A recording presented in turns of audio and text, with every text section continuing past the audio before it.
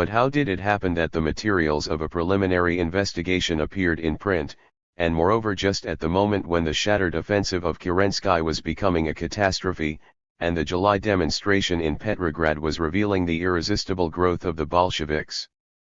One of the initiators of this business, the Attorney General, Bessarabov, later frankly described in the press how, when it became clear that the provisional government in Petrograd was wholly without reliable armed forces, it was decided in the district headquarters to try to create a psychological change in the regiments by means of some strong medicine. The substance of the documents was communicated to representatives of the Preobrazhensky regiment nearest to headquarters. Those present observed what an overwhelming impression the communication made. From that moment it was clear what a powerful weapon was in the hands of the government. After this successful experimental test, these conspirators from the Department of Justice, the Intelligence Service and the General Staff hastened to make known their discoveries to the Minister of Justice. Pereverzev answered that no official communication could be issued, but that by the members of the provisional government who were present no obstacle would be put in the way of a private initiative. The names of the juridical and staff officials were rightly judged inapposite to the best interests of the business. In order to get the sensational slander into circulation, a political figure was needed. By the method of private initiative the conspirators had no difficulty in finding exactly the personage they needed. A former revolutionist, a member of the Second Duma, a shrieking orator and a passionate lover of intrigue, Aleksensky had once stood on the extreme left flank of the Bolsheviks. Lenin had been a hopeless opportunist in his eyes. In the years of reaction Aleksensky had created a special ultra-left group, which he had continued to lead from abroad until the war, at the beginning of which he took an ultra-patriotic position and straightway made a specialty of accusing all and everybody of being in the service of the Kaiser. Along this line he developed an extensive espionage business in Paris in company with Russian and French patriots of the same type. The Paris Association of Foreign Journalists, that is, the correspondents of Allied and neutral countries, a very patriotic and by no means austere body, found it necessary in a special resolution to declare Aleksensky a dishonest slanderer and expel him from its midst. Arriving in Petrograd with this attestation after the February Revolution, Aleksensky made an attempt, in the character of a former left, to get into the executive committee. In spite of all their tolerance, the Mensheviks and social revolutionaries by a resolution of April 11 shut the door in his face, suggesting that he make an attempt to re-establish his honor. That was easy to propose. Having decided that he was better fitted to besmirch others than rehabilitate himself, Aleksensky got into connection with the intelligence service, and laid hold of a national field of operation for his instinct for intrigue. By the second half of July he had already begun to include Mensheviks, too, in the widening circle of his slanders. A leader of the latter party, Dan, abandoning the policy of watchful waiting, printed in the official Soviet Izvestia a letter of protest. It is time to put an end to the doings of a man officially denounced as a dishonest slanderer. Is it not clear that Themis, inspired by Ermolenko and Burstein, could find no better intermediary between herself and public opinion than Aleksensky? It was his signature which adorned the documents of the exposure. Behind the scenes the minister socialists protested against the handing over of these documents to the press, as also did two of the bourgeois ministers, Nekrasov and Turichenko. On the day of their publication, July 5, Pereverzev, with whom the government had already been willing to part, found himself obliged to resign. The Mensheviks passed the hint that this was their victory.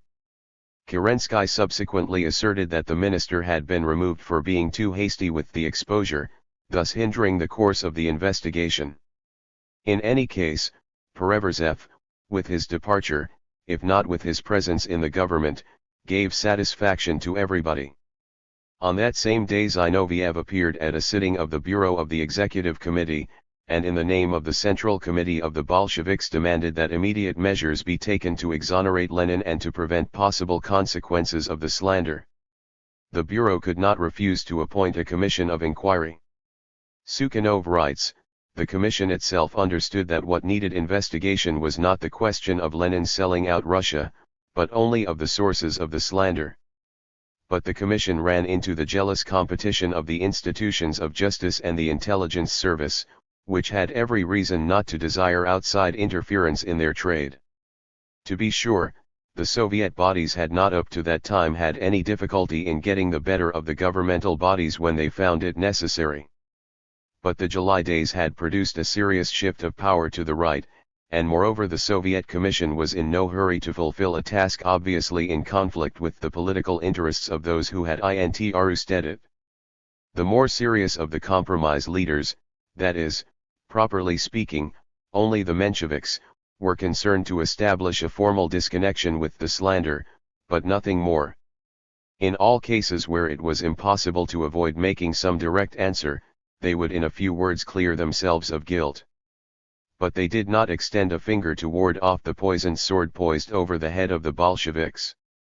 A popular image of their policy was once provided by the Roman proconsul, Pilate.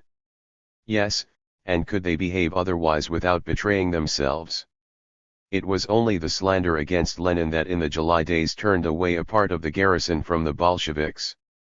If the compromisers had made a fight against the slander, it is easy to imagine that the battalion of the Izmailovtsi would have stopped singing the Marseillaise in honor of the executive committee and gone back to their barracks, if not to the palace of Kashisinskaya.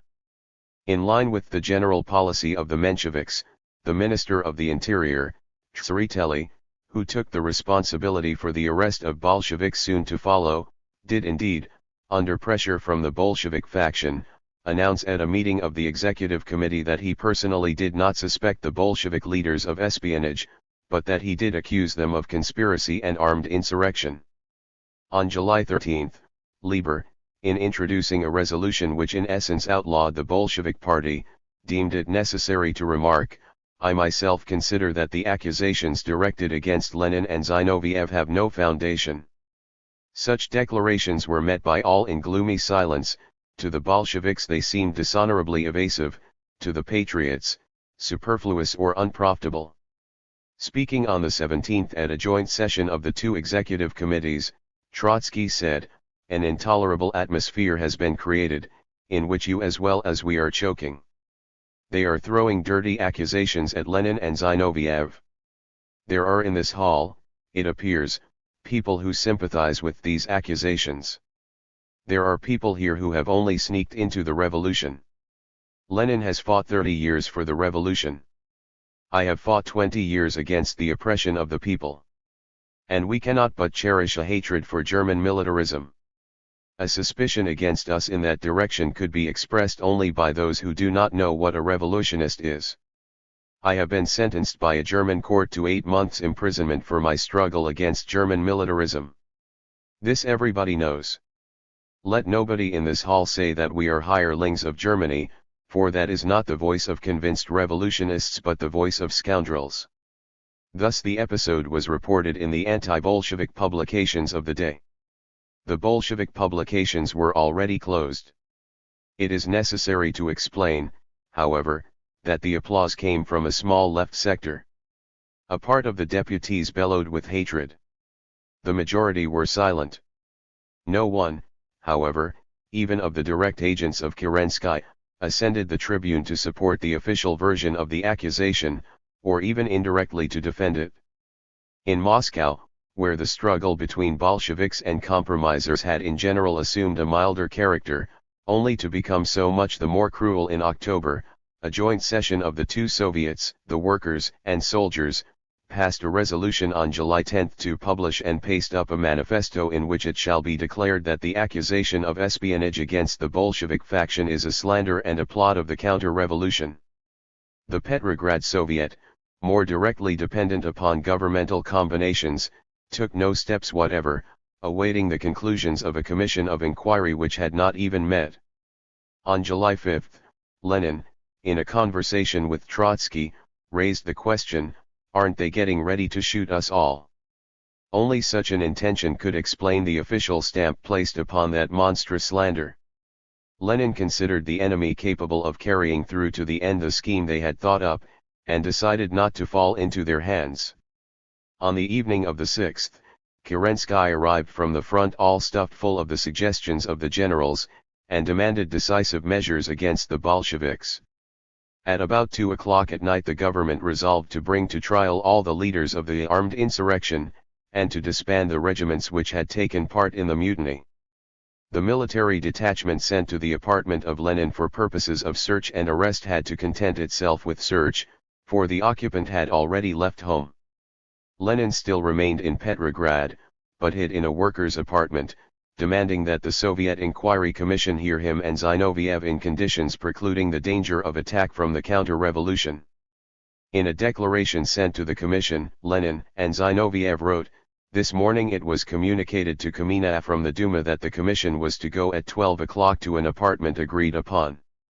We are writing these lines at 6:30 in the evening of July 7, and we remark that up to now the commission has not appeared or given the slightest sign of its existence. The responsibility for the delay of the inquiry does not rest upon us." The disinclination of the Soviet Commission to begin the promised investigation finally convinced Lenin that the compromisers were washing their hands of the case, and leaving it to the mercies of the White Guards. The officers and Junkers, who had by that time broken up the party printing plant, were now beating up and arresting in the streets everyone who protested against the charge of espionage against the Bolsheviks. Lenin therefore finally decided to go into hiding, not from the investigation, but from possible attempts upon his life. On the 15th, Lenin and Zinoviev explained in the Kronstadt Bolshevik paper, which the authorities had not dared to shut down, why they did not consider it possible to hand themselves over to the authorities, from a letter of the former Minister of Justice, Pereverzev, printed on Sunday in the newspaper Novvremya. It has become perfectly clear that the case of the spy activities of Lenin and others was a perfectly deliberate frame-up by the party of counter-revolution. Pereverzev quite openly acknowledges that he put in circulation unverified accusations in order to arouse the rage of the soldiers against our party. This is the confession of yesterday's Minister of Justice. There is no guarantee of justice in Russia at this moment. To turn oneself over to the authorities would mean to put oneself in the hands of the Milyukovs, Alexinskys, Perevertsevs, in the hands of infuriated counter-revolutionists for whom the whole accusation against us is a mere episode in a civil war. In order to explain at this day the meaning of the phrase episode in a civil war, it is sufficient to remember the fate of Karl Liebknecht and Rosa Luxemburg. Lenin knew how to see ahead. While agitators of the hostile camp were telling 1,000 stories, Lenin is on a destroyer, Lenin has fled to Germany in a submarine, etc. The majority of the executive committee hastily condemned Lenin for avoiding an investigation. Ignoring the political essence of the accusation, and the pogrom situation in which, and for the sake of which, it was launched, the compromisers came out as champions of pure justice. This was the least inexpedient position of all those remaining open to them. A resolution of the Executive Committee on July 13 not only declared the conduct of Lenin and Zinoviev absolutely unpermissible, but also demanded of the Bolshevik faction an immediate, categorical, and clear condemnation of its leaders. The faction unanimously rejected the demands of the Executive Committee. However, in the Bolshevik ranks, at least in the upper circles, there were waverings on the subject of Lenin's avoiding an investigation. And among even the most extreme left compromisers Lenin's disappearance caused downright indignation, an indignation not always hypocritical, either, as we see in the example of Sukhanov. The slanderous character of the material supplied by the secret police had not been subject to the slightest doubt in his mind, as we know, from the beginning. The nonsensical accusation went up like smoke, he wrote. It had no confirmation, and people simply stopped believing it. But it remained a mystery for Sukhanov how Lenin could decide to avoid an inquiry. That was something wholly special, unexampled, incomprehensible. Any other mortal would have demanded a court and an investigation, no matter how unfavorable the circumstances. Yes, any other mortal. But no other mortal could have become an object of such raging hatred to the ruling classes. Lenin was not any other mortal, and did not for one moment forget the responsibility which rested on him. He knew how to draw all the inferences from a situation, and he knew how in the name of those tasks to which he had consecrated his life, to ignore the oscillations of public opinion. Quixotism was just as foreign to him as posing. In company with Zinoviev, Lenin passed a number of weeks in the environs of Petrograd in a forest near Sestroresk. They had to spend the nights and find shelter from rain in a haystack. Disguised as a fireman, Lenin then crossed the Finland border on a locomotive, and concealed himself in the apartment of a Helsingfors police chief, a former Petrograd worker. Afterward he moved nearer the Russian border, to Vyborg. From the end of September he lived secretly in Petrograd. And on the day of the insurrection he appeared, after an almost 4 months' absence, in the open arena. July became a month of shameless, unbridled, and triumphant slander. By August the slander had already begun to exhaust itself.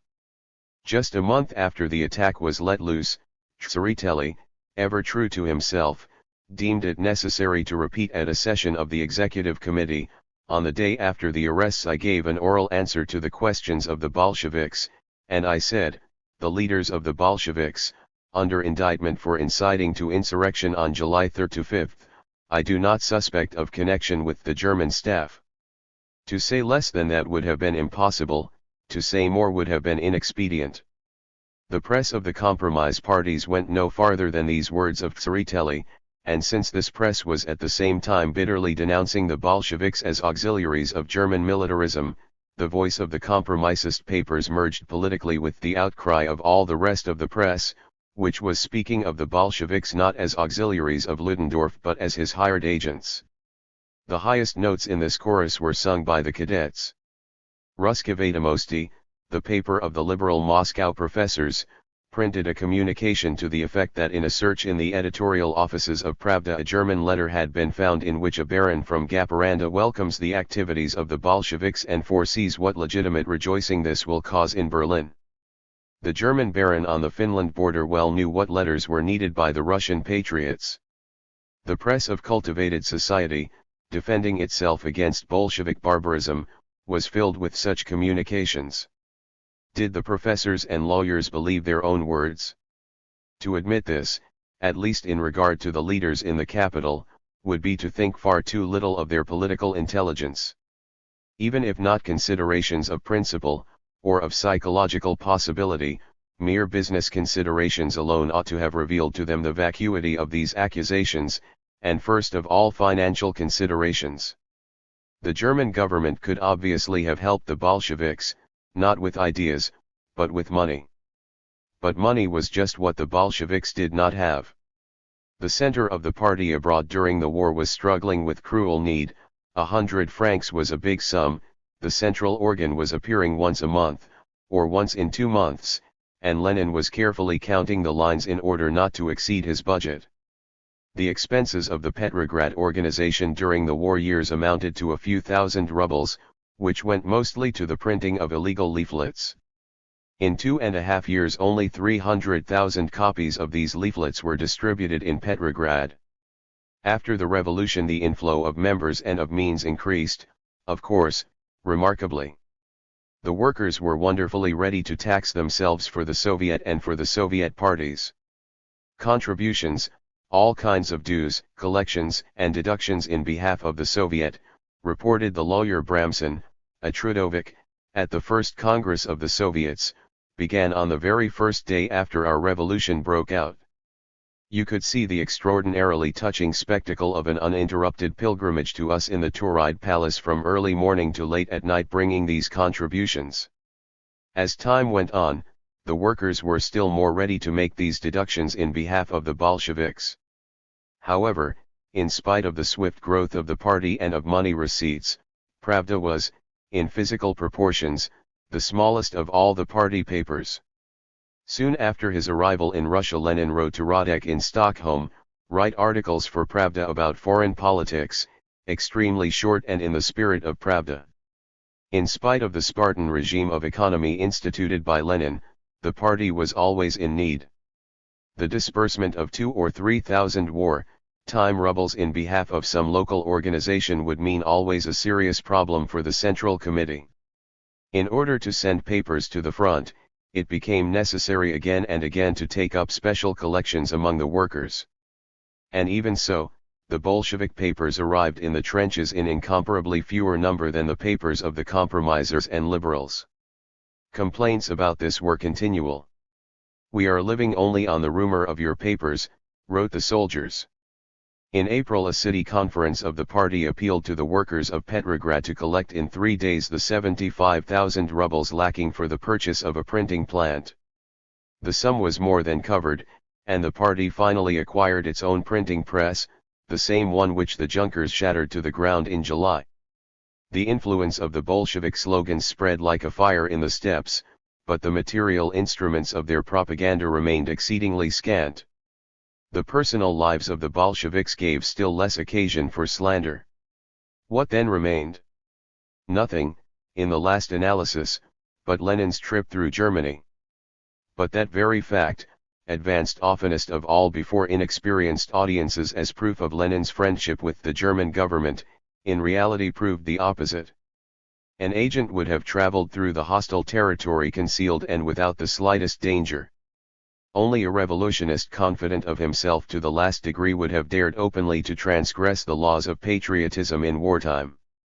The Ministry of Justice, however, did not hesitate to carry out its unpleasant task. It had not for nothing inherited employees trained during the final period of the autocracy, when the murder of liberal deputies by Black Hundred agents known by name to the whole country would remain systematically undiscovered, while a Jewish salesman in Kiev would be accused of using the blood of a Christian boy. Over the signature of the investigator in the exceptionally important affair of Alexandrov, and that of the Attorney General, Kerensky, a decree was published on the 21st of July, indicting on a charge of state treason Lenin, Zinoviev, Kollontai and a number of other people, among them the German Social Democrat Helmut Parvus. The same articles of the Criminal Code, 51, 100 and 108, were afterwards invoked in indicting Trotsky and Lunacharsky, arrested by military detachments on the 23rd of July. According to the text of the decree, the leaders of the Bolsheviks being Russian citizens, did, according to a preliminary agreement between themselves and other parties, with the aim of aiding other states engaged in hostile activities within the borders of Russia, enter into an agreement with the agents of the said governments to cooperate in the disorganization of the Russian army and rear for the purpose of weakening the fighting power of the army. For which purpose, with monies received by them from these states, they did organize a propaganda among the population and troops, summoning them to an immediate refusal of military activity against the enemy, and they did also with the same ends in view, during the period from the 3rd to the 5th of July, 1917, organize in Petrograd an armed insurrection. Although every educated person in those days, at least in the capital, knew in what circumstances Trotsky had come from New York through Christiania and Stockholm to Petrograd, the court of inquiry charged him also with having traveled through Germany. The Department of Justice evidently desired to leave no doubt as to the solidity of the materials which had been placed at its disposition by the intelligence service. The latter institution has nowhere been a propagator of good morals. But in Russia the intelligence service was the very sewer of the Rasputin regime. The scum of the military officers, the police, the gendarmerie, together with discharged agents of the secret police, formed the cadres of that foul, stupid, and all-powerful institution. Colonels, captains and ensigns who were useless for military deeds took under their supervision all branches of the social and governmental life, establishing throughout the country a system of spy feudalism. The situation became absolutely catastrophic, complains a former director of police, Krylov, when the notorious intelligence service began to take part in the affairs of civil administration. Krylov himself has no little dirty business to his credit, among other things an indirect participation in the murder of the Prime Minister, Stolypin. Nevertheless the activities of the intelligence service made even his experienced imagination shudder. During the time when the struggle with enemy espionage was being carried on very weakly, he writes, notoriously framed-up cases would frequently come down upon the heads of completely innocent people with the aim of naked blackmail. Krylov ran into one such case. To my horror, he says, heard the pseudonym of a secret agent known to me in my former service with the police department as having been expelled for blackmail. One of the provincial heads of the intelligence service, a certain Ustinov, a notary before the war, describes the morals of this service in his memoirs in practically the same terms as those used by Krylov. In search of something to do, the agents themselves would manufacture material. It is still more instructive to verify the intellectual level of the institution by the example of this very accuser. Russia went to ruin, writes Ustinov, speaking of the February Revolution, the victim of a revolution created by German agents on German money. The attitude of the patriotic notary to the Bolsheviks needs no further explanation. The reports of the intelligence service as to the former activities of Lenin, as to his connection with the German staff, as to his receipt of German gold, are convincing enough to hang him immediately. Kerensky did not do this, it would seem, only because he was himself a traitor. Especially astonishing, and even downright exasperating, was the leadership of a good-for-nothing lawyer among the Yids, Sashka Kerensky. Ustinov testifies that Kerensky was well known as a provocateur who betrayed his comrades. The French general, Anselme, as was found out later, abandoned Odessa in March, 1919, not under pressure from the Bolsheviks, but because he received an immense bribe. From the Bolsheviks? No. The Bolsheviks had nothing to do with it, said Ustinov. Here the Freemasons were at work. Such was that world. Soon after the February Revolution, this institution, consisting of sharpers, falsificators, and blackmailers, was put in charge of a patriotic social revolutionary, Mironov, who had arrived from abroad and whom an assistant minister, Demyanov, a people's socialist, characterized in the following words: Mironov creates a good impression externally. But I shall not be surprised if I learn that this is not a wholly normal person. It is quite possible to believe he is not. A normal person would hardly have agreed to stand at the head of an institution which ought to have been simply disbanded and its walls washed with sublimate. As a result of that administrative mix-up caused by the revolution, the intelligence service came under the supervision of the Minister of Justice, Pereverzev, a man of incredible light-mindedness and complete indifference to the means he employed. The same Demyanov says in his memoirs that his minister enjoyed almost no prestige at all in the Soviet. Under the protection of Mironov and Pereverzev, the intelligence men, frightened at first by the revolution, soon came to themselves and accommodated their old activities to the new political situation. In June even the left wing of the governmental press began to publish information about blackmail and other crimes committed by the highest ranks of the intelligence service, even including two chiefs of the institution, Shukhin and Broy, first assistants of the miserable Mironov. A week before the July crisis, the Executive Committee, under pressure from the Bolsheviks, had addressed a demand to the government for an immediate inspection of the intelligence service with the participation of Soviet representatives. The intelligence men thus had their own departmental reasons, or rather reasons of livelihood, for striking at the Bolsheviks as quickly and as hard as possible.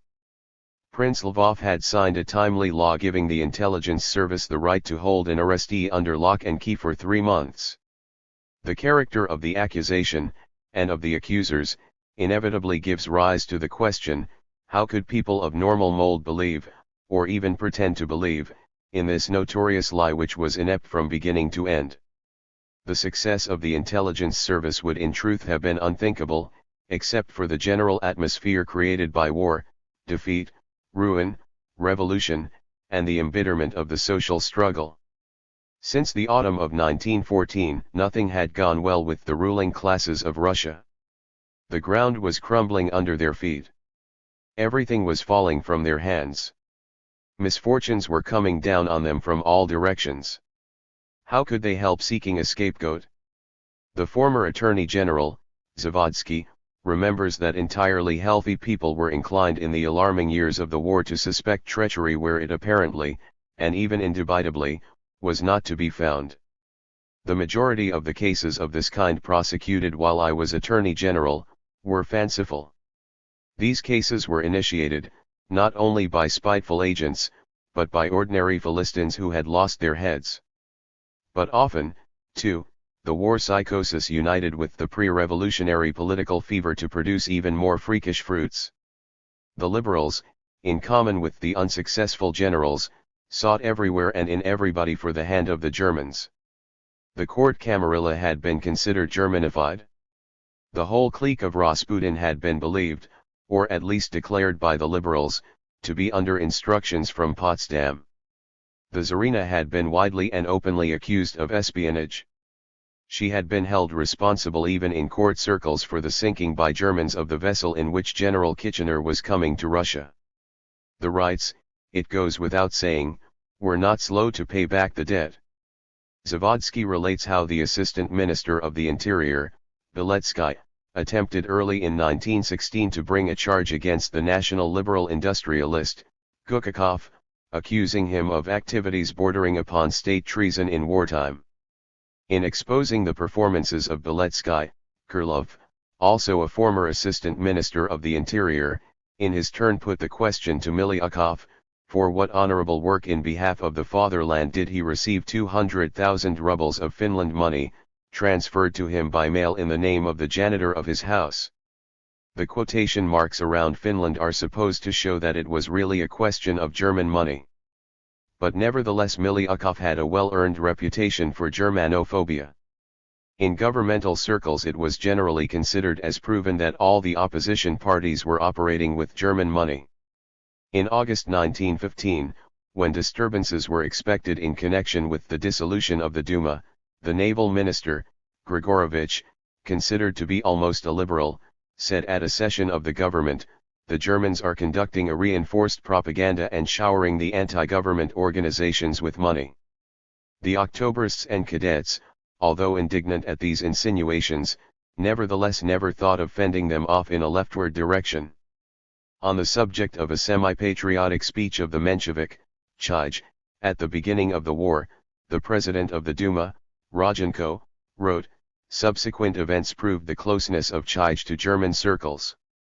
You will wait in vain for the slightest shadow of such proof." In his History of the Second Russian Revolution, Miliukov says, "The role of the dark sources in the revolution of February 27 is wholly unclear, but judging by all that followed it is difficult to deny it." Peter Struve, a former Marxist and now a reactionary Slavophile of German origin, expresses himself more decisively: "When the Russian Revolution, planned and created by Germany, succeeded, Russia had to all intents and purposes withdrawn from the war." Like Miliukov, Struve is here speaking not of the October, but of the February Revolution. On the subject of the famous Order No. 1, the Magna Carta of soldiers' liberties drawn up by the delegates of the Petrograd garrison, Rodchenko wrote, "I have not the slightest doubt of the German origin of Order No. 1. The chief of one of the divisions, General Barkovsky, told Rodchenko that Order No. 1 was supplied to his troops in enormous quantities from the German trenches. When he became war minister, Gukakov, whom they had tried to indict for state treason under the Tsar, hastened to switch this accusation to the left. The April orders of Gukakov to the army read, 'Persons who hate Russia, and are undoubtedly in the service of our enemies, have penetrated into the active army with the persistence characteristic of our enemies, and evidently in fulfillment of their demands are preaching the necessity of ending the war as soon as possible.'" On the subject of the April manifestation, which was directed against an imperialist policy, Miliukov writes, "The task of removing both ministers was directly imposed by Germany, and the workers got 15 rubles a day from the Bolsheviks for taking part in the demonstration." With this key of German gold the liberal historian unlocks all those enigmas against which he bumped his head as a politician. The patriotic socialists who baited the Bolsheviks as involuntary allies, if not agents, of the German ruling circles, were themselves under the same accusation from the right. We have seen what Rodchenko said about Chij. He did not even spare Kerensky himself.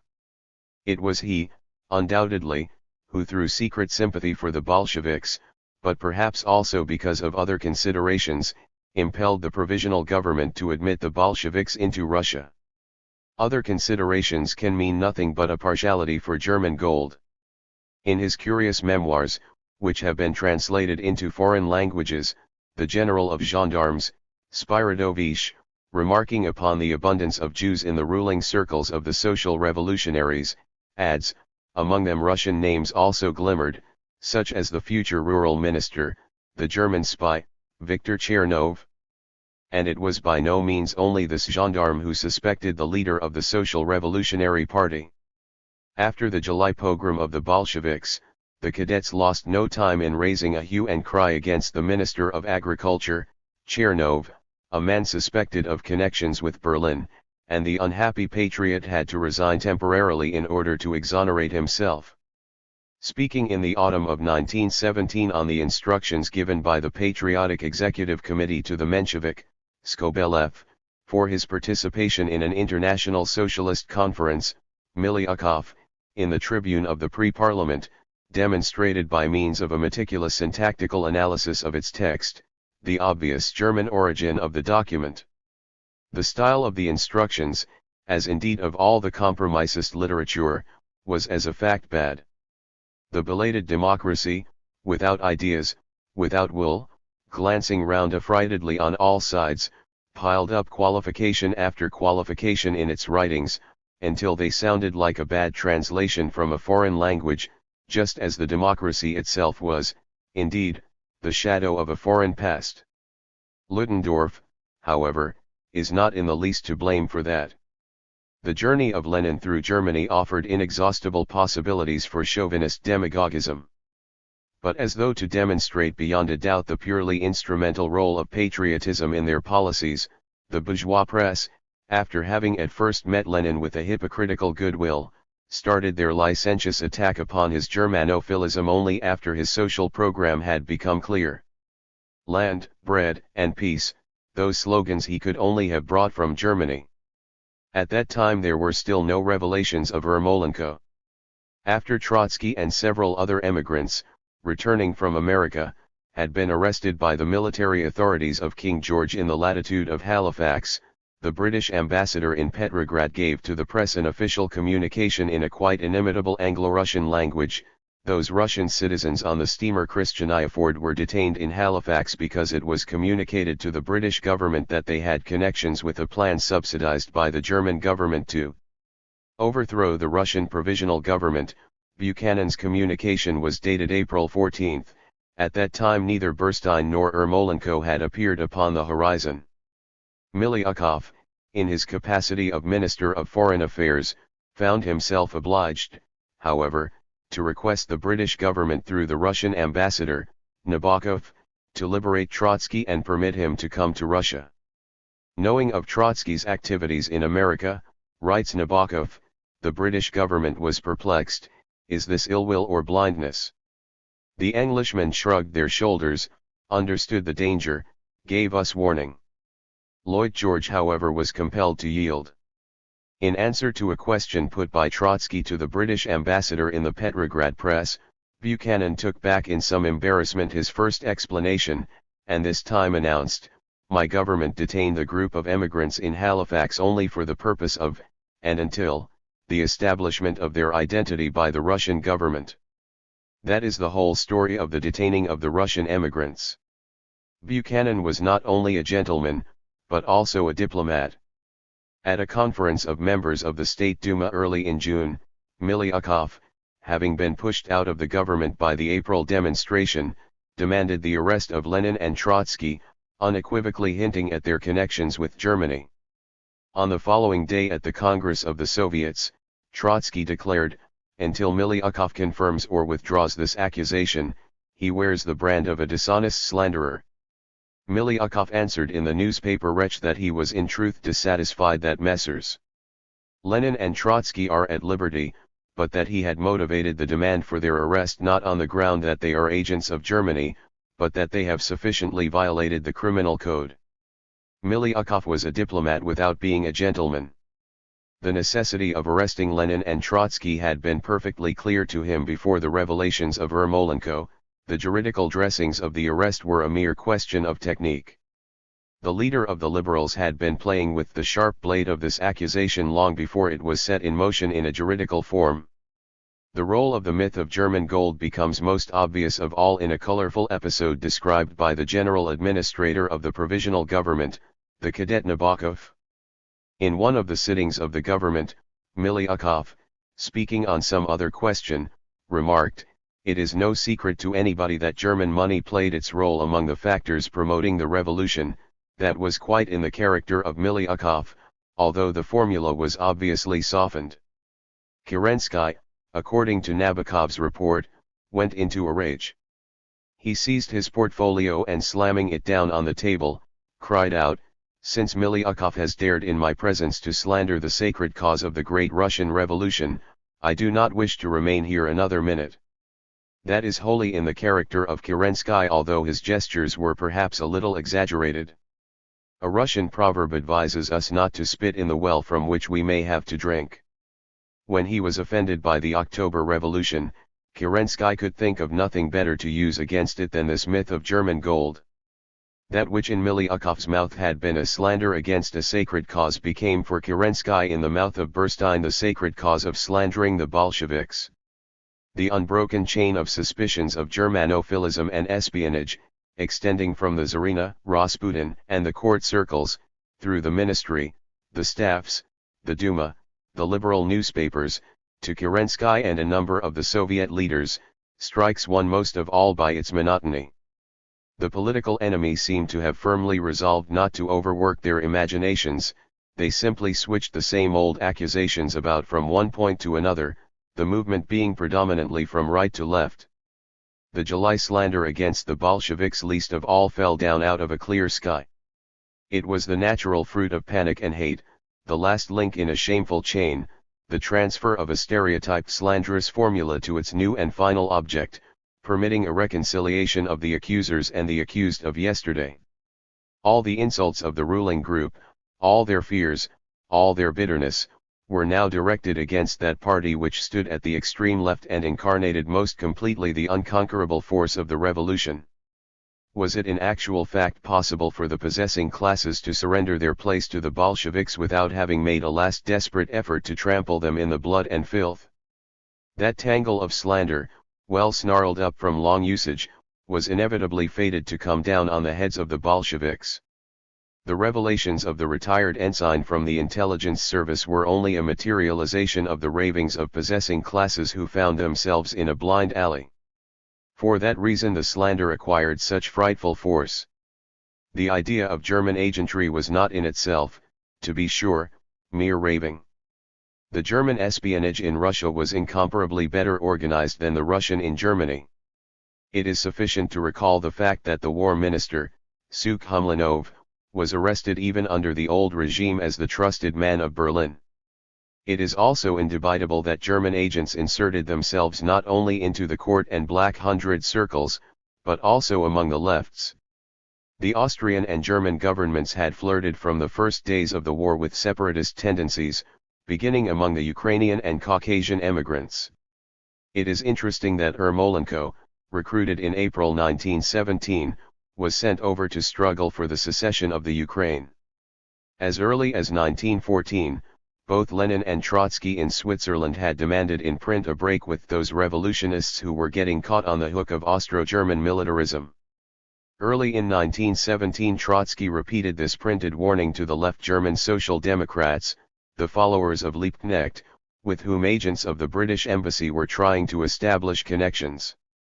But in flirting with separatists in order to weaken Russia and frighten the Tsar, the German government was far from the thought of overthrowing Tsarism. The best evidence of this is a proclamation scattered in the Russian trenches after the February Revolution, and read on March 11 at a session of the Petrograd Soviet. At the beginning the English joined hands with your Tsar, now they have turned against him because he would not agree to their self-interested demands. They have overthrown your Tsar, given to you by God. Why has this happened? Because he understood and divulged the false and crafty schemes of the English. Both the form and contents of this document give internal guarantee of its genuineness.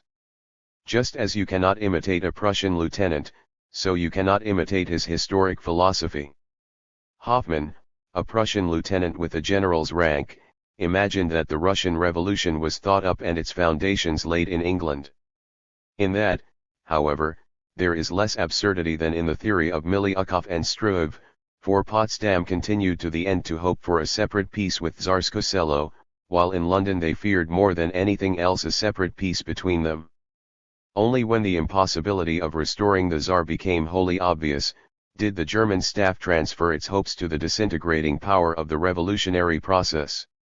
Even in the matter of Lenin's trip through Germany, the initiative came not from German circles but from Lenin himself, in its very first form, indeed, from the Menshevik, Martov. The German staff only consented to it, and that probably not without hesitation. Ludendorff said to himself, perhaps relief will come from that side. During the July events the Bolsheviks themselves sought for an alien and criminal hand in certain unexpected excesses that were obviously provoked with malice aforethought. Trotsky wrote in those days, "What role has been played in this by counter-revolutionary provocation and German agents? It is difficult at present to pronounce definitely upon this question. We must await the results of an authentic investigation. But even now it is possible to say with certainty that the results of such an investigation will throw a clear light upon the work of Black Hundred gangs, and upon the underground role played by Gold, German, English or 100% or Russian Oregon, indeed all three of them. But no judicial investigation will change the political meaning of the events. The worker and soldier masses of Petrograd were not, and could not have been, bought. They are not in the service of Wilhelm, or Buchanan, or Miliukov. The movement was prepared by the war, by oncoming hunger, by the reaction lifting its head, by the headlessness of the government, by the adventurous offensive, by the political distrust and revolutionary alarm of the workers and soldiers. All the material in the archives, the documents and memoirs, which have become public since the war and the two revolutions, prove beyond a doubt that the partiality of German agents for the revolutionary processes in Russia did not for one moment rise out of the military police sphere into the sphere of big politics. Is there, by the way, any need of insisting upon this, after the revolution in Germany itself? How pitiful and impotent did these supposedly all-powerful Hohenzollern agents turn out to be in the autumn of 1918 in the face of the German workers and soldiers. The calculation of our enemy in sending Lenin to Russia was absolutely right, says Miliukov. Ludendorff himself quite otherwise estimates the results of the undertaking.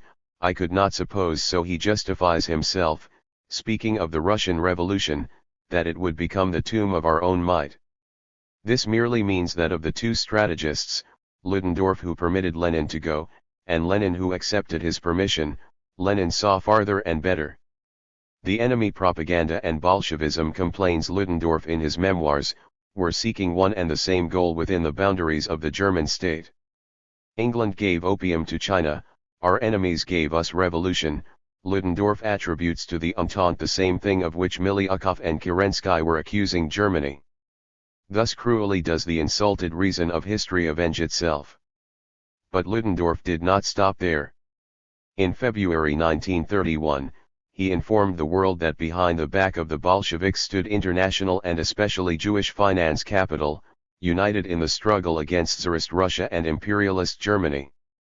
Trotsky arrived in Petrograd from America through Sweden, provided with great supplies of the money of international capitalists. Other monies were supplied to the Bolsheviks by the Jew, Solmsen, from Germany. However the testimonies of Ludendorff and Ermolenko may disagree, they coincide in one point: a part of the money did actually come from Germany, not from Ludendorff, it is true, but from his mortal enemy, Solmsen. Only this testimony was lacking to provide an aesthetic finish to the whole question. But not Ludendorff, nor yet Miliukov, nor Kerensky, invented this device, although they first made a broad use of it. Solmsen has many predecessors in history, both as Jew and as German agent. Count Fersen, a Swedish ambassador in France during the Great Revolution, a passionate partisan of the monarchical power of the king, and more especially of the Queen, more than once sent to his government in Stockholm such communications as the following: the Jew, Ephraim, an emissary of Herr Herzberg in Berlin, is supplying them with money. Not long ago he received another 600,000 livres.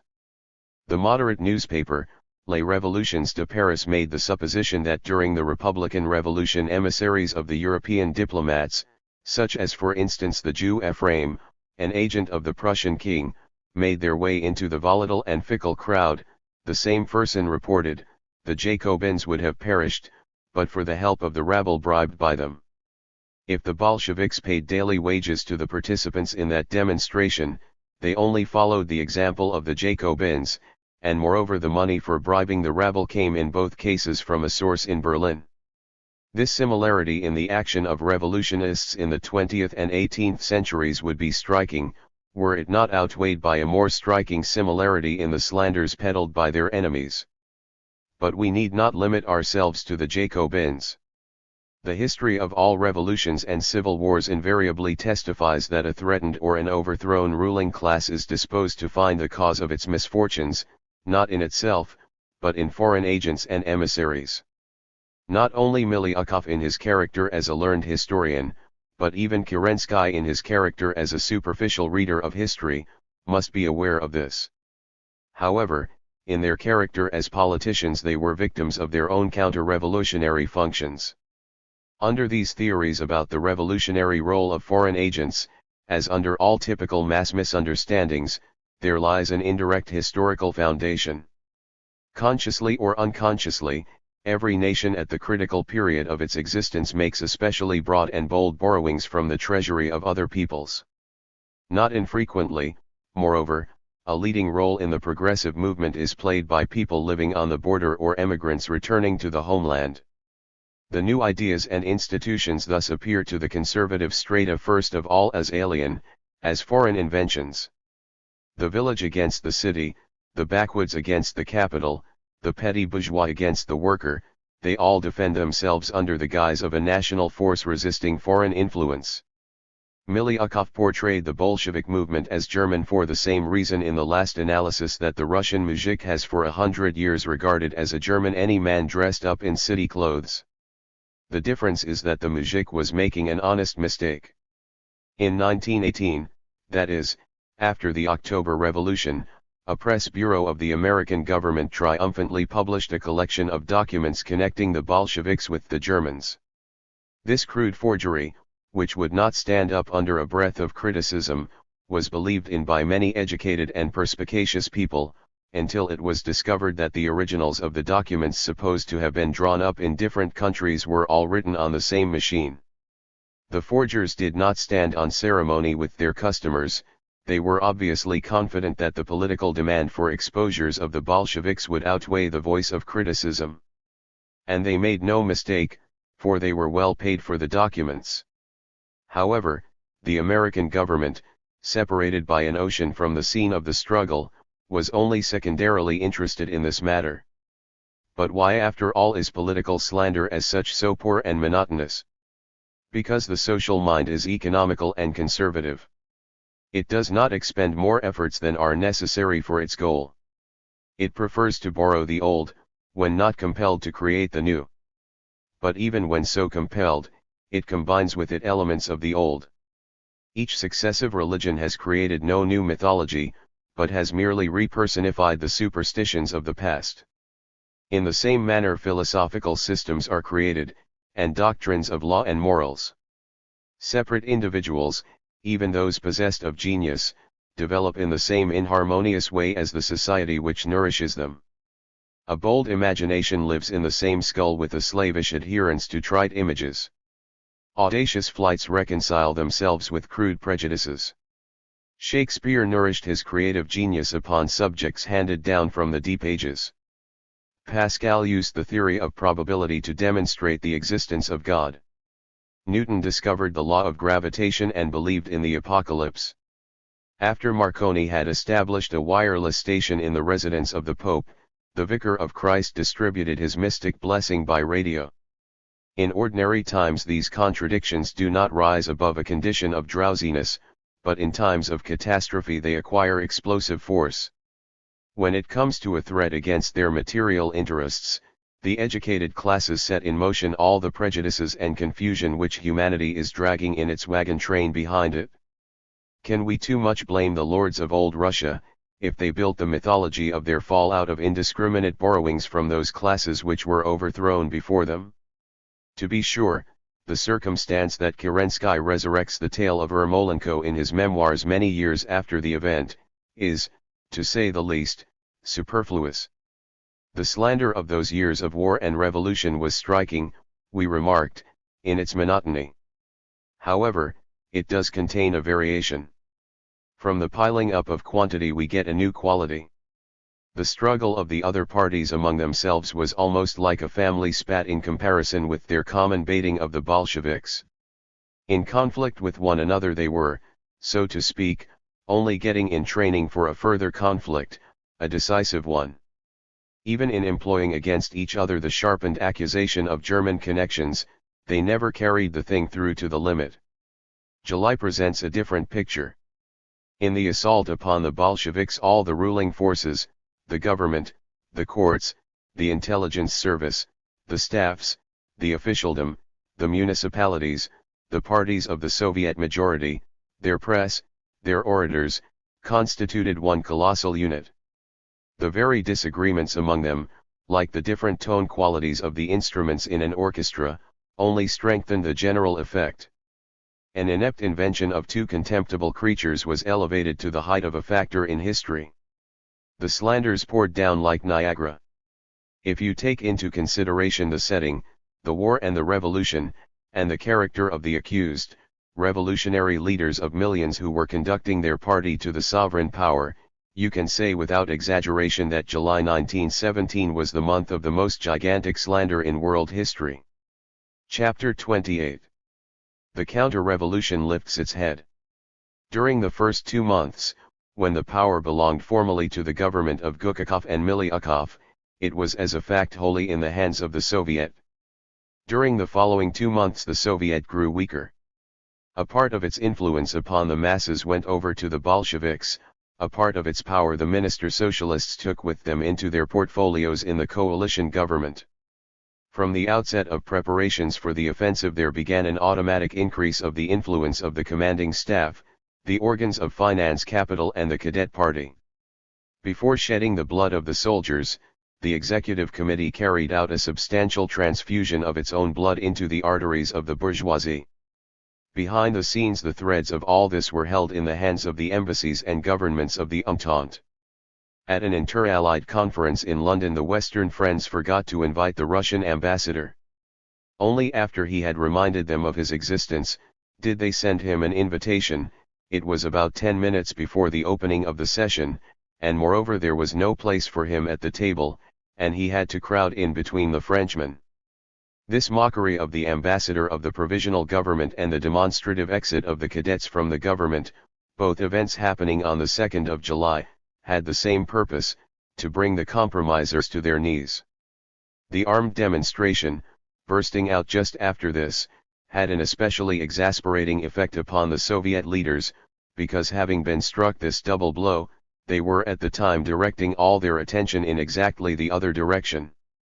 Once it had become necessary to take up a bloody task in alliance with the Entente, it would be hard after all to find better intermediaries than the cadets. Tchaikovsky, one of the oldest revolutionists, who had become metamorphosed after long years abroad into a moderate British liberal, moralized as follows: money is necessary for war, and the Allies will not give money to socialists. The compromisers were embarrassed by this argument, but fully understood the force of it. The correlation of forces had obviously changed to the disadvantage of the people, but nobody was able to say how much. The appetites of the bourgeoisie, at least, had grown considerably more than their opportunities. In this uncertainty lay the source of the conflict, for the strength of class forces is tested in action, and all the events of a revolution reduce themselves to these repeated trials of force. However great may have been the shift of power from left to right, in any case it very little affected the provisional government which remained a vacant space. The people who in those critical July days were interested in the ministry of Prince Lvov could be counted on the fingers of one hand. General Krymov, the same one who once had a conversation with Gukakov about overthrowing Nicholas II, "We will soon meet this general for the last time," sent the prince a telegram concluding with the urgent demand, "It is time to pass from words to deeds." The advice sounded funny, and merely further emphasized the impotence of the government. At the beginning of July, subsequently wrote the liberal, Nabokov, there was one short moment when the authority of the government seemed again to lift its head, that was after the putting down of the first Bolshevik uprising. But the provisional government was unable to make use of this opportunity, and let slip the favorable conditions of the moment. It was never repeated. Other representatives of the right camp have expressed themselves to the same effect. In reality, in the July days as in all other critical moments, the constituent parts of the coalition were pursuing different goals. The compromisers would have been perfectly ready to permit a final wiping out of the Bolsheviks, had it not been obvious that after settling with the Bolsheviks, the officers, Cossacks, Cavaliers of St. George and shock battalions would have cleaned up the compromisers themselves. The cadets wanted to carry through, and sweep away not only the Bolsheviks but the Soviets also.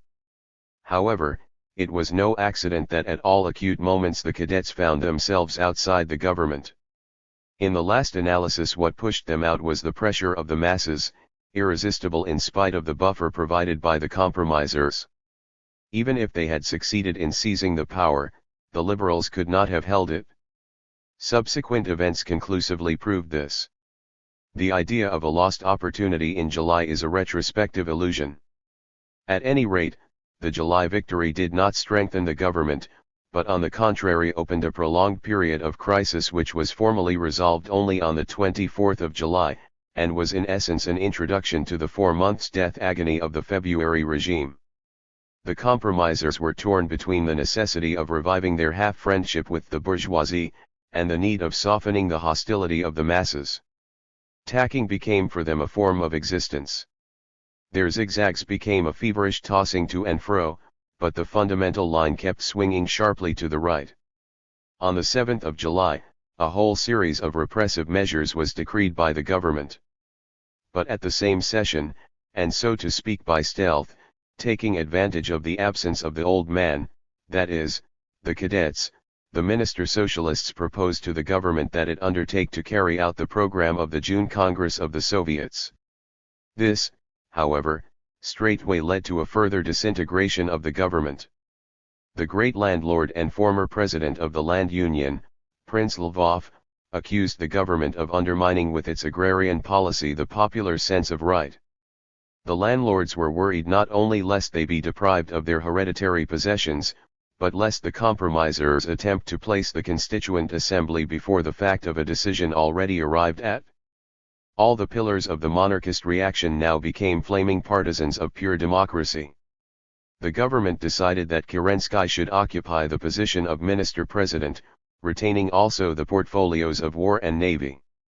To Tsereteli as the new Minister of the Interior fell the task of responding in the Executive Committee to questions about the arrest of the Bolsheviks.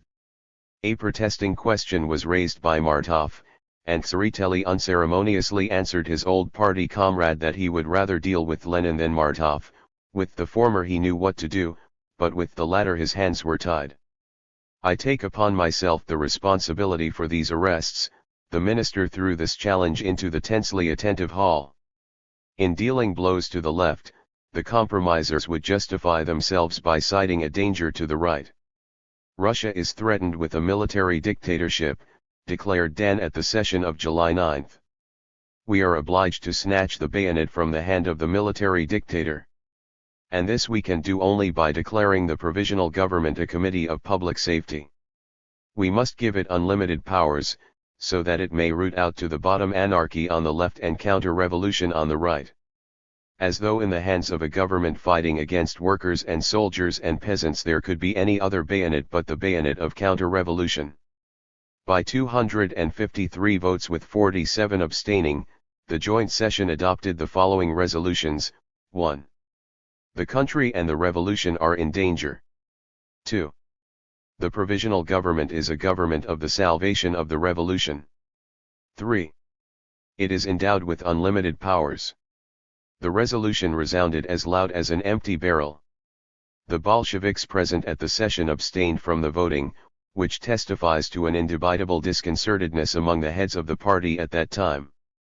Mass movements, even when shattered, never fail to leave their traces. The place of the titled nobleman at the head of the government was now occupied by a radical lawyer. The Ministry of the Interior was occupied by a former hard labor convict. The plebeian transformation of the government was at hand. Kerensky, Tsereteli, Chernov, Skobelev, leaders of the executive committee, now determined the physiognomy of the government. Was not this a realization of the slogan of the June days, "Down with the 10 minister capitalists"? No, this was only an exposure of its inadequacy. The minister Democrats took the power only in order to bring back the minister capitalists. La coalition est morte, vive la coalition. The comedy is now put on, the solemnly shameful comedy of the disarming of the machine gunners on Palace Square. A series of regiments are disbanded, the soldiers are sent in small detachments to fill up the ranks at the front. 40-year-old men are brought to submission, and herded into the trenches. They are all agitators against the regime of Kerenskyism. There are tens of thousands of them, and in the autumn they will accomplish a great work in the trenches. At the same time the workers are disarmed, although with less success. Under pressure from the generals, we shall see in a minute what forms it took, the death penalty is reintroduced at the front. But on the same day, the 12th of July, a decree is published limiting the sales of land. That belated half-measure, adopted under the axe of the mujik, provokes mockery from the left and a grinding of teeth on the right.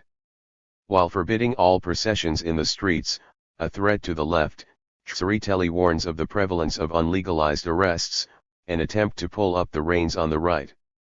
In removing the commander-in-chief of the forces of the Petrograd district, Kerensky explains to the left that this is because he broke up the workers' organizations, to the right that it is because he was not decisive enough.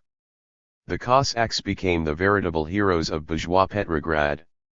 There were occasions, relates the Cossack officer, Grekov, when upon the entrance into a public place, a restaurant for example, of someone in a Cossack uniform, all would stand up and greet the newcomer with applause. The theaters, the moving picture houses, the public gardens, instituted a series of benefit evenings for the wounded Cossacks and the families of the slain. The Bureau of the Executive Committee found itself compelled to elect a commission, with Chij at the head, to participate in the organization of a public funeral for the warriors fallen while fulfilling their revolutionary duty in the days of July 3-5. The compromisers had to drink the cup of humiliation to the dregs. The ceremonial began with a liturgy in the Isakievsky Cathedral. The pallbearers were Rodchenko, Milyukov, Prince Lvov, Kerensky, and they marched in procession to the burial place in the Alexandro-Nevsky Monastery. On the line of march the militia were not to be seen, order was preserved by the Cossacks. The day of the funeral was the day of their complete dominion of Petrograd. The workers and soldiers slain by the Cossacks, own brothers of the February martyrs, were buried secretly, as were the martyrs of January 9 under Tsarism. The Kronstadt Executive Committee was ordered by the government, under threat of a blockade of the island, to put Raskolnikov, Roschel, and Ensign Remna at the disposal of the Court of Inquiry.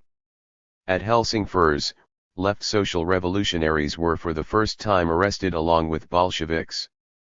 The retired Prince Lvov complained in the newspapers that the Soviets are beneath the level of state morals and have not yet cleansed themselves of Leninists, those agents of the Germans. It became a matter of honor with the compromisers to demonstrate their state morals. On July 13 the Executive Committees in joint session adopted a resolution introduced by Dan: any person indicted by the courts is deprived of membership in the Executive Committees until sentence is pronounced. This placed the Bolsheviks in fact beyond the law. Kerensky shut down the whole Bolshevik press. In the provinces the land committees were arrested. Izvestia sobbed impotently, only a few days ago we witnessed a debauch of anarchy on the streets of Petrograd. Today on the same streets there is an unrestrained flow of counter-revolutionary Black Hundred speeches. After the disbandment of the more revolutionary regiments and the disarming of the workers, the resultant of the composition of forces moved still farther to the right. A considerable part of the real power was now clearly in the hands of the military chiefs, the industrial and banking and cadet groups. The rest of it remained as before in the hands of the Soviets. The dual power was still there, but now no longer the legalized, contractual or coalitional dual power of the preceding 2 months, but the explosive dual power of a clique, of 2 cliques, the bourgeois military and the compromisist, who feared, but at the same time needed each other. What remained to be done? To resurrect the coalition. After the insurrection of July 3-5, says Miliukov quite justly, the idea of a coalition not only did not disappear, but acquired for the time being more force and importance than it had possessed before. The Provisional Committee of the State Duma unexpectedly came to life at this time and adopted a drastic resolution against the government of Salvation. That was the last straw. All the ministers handed their portfolios to Kerensky, thereby making him the focus of the national sovereignty. In the further development of the February Revolution, as also in the personal fate of Kerensky, that moment acquired an important significance. In the chaos of groupings, resignations, and appointments, something in the nature of an immovable point had been designated around which everything else revolved. The resignation of the ministers served only as an introduction to negotiations with the cadets and industrialists. The cadets laid down their conditions, responsibility of the members of the government exclusively to their own conscience, complete unity with the Allies, restoration of discipline in the army, no social reforms until the Constituent Assembly. A point not written down was the demand that the elections to the Constituent Assembly be postponed. This was called a non-party and national program. A similar program was advanced by the representatives of trade and industry, whom the compromisers had tried vainly to set against the cadets. The Executive Committee again confirmed its resolution endowing the government of Salvation with unlimited powers.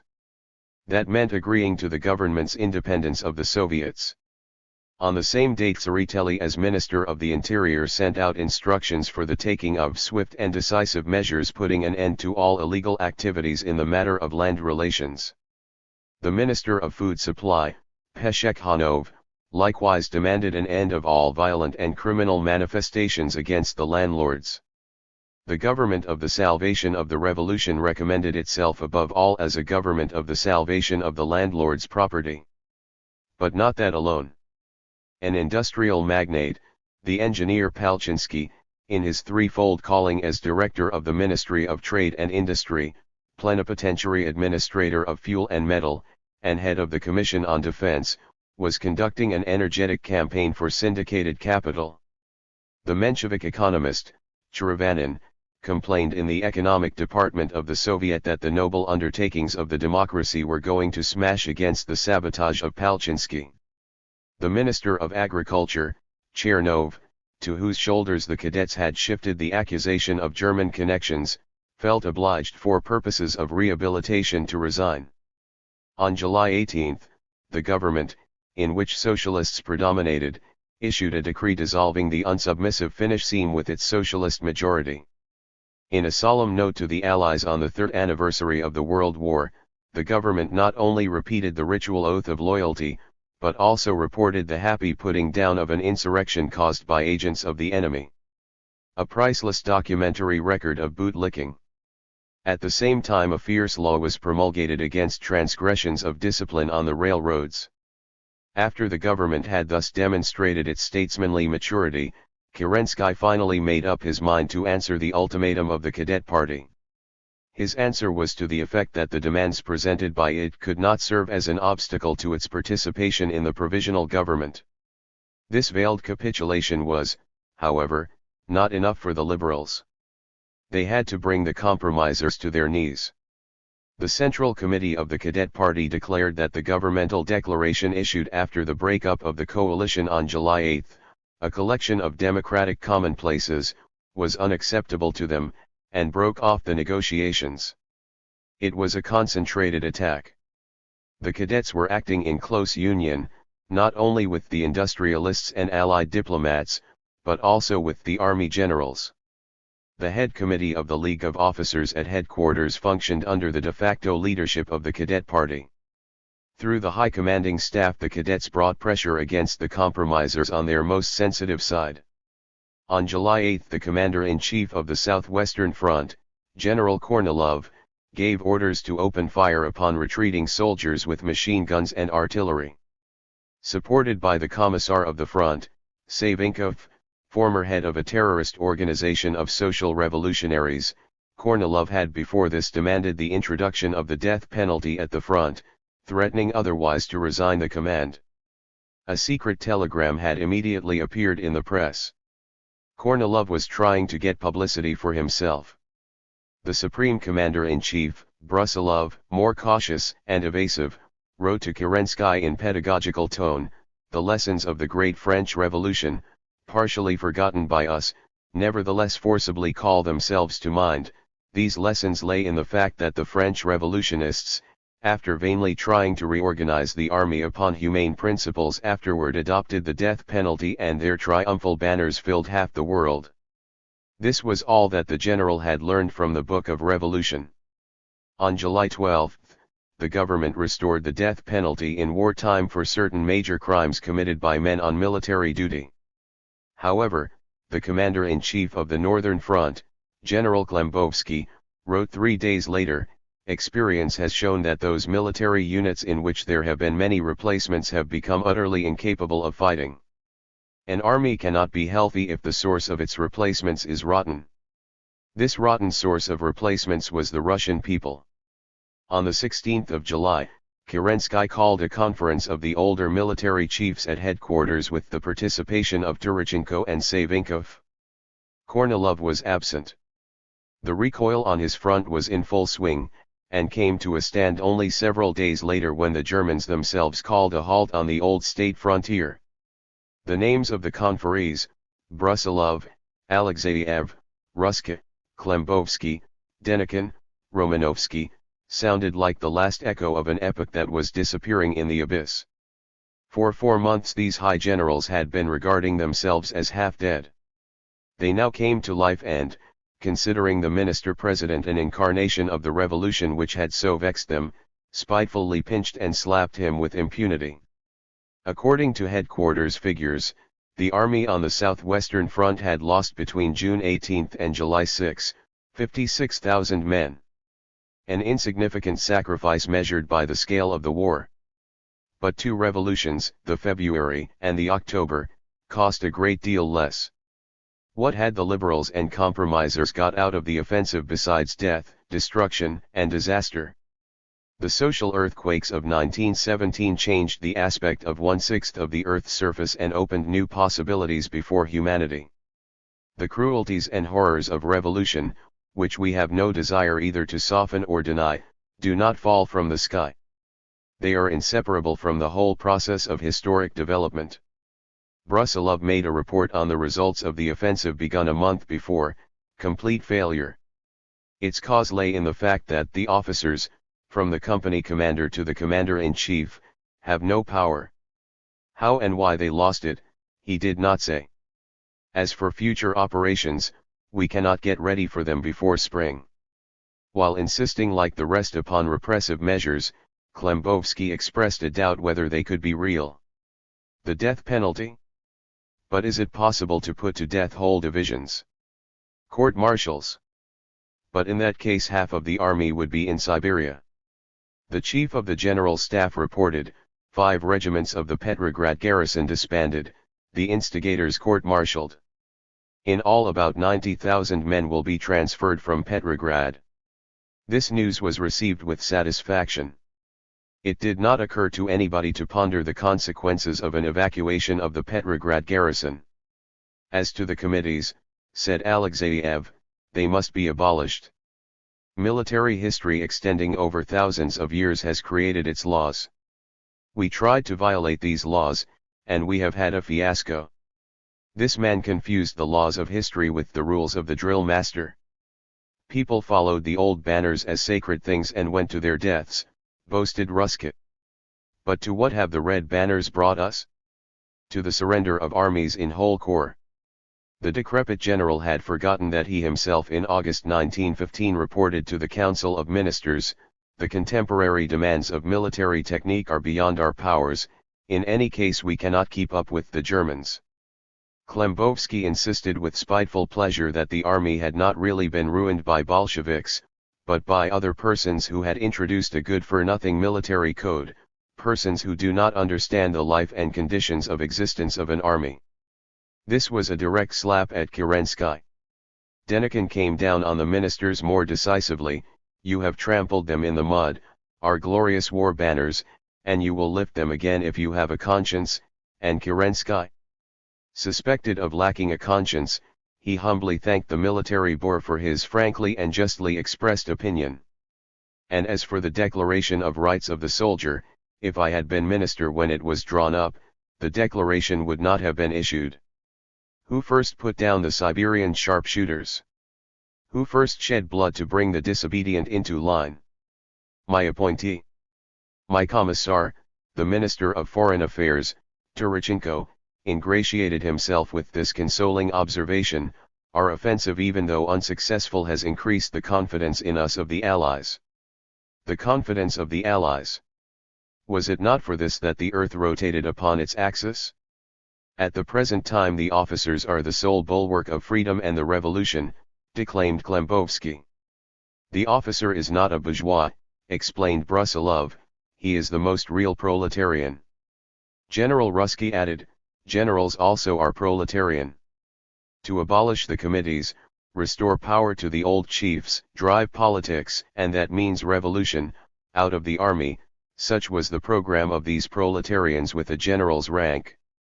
And Kerensky did not object to the program itself, he was only troubled about the date. As for the proposed measures, he said, I think that even General Denikin would not insist upon their immediate introduction. Those generals were mere drab mediocrities, but they could hardly have failed to say to themselves, that's the kind of language to use with these fellows. As a result of the conference there was a change in the high command. The compliant and flexible Brusilov, who had replaced the cautious bureaucrat Alexeyev, the latter having opposed the offensive, was now removed, and General Kornilov named in his place. The change was variously motivated. To the cadets they promised that Kornilov would establish iron discipline. They assured the compromisers that Kornilov was a friend of the committees and commissars. Savinkov himself vouched for his republican sentiments. In answer to his high appointment the general sent a new ultimatum to the government. He, Kornilov, would accept the appointment only on the following conditions: responsibility only to his own conscience and the people, no interference in the appointment of the high commanding staff, restoration of the death penalty at the rear. The first point created difficulties. Kerensky had started the business of answering to his own conscience and the people, and this particular business does not tolerate competitors. Kornilov's telegram was published in the most widely circulated liberal papers. The cautious politicians of the reaction puckered their noses. Kornilov's ultimatum was merely the ultimatum of the cadet party translated into the forthright language of a Cossack general. But Kornilov's calculations were right. The exorbitant demands and impudent tone of his ultimatum delighted all the enemies of the revolution, and above all the regular officers. Kerensky took fright and wanted to remove Kornilov forthwith, but found no support in his government. In the end, upon the advice of his backers, Kornilov agreed to concede in an oral statement that by responsibility to the people he meant responsibility to the provisional government. For the rest, the ultimatum was accepted with some slight qualifications. Kornilov became commander-in-chief. At the same time the military engineer, Filanenko, was appointed as his commissar, and the former commissar of the Southwestern Front, Savinkov, was made general administrator of the War Ministry. The one was an accidental figure, a parvenu, the other a man with a big revolutionary past, both of them pure adventurers, ready for anything. Filanenko at least was ready for anything, and Savinkov was ready for much. Their close connection with Kornilov, promoters of the swift career of the general, played its role as we shall see in the further development of events. The compromisers were surrendering all along the line. Tsereteli asserted, the coalition is a union of salvation. In spite of the formal split, negotiations were in full swing behind the scenes. In order to hasten the solution, Kerensky, in obvious agreement with the cadets, resorted to a purely histrionic measure, a measure, that is to say, wholly in the spirit of his general policy, but at the same time useful to his goal. He resigned and left town, abandoning the compromisers to their own desperation. Miliukov says on this theme, by his demonstrative departure he proved to his enemies, rivals and adherents that, however they might look upon his personal qualities, he was indispensable at the present moment simply because of the political position he occupied between the two warring camps. He won the game by giving it away. The compromisers threw themselves upon Comrade Kerensky with suppressed curses and public prayers. Both sides, the cadets and the socialists, easily persuaded the headless ministry to abolish itself, empowering Kerensky to form the government anew and at his sole personal discretion. In order to drive out of their wits the already frightened members of the executive committees, the latest news was handed to them of the deteriorating situation at the front. The Germans were driving the Russian troops, the liberals were driving Kerensky, Kerensky was driving the compromisers. The Menshevik and social revolutionary factions were in session all night on July 24. Wearied out with their own helplessness, the executive committees, by a majority of 147 votes against 46, with 42 abstaining, unprecedented opposition, finally ratified the turning over of unconditional and unlimited powers to Kerensky. At the Cadet Congress, sitting simultaneously, voices were raised for the overthrow of Kerensky, but Miliukov curbed this impatience, suggesting that they limit themselves for the present to bringing pressure to bear. This does not mean that Miliukov had any illusions about Kerensky, but he saw in him a point of application for the power of the possessing classes. Once having freed the government from the Soviets, it would be no labor to free it from Kerensky. In those days the gods of the coalition remained athirst. The decree demanding the arrest of Lenin had preceded the formation of the transitional government of July 7. Now some firm act was needed to signalize the resurrection of the coalition. Already on the 13th of July there had appeared in Maxim Gorky's paper, the Bolshevik press no longer existing, an open letter from Trotsky to the provisional government which read, "You can have no logical foundation for accepting me from the implications of the decree under which Lenin, Zinoviev, and Kamina are liable to arrest. So far as concerns the political side of the question, you can have no reason to doubt that I am as implacable an enemy of the general policy of the provisional government as the above-named comrades."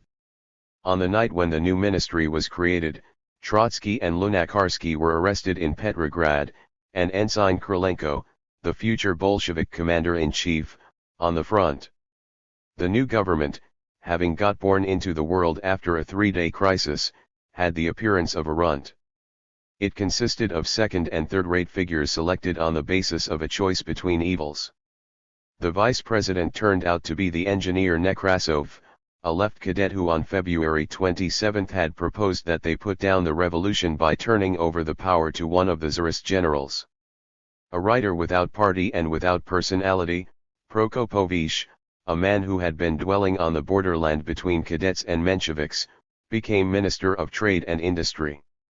A former Attorney General, afterward a radical lawyer, Zarudny, son of a liberal minister of Alexander II, was called to the Ministry of Justice.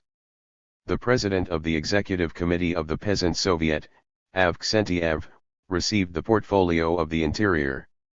The Menshevik, Skobelev, remained Minister of Labor, and the People's Socialist, Peshekhanov, became Minister of Provisions. The Liberals supplied equally secondary figures, men who played a leading role neither before nor after their appointment. Chernov somewhat unexpectedly returned to his post as Minister of Agriculture. In the 4 days between his resignation and this new appointment he had had time to rehabilitate himself. Miliukov in his history dispassionately remarks that the nature of the relation between Chernov and the German authorities remained unexplained. It is possible, he adds, that the testimony of the Russian intelligence service and the suspicions of Kerensky, Turchenko and others went a little too far in this matter.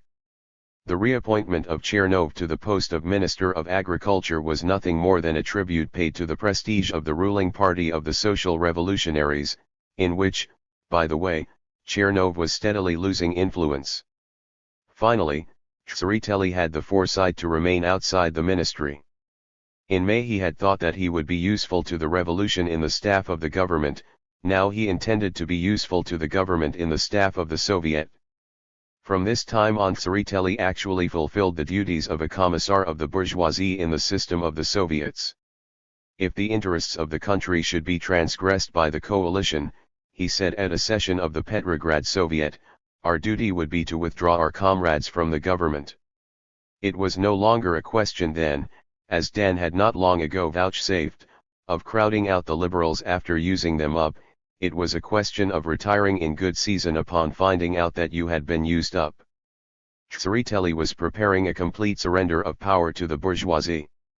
In the first coalition, formed on May 6, the socialists had been in the minority, but they were in fact masters of the situation. In the ministry of July 24, the socialists were in a majority, but they were mere shadows of the liberals. With a slight nominal predominance of socialists, writes Miliukov, the actual predominance in the cabinet unquestionably belonged to the convinced partisans of bourgeois democracy. It would be more accurate to say bourgeois property. In the matter of democracy the thing was much less definite. In the same spirit, although with an unexpected motivation, Minister Peshekhanov compared the July with the May coalition. At that time, he said, the bourgeoisie needed support from the left, now when counter-revolution threatens it needs support from the right. The more forces we attract from the right, the fewer will remain of those who wish to make an attack upon the government. This suggests a superb rule for political strategy: in order to raise the siege of a fortress, the best method is to open the gates from the inside. That was the formula of the new coalition. The reaction was on the offensive, the democracy in retreat. Classes and groups which had retired in fright during the first days of the revolution began to lift their heads. Interest which yesterday had lain concealed, today came into the open. Merchants and speculators demanded the extermination of the Bolsheviks and freedom of trade. They raised their voice against all restrictions upon trade whatsoever, even those which had been introduced under Tsarism. The food commissions which had tried to struggle with speculation were declared to blame for the lack of the necessities of life. From the commissions, hatred was transferred to the Soviets. The Menshevik economist Groman has reported that the campaign of the merchants became especially strong after the events of July 3-4. The Soviets were held responsible for the defeat, the high cost of living and nocturnal burglaries. Alarmed by monarchist intrigues and fearing some answering explosion from the left, the government on August 7 sent Nicholas Romanov and his family to Tobolsk. On the following day the new Bolshevik paper, Worker and Soldier, was suppressed. News was arriving from all sides of the mass arrests of the soldier committees. The Bolsheviks were able to assemble their Congress at the end of July only semi-legally. Army congresses were forbidden. Congresses were now held by all who had been sitting at home: landlords, merchants, industrialists, Cossack chiefs, the clergy, the cavaliers of St. George. Their voices sounded alike, distinguished only in the degree of boldness. The indubitable, although not always open, conductor of the symphony was the Cadet Party. At a Congress of Trade and Industry which early in August assembled about 300 representatives of the most important industrial and stock exchange organizations, the opening speech was made by the textile king, Ryabushinsky, and he did not hide his light under a bushel. The provisional government, he said, possesses only the shadow of power. Actually a gang of political charlatans are in control. Is it expedient to give to the spendthrifts? Would it not be better in the name of the salvation of the fatherland to appoint a guardian over the spendthrifts? And then a concluding threat: the bony hand of hunger and national destitution will seize by the throat the friends of the people. That phrase about the bony hand of hunger, generalizing the policy of lockouts, entered from that time forth into the political dictionary of the revolution. It cost the capitalists dear. There was held in Petrograd a Congress of Commissars of the provinces. These agents of the provisional government, who were supposed to stand like a wall around it, virtually united against it, and under the leadership of their cadet nucleus took in hand the unhappy Minister of the Interior, Avksentiev. You can't sit down between two chairs, a government ought to govern and not be a puppet. The compromisers defended themselves and protested half-heartedly, fearing lest Bolsheviks overhear their quarrel with their ally. Avksentiev walked out of the Congress as though he had got burnt. The social revolutionary and Menshevik press gradually began to adopt the language of injury and complaint. Unexpected revelations began to appear on its pages. On August 6, the social revolutionary paper Dialo Narita published a letter from a group of left Junkers, mailed by them while on the road to the front. They were surprised by the role being played by the Junkers. Systematic striking of people in the face, participation in punitive expeditions characterized by executions without trial or investigation at a mere order from the battalion commander. Embittered soldiers have begun to snipe isolated Junkers from hiding places, thus looked the business of restoring health to the army. The reaction was on the offensive, the government in retreat. On August 7, the most popular Black Hundred agents, partisans of the Rasputin circles and of Jewish pogroms, were liberated from prison. The Bolsheviks remained in the Kresty prison, where a hunger strike of arrested soldiers and sailors was impending.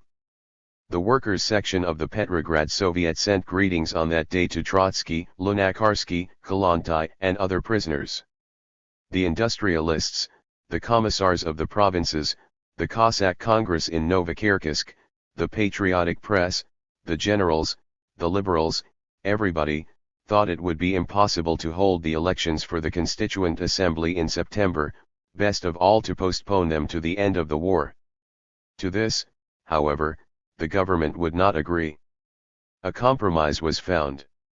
The convocation of the Constituent Assembly was deferred to the 28th of November. The cadets accepted this postponement, although not without grumblings. They were firmly counting on certain decisive events happening during the 3 remaining months, which would shift the whole question of the Constituent Assembly to a different level. These hopes were being more and more openly connected with the name of Kornilov. The réclame surrounding the figure of this new chief henceforth occupied the center of the bourgeois policy. A biography of the first People's Commander-in-Chief was distributed in enormous quantities with the active cooperation of headquarters. When Savinkov, speaking as General Administrator of the War Ministry, would say to the journalists, "We assume, etc., his we did not mean Savinkov and Kerensky, but Savinkov and Kornilov." The noise surrounding the name of Kornilov put Kerensky on his guard. Rumors were spreading more and more persistently about a conspiracy centering in the League of Officers at headquarters. Personal meetings between the heads of the government and the chiefs of the army in the first days of August only fanned the fires of their mutual antipathy. "Does that lightweight elocutionist think he can give orders to me?" Kornilov doubtless said to himself. "Does that dull and ignorant Cossack expect to save Russia?" Kerensky could not but think. And they were both right in their way. Kornilov's program, which included the militarization of the factories and railroads, the extension of the death penalty to the rear, and the subordination of the Petrograd military district and therewith the garrison of the capital to headquarters, became known in those days to the compromisist circles. Behind this official program another program, unexpressed but no less actual, could easily be guessed at. The left press sounded the alarm. The executive committee advanced a new candidate for commander-in-chief in the person of General Cheремazov. There was open talk of the impending retirement of Kornilov. The reaction became alarmed. On the 6th of August, the Council of the Union of 12 Cossack armies, the Don, the Kuban, the Tver, etc., passed a resolution, not without help from Savinkov, to bring it loudly and forcibly to the attention of the government and the people that they would not be responsible for the behavior of Cossack troops at the front or rear in case of the removal of the hero chief, General Kornilov. A conference of the League of Cavaliers of St. George even more forcibly threatened the government. If Kornilov was removed, the League would immediately issue a war cry to all the Knights of St. George, summoning them to united action with the Cossacks. Not one of the generals protested against this act of insubordination, and the press of the existing order printed with delight this resolution which contained the threat of civil war. The head committee of the League of Officers of the Army and Fleet sent out telegrams in which it placed all its hopes in our dear leader, General Kornilov, and summoned all honest people to express their confidence in him. A conference of public men of the right camp, sitting in Moscow during those days, sent Kornilov a telegram in which it joined its voice with those of the officers, the Georgian Cavaliers and the Cossacks, all thinking Russia looks with hope and confidence to you. It would be impossible to speak more clearly. The conference was attended by industrialists and bankers like Ryabushinsky and Treshikov, generals Alexeyev and Brusilov, representatives of the clergy, professors and leaders of the cadet party with Milyukov at their head. In the character of a smokescreen, representatives were present from a semi-fictitious peasant union, designed to give the cadets some support among the peasant leaders. In the president's chair loomed the monumental figure of Rodchenko, offering public thanks to the delegation of a Cossack regiment for putting down the Bolsheviks. The candidacy of Kornilov for the role of savior of the country was thus openly advanced by the most authoritative representatives of the possessing and educated classes of Russia. After these preparations, the High Commander-in-Chief appeared for a second time at the War Ministry for negotiations as to his program for the salvation of the country. Upon his arrival in Petrograd, says his Chief of Staff, General Lukomsky, describing this visit of Kornilov, he went to the Winter Palace escorted by Tekhintsi with 2 machine guns. These machine guns were taken from the automobile after General Kornilov entered the Winter Palace, and the Tekhintsi stood guard at the palace gate in order in case of need to come to the aid of the Commander-in-Chief. It was assumed that the Commander-in-Chief might require military aid against the Minister-President. The machine guns of the Tekhintsi were machine guns of the bourgeoisie aimed at the compromisers who kept getting under their feet. Such was the position of this government of salvation, so independent of the Soviets. Shortly after Kornilov's visit, a member of the provisional government, Kokoshkin, announced to Kerensky that the cadets would resign if Kornilov's program is not accepted today. Although without the machine guns, the cadets were now talking to the government in the same ultimative language as Kornilov. And that was a help. The provisional government hastened to examine the report of the Supreme Commander, and to recognize in principle the possibility of adopting the measures proposed by him, including the restoration of the death penalty at the rear.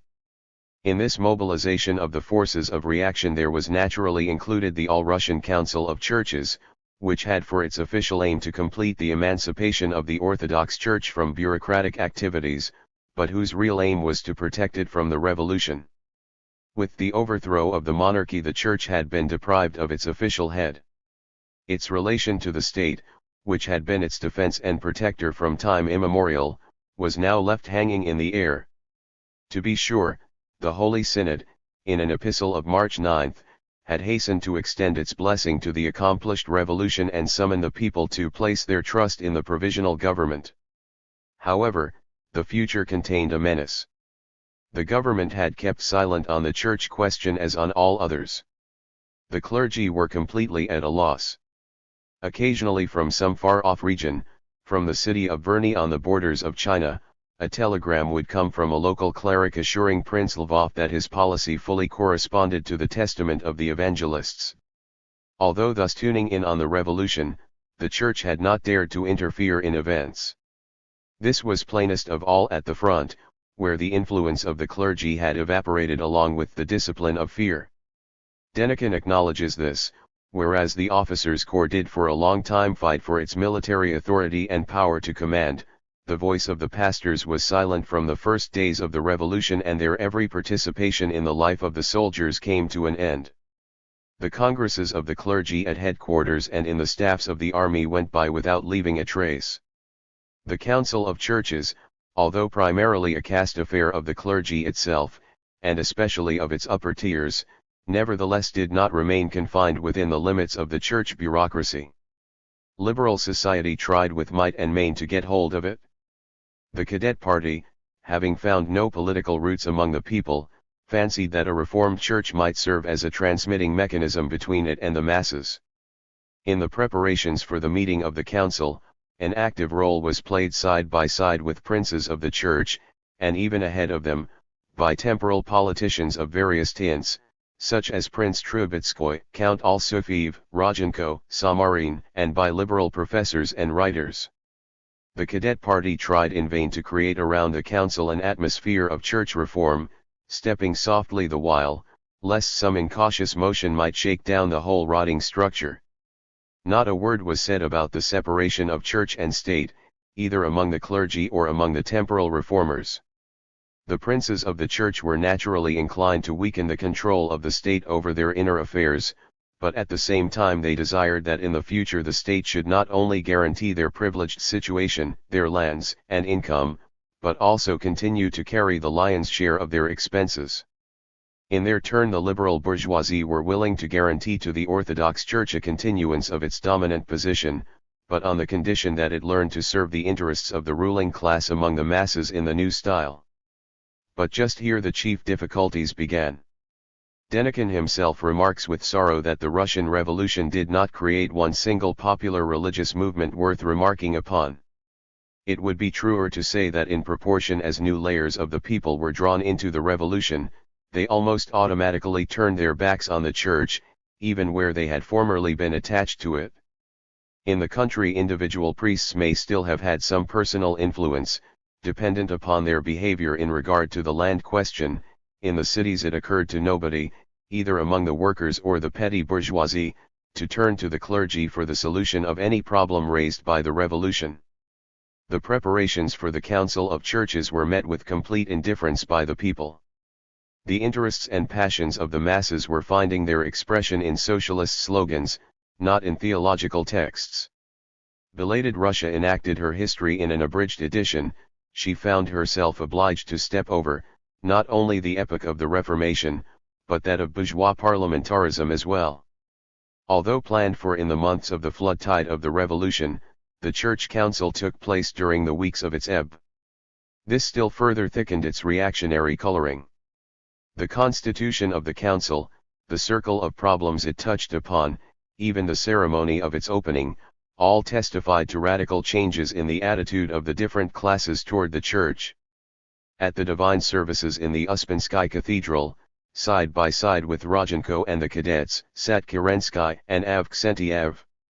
The burgomaster of Moscow, the social revolutionary Rudner, said in his speech of greeting, "So long as the Russian people shall live, the Christian faith will burn in its soul." Only yesterday those people had considered themselves the direct descendants of the prophet of the Russian Enlightenment, Chernyshevsky. The council distributed printed appeals in all directions, prayed for a strong government, denounced the Bolsheviks, and adjured the workers in concert with the Minister of Labor, Skobelev, "Laborers, do your work, sparing no efforts, and subject your own needs to the welfare of the fatherland." But the council gave its more special attention to the land question. The metropolitans and bishops were no less frightened and embittered than the landlords by the scope of the peasant movement. Fear for the church and monastery lands had seized hold of their souls more firmly than the question of the democratization of the parish. With threats of the wrath of God and excommunication from the church, the epistles of the council demanded an immediate restoration to the churches, monasteries, parishes, and private proprietors, of the land, forests, and harvests of which they have been robbed. Here it is appropriate to recall the voice crying in the wilderness. The council dragged along from week to week, and arrived at the high point of its labors, the re-establishment of patriarchism abolished by Peter 200 years before, only after the October Revolution. At the end of July the government decided to call a state conference of all classes and social institutions of the country to meet in Moscow August 13. Membership in the conference was to be determined by the government itself. In direct contradiction to the results of all democratic elections which had taken place in the country without a single exception, the government took care to make sure in advance that the conference should contain an equal number of representatives from the possessing classes and the people. Only by means of this artificial equilibrium could the government of the Salvation of the Revolution still hope to save itself. This National Congress did not possess any definite rights. To quote Miliukov, the conference received at the most a merely advisory voice. The possessing classes wished to give the people an example of self-abnegation, in order afterward the more surely to seize the power as a whole. Officially the goal of the conference was a rapprochement between the state power and all the organized forces of the country. The press talked about the necessity of solidarity, reconciliation, encouragement, and of raising everybody's spirits. In other words, they did not wish to say, and others were incapable of saying, for just what purpose the conference had been called. Here again, giving things their true names became the task of the Bolsheviks. Chapter 29. Kerensky and Kornilov. A good deal has been written to the effect that subsequent misfortunes, including the advent of the Bolsheviks, might have been avoided if instead of Kerensky a man of clear head and strong character had stood at the helm of the government. It is indubitable that Kerensky possessed neither of these attributes. But the question is, why did certain well-defined social classes find themselves obliged to lift up just this man, Kerensky, upon their shoulders? As though to freshen our historic memory, events in Spain are now again showing us how a revolution, washing away the customary political boundary lines, surrounds everybody and everything during its first days with a rosy mist. At this stage even its enemies try to tint themselves with its color. This mimicry expresses a semi-instinctive desire of the conservative classes to accommodate themselves to the changes impending, so as to suffer from them as little as possible. This solidarity of the nation, founded upon loose phrases, makes of compromisism an indispensable political function. Petty bourgeois idealists, overlooking class distinctions, thinking in stereotyped phrases, not knowing what they want, and wishing well to everybody, are at this stage the sole conceivable leaders of the majority. If Kerensky had possessed clear thoughts and a strong will, he would have been completely unfit for his historic role. This is not a retrospective estimate. The Bolsheviks so judged the matter in the heat of the events. An attorney for the defense in political cases, a social revolutionary who became leader of the Trudoviks, a radical without any socialist schooling whatever, Kerensky has expressed more completely than anyone else the first epoch of the revolution, its national formlessness, the idealism of its hopes and expectations. Thus wrote the author of these lines while locked up in Kerensky's prison after the July days. Kerensky made speeches about land and freedom, about law and order, about peace among nations, about the defense of the fatherland, the heroism of Liebknecht, about how the Russian Revolution ought to astonish the world with its magnanimity, waving the while a little red silk handkerchief. The everyday man who was just beginning to wake up politically listened to these speeches with rapture. It seemed to him that he himself was speaking from the tribune. The army greeted Kerensky as their savior from Gukakov. The peasants heard about him as a Trudovik, as a muzhik's deputy. The liberals were won over by the extreme moderateness of idea under his formless radicalism of phrase. But the period of universal and indiscriminate embraces does not last long. The class struggle dies down at the beginning of a revolution only to come to life afterward in the form of civil war. In the fairy-like rise of compromisism is contained the seed of its inevitable fall. The official French journalist, Claudinette, explained Kerensky's swift loss of popularity by a lack of tact which impelled the socialist politician to actions little harmonizing with his role. He frequents the imperial loges, he lives in the Winter Palace or at Tsarskoe Selo, he sleeps in the bed of Russian emperors. A little too much vanity, and vanity a little too noticeable, that is shocking in a country which is the simplest in the world. Tact implies, in the small as well as the great, an understanding of the situation and of one's place in it. Of this understanding Kerensky had not a trace. Lifted up by the trustful masses, he was completely alien to them, did not understand, and was not the least interested in, the question of how the revolution looked to them and what inferences they were drawing from it. The masses expected bold action from him, but he demanded from the masses that they should not interfere with his magnanimity and eloquence.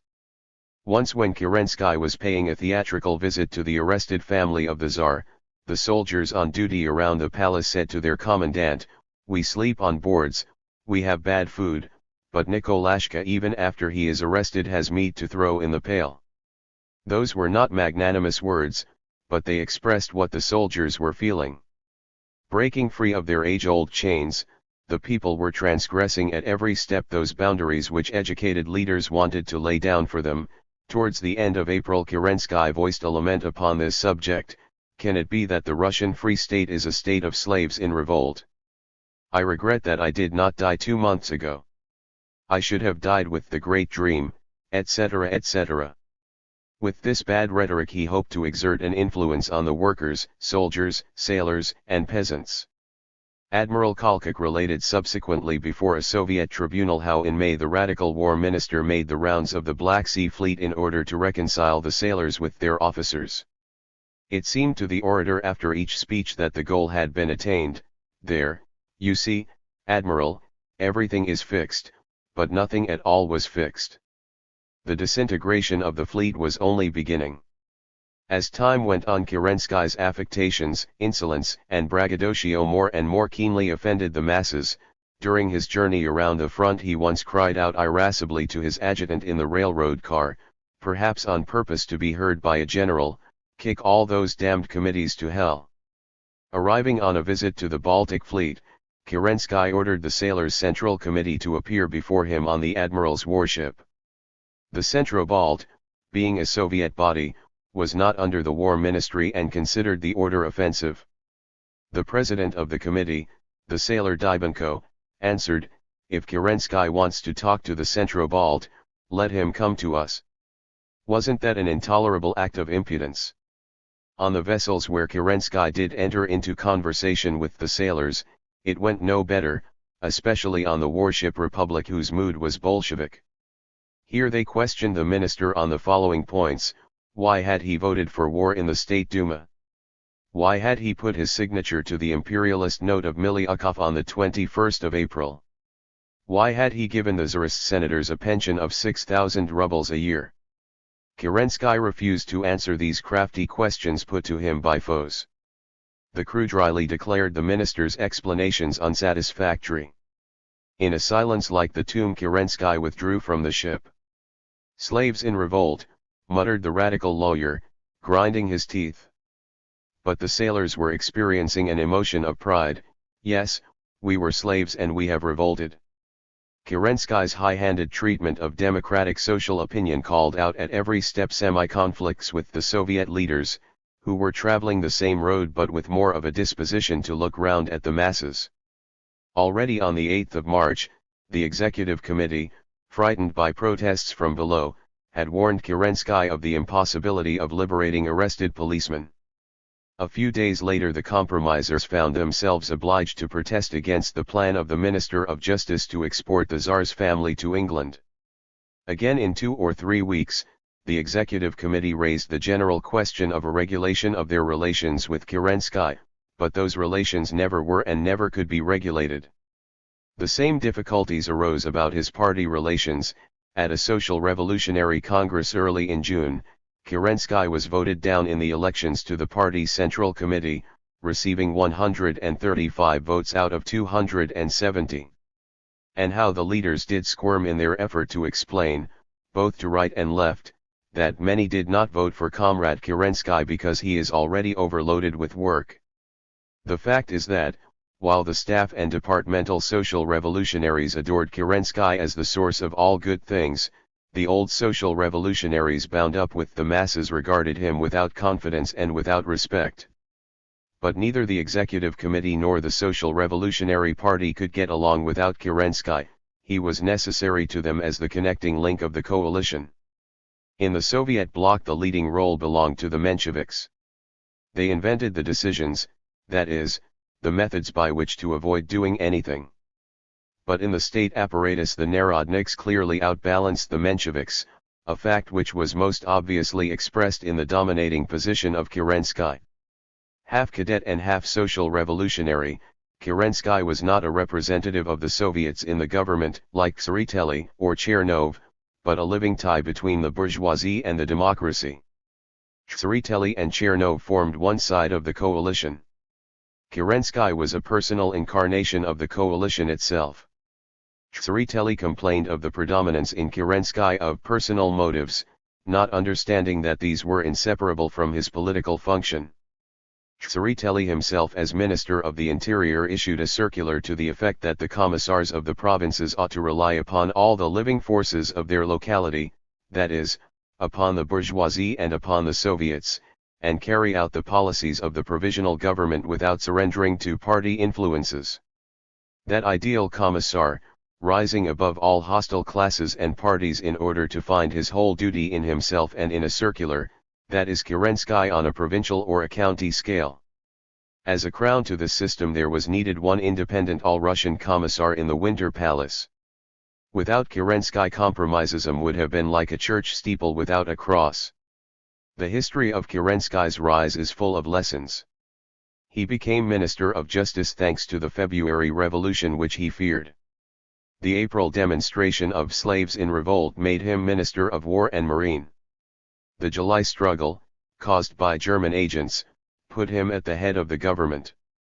At the beginning of September a movement of the masses will make this head of the government supreme commander-in-chief as well.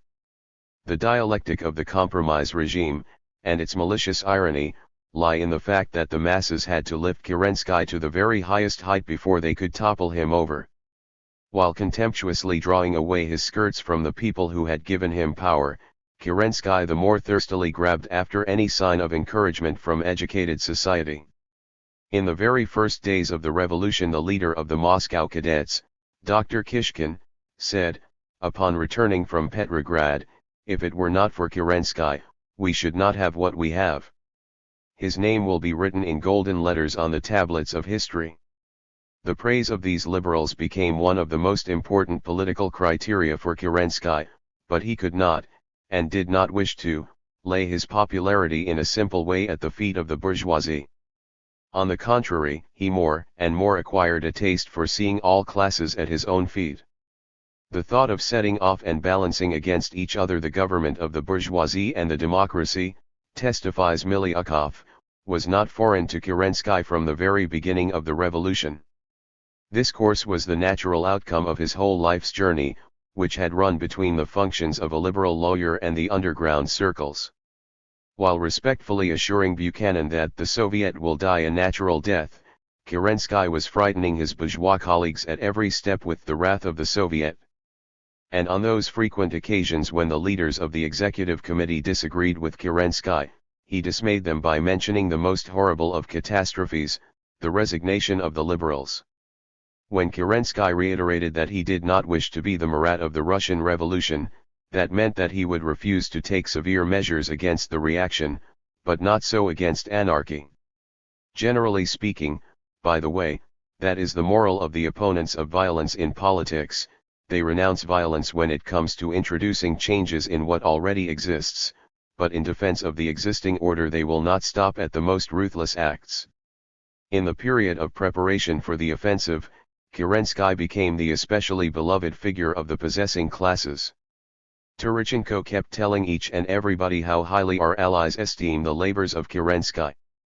The cadet paper, Rech, while severe with the compromisers, continually emphasized its favorable attitude to the war minister. Rodchenko himself recognized that this young man is reborn each day with redoubled strength for creative labor and the welfare of the fatherland. With such remarks the liberals were, of course, deliberately flattering Kerensky, but also they could not help seeing that in the essence he was working for them. Imagine how it would have been, remarked Lenin, if Kukakov had attempted to issue orders for an offensive, to disband regiments, to arrest soldiers, to forbid congresses, to shout thou at the soldiers, to call the soldiers cowards, etc. But Kerensky could permit himself this luxury, only, it is true, until he had squandered that incredibly quick melting confidence which the people had placed to his credit. The offensive, while elevating Kerensky's reputation in the ranks of the bourgeoisie, completely undermined his popularity with the people. The collapse of the offensive was in essence a collapse of Kerensky in both camps. But the striking thing is that exactly this two-sided loss of standing rendered him henceforth irreplaceable. As to the role of Kerensky in creating the second coalition, Miliukov expresses himself thus: the only possible man. Not, alas, the only man needed.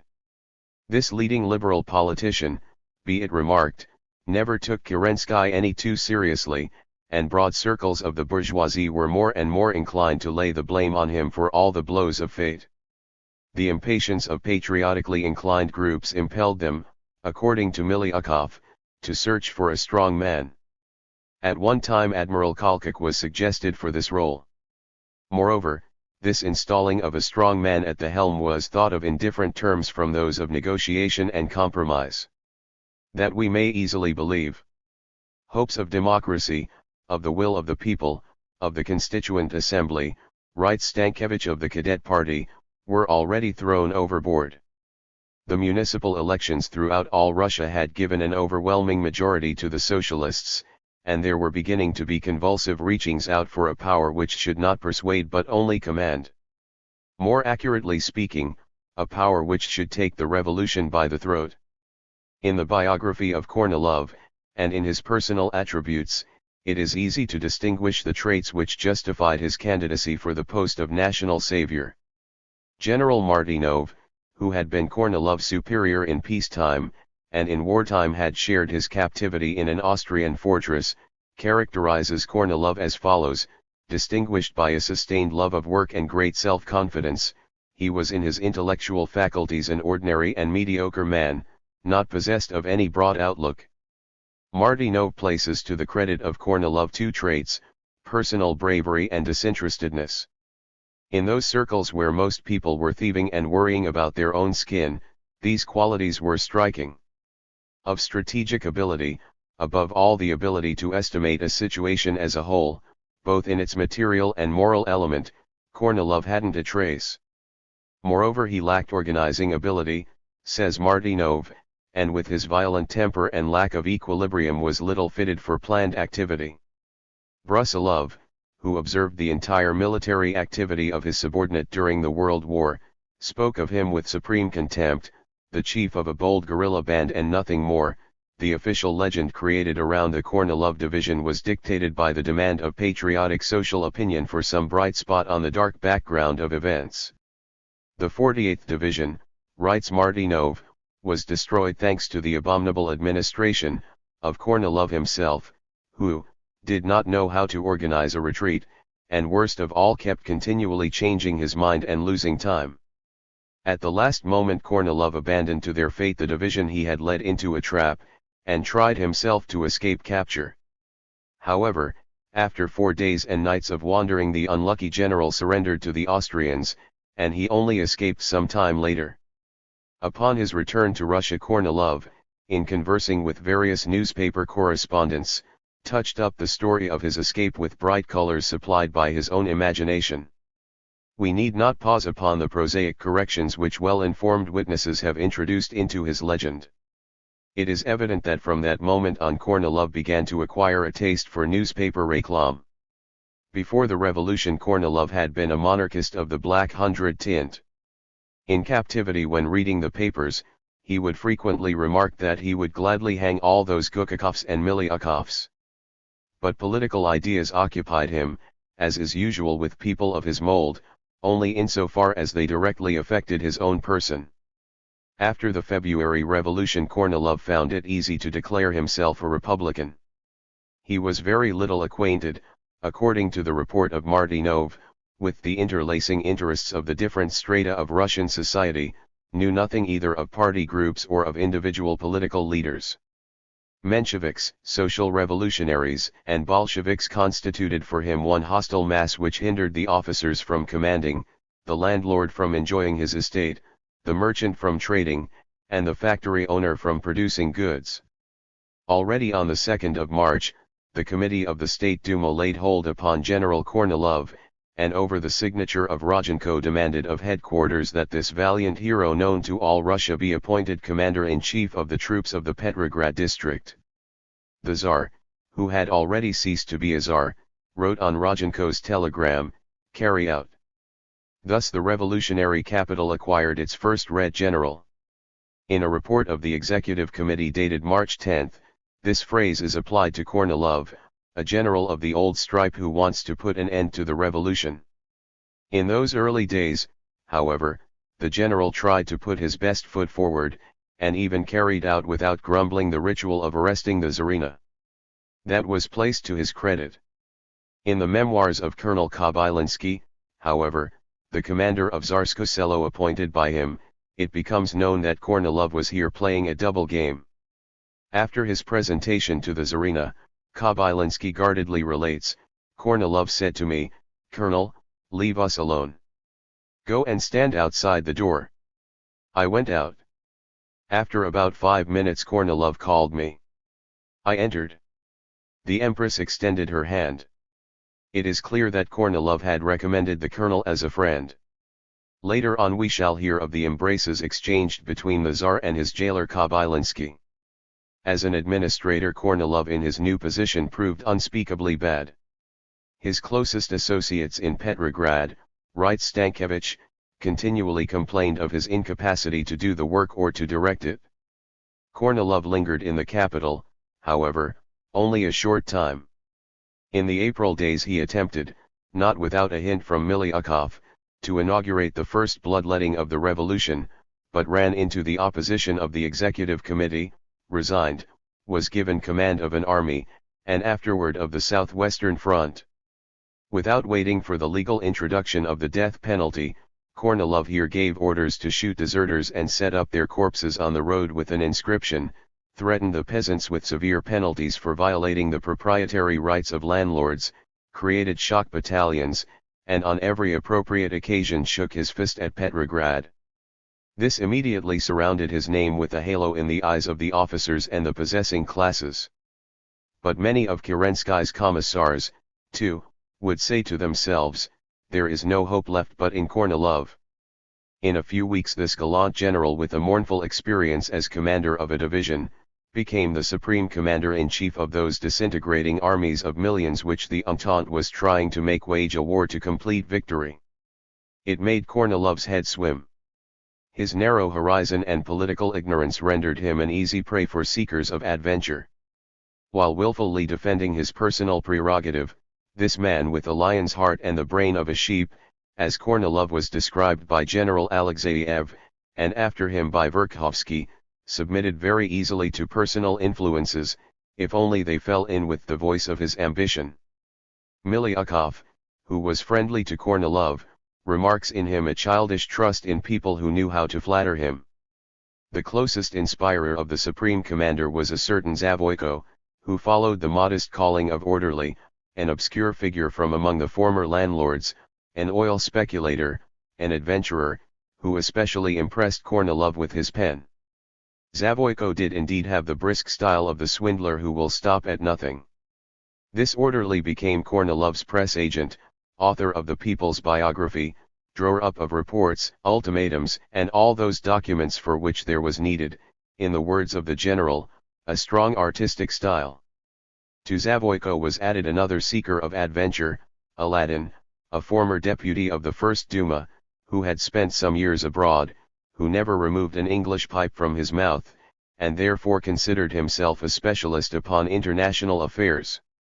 These two men stood at Kornilov's right hand, keeping him in touch with the centers of the counter-revolution.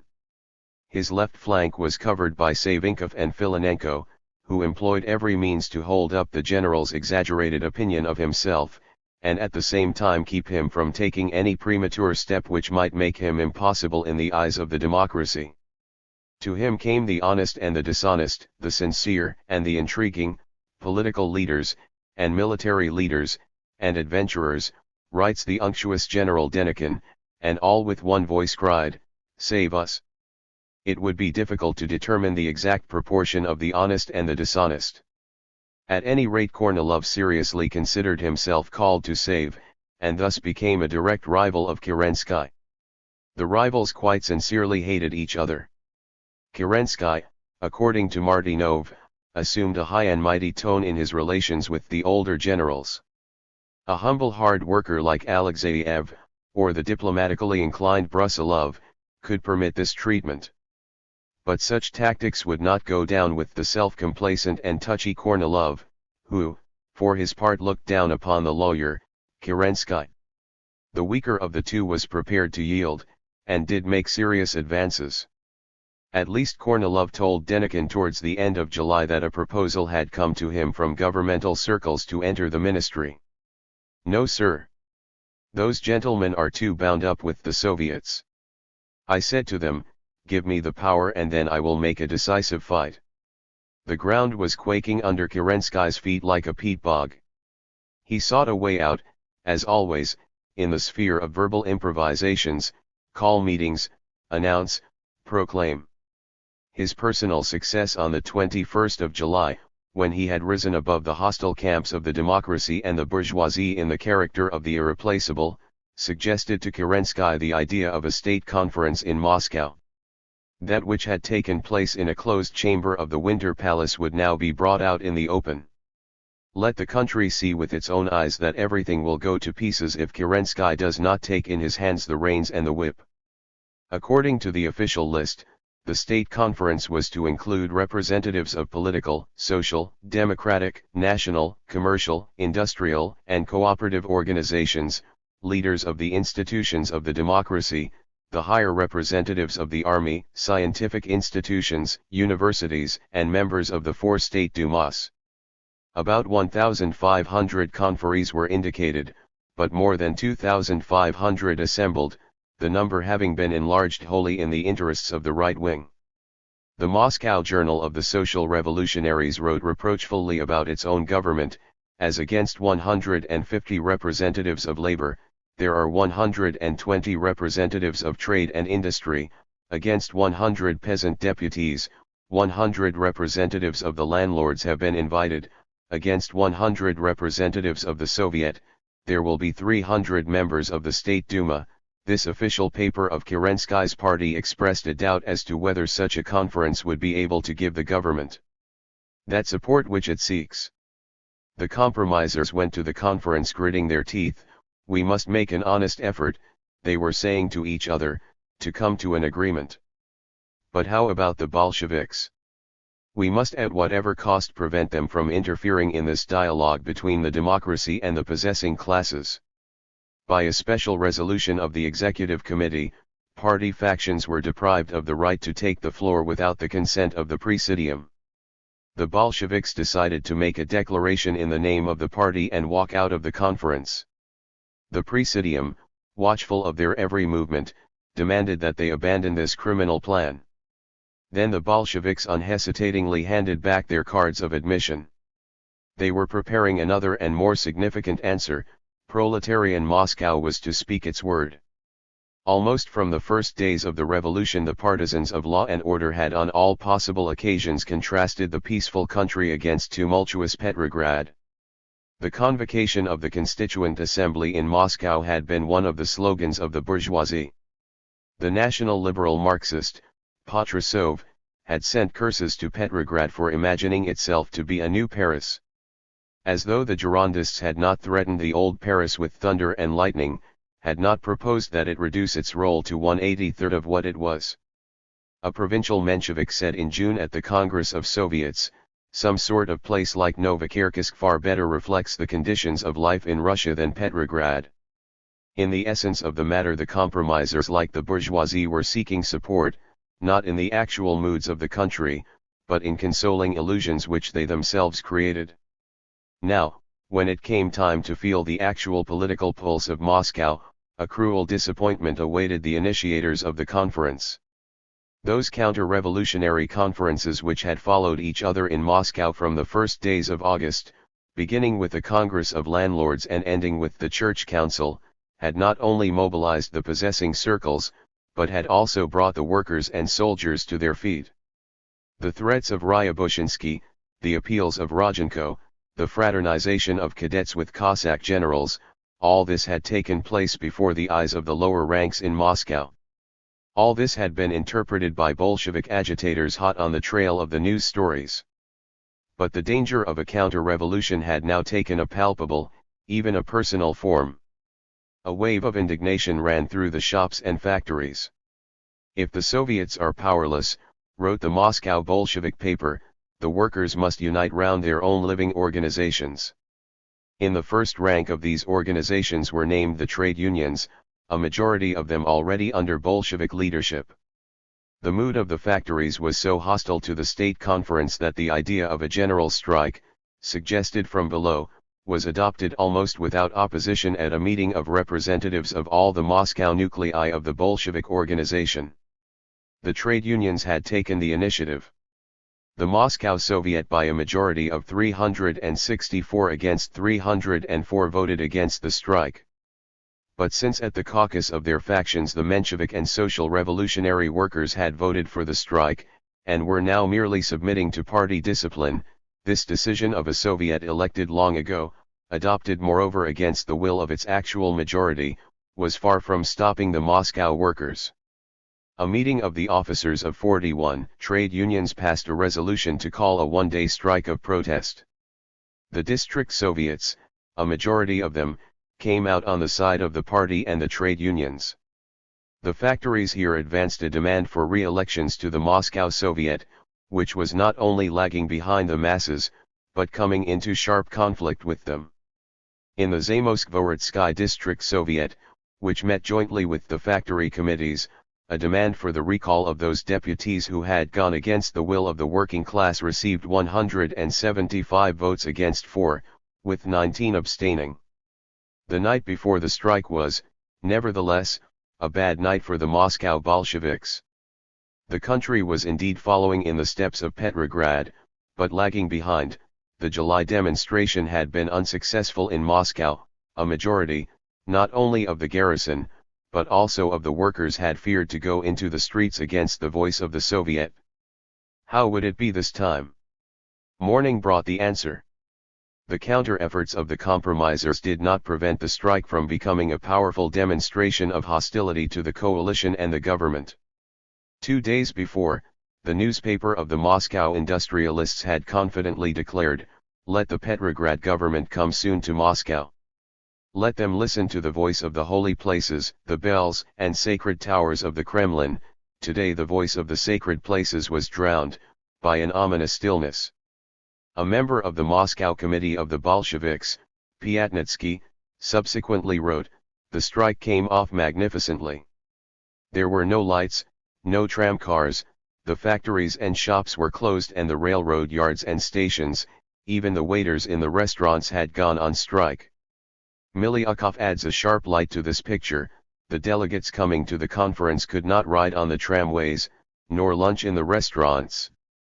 This permitted them, as the liberal historian acknowledges, the better to estimate the strength of the Bolsheviks, who had not been admitted to the conference.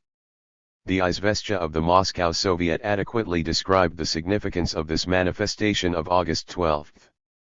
In spite of the resolutions of the Soviets, the masses followed the Bolsheviks.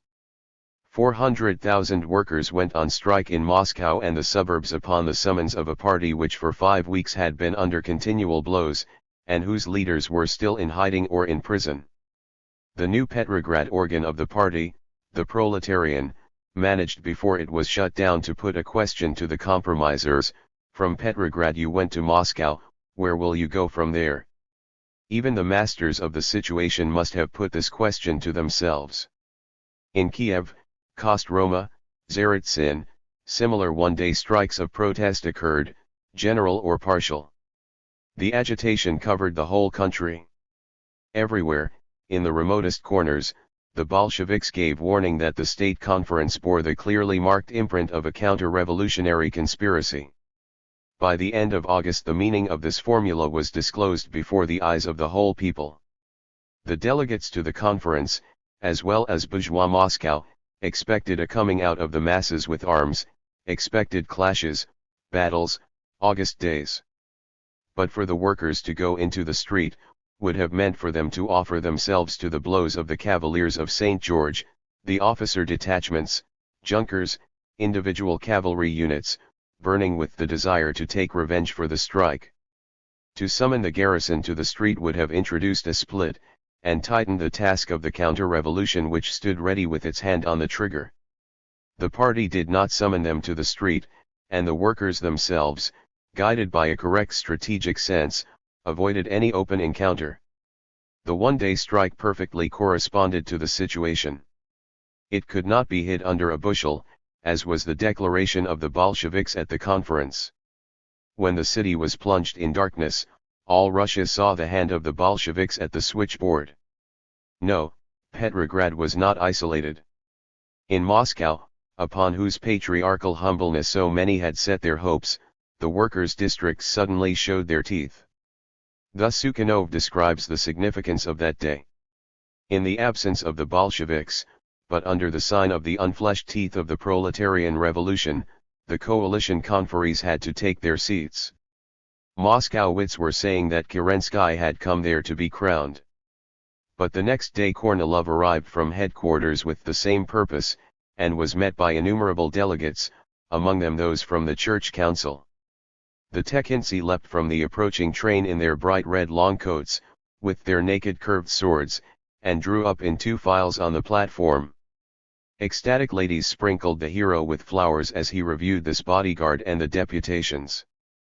The cadet, Rodishev, concluded his speech of greeting with the cry, "Save Russia, and a grateful people will reward you."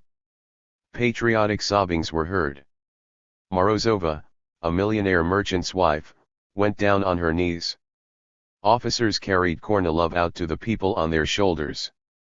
While the commander-in-chief was reviewing the cavaliers of St. George, the cadets, the officers' schools, and the Cossack squadron drawn up on the square before the station, Kerensky, in his character as rival and minister of war, was reviewing a parade of the troops of the Moscow garrison.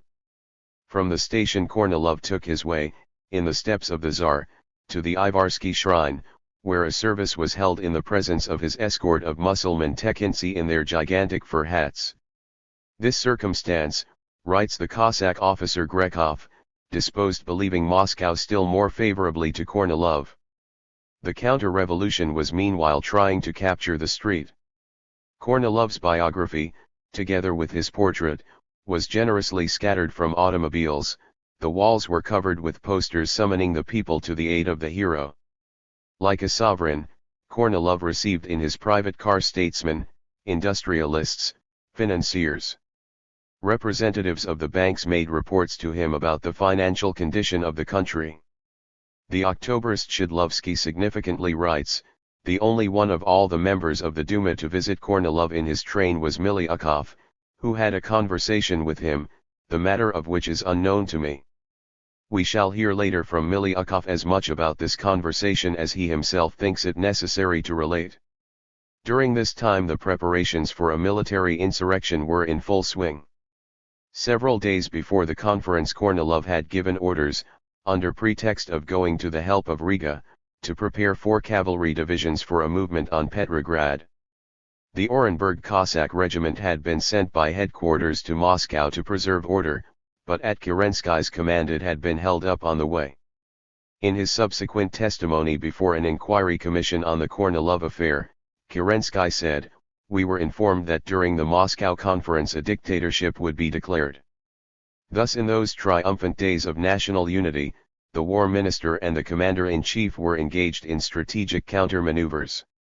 So far as possible, however, decorum was observed. The relations between the two camps oscillated between officially friendly assurances and civil war.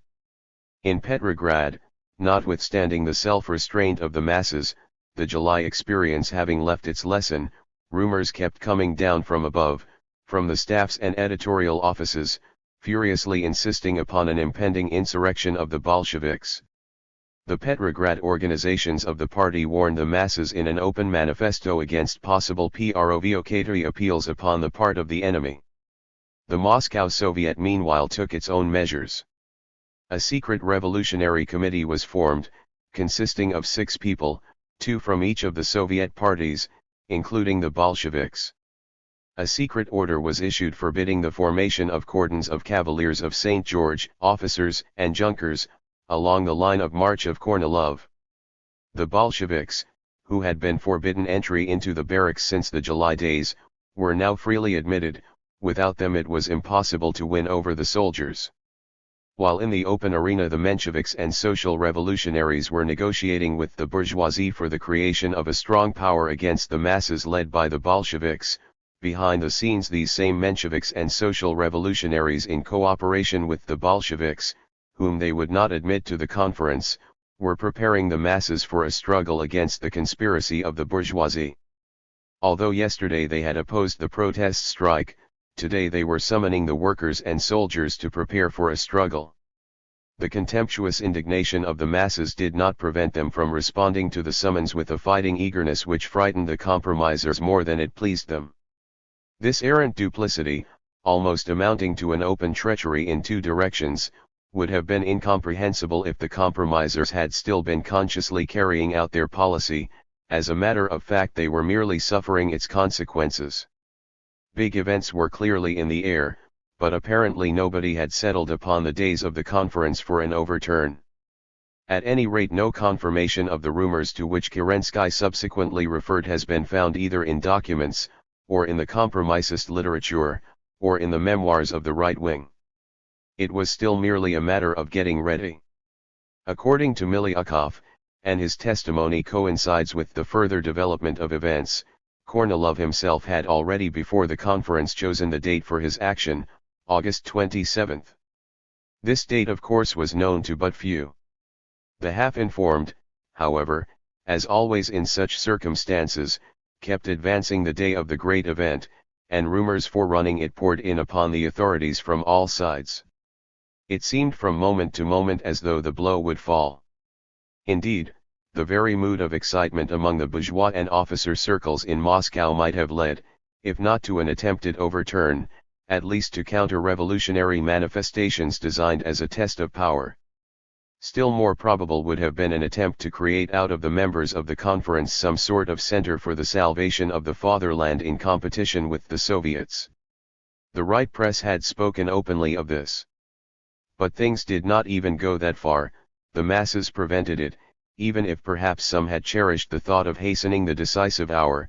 The strike compelled them to pause and say to themselves, "We cannot catch the revolution unawares, the workers and soldiers are on their guard, we must postpone action." Even that universal popular procession to the Ivarsky shrine which had been planned by the priests and liberals in agreement with Kornilov, was called off. As soon as it became clear that there was no immediate danger, the social revolutionaries and Mensheviks hastened to pretend that nothing special had happened. They even refused to continue admitting Bolsheviks into the barracks, although the barracks insistently continued to demand Bolshevik orators. "The Moor has done his duty," Tsereteli and Dan and Kinhuk, president of the Moscow Soviet, must have said to each other with a foxy smile. But the Bolsheviks had not the slightest intention of falling into the position of the Moor. They were still only intending to carry their work through to the end. Every class society has need of unity in the governmental will. The dual power is in its essence a regime of social crisis signifying an utter dividedness of the nation. It contains within itself potential or actual civil war. Nobody any longer wanted the dual power. On the contrary, all were searching for a strong, single-minded, iron government. The July government of Kerensky had been endowed with unlimited powers. The design had been by common consent to establish above the democracy and the bourgeoisie, who were paralyzing each other, a real sovereign power. This idea of a master of destiny rising above all classes, is nothing but Bonapartism. If you stick two forks into a cork symmetrically, it will, under very great oscillations from side to side, keep its balance even on a pinpoint. That is the mechanical model of the Bonapartist superarbiter. The degree of solidity of such a power, setting aside international conditions, is determined by the stability of equilibrium of the two antagonistic classes within the country. In the middle of May at a session of the Petersburg Soviet, Trotsky had defined Kerensky as the mathematical center of Russian Bonapartism. The immateriality of this description shows that it was not a question of personality but of function. At the beginning of July, as you will remember, all the ministers, acting upon instructions from their parties, had resigned in order to permit Kerensky to form a government. On the 21st of July this experiment was repeated in a more demonstrative form. The two hostile camps invoked Kerensky, each seeing in him a part of itself, and both swearing fealty to him. Trotsky wrote while in prison, led by politicians who are afraid of their own shadow, the Soviet did not dare take the power. The Cadet Party, representing all the propertied cliques, could not yet seize the power. It remained to find a great conciliator, a mediator, a court of arbitration.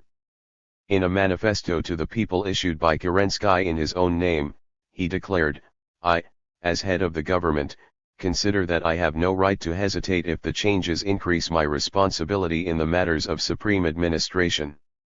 That is the unadulterated phraseology of Bonapartism. But nevertheless, although supported from both right and left, it never got beyond phraseology. What is the reason for this? In order that the little Corsican might lift himself above a young bourgeois nation, it was necessary that the revolution should already have accomplished its fundamental task, the transfer of land to the peasants, and that a victorious army should have been created on the new social foundation. In the 18th century a revolution had no farther to go, it could only from that point recoil and go backward. In this recoil, however, its fundamental conquests were in danger. They must be defended at any cost. The deepening but still very immature antagonism between the bourgeoisie and the proletariat kept the nation, shaken as it was to its foundations, in a state of extreme tension. A national judge was in those conditions indispensable. Napoleon guaranteed to the big bourgeois the possibility to get rich, to the peasants their pieces of land, to the sons of peasants and the hobos a chance for looting in the wars. The judge held a sword in his hand and himself also fulfilled the duties of bailiff. The Bonapartism of the first Bonaparte was solidly founded. The revolution of 1848 did not give the peasants the land, and could not do so. That was not a great revolution, replacing one social regime with another, but a political reshuffle within the framework of the same social regime. Napoleon III did not have under him a victorious army. The two chief elements of classical Bonapartism were thus lacking. But there were other favorable conditions, and no less real. The proletariat, which had been maturing for half a century, showed its threatening force in June, but was incapable of seizing the power. The bourgeoisie feared the proletariat and its own bloody victory over them. The peasant proprietors feared the June insurrection, and wanted the state to protect them from those who wished to divide the land. And finally a powerful industrial boom, extending with slight moments of lull over 2 decades, had opened before the bourgeoisie unheard of sources of wealth. These conditions proved sufficient for an epigone Bonapartism. In the policies of Bismarck, who also stood above classes, there were, as has been often pointed out, indubitable Bonapartist elements, although disguised by legitimism. The stability of the Bismarck regime was guaranteed by the fact that, having arisen after an impotent revolution, it offered a solution, or a half-solution, of such a mighty national problem as the unification of Germany. It brought victory in 3 wars, indemnities, and a mighty upgrowth of capitalism. That was enough to last several decades. The misfortune of the Russian candidates for Bonaparte lay not at all in their dissimilarity to the first Napoleon, or even to Bismarck. History knows how to make use of substitutes, but they were confronted by a great revolution which had not yet solved its problems or exhausted its force. The bourgeoisie was trying to compel the peasant, still without land, to fight for the estates of the landlords. The war had given nothing but defeats. There was not the shadow of an industrial boom, on the contrary the breakdown of industry was producing ever new devastations. If the proletariat had retreated, it was only to close up its ranks. The peasantry were only drawing back for their last assault upon the lords. The oppressed nationalities were assuming the offensive against a Russifying despotism. In search of peace, The army was coming closer and closer to the workers and their party. The lower ranks were uniting, the upper weakening. There was no equilibrium. The revolution was still full-blooded. No wonder Bonapartism proved anemic. Marx and Engels compared the role of a Bonapartist regime in the struggle between the bourgeoisie and the proletariat, with the role of the old absolute monarchy in the struggle between the feudal lords and the bourgeoisie. Traits of similarity are indubitable, but they stop just where the social content of the power begins to appear. The role of court of arbitration between the elements of the old and the new society was possible at a certain period owing to the fact that the two exploiting regimes both needed defense against the exploited. But between feudal lords and peasant serfs no impartial mediation was possible. While reconciling the interests of the landlords to those of a youthful capitalism, the Tsarist autocracy functioned in relation to the peasants, not as a mediator, but as an authorized representative of the exploiting classes. Similarly, Bonapartism was not a court of arbitration between the proletariat and the bourgeoisie. It was in reality the most concentrated dominion of the bourgeoisie over the proletariat. Having climbed up with his boots on the neck of the people, whatever Bonaparte happened to come along could not fail to adopt a policy of protection of property, rent, and profits. The peculiarities of a regime do not go beyond its means of defense. The watchman does not now stand at the gate, but sits on the roof of the house, yet his function is the same. The independence of Bonapartism is to an enormous degree external, decorative, a matter of show. Its appropriate symbol was the mantle of the emperor. While skillfully exploiting the fear of the bourgeoisie before the workers, Bismarck remained in all his political and social reforms the unchanging plenipotentiary of the possessing classes, whom he never betrayed. Nevertheless, the growing pressure of the proletariat indubitably permitted him to rise above the Junkerdom, and the capitalists in the quality of a weighty bureaucratic arbiter. That was his essential function. The Soviet regime permits a very considerable independence of the government in relation to proletariat and peasantry, and consequently a mediation between them insofar as their interests, although giving rise to debates and conflicts, remain fundamentally reconcilable. But it would not be easy to find an impartial court of arbitration between the Soviet state and a bourgeois state, at least so far as concerns the fundamental interests of each. On the international arena, the Soviet Union is prevented from adhering to the League of Nations by those same social causes which within the national borders make impossible anything but a pretended impartiality of any government in the struggle between bourgeoisie and proletariat. While lacking the force of Bonapartism, Kerenskyism had all its vices. It lifted itself above the nation only to demoralize the nation with its own impotence. Whereas in words the leaders of the bourgeoisie and the democracy promised to obey Kerensky, in reality Kerensky, the omnipotent arbiter, obeyed Miliukov, and more especially Buchanan. Kerensky waged the imperialist war, protected the landlord's property from attack, and postponed social reforms to happier days. If his government was weak, this was for the same reason that the bourgeoisie in general could not get its people into power. However, with all the insignificance of the government of salvation, its conservatively capitalistic character grew manifestly with the growth of its independence.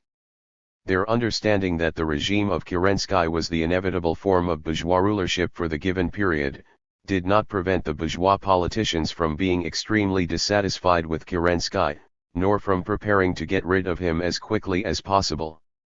There was no disagreement among the possessing classes that the national arbiter put forward by the petty bourgeois democracy must be opposed by a figure from their own ranks. But why Kornilov, exactly? Because the candidate for Bonaparte must correspond to the character of the Russian bourgeoisie.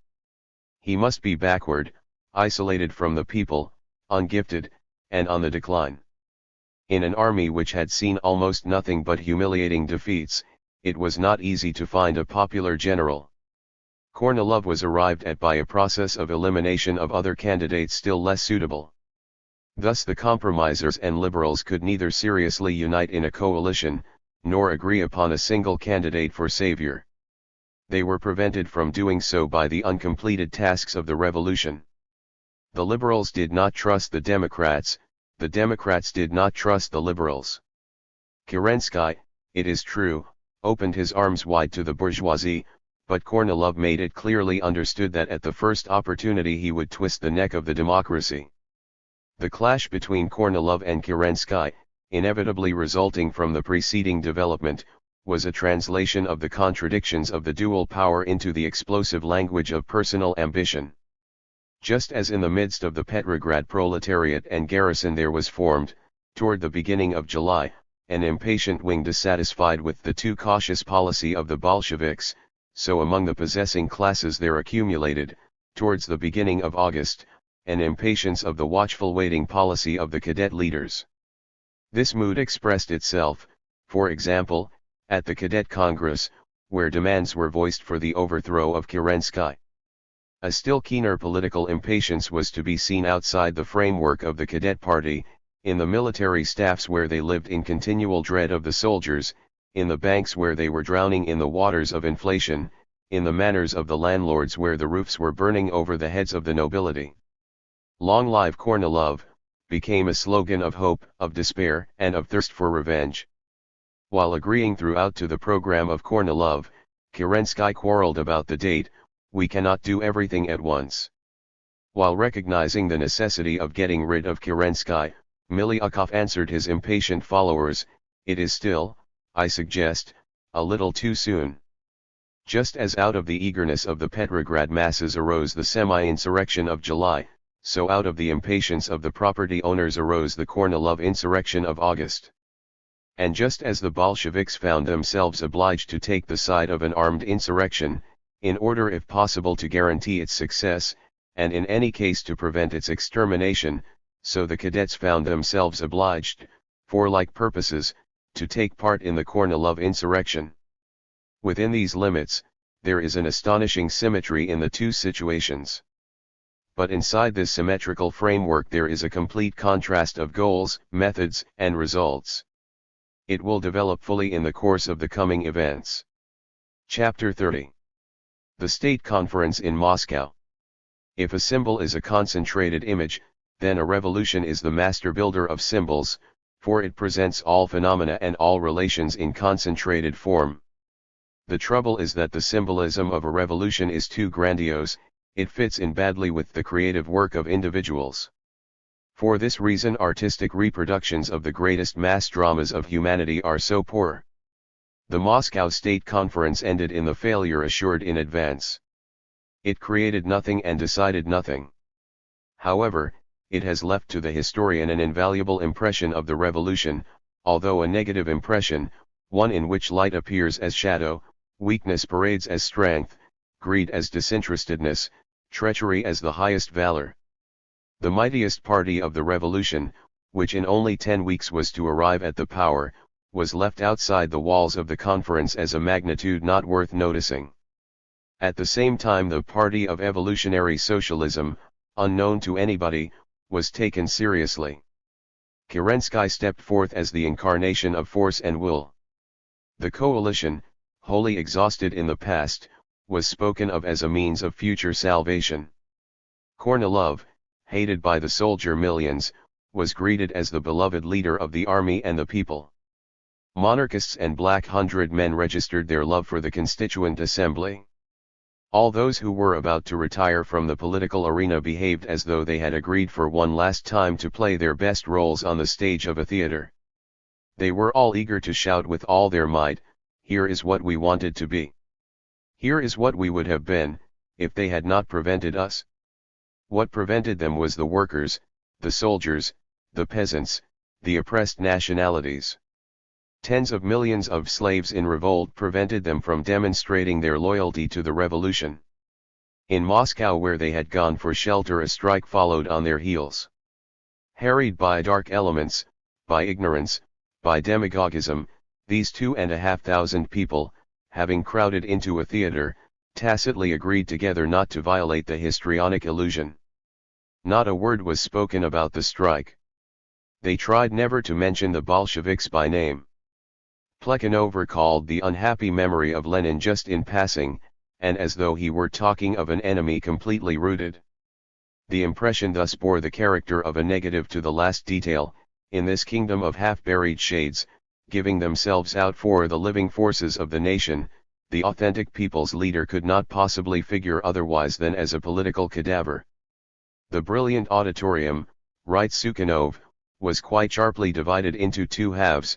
To the right sat the bourgeoisie, to the left the democracy. In the orchestra and loges to the right many uniforms of generals were to be seen, and to the left ensigns and soldiers. Opposite the stage in the former imperial loge were seated the higher diplomatic representatives of the Allied and friendly powers. Our group, the extreme left, occupied a small corner of the orchestra. The extreme left, in the absence of the Bolsheviks, were the followers of Martov. Towards 4 o'clock Kerensky appeared on the stage accompanied by two young officers, a soldier and a sailor, symbolizing the power of the revolutionary government. They stood stock still as though rooted in the ground behind the back of the minister-president. In order not to irritate the right wing with the word republic, so it was agreed in advance, Kerensky greeted the representatives of the Russian land in the name of the government of the Russian state.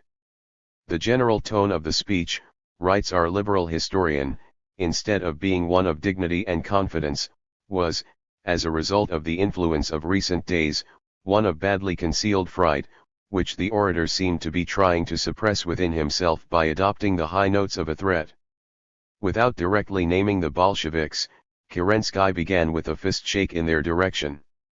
Any new attempts against the government will be put down with blood and iron. Both wings of the conference joined in a stormy applause. Then a supplementary threat in the direction of Kornilov, who had not yet arrived: whatever ultimatums no matter who may present to me, I will know how to subdue him to the will of the supreme power, and to me, its supreme head. Although this evoked ecstatical applause, the applause came only from the left half of the conference. Kerensky kept coming back again and again to himself as the supreme head. He had need of that thought. To you here who have come from the front, to you say I, your war minister and supreme leader, there is no will and no power in the army higher than the will and power of the provisional government. The Democrats were in rapture at these blank cartridges. They believed that in this way they could avoid the resort to lead. All the best forces of the people and the army, affirms the head of the government, associated the triumph of the Russian Revolution with the triumph of our arms on the front, but our hopes have been trampled in the mud and our faith spat upon. Such is his lyrical summing up of the June offensive. He himself, Kerensky, intends in any case to wage the war to complete victory. Speaking of the danger of a peace at the expense of Russia's interests, that course having been suggested in the peace proposals of the Pope on August 4, Kerensky pays a tribute of praise to the noble loyalty of our allies. To which he adds, and I, in the name of the mighty Russian people, say only one thing: we have expected nothing else and we can expect nothing else.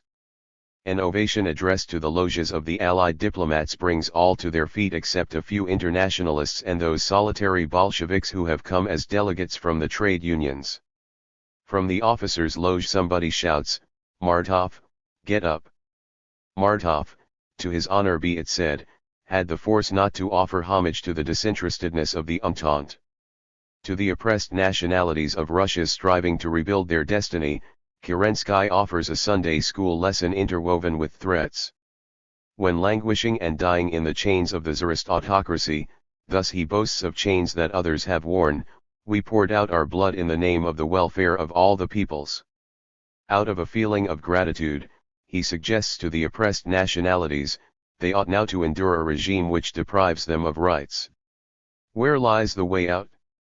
Do you not feel it in you, this mighty flame? Do you not feel within you the strength and the will to discipline, self-sacrifice and labor? Do you not offer here a spectacle of the united strength of the nation? These words were pronounced on the day of the Moscow strike, and during the hours of the mysterious movements of Kornilov's cavalry. We will destroy our souls, but we will save the state. That was all the government of the revolution had to offer the people. Many provincials, writes Milyukov, saw Kerensky in this hall for the first time, and they went out half disappointed and half indignant. Before them had stood a young man with a tortured pale face, and a pose like an actor speaking his lines. This man seemed to be trying to frighten somebody and create upon all an impression of power and force of will in the old style. In reality he evoked only a feeling of pity. The speeches of the other members of the government exposed not so much a personal bankruptcy, as the bankruptcy of the compromise system. The grand idea which the Minister of the Interior, Avksentiev, submitted to the judgment of the country, was the institution of traveling commissars. The Minister of Industry advised the capitalists to content themselves with a modest profit. The Minister of Finance promised to lower the direct tax upon the possessing classes by increasing indirect taxation. The right wing was incautious enough to greet these words with a stormy applause, in which Tsereteli afterward, with some embarrassment, pointed out a lack of eagerness for self-sacrifice. The Minister of Agriculture, Chernov, had been told to keep still entirely, in order not to irritate the Allies on the right with the spectre of land expropriation. In the interests of national unity it had been decided to pretend that the agrarian question did not exist. The compromisers had no objection. The authentic voice of the muzhik never once sounded from the tribune. Nevertheless, in those very weeks of August the agrarian movement was billowing throughout the whole country, getting ready to break loose in autumn in the form of an unconquerable peasant war. After a day's intermission, a day passed in reconnoitering and mobilizing of forces on both sides, the session of the 14th opened in an atmosphere of extreme tension. When Kornilov appeared in his loge, the right half of the conference gave him a stormy ovation, the left remained seated almost as a body. Cries of "Get up!" from the officers' loges were followed with coarse abuse. When the government appeared, the left section gave Kerensky a prolonged ovation, in which, as Miliukov testifies, the right just as demonstratively refused to participate, remaining in their seats. In those hostile clashing waves of applause were heard the close approaching battles of the Civil War. Meanwhile upon the stage representatives of both halves of the divided hall continued to sit with the title of government, and the president, who had secretly taken military measures against the commander-in-chief, did not for a moment forget to incarnate in his figure the unity of the Russian people. In pursuance of this role, Kerensky announced, "I propose to all that in the person of the Supreme Commander-in-Chief who is present here, we should all greet our army, courageously dying for freedom and the fatherland." On the subject of that army he had said at the first session, "Our hopes have been trampled in the mud, and our faith spat upon. But never mind. A saving phrase had been found." The hall rose and stormily applauded Kornilov and Kerensky. The unity of the nation was once more preserved. The ruling classes, whom historic necessity had seized by the throat, resorted to the method of historic masquerade. It evidently seemed to them that if they could once more stand before the people in all their transformations, this would make them more significant and stronger. In the character of experts on the national conscience, they brought out on the stage all the representatives of all the four state dumas. Their mutual disagreements, once so sharp, had disappeared. All the parties of the bourgeoisie now united without difficulty upon the extra-party and extra-class program of those public men who a few days back had sent a telegram of greeting to Kornilov. In the name of the First Duma, of the year 1906. The cadet Nabokov renounced the very intimation of the possibility of a separate peace. This did not prevent the liberal politician from subsequently relating in his memoirs how he, and with him many of the leading cadets, saw in a separate peace the only way to salvation. In the same way representatives of the other Tsarist Dumas demanded of the revolution first of all a tribute of blood. General, you have the floor. The session has now arrived at its critical moment. What will the High Commander-in-Chief have to say, after Kerensky has insistently but vainly urged him to limit himself to a mere outline of the military situation? Miliukov writes as an eyewitness, "The short, stumpy but strong figure of a man with Kalmuck features, appeared up the stage, darting sharp piercing glances from his small black eyes in which there was a vicious glint." The hall rocked with applause. All leapt to their feet with the exception of the soldiers. Shouts of indignation mingled with abuse were addressed from the right to the delegates who did not stand. "You roughnecks, get up. From the delegates not standing, the answer comes back, serfs. The uproar turns into a storm. Kerensky demands that they all quietly listen to the first soldier of the provisional government. In the sharp, fragmentary, imperious tone appropriate to a general who intends to save the country, Kornilov read a manuscript written for him by the adventurer Zavoyko at the dictation of the adventurer Filinenko. But the program proffered in the manuscript was considerably more moderate than the design to which it formed an introduction. Kornilov did not hesitate to paint the condition of the army and the situation at the front in the blackest colors, and with an obvious intent to cause fright.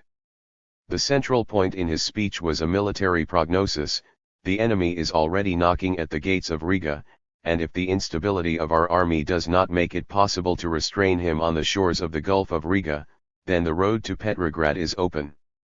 Here Kornilov hauls off and deals a blow to the government, by a whole series of legislative measures introduced after the revolution by people strange to the spirit and understanding of an army. The army has been converted into a crazy mob trembling only for its own life. The inference is obvious: there is no hope for Riga, and the commander-in-chief openly and challengingly says so before the whole world, as though inviting the Germans to seize the defenseless city. And Petrograd? Kornilov's thought was this: if I am empowered to carry out my program, Petrograd may still be saved, but hurry up. The Moscow Bolshevik paper wrote, "What is this, a warning or a threat?" The Tarnopol defeat made Kornilov commander-in-chief, the surrender of Riga might make him dictator. That suggestion accorded far more accurately with the designs of the conspirators than could have been guessed by the most suspicious Bolshevik. The Church Council, having participated in the gorgeous welcome of Kornilov, now sent to the support of the commander-in-chief one of its most reactionary members, the Archbishop Platon. "You have just seen the deadly picture of our army," says this representative of the living forces, "and I have come here in order from this platform to say to Russia, do not be troubled, dear one. Have no fear, my own one. If a miracle is necessary for the salvation of Russia, then in answer to the prayers of his church, God will accomplish this miracle. For the protection of the church lands, however, the Orthodox prelates preferred some good Cossack troops." The point of the speech was not there, though. The Archbishop complained that in the speeches of the members of the government, he had not once heard even by a slip of the tongue the word God. Just as Kornilov had accused the revolutionary government of demoralizing the army, so Platon accused those who now stand at the head of our God-loving people of criminal unbelief. These churchmen who had been squirming in the dust at the feet of Rasputin were now bold enough publicly to confess the revolutionary government. A declaration of the 12th Cossack Army was read by General Kaldin, whose name was persistently mentioned during this period among the strongest of those in the military party. Kaldin, to quote one of his eulogists, not desiring and not knowing how to please the mob, broke with General Brusilov on this ground, and as not adaptable to the spirit of the times was retired from the command. Returning to the Don at the beginning of May, the Cossack general had soon been elected ataman of the Don army, and so to him as chief of the oldest and strongest of the Cossack armies was allotted the task of presenting the program of the privileged Cossack upper circles. Rejecting the accusation of counter-revolutionism, his declaration ungraciously reminded the minister socialists how at the moment of danger they had come to the Cossacks for help against the Bolsheviks. The gloomy general unexpectedly won the hearts of the Democrats by pronouncing in a thunderous voice the word which Kerensky had not dared to speak out loud: Republic. The majority of the hall, and with special zeal the minister Chernov, applauded this Cossack general, who was quite seriously demanding of the Republic that which the autocracy was no longer able to give. Napoleon predicted that Europe would become either Cossack or Republican. Kaldin agreed to see Russia Republican on condition that she should not cease to be Cossack. Having read the words, "There should be no place for defeatists in the government," the ungrateful general roughly and impudently turned in the direction of the unlucky Chernov. The report of the liberal press remarks, all eyes were fixed upon Chernov, whose head was bowed low over the table. Being unretained by any political position, Kaldin developed to the full the military program of the reaction: abolish the committees, restore power to the commanders, equalize the front and the rear, reconsider the rights of the soldiers, that is, reduce them to nothing. The Constituent Assembly in the interest of tranquil and deliberative labors should be convoced in Moscow.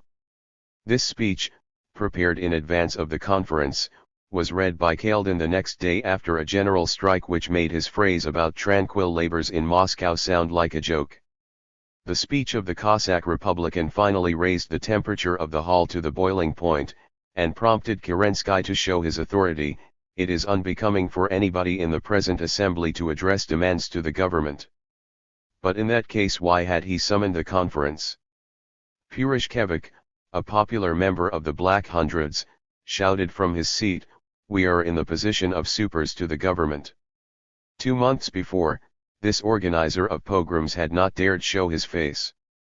The official declaration of the democracy, an endless document which tried to answer all questions and answered none, was read by the president of the executive committee, Chij, who received a warm greeting from the left. Their cries of "Long live the leader of the Russian Revolution," must have embarrassed this modest Caucasian, who was the last man in the world to imagine himself a leader. In a tone of self-justification, the democracy announced that it had not striven after the power, and had not desired a monopoly for itself. It was prepared to support any power capable of preserving the interests of the country and the revolution. But you must not abolish the Soviets, they alone have saved the country from anarchy. You must not destroy the soldiers' committees, only they can guarantee the continuation of the war. The privileged classes must in some things act in the interests of the whole people. However, the interests of the landlords must be protected from forcible seizures. The solution of nationality questions must be postponed to the Constituent Assembly. It is necessary, on the other hand, to carry out the more urgent reforms. Of an active policy of peace, the declaration said not a word. In general, the document seemed to have been especially designed to provoke the indignation of the masses without giving satisfaction to the bourgeoisie. In an evasive and colorless speech, the representative of the Peasants' Executive Committee reminded his auditors of the slogan "Land and Freedom," under which our best fighters have died. An account in a Moscow paper records an episode omitted from the official stenographic report. The whole hall rises and gives a stormy ovation to the prisoners of Schlüsselburg who are seated in a loge. Astonishing grimace of the revolution.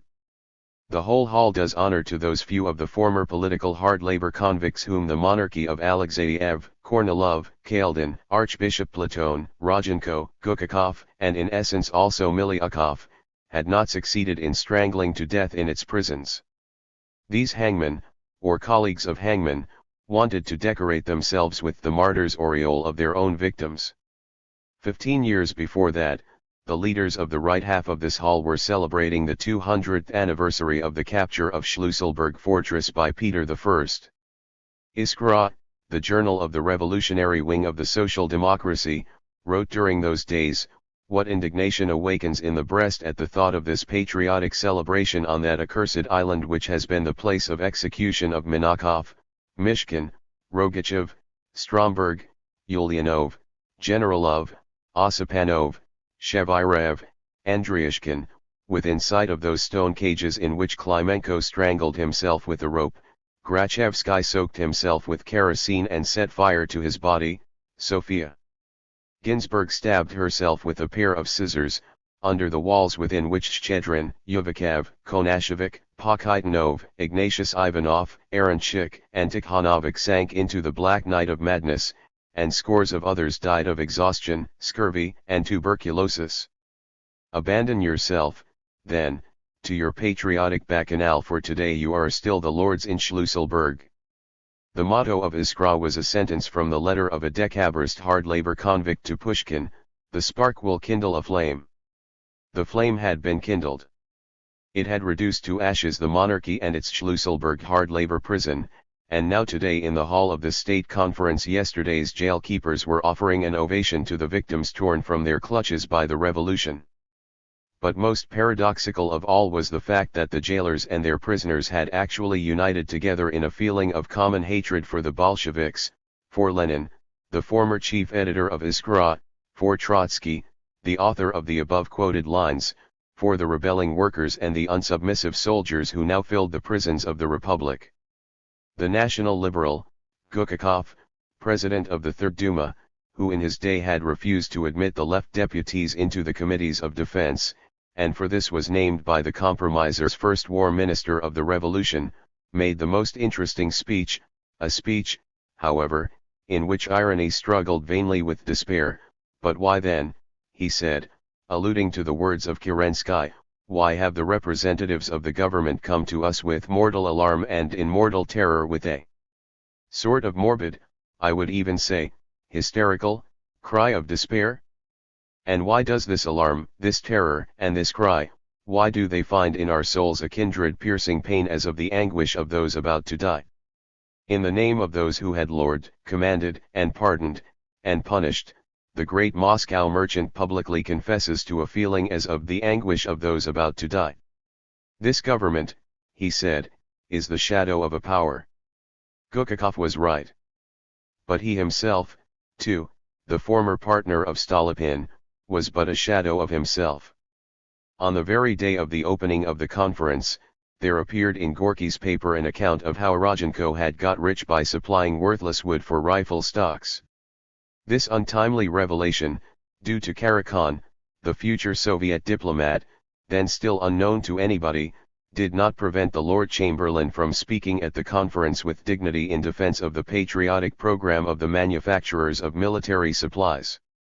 All misfortunes, he said, flowed from the fact that the provisional government did not go hand in hand with the State Duma, the sole, legal, and absolutely all-national popular representative assembly in Russia. That seemed a little too much. There was laughter on the left. There were shouts, the 3rd of June. There had been a time when that date, the 3rd of June, 1907, the day of the trampling underfoot of the Constitution they had granted, burned like the brand of a galley slave on the brow of the monarchy and the party supporting it. Now it was only a pale memory. But Rodchenko himself, too, with his thundering bass, ponderous and portentous, seemed as he stood on the tribune rather a living monument of the past than a political figure. As against attacks from within, the government brought forward some encouragements received a long time ago from without. Kerensky read a telegram of greeting from the American President, Wilson, promising every material and moral support to the government of Russia for success in the common cause uniting both peoples and in which they are pursuing no selfish aims. The renewed applause addressed to the diplomatic loge could not drown the alarm caused in the right half of the assembly by this telegram from Washington. Praise for their disinterestedness had too often meant to the Russian imperialists the prescription of a starvation diet. In the name of the compromisist democracy, Tsereteli, its acknowledged leader, defended the Soviets and the army committees, as one defends for honor's sake a lost cause. We cannot yet remove these scaffoldings, when the temple of free revolutionary Russia is not yet completely built. After the revolution the popular masses had trusted nobody in the essence of the matter, but themselves. Only the efforts of the compromisist Soviets had made it possible for the possessing classes to stay on top at all, even though at first deprived of their comforts. Tsereteli placed it to the special credit of the Soviets that they had handed over all state functions to the coalition government. Did this sacrifice, he asked, have to be wrested from the democracy by force? The orator was like the commander of a fortress who boasts publicly that he has surrendered the position entrusted to him without a struggle. And in the July days, who then came forward in defense of the country against anarchy? A voice resounded on the right, the Cossacks and Junkers. Those short words cut like the blow of a whip through the flow of democratic commonplaces. The bourgeois wing of the conference perfectly understood the rescuing services done them by the compromisers, but gratitude is not a political feeling. The bourgeoisie had promptly drawn their conclusion from the services rendered them by the democracy. It was this: the chapter of the social revolutionaries and Mensheviks is at an end, the Cossack and Junker chapter is next in order. Tsereteli approached the problem of power with special caution. During the recent months elections had been held to the city dumas, in part also to the zemstvos, on a basis of universal franchise, and what had happened?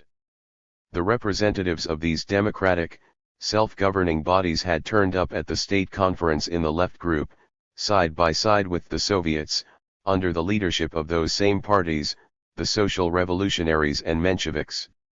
If the cadets intend to insist upon their demand, to abolish all dependence of the government upon the democracy, then what will be the use of the Constituent Assembly?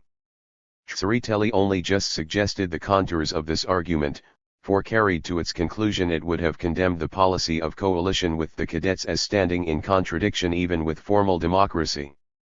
They are accusing the revolution of overdoing its speeches about peace, he said, but do not the possessing classes understand that the slogan of peace is now the sole means by which the war can be continued? The bourgeoisie understood this all right. They merely wished to take this means of continuing the war, along with the power, into their own hands. Tsereteli concluded with a hymn of praise to the coalition.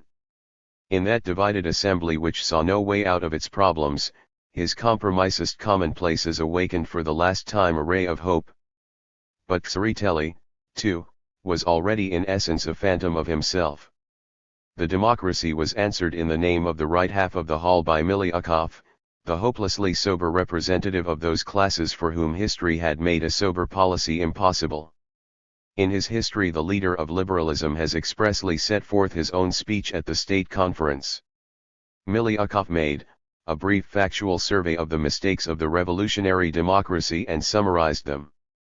Capitulation on the question of democratization of the army, involving the retirement of Gukakov, capitulation on the question of a Zimmerwaldist foreign policy, involving the retirement of the Minister of Foreign Affairs, capitulation before the utopian demands of the working class, involving the retirement of Konovalov, capitulation before the extreme demands of the national minorities, involving the retirement of the rest of the cadets.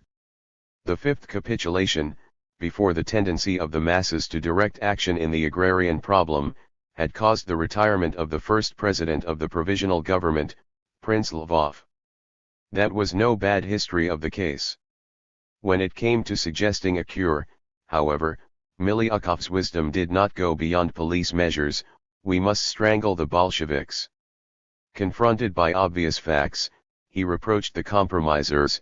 These more moderate groups have been compelled to admit that there are criminals and traitors among the Bolsheviks. But they have not yet acknowledged that the very fundamental idea uniting these partisans of anarcho-syndicalist militant action is criminal. The extremely submissive Chernov still seemed to be the link uniting the coalition with the revolution.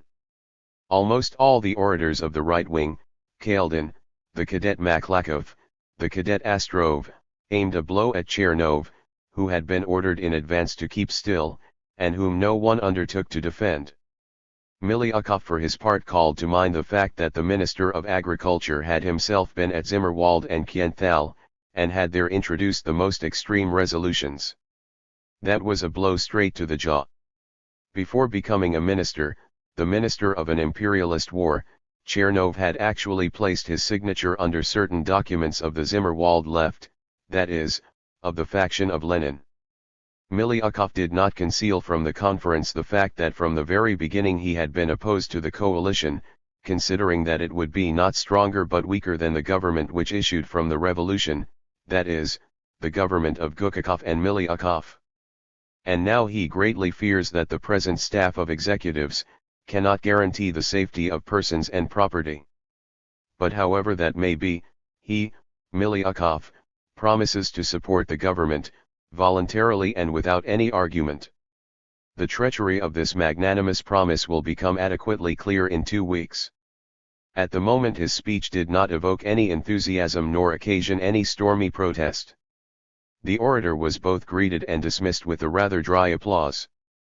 The second speech of Tsereteli reduced itself to promises, asseverations, clamor.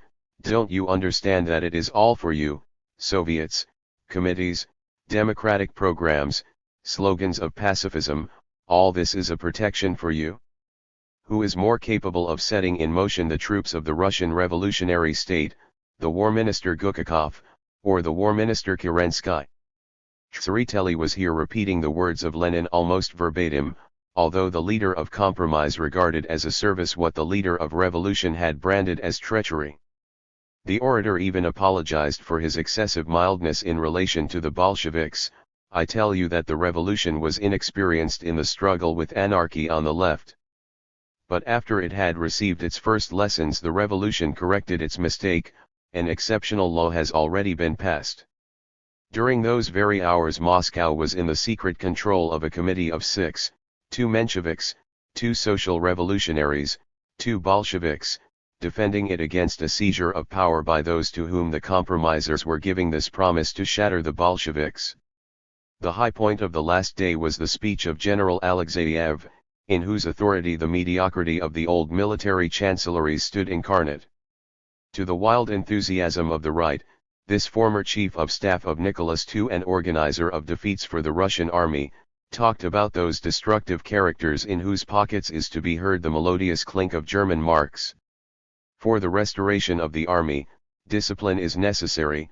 For discipline, the authority of the commanders is necessary, and for this again, discipline is necessary. Call discipline iron, call it conscious, call it genuine.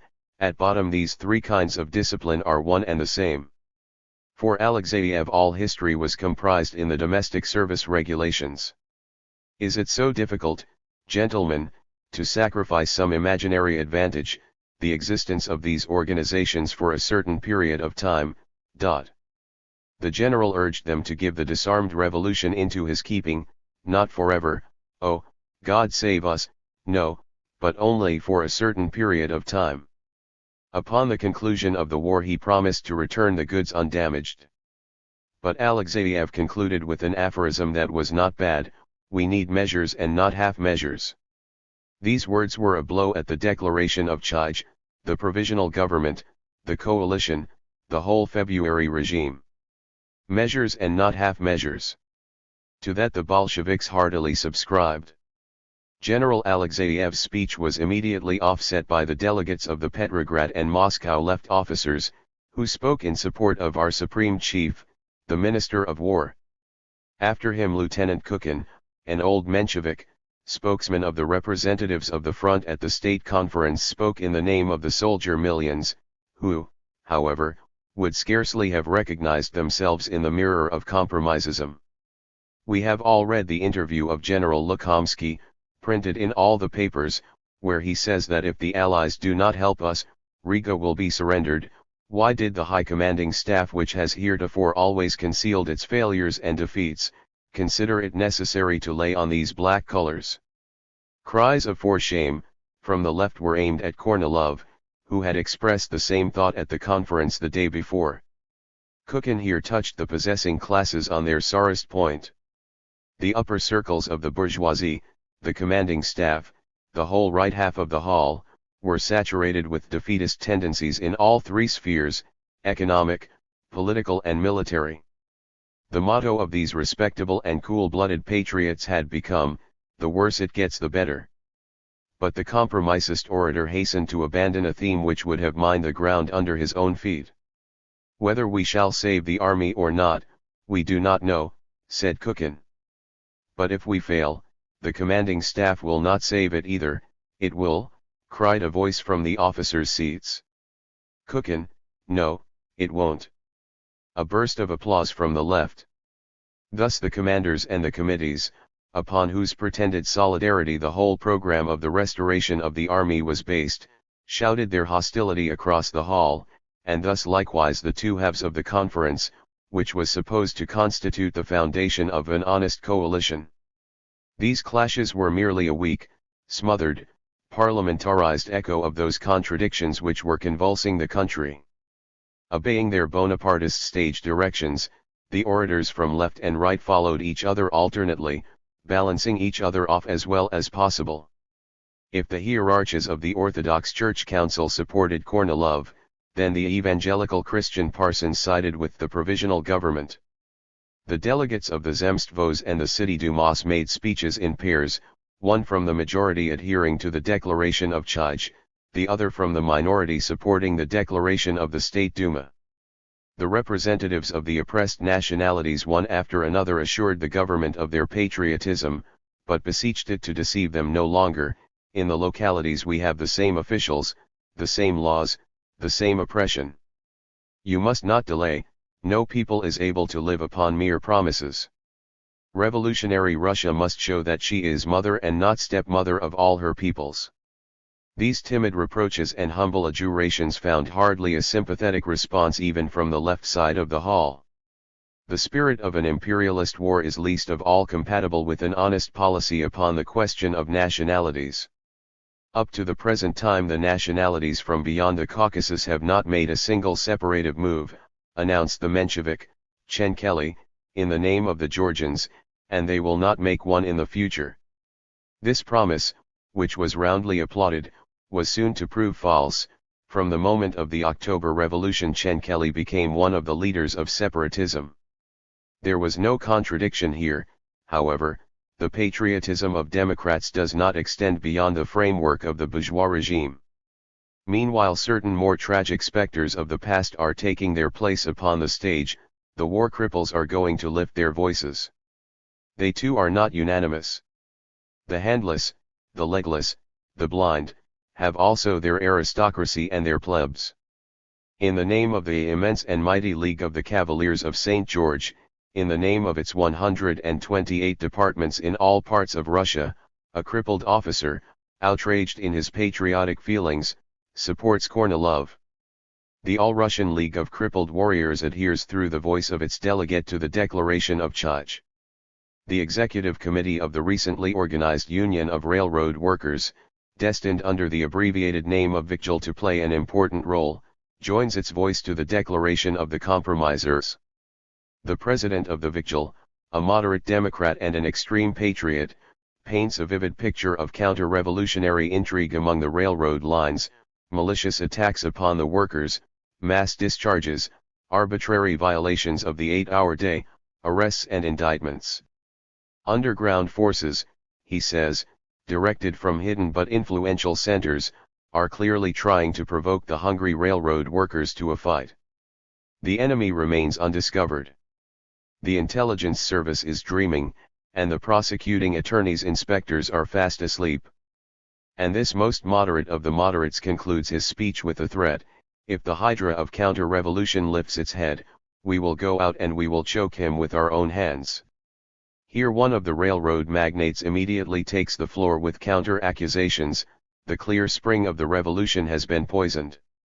Why? Because the idealistic aims of the revolution have been replaced by material aims. In a similar spirit the cadet landlord, Rodyshev, denounces the workers for having appropriated from France the shameful slogan, "Get rich." The Bolsheviks will soon give extraordinary success to the formula of Rodyshev, although not quite of the kind which the orator hoped for. Professor Ozerov, a man of pure science and a delegate from the agricultural banks, exclaims, "The soldier in the trenches ought to be thinking of war, not of dividing the land." This is not surprising. A confiscation of privately owned land would mean a confiscation of bank capital. On the 1st of January, 1915, the debts of the private landowners amounted to more than 3¼ billion rubles. On the right, spokesmen took the floor from the high staffs, from the Industrial League, from chambers of commerce and banks, from the Society of Horse Breeders, and other organizations comprising hundreds of eminent people. On the left, spokesmen appeared for the Soviets, the army committees, the trade unions, the democratic municipalities, and the cooperatives behind which in the distant background stood nameless millions and tens of millions. In normal times the advantage would have been with the short arm of the lever. It is impossible to deny, preached Tseretelli, especially at such a moment, the great relative weight and significance of those who are strong through the possession of property. But the whole point was that this weight was becoming more and more impossible to weigh. Just as weight is not an inner attribute of individual objects, but an interrelation between them, so social weight is not a natural property of people, but only that class attribute which other classes are compelled to recognize in them. The revolution, however, had come right up to the point where it was refusing to recognize this most fundamental attribute of the ruling classes. It was for this reason that the position of the eminent minority on the short arm of the lever was becoming so uncomfortable. The compromisers were trying with might and main to preserve the equilibrium, but they also were already without power, the masses were too irresistibly pressing down on the long arm. How cautious were the great agrarians, bankers, industrialists about coming out in the defense of their interests? Did they indeed defend them at all? Almost not at all. They spoke for the rights of idealism, the interests of culture, the prerogatives of a future constituent assembly. The leader of the heavy industries, von Dittmar, even concluded his speech with a hymn in honor of liberty, equality, fraternity. Where were the metallic baritones of profits, the hoarse bass of land rents, where were they hiding? Only the oversweet tenor melodies of disinterestedness filled the hall. But listen for a moment, how much spleen and vinegar under all this syrup! How unexpectedly these lyric roulades break into a spiteful falsetto! The president of the All-Russian Chamber of Agriculture, Kapotzinsky, standing with all his heart for the coming agrarian reform, does not forget to thank our pure Tseretelli for his circular in defense of law against anarchy. But the land committees? They will straightway turn over the power to the muzhik. To this dark, semi-illiterate man, crazy with joy that they have at last given him the land, it is proposed to turn over the inauguration of justice in the country. If in their struggle with this dark muzhik, the landlords happen to be defending property, it is not for their own sakes, oh no. But only in order afterwards to lay it upon the altar of freedom. The social symbolism would now seem to have been completed. But here Kerensky is blessed with a happy inspiration. He proposes that they give the floor to one more group, a group out of Russian history, namely Breshko-Breshkovskaya, Kropotkin and Plekhanov. Russian Narodnikyism, Russian anarchism and Russian social democratism take the floor in the person of the older generation, anarchism and Marxism in the person of their most eminent founders.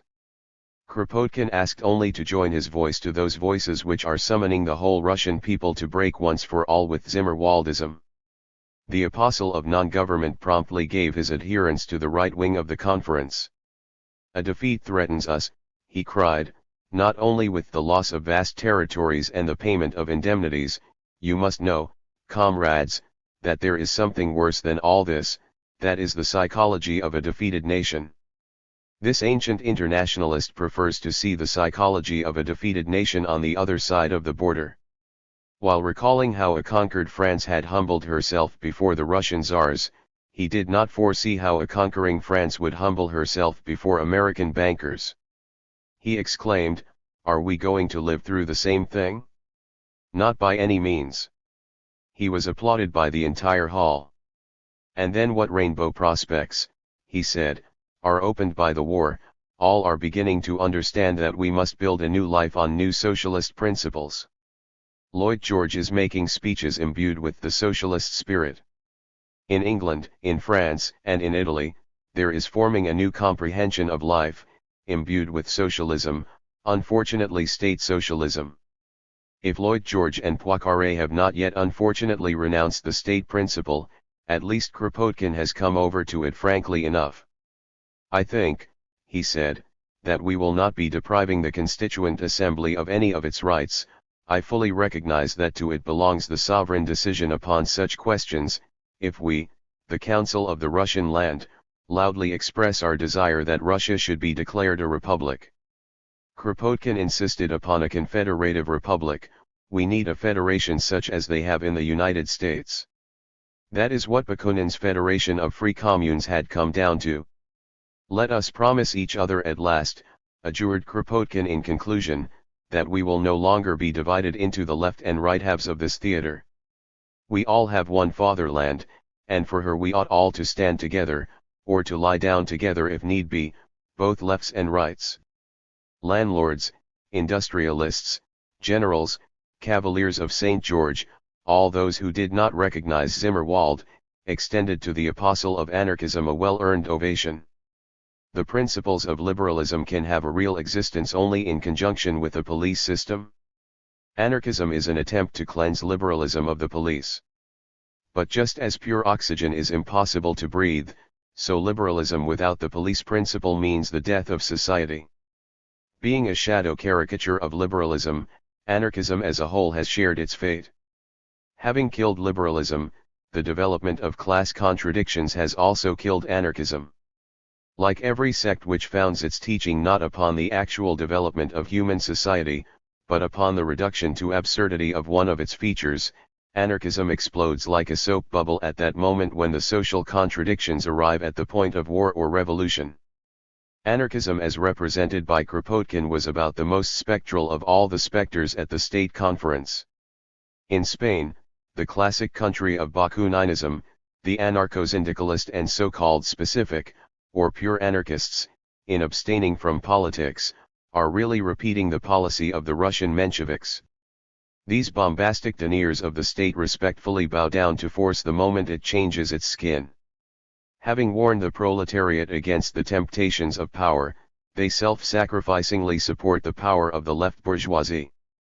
Cursing the gangrene of parliamentarism, they secretly hand their followers the election ballot of the vulgar Republican. No matter how the Spanish Revolution develops, it will at least put an end to anarchism once for all. Plekhanov, who was greeted by the whole conference with stormy applause, the lefts were honoring their old leader, the rights their new ally, represented that early Russian Marxism whose outlook had in the course of the decades become fixed within the boundaries of political freedom. For the Bolsheviks the revolution had only begun, for Plekhanov it was already finished. Advising the industrialists to seek a rapprochement with the working class, Plekhanov suggested to the Democrats, "It is absolutely necessary for you to come to an agreement with the representatives of the commercial and industrial class." As a horrible example, Plekhanov introduced the unhappy memory of Lenin, who had fallen to such a level that he was summoning the proletariat to an immediate seizure of political power. It was just for this warning against a struggle for power that the conference had need of Plekhanov, who had abandoned the last item of the armor of a revolutionist upon the threshold of the revolution. On the evening of the day that the delegates from Russian history spoke, Kerensky gave the floor to a representative of the Chamber of Agriculture and the Union of Horse Breeders, also a Kropotkin, another member of the old princely family which had, if you believe their genealogical tree, a better right than the Romanovs to the Russian throne. "I'm not a socialist," said this feudal aristocrat, "though I have a respect for genuine socialism. But when I see seizures, robberies, and violence I am obliged to say, the government ought to compel people who are attaching themselves to socialism to withdraw from the task of reconstructing the country." This second Kropotkin, obviously aiming his shot at Chernov, had no objection to such socialists as Lloyd George or Poincaré. Along with his family opposite, the anarchist, this monarchist Kropotkin condemned Zimmerwald, the class struggle and the land seizures. Alas, he had been in the habit of calling them anarchy, and also demanded union and victory. Unfortunately the records do not state whether the two Kropotkins applauded each other. In this conference, corroded with hatred, they talked so much about unity that unity simply had to materialize at least for 1 second in the inevitable symbolic handshake. The Menshevik paper tells of this incident in rapturous words. During the speech of Bublikov an incident occurred which made a deep impression upon all the members of the conference. "Yesterday," said Bublikov, "a noble leader of the revolution, Tsereteli, extended his hand to the business world, and I want him to know that that hand is not left hanging in the air." When Bublikov stopped speaking, Tsereteli came up and shook hands with him. Stormy ovations. How many ovations? A little too many. A week before the scene just described, this same Bublikov, a big railroad magnate, attending a congress of industrialists, had bellowed against the Soviet leaders, "Away with the dishonest, the ignorant, all those who have driven us toward destruction," and his words were still echoing in the atmosphere of Moscow. The old Marxist, Ryazanov, who attended the conference as a trade union delegate, very appropriately recalled the kiss of the prelate of Lyon, Lamourette, that kiss which was exchanged by two parts of the National Assembly, not the workers and the bourgeoisie, but two parts of the bourgeoisie, and you know that the struggle never burst out more furiously than just after that kiss. Miliukov acknowledges with unaccustomed frankness that this union was, upon the side of the industrialists, not sincere, but practically necessary for a class which would have too much to lose. The celebrated handshake of Bublikov was just such a reconciliation, with mental reservations. Did the majority of the members of the conference believe in the force of handshakes and political kisses? Did they believe in themselves? Their feelings were contradictory, like their plans. To be sure, in certain individual speeches, especially from the provinces, there was still to be heard the crackle of the first raptures, hopes, illusions. But in a conference where the left half was disappointed and demoralized, and the right enraged, these echoes of the March days sounded like the correspondence of a betrothed couple made public in their divorce trial. Having already departed into the kingdom of shades, these politicians were saving with spectral measures a spectral regime. A deathly cold breath of hopelessness hung over this assembly of living forces, this final parade of the doomed. Towards the very end of the conference an incident occurred revealing the deep split even in that group which was considered the model of unity and loyalty to the state, the Cossacks. Negaev, a young Cossack officer in the Soviet delegation, declared that the working Cossacks were not with Kaledin. The Cossacks at the front, he said, do not trust the Cossack leaders. That was true, and touched the conference upon its sorest point. The newspaper accounts here report the stormiest of all the scenes at the conference. The left ecstatically applauded Negaev and shouts were heard, "Hurrah for the revolutionary Cossacks!" Indignant protests from the right, "You will answer for this." A voice from the officers' benches, "German marks." In spite of the inevitability of these words as the last argument of patriotism, they produced an effect like an exploding bomb. The hall was filled with a perfectly hellish noise. The Soviet delegates jumped from their seats, threatening the officers' benches with their fists. There were cries of provocateurs. The president's bell clanged continually. Another moment and it seemed as though a fight would begin. After all that had taken place, Kerensky declared in his concluding speech, "I believe and I even know, that we have achieved a better understanding of each other, that we have achieved a greater respect for each other." Never before had the duplicity of the February regime risen to such disgusting and futile heights of falsity. Himself unable to sustain this tone, the orator suddenly burst out in the midst of his concluding phrases into a wail of threat and despair. As Miliukov describes it, with a broken voice which fell from a hysterical shriek to a tragic whisper, Kerensky threatened an imaginary enemy, intently searching for him throughout the hall with inflamed eyes. Miliukov really knew better than anybody else that this enemy was not imaginary. "Today, citizens of the Russian land, I will no longer dream. May my heart become a stone," thus Kerensky raged, "let all those flowers and dreams of humanity dry up. I throw far away the key of my heart, beloved people. I will think only of the state." The hall was stupefied, and this time both halves of it. The social symbol of the state conference wound up with an insufferable monologue from a melodrama. That woman's voice raised in defense of the flowers of the heart sounded like a cry for help, like an SOS from the peaceful, sunny, bloodless February Revolution. The curtain came down at last upon the state conference. Chapter 31. Kerensky's plot. The Moscow conference damaged the position of the government by revealing, as Miliukov correctly states, that the country was divided into two camps between which there could be no essential reconciliation or agreement. The conference raised the spirits of the bourgeoisie and sharpened their impatience. On the other hand, it gave a new impulse to the movement of the masses. The Moscow strike opened a period of accelerated regrouping to leftward of the workers and soldiers. Henceforth the Bolsheviks grew unconquerably. Among the masses, only the left social revolutionaries, and to some extent the left Mensheviks, held their own. The Petrograd organization of the Mensheviks signalized its political shift leftward by excluding Tsereteli from the list of candidates for the City Duma. On the 16th of August, a Petrograd conference of the social revolutionaries demanded, by 22 votes against 1, the dissolution of the League of Officers at headquarters, and other decisive measures against the counter-revolution. On August 18, the Petrograd Soviet, over the objection of its president, Chij, placed upon the order of the day the question of abolishing the death penalty. Before the voting, Tsereteli put this challenging question: if as a consequence of your resolution, the death penalty is not abolished, then will you bring the crowd into the street and demand the overthrow of the government? Yes, shouted the Bolsheviks in answer.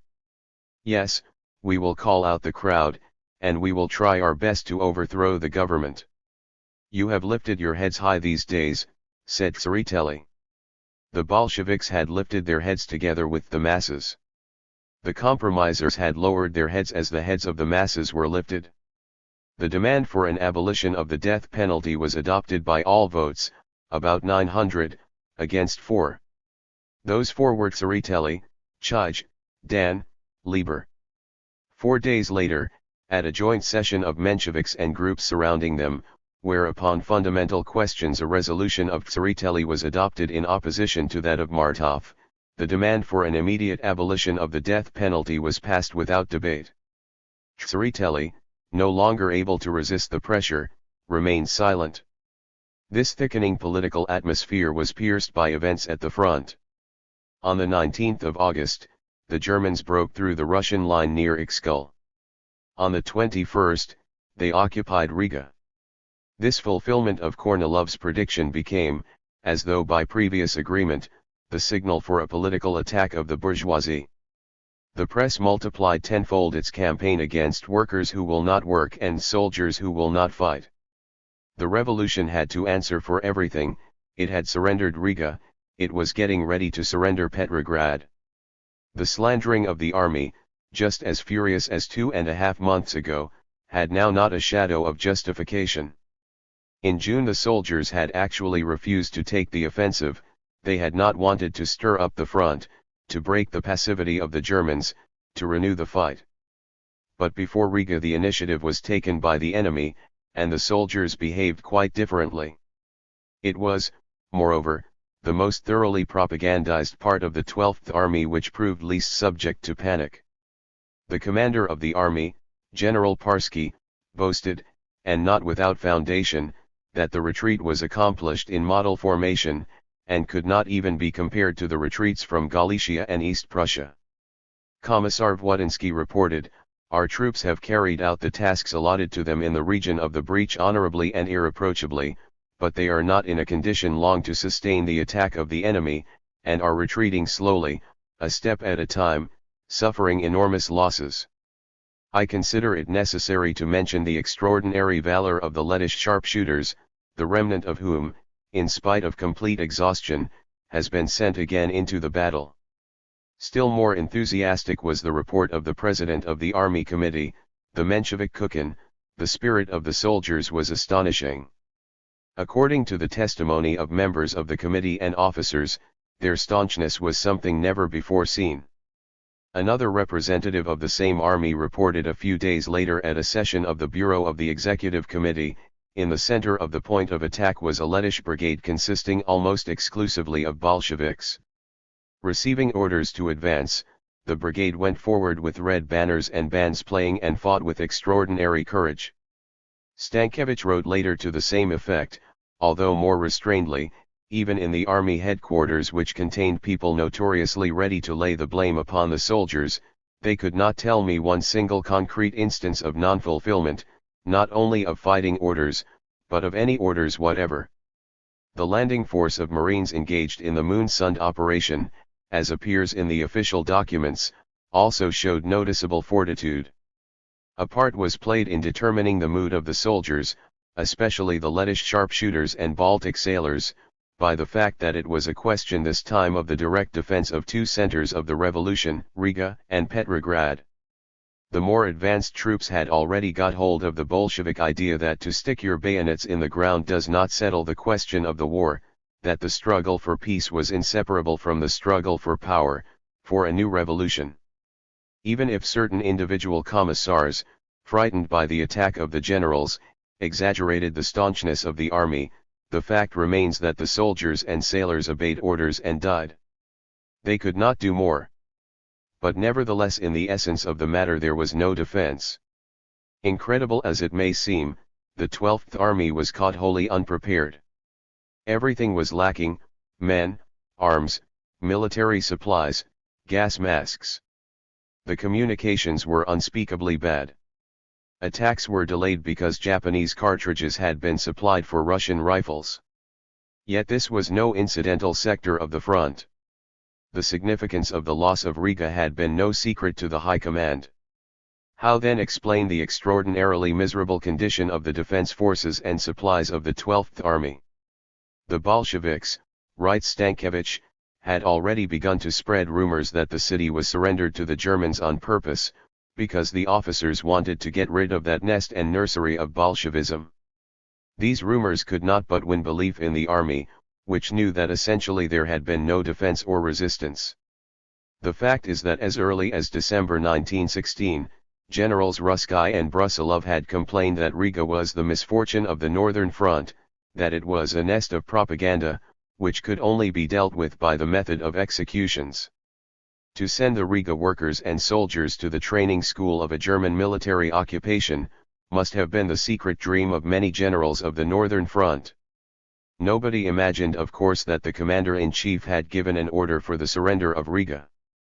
But all the commanders had read the speech of Kornilov and the interview of his chief of staff, Lukomsky. This made an order entirely unnecessary. The commander-in-chief of the Northern Front, General Klembovsky, belonged to the inside clique of conspirators, and was consequently awaiting the surrender of Riga as a signal for the beginning of the movement to save the country. Moreover, even in normal conditions these Russian generals had a preference for surrender and retreat. On this occasion, when they were relieved of responsibility in advance by headquarters, and their political interests impelled them along the road of defeatism, they did not even make the attempt at a defense. Whether this or that general added some damaging action to the passive sabotage of the defense, is a secondary question and in its essence hard to solve. It would be naive to imagine, however, that the generals restrained themselves from lending what help they could to destiny in those cases where their traitorous activities would remain unpunished. The American journalist, John Reed, who knew how to see and hear, and who has left an immortal book of chronicler's notes of the days of the October Revolution, testifies without hesitation that a considerable part of the possessing classes of Russia preferred a German victory to the triumph of the revolution, and did not hesitate to say so openly. One evening I spent at the house of a Moscow merchant, says Reed, among other examples. During tea we asked 11 people at the table whether they preferred Wilhelm or the Bolsheviks. The vote was 10-1 for Wilhelm. The same American writer conversed with officers on the Northern Front, who frankly preferred a military defeat to working with the soldiers' committees. To sustain the political accusation made by the Bolsheviks, and not only by them, it is wholly sufficient that the surrender of Riga entered into the plans of the conspirators and occupied a definite place in the calendar of their conspiracy. This was quite clearly evident between the lines of the Moscow speech of Kornilov. Subsequent events illumined that aspect of the matter completely. But we have also a piece of direct testimony, to which, in the given instance, the personality of the witness imparts an irreproachable authority. Miliukov in his history says, in Moscow, Kornilov indicated in his speech that moment beyond which he did not wish to postpone decisive steps for the salvation of the country from ruin and the army from collapse. That moment was the fall of Riga predicted by him. This event in his opinion would evoke a flood of patriotic excitement. As Kornilov told me personally at a meeting in Moscow on the 13th of August, he did not wish to let pass this opportunity. And the moment of open conflict with the government of Kerensky was completely determined in his mind, even to the point of settling in advance upon the date, August 27. Could one possibly speak more clearly? In order to carry out the march on Petrograd, Kornilov had need of the surrender of Riga several days before the date settled upon. To strengthen the Riga position, to take serious measures of defense, would have meant to destroy the plan of another campaign immeasurably more important for Kornilov. If Paris is worth a mass, then Riga is a small price to pay for power. During the week which passed between the surrender of Riga and the insurrection of Kornilov, headquarters became the central reservoir of slander against the army. The communications from the Russian staff printed in the Russian press found immediate echo in the press of the Entente. The Russian patriotic papers in their turn enthusiastically reprinted the taunts and abuse addressed to the Russian army by the Times, Le Temps, and Le Matin. The soldiers' front quivered with resentment, indignation, and disgust. The commissars and committees, even the compromisist and patriotic ones, felt injured to the quick. Protests poured in from all sides. Especially sharp was the letter of the Executive Committee of the Romanian Front, the Odessa Military District, and the Black Sea Fleet, the so-called Rumcherod, which demanded that the Executive Committee establish before all Russia the valor and devoted bravery of the soldiers who are dying by the thousands every day in cruel battles for the defense of revolutionary Russia. Under the influence of these protests from below, the compromisist leaders abandoned their passivity. It seems as if there exists no filth which the bourgeois papers will not fling at the revolutionary army, wrote Izvestia of its allies in a political block. But nothing had any effect. This slandering of the army was a necessary part of the conspiracy which had its center in headquarters. Immediately after the abandonment of Riga, Kornilov gave order by telegram to shoot a few soldiers on the road before the eyes of others as an example. Commissar Wodinsky and General Parsky reported that in their opinion the conduct of the soldiers did not at all justify such measures. Kornilov, beside himself, declared at a meeting of committee representatives at headquarters that he would court-martial Wodinsky and Parsky for giving untrue reports of the situation in the army, which meant, as Stankiewicz explains, for not laying the blame on the soldiers. To complete the picture, it is necessary to add that on the same day Kornilov ordered the army staffs to supply a list of Bolshevik officers to the head committee of the League of Officers, that is, to the counter-revolutionary organization headed by the cadet Novosiltsev, which was the chief center of the plot. Such was the supreme commander-in-chief, the first soldier of the revolution. Having made up its mind to lift a tiny corner of the curtain, Izvestia wrote, some mysterious clique extraordinarily close to the high commanding circles is doing a monstrous work of provocation. Under the phrase mysterious clique they were alluding to Kornilov and his staff. The heat lightnings of the advancing civil war began to cast a new illumination not only upon today's, but upon yesterday's doings. Under the head of self-defense, the compromisers began to uncover suspicious activities of the commanding staff during the June offensive. There appeared in the press more and more details of the malicious slandering by the staffs of divisions and regiments. Russia has the right to demand, wrote Izvestia, that the whole truth be laid bare to her about our July retreat. Those words were eagerly read by soldiers, sailors, workers, especially by those who, under the pretense that they had been guilty of the catastrophe at the front, were still keeping the prisons full. 2 days later Izvestia felt compelled to declare more openly that, headquarters with its communiques is playing a definite political game against the provisional government and the revolutionary democracy. The government is portrayed in these lines as an innocent victim of the designs of headquarters, but it would seem as though the government had every opportunity to pull up on the generals. If it did not do so, that was because it did not want to. In the above-mentioned protest against treacherous baitings of the soldiers, Rumcherod spoke with a special indignation of the fact that the communiques from headquarters, while emphasizing the gallantry of the officers, seemed deliberately to belittle the devotion of the soldiers to the defense of the revolution. The protest of Rumcherod appeared in the press of August 22, and the next day a special order of Kerensky was published devoted to the laudation of the officers, who from the first days of the revolution have had to endure a diminution of their rights, and undeserved insults on the part of soldier masses concealing their cowardice under idealistic slogans. At a time when his closest assistants, Stankiewicz, Wodinsky, and others, were protesting against the taunting of soldiers, Kerensky demonstratively associated himself with this business, crowning it with a provocatory order from the war minister and head of the government. Kerensky subsequently acknowledged that as early as the end of July he had in his hands accurate information as to an officers' plot grouped around headquarters. The head committee of the League of Officers, to quote Kerensky, appointed active conspirators from its midst, and its members were agents of the conspiracy in various localities. They gave to the legal actions of the League the necessary tone. That is perfectly correct. We need only add that the necessary tone was a tone of slander against the army, the committees, and the revolution, that is, the very tone of Kerensky's order of August 23. How shall we explain this riddle? That Kerensky had no consistent and thought-out policy is absolutely indubitable. But he must needs have been altogether out of his senses, in order with knowledge of an officer's plot to put his head under the knife of the plotters and at the same time to help them disguise themselves. The explanation of the conduct of Kerensky, incomprehensible at first glance, is in reality very simple. He was himself at that time a party to the plot against the baffled regime of the February Revolution.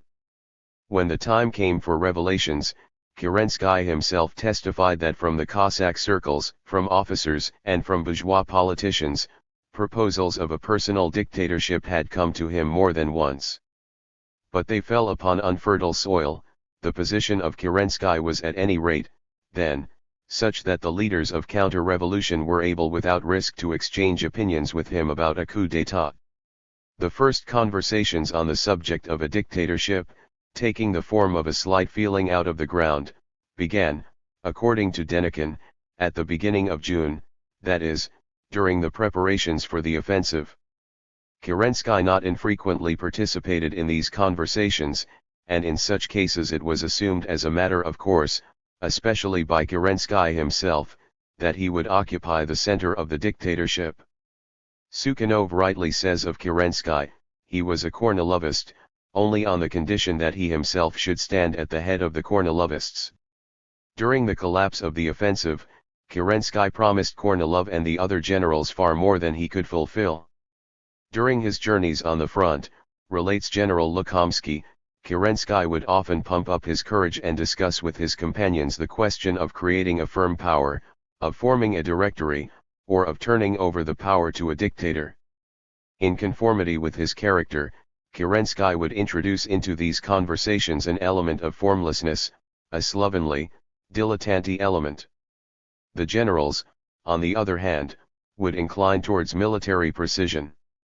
These casual participations of Kerensky in the conversations of the generals gave a certain legalization to the idea of a military dictatorship, a thing which, out of cautiousness before the not yet strangled revolution, they most often called by the name of directory. What role historic recollections about the government of France after the Thermidor played here, it would be difficult to say. But aside from questions of mere verbal disguise, the directory presented in the first place this indubitable advantage, that it permitted a subordination of personal ambitions. In a directory, places ought to be found not only for Kerensky and Kornilov, but also for Savinkov, even for Filonenko, in general, for people of iron will as the candidates themselves expressed it. Each of them cherished in his own mind the thought of passing over afterward from the collective to the single dictatorship. For a conspiratorial bargain with headquarters, Kerensky therefore did not have to make any abrupt change, it was sufficient to develop and continue what he had already begun.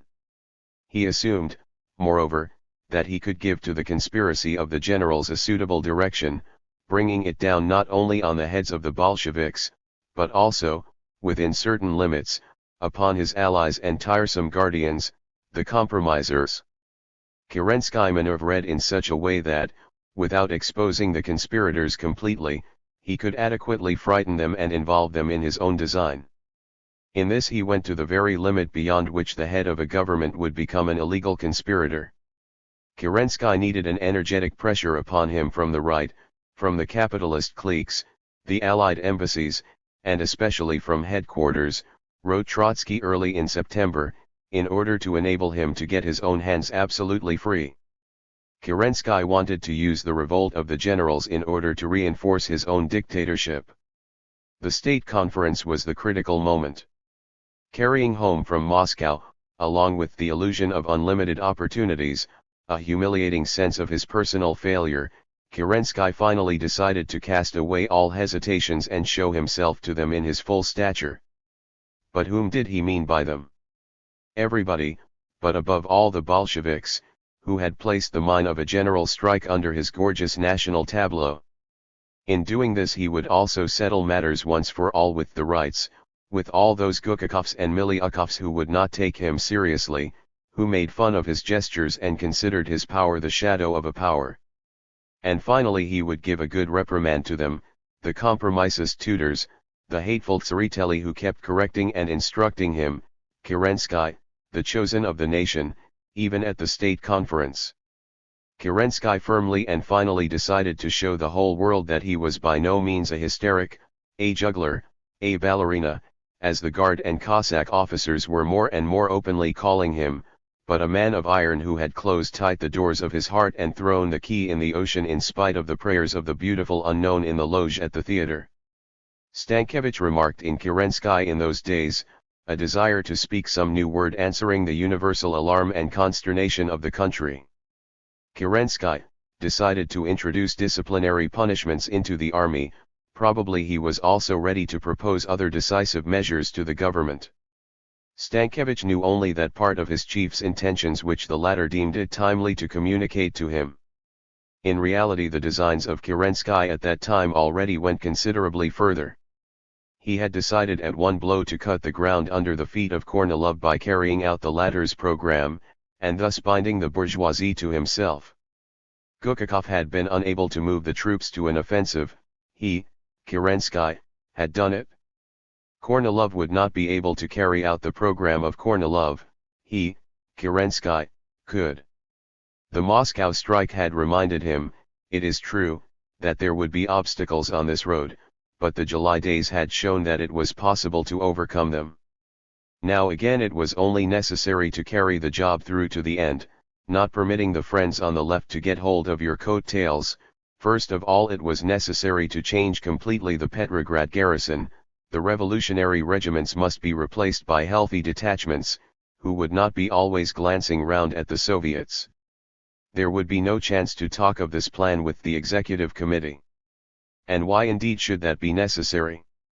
The government had been recognized as independent and crowned under that banner in Moscow.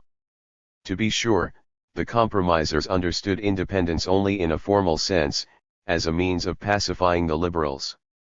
But he, Kerensky, would convert the formal into the material. Not for nothing had he declared in Moscow that he was neither with the rights nor the lefts, and that therein lay his strength. Now he would prove this in action. After the conference Kerensky's line and the line of the executive committee had continued to diverge. The compromisers were afraid of the masses, Kerensky of the possessing classes. The popular masses were demanding the abolition of the death penalty at the front.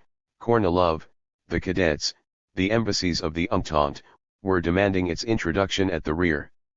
On August 19, Kornilov telegraphed the minister-president, I insistently assert the necessity of subordinating to me the Petrograd district. Headquarters was openly stretching its hand toward the capital. On August 24, the executive committee summoned the courage to demand vocally that the government put an end to counter-revolutionary methods, and undertake without delay and with all energy the realization of the democratic transformation. This was a new language. Kerensky was compelled to choose between accommodating himself to a democratic platform, which with all its meagerness might lead to a split with the liberals and generals, and the program of Kornilov which would inexorably lead to a conflict with the Soviets. Kerensky decided to extend his hand to Kornilov, to the cadets, to the Entente. He wanted to avoid an open conflict on the right at any cost. It is true that on August 21, the Grand Dukes Mikhail Alexandrovich and Pavel Alexandrovich were put under house arrest, and a few other persons at the same time placed under observation. But there was nothing serious in all that, and Kerensky was compelled to liberate the arrestees immediately. It seems, he said in subsequent testimony on the Kornilov affair, that we had been consciously led off on a false scent. To this it is only necessary to add, with our own cooperation. It was perfectly clear that for serious conspirators, that is, for the whole right wing of the Moscow Conference, it was not at all a question of restoring monarchy, but of establishing the dictatorship of the bourgeoisie over the people. It was in this sense that Kornilov and all his colleagues rejected, not without indignation, the charge of counter-revolutionary, that is, monarchist, designs. To be sure, There were former officials, aides-de-camp, ladies-in-waiting, Black Hundred courtiers, witch doctors, monks, ballerinas, whispering here and there in the backyards. That was a thing of no consequence whatever. The victory of the bourgeoisie could come only in the form of a military dictatorship. The question of monarchy could rise only at some future stage, and then too on the basis of a bourgeois counter-revolution, not of Rasputin's ladies-in-waiting. For the given period the real thing was the struggle of the bourgeoisie against the people under the banner of Kornilov.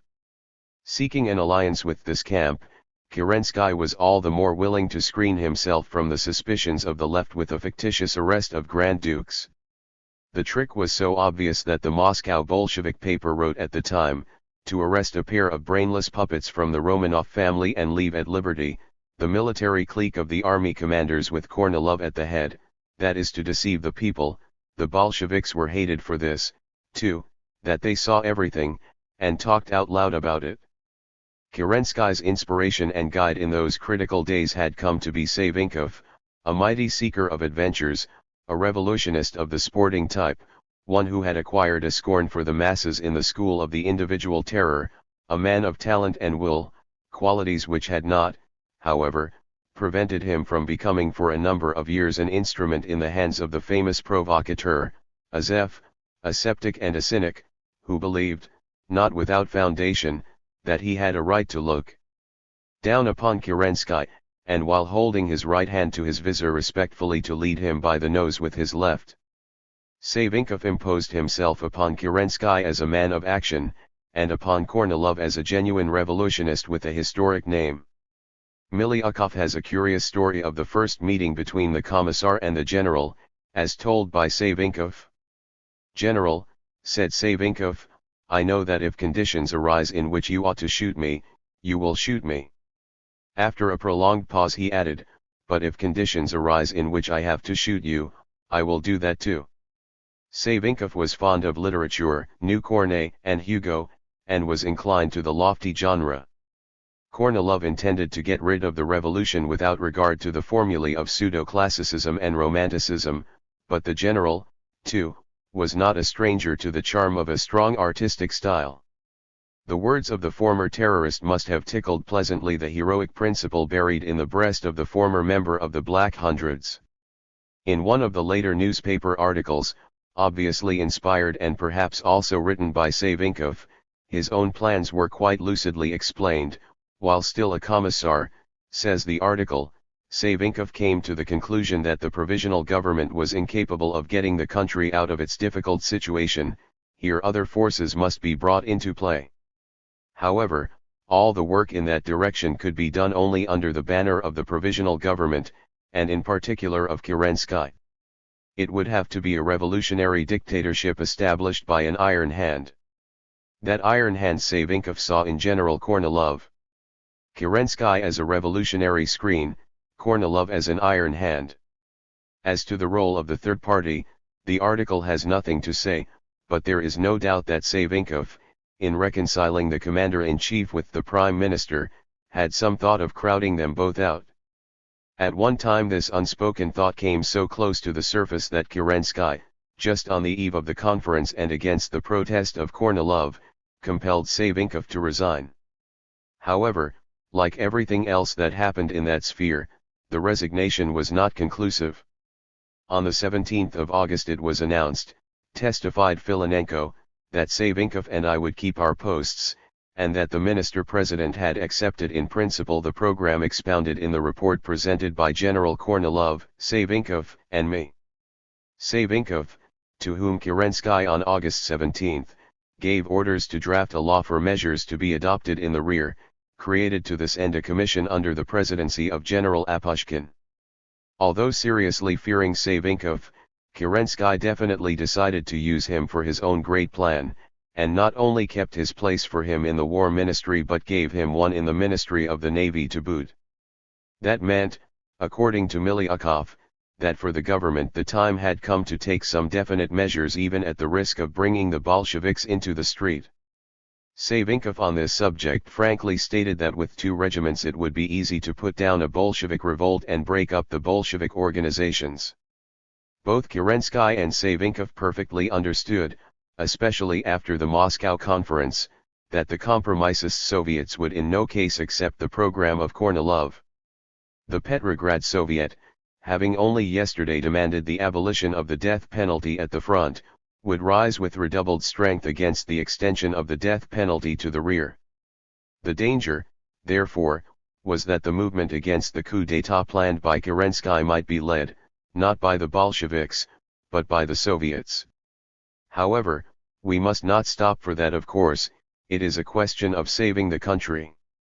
On the 22nd of August, writes Kerensky, Savinkov went to headquarters at my direction in order, among other things, to demand of General Kornilov that he place a cavalry corps at the disposal of the government. Savinkov himself, when it came his turn to justify himself before public opinion, described his mission in the following terms: to get from General Kornilov a cavalry corps for the actual inauguration of martial law in Petrograd and for the defense of the provisional government against any attempt whatever, in particular an attempt of the Bolsheviks who, according to information received from a foreign intelligence service, were again preparing an attack in connection with a German siege and an insurrection in Finland.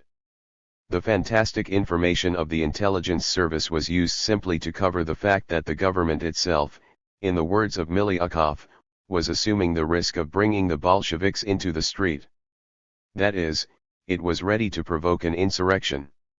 And since the publication of the decree establishing a military dictatorship was designated for the last days of August, Savinkov accommodated to that date the anticipated insurrection.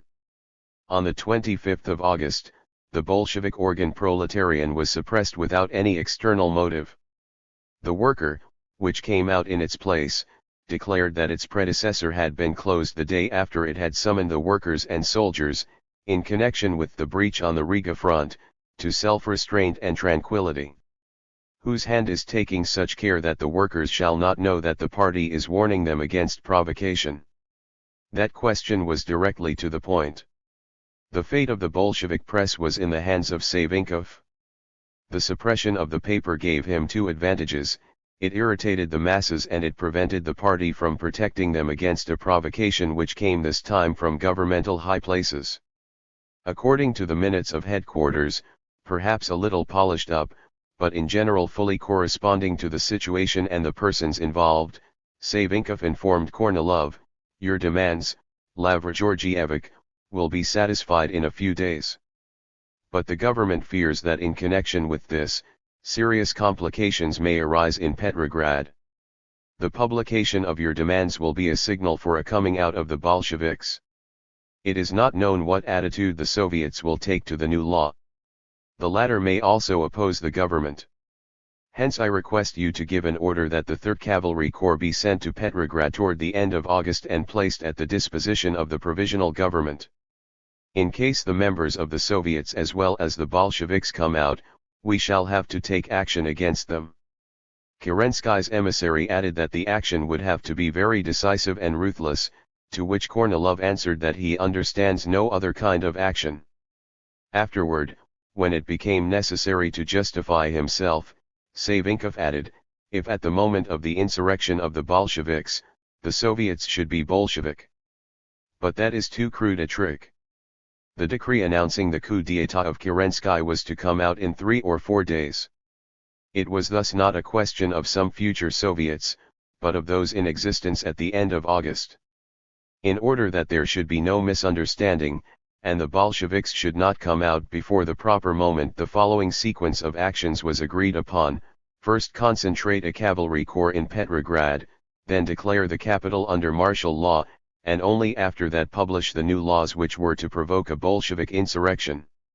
In the minutes of headquarters this plan is written down in black and white. In order that the provisional government shall know exactly when to declare the Petrograd military district under martial law and when to publish the new law, it is necessary that General Kornilov shall keep him accurately informed by telegraph of the time when the corps will approach Petrograd. The conspiring generals understood, says Stankiewicz, that Savinkov and Kerensky wanted to carry out some sort of coup d'état with the help of the staff. Only this was needed. They hastily agreed about all demands and conditions. Stankiewicz, who was loyal to Kerensky, makes the reservation that at headquarters, they mistakenly associated Kerensky with Savinkov. But how could these two be dissociated, once Savinkov had arrived with precisely formulated instructions from Kerensky? Kerensky himself writes, on the 25th of August, Savinkov returns from headquarters and reports to me that the troops to be at the disposition of the provisional government will be sent according to instructions. The evening of the 26th was designated for the adoption by the government of the law on measures for the rear, which was to be the prologue for decisive action by the cavalry corps. Everything was ready, it remained only to press the button.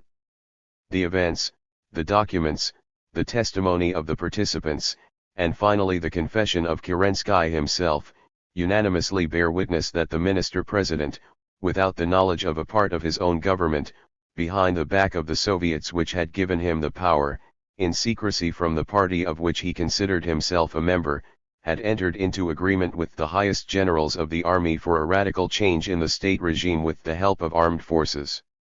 In the language of the criminal law, this kind of activity has a perfectly definite name, at least in those cases where the undertaking does not come off victorious.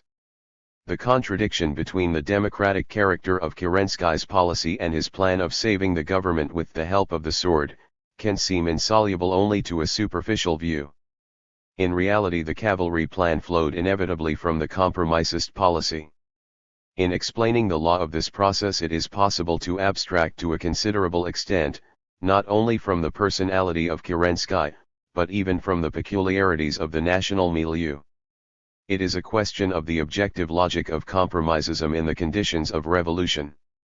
Friedrich Ebert, the people's plenipotentiary of Germany, a compromisist and a democrat, not only acted under the guidance of the Hohenzollern generals behind the back of his own party, but also at the beginning of December 1918 became a direct participant in a military plot having as its goal the arrest of the highest Soviet body, and the declaration of Ebert himself as President of the Republic. It is no accident that Kerensky subsequently declared Ebert the ideal statesman.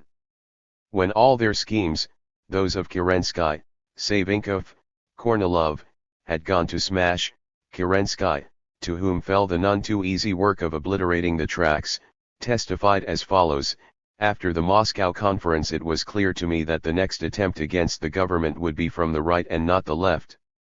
It is not to be doubted that Kerensky feared headquarters, and feared that sympathy with which the bourgeoisie surrounded the military conspirators, but the point is that Kerensky thought it necessary to struggle against headquarters, not with a cavalry corps, but by carrying out in his own name the program of Kornilov.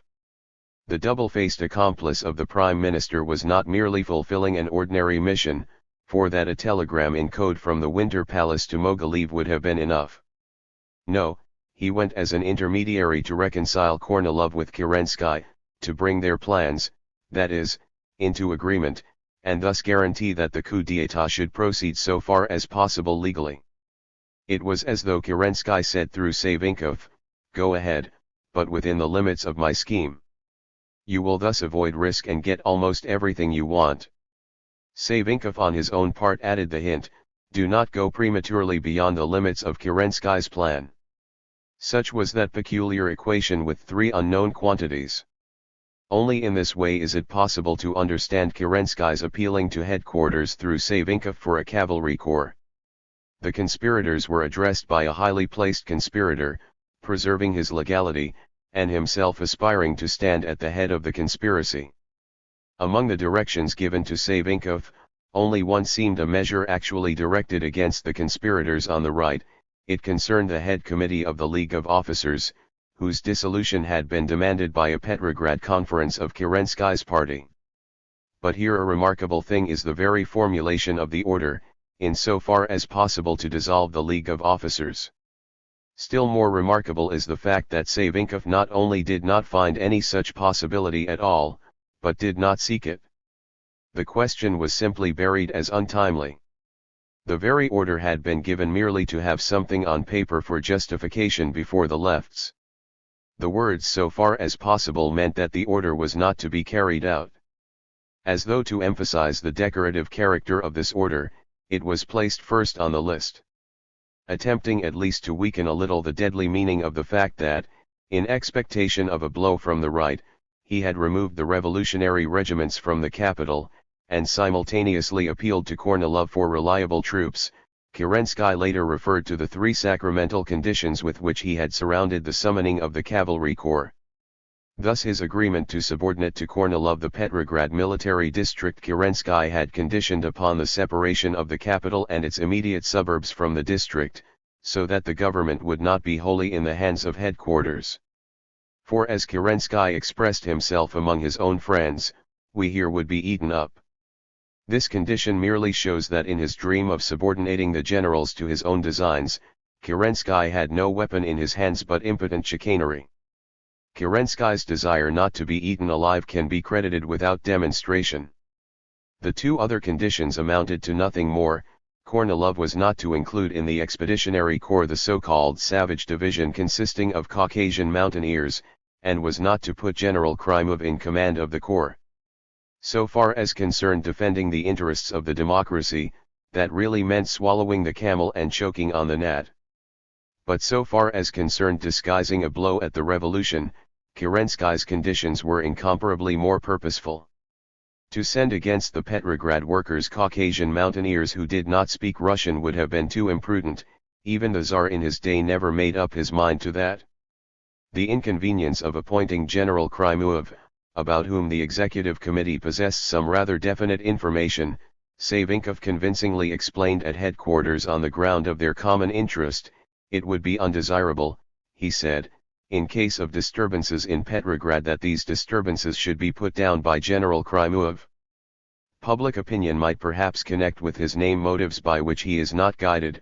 Finally, the very fact that the head of the government, in summoning a military detachment to the capital, anticipated events with that strange request, not to send a Savage Division and not to appoint Krymov, convicts Kerensky as clearly as he could be convicted of possessing advance knowledge, not only of the general scheme of the conspiracy, but also of the constituent units of the punitive expedition, and the candidates for its more important executive positions. Moreover, no matter how things had stood in these secondary points, it was perfectly obvious that a cavalry corps of Kornilov could not be of any use in defending the democracy. On the contrary, Kerensky could not possibly doubt that of all the units in the army this corps would be the most reliable weapon against the revolution. To be sure, it might have been well to have a detachment in Petrograd personally loyal to Kerensky, who was elevating himself above the rights and lefts.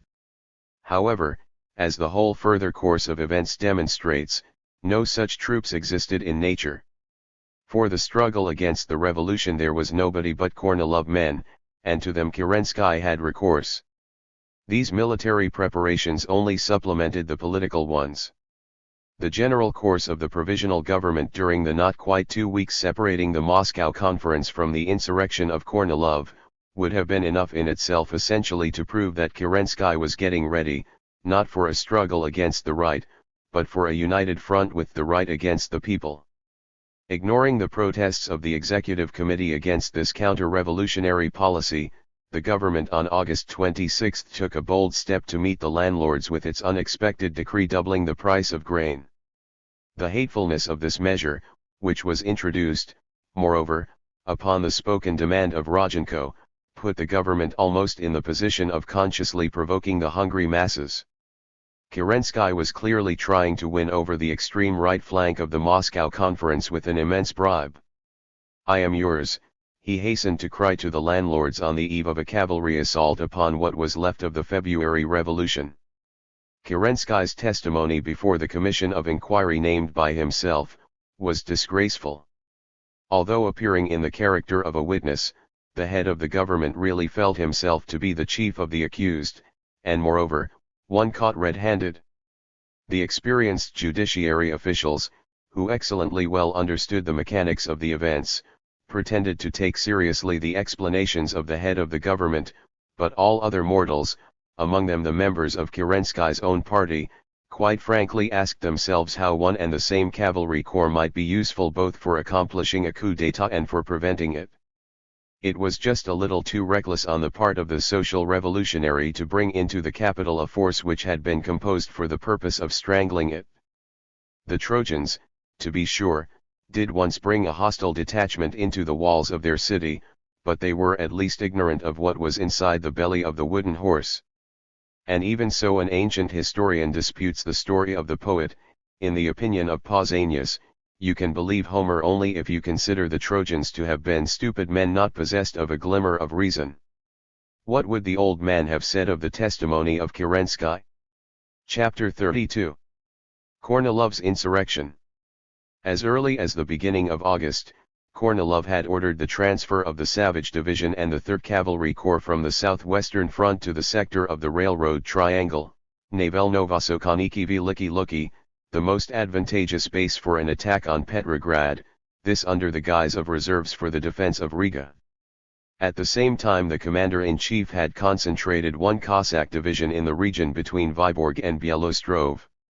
This fist thrust into the very face of the capital, from Byelostrov to Petrograd is only 30 kilometers. Was given out as a preparation of reserves for possible operations in Finland. Thus, even before the Moscow Conference, 4 cavalry divisions had been moved into position for the attack on Petrograd, and these were the divisions considered most useful against Bolsheviks. Of the Caucasian division, it was customary in Kornilov's circle to remark, "Those mountaineers don't care whom they slaughter." The strategic plan was simple. The 3 divisions coming from the south were to be transported by railroad to Tsarskoye Selo, Gachina, and Krasno Selo, in order from those points upon receiving information of disorders beginning in Petrograd, and not later than the morning of September 1 to advance on foot for the occupation of the southern part of the capital on the left bank of the Neva. The division quartered in Finland was at the same time to occupy the northern part of the capital. Through the mediation of the League of Officers, Kornilov had got in touch with Petrograd patriotic societies who had at their disposal, according to their own words, 2,000 men excellently armed but requiring experienced officers to lead them. Kornilov promised to supply commanders from the front under the pretext of leave of absence. In order to keep watch of the mood of the Petrograd workers and soldiers and the activity of revolutionists, a secret intelligence service was formed, at the head of which stood a colonel of the Savage Division, Hyman. The affair was conducted within the framework of military regulations. The conspiracy made use of the headquarters apparatus. The Moscow Conference merely fortified Kornilov in his plans. Miliukov, to be sure, according to his own story, recommended a delay on the ground that Kerensky still enjoyed a certain popularity in the provinces. But this kind of advice could have no influence upon the impatient general. The question after all was not about Kerensky, but about the Soviets. Moreover, Miliukov was not a man of action, but a civilian, and still worse a professor. Bankers, industrialists, Cossack generals were urging him on. The metropolitans had given him their blessing. Orderly Zavoyko offered to guarantee his success. Telegrams of greeting were coming from all sides. The Allied embassies took an active part in the mobilization of the counter-revolutionary forces. Sir Buchanan held in his hands many of the threads of the plot. The military attaches of the Allies at headquarters assured him of their most cordial sympathies. The British attaché in particular, testifies Denikin, did this in a touching form. Behind the embassies stood their governments. In a telegram of August 23, a commissar of the Provisional Government abroad, Svetikov, reported from Paris that in a farewell reception the Foreign Minister Ribot had inquired with extraordinary eagerness who among those around Kerensky was a man of force and energy. And President Poincaré had asked many questions, about Kornilov. All this was known at headquarters. Kornilov saw no reason to postpone and wait. On or about the 20th, 2 cavalry divisions were advanced further in the direction of Petrograd. On the day Riga fell, 4 officers from each regiment of the army were summoned to headquarters, about 4,000 in all, for the study of English bomb-throwing. To the most reliable of these officers it was immediately explained that the matter in view was to put down Bolshevik Petrograd once for all. On the same day an order was given from headquarters to supply 2 of the cavalry divisions with several boxes of hand grenades. They would be the most useful in street fighting. It was agreed, writes the Chief of Staff, Lukomsky, that everything should be ready by the 26th of August. As the troops of Kornilov approached Petrograd, an inside organization was to come out in Petrograd, occupy Smolny Institute and try to arrest the Bolshevik chiefs. To be sure, in Smolny Institute the Bolshevik chiefs appeared only at meetings, whereas continually present there was the executive committee which had appointed the ministers, and continued to number Kerensky among its vice presidents. But in a great cause it is not possible or necessary to observe the fine points of things. Kornilov at least did not bother about them. It is time, he said to Lukomsky, to hang the German agents and spies, Lenin first of all, and disperse the Soviet of Workers and Peasants deputies, yes, and disperse it so it will never get together again. Kornilov firmly intended to give the command of the operations to Krymuev, who in his own circles enjoyed the reputation of a bold and resolute general. Krymuev was at that time happy and full of the joy of life, says Denikin, and looked with confidence into the future. At headquarters they looked with confidence upon Krymuev. I am convinced, said Kornilov, that he will not hesitate, if need arises, to hang the whole membership of the Soviet of Workers and Soldiers deputies. The choice of this general, so happy and full of the joy of life, was consequently most appropriate. At the height of these labors, which drew attention from the German front, Savinkov arrived at headquarters in order to dot the i's of an old agreement, and introduce some secondary changes into it. Savinkov named the same date for the blow against the common enemy as that which Kornilov had long ago designated for his action against Kerensky, the semi-anniversary of the revolution.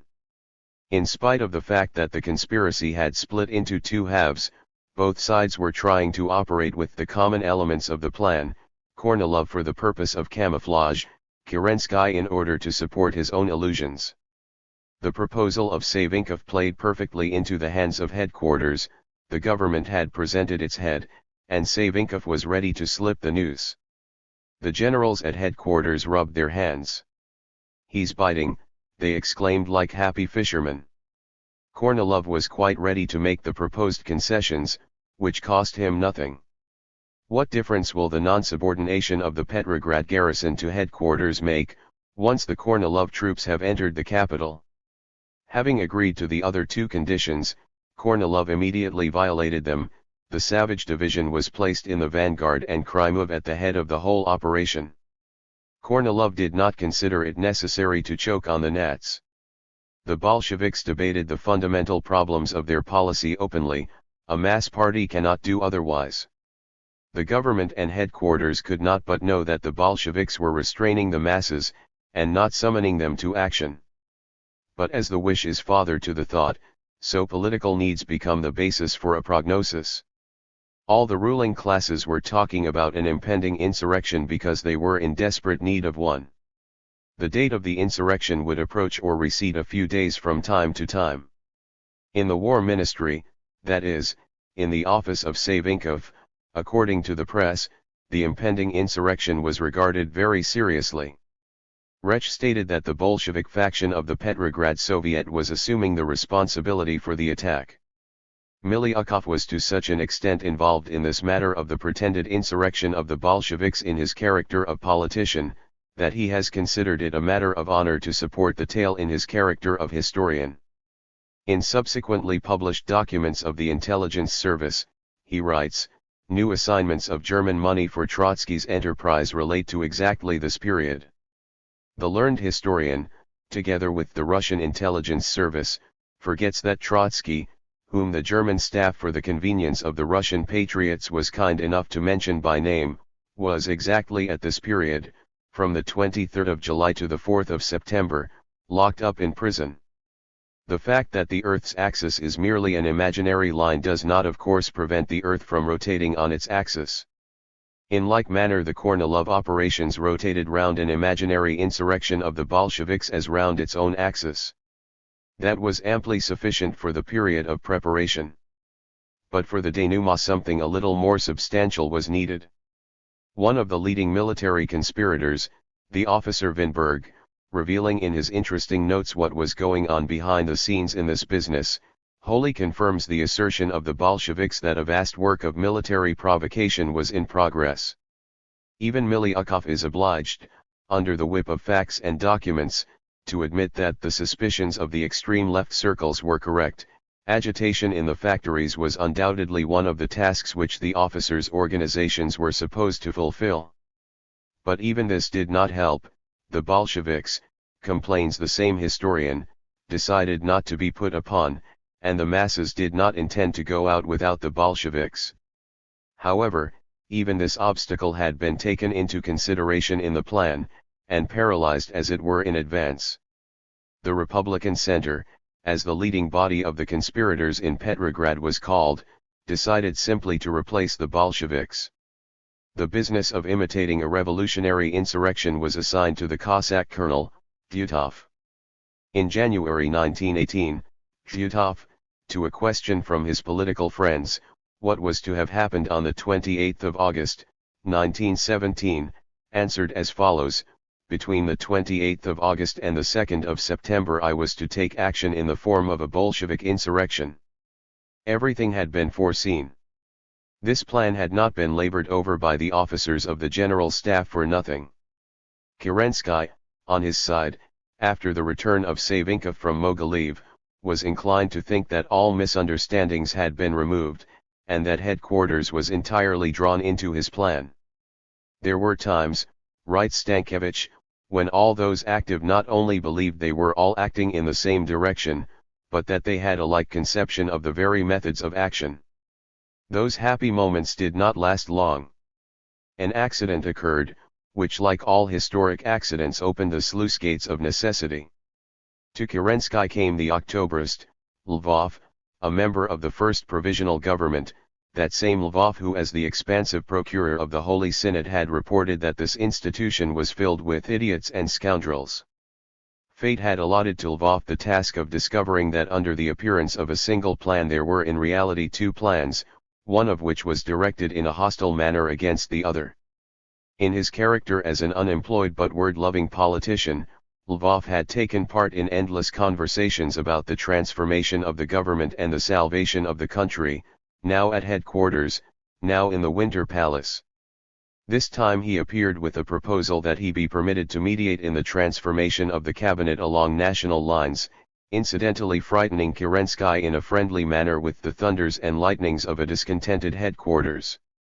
The disturbed minister-president decided to make use of Lvov in order to test the loyalty of the staff, and at the same time, apparently, that of his accomplice, Savinkov. Kerensky expressed his sympathy for the plan of a dictatorship, in which he was not hypocritical, and encouraged Lvov to undertake further mediations, in which there was military trickery. When Lvov again arrived at headquarters, weighed down now with the credentials of Kerensky, the generals looked upon his mission as a proof that the government was ripe for capitulation. Only yesterday Kerensky through Savinkov had promised to carry out the program of Kornilov if defended by a corps of Cossacks. Today Kerensky was already proposing to the staff a cooperative transformation of the government. It is time to put a knee in his stomach, the generals justly decided.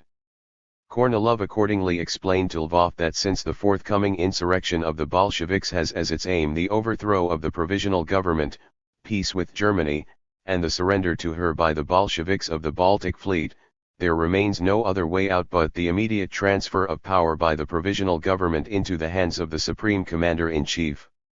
To this Kornilov added, no matter who he may be, but he had no idea of surrendering his place to anybody.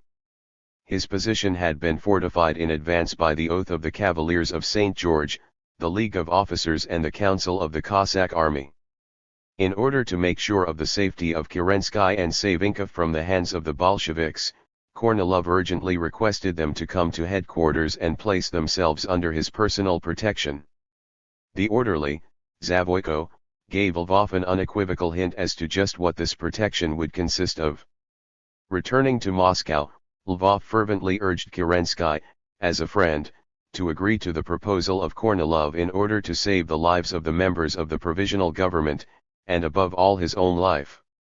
Kerensky could not but understand at last that his political playing with the idea of dictatorship was taking a serious turn, and might end most unfortunately for him. Having decided to act, he first of all summoned Kornilov to the wire in order to verify the facts. Had Lvov correctly conveyed his message? Kerensky put his questions, not only in his own name, but in the name of Lvov, although the latter was not present during the conversation. Such an action, remarks Martynov, appropriate for a detective, was of course improper for the head of a government.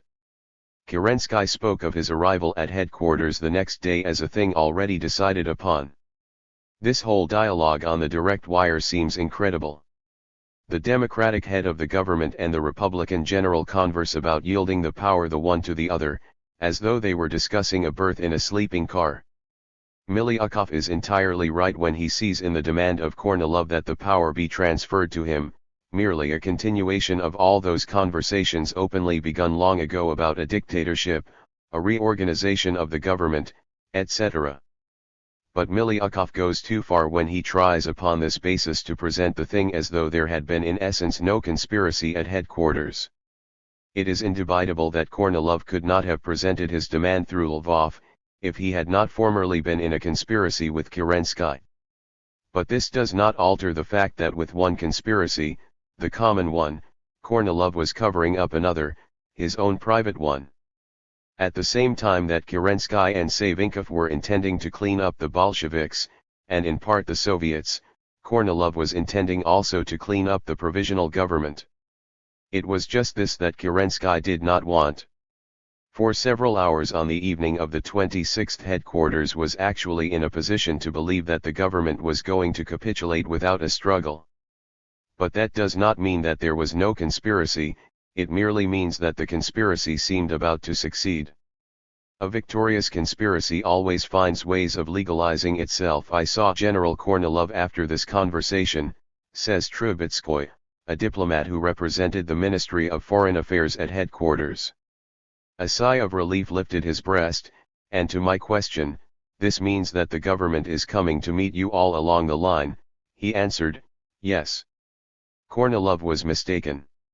It was at that very moment that the government, in the person of Kerensky, had stopped coming to meet him.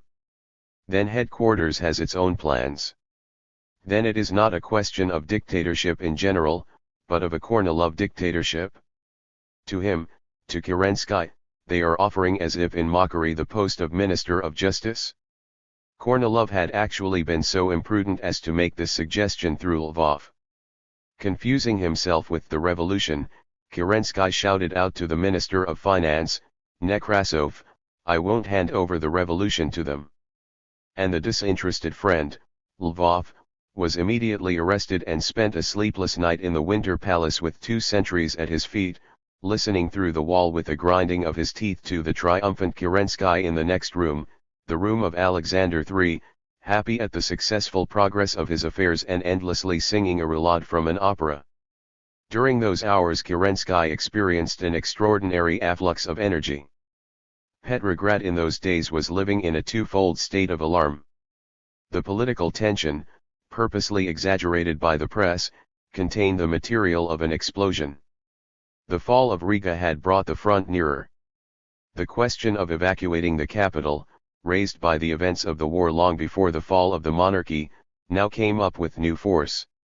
Well-to-do people were leaving town.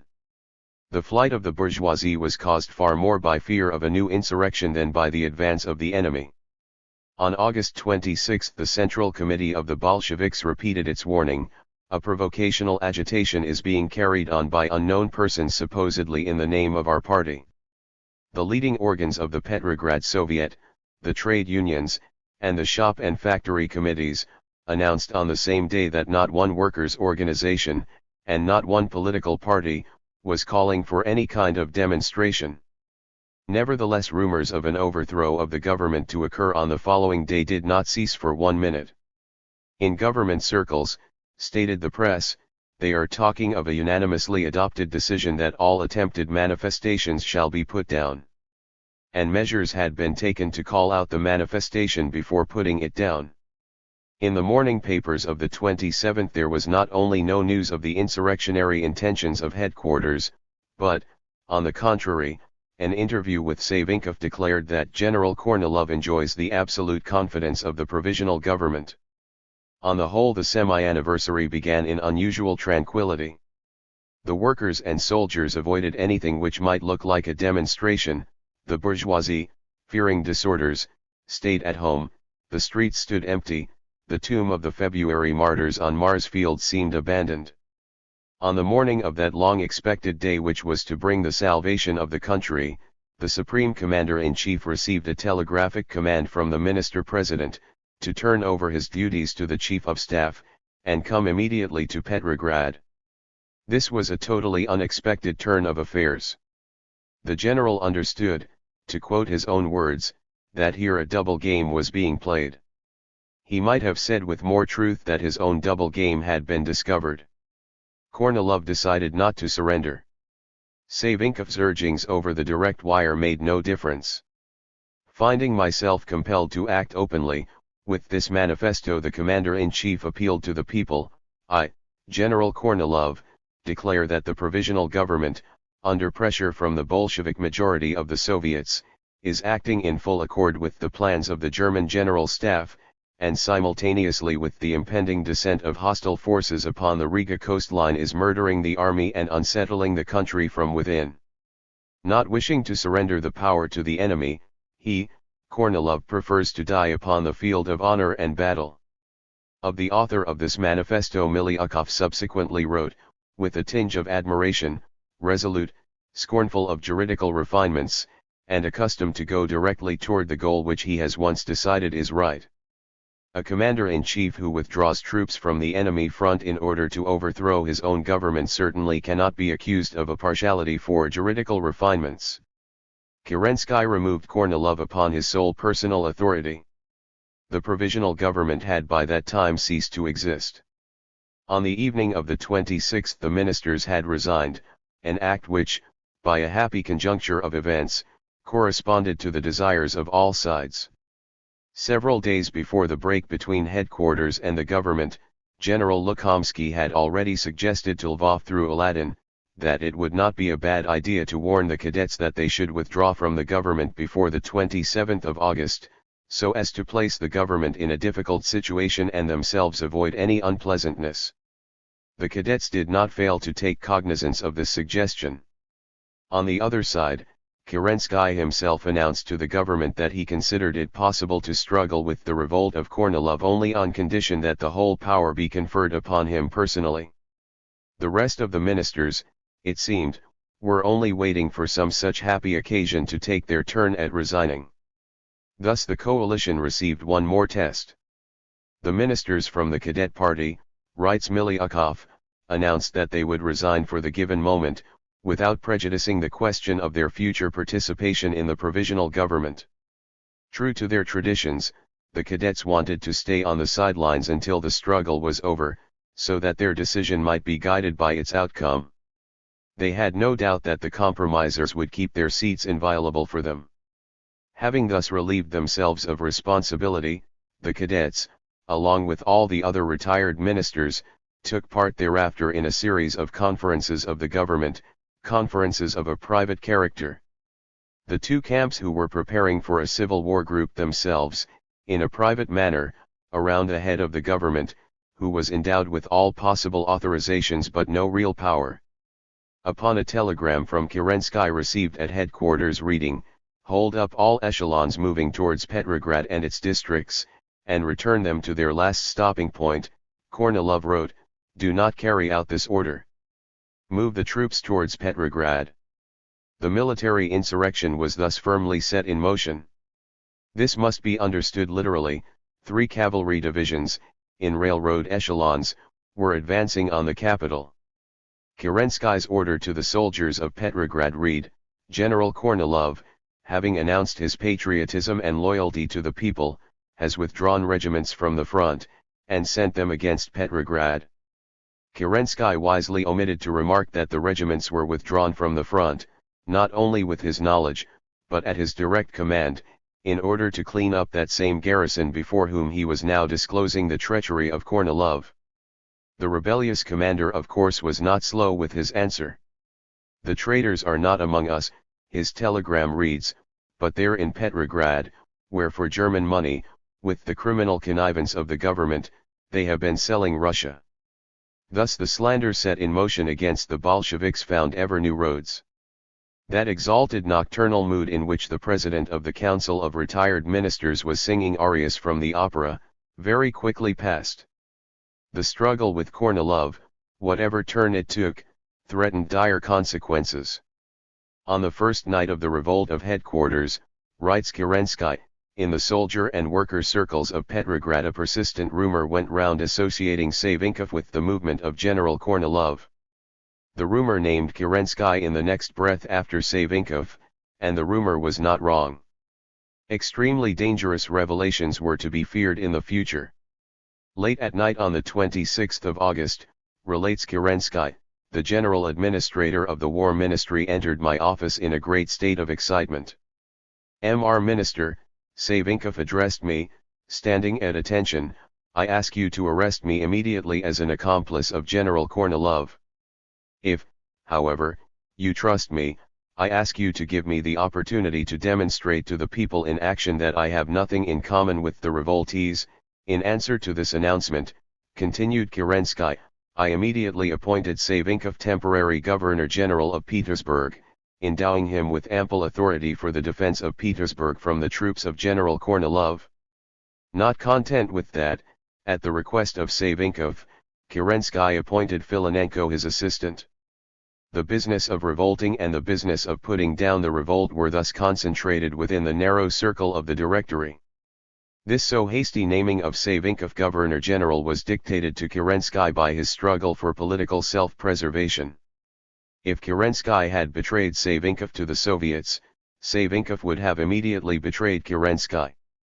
On the other hand, having received from Kerensky, not without blackmail, the possibility of legalizing himself by an overt participation in the actions against Kornilov, Savinkov was bound to do his best to exonerate Kerensky.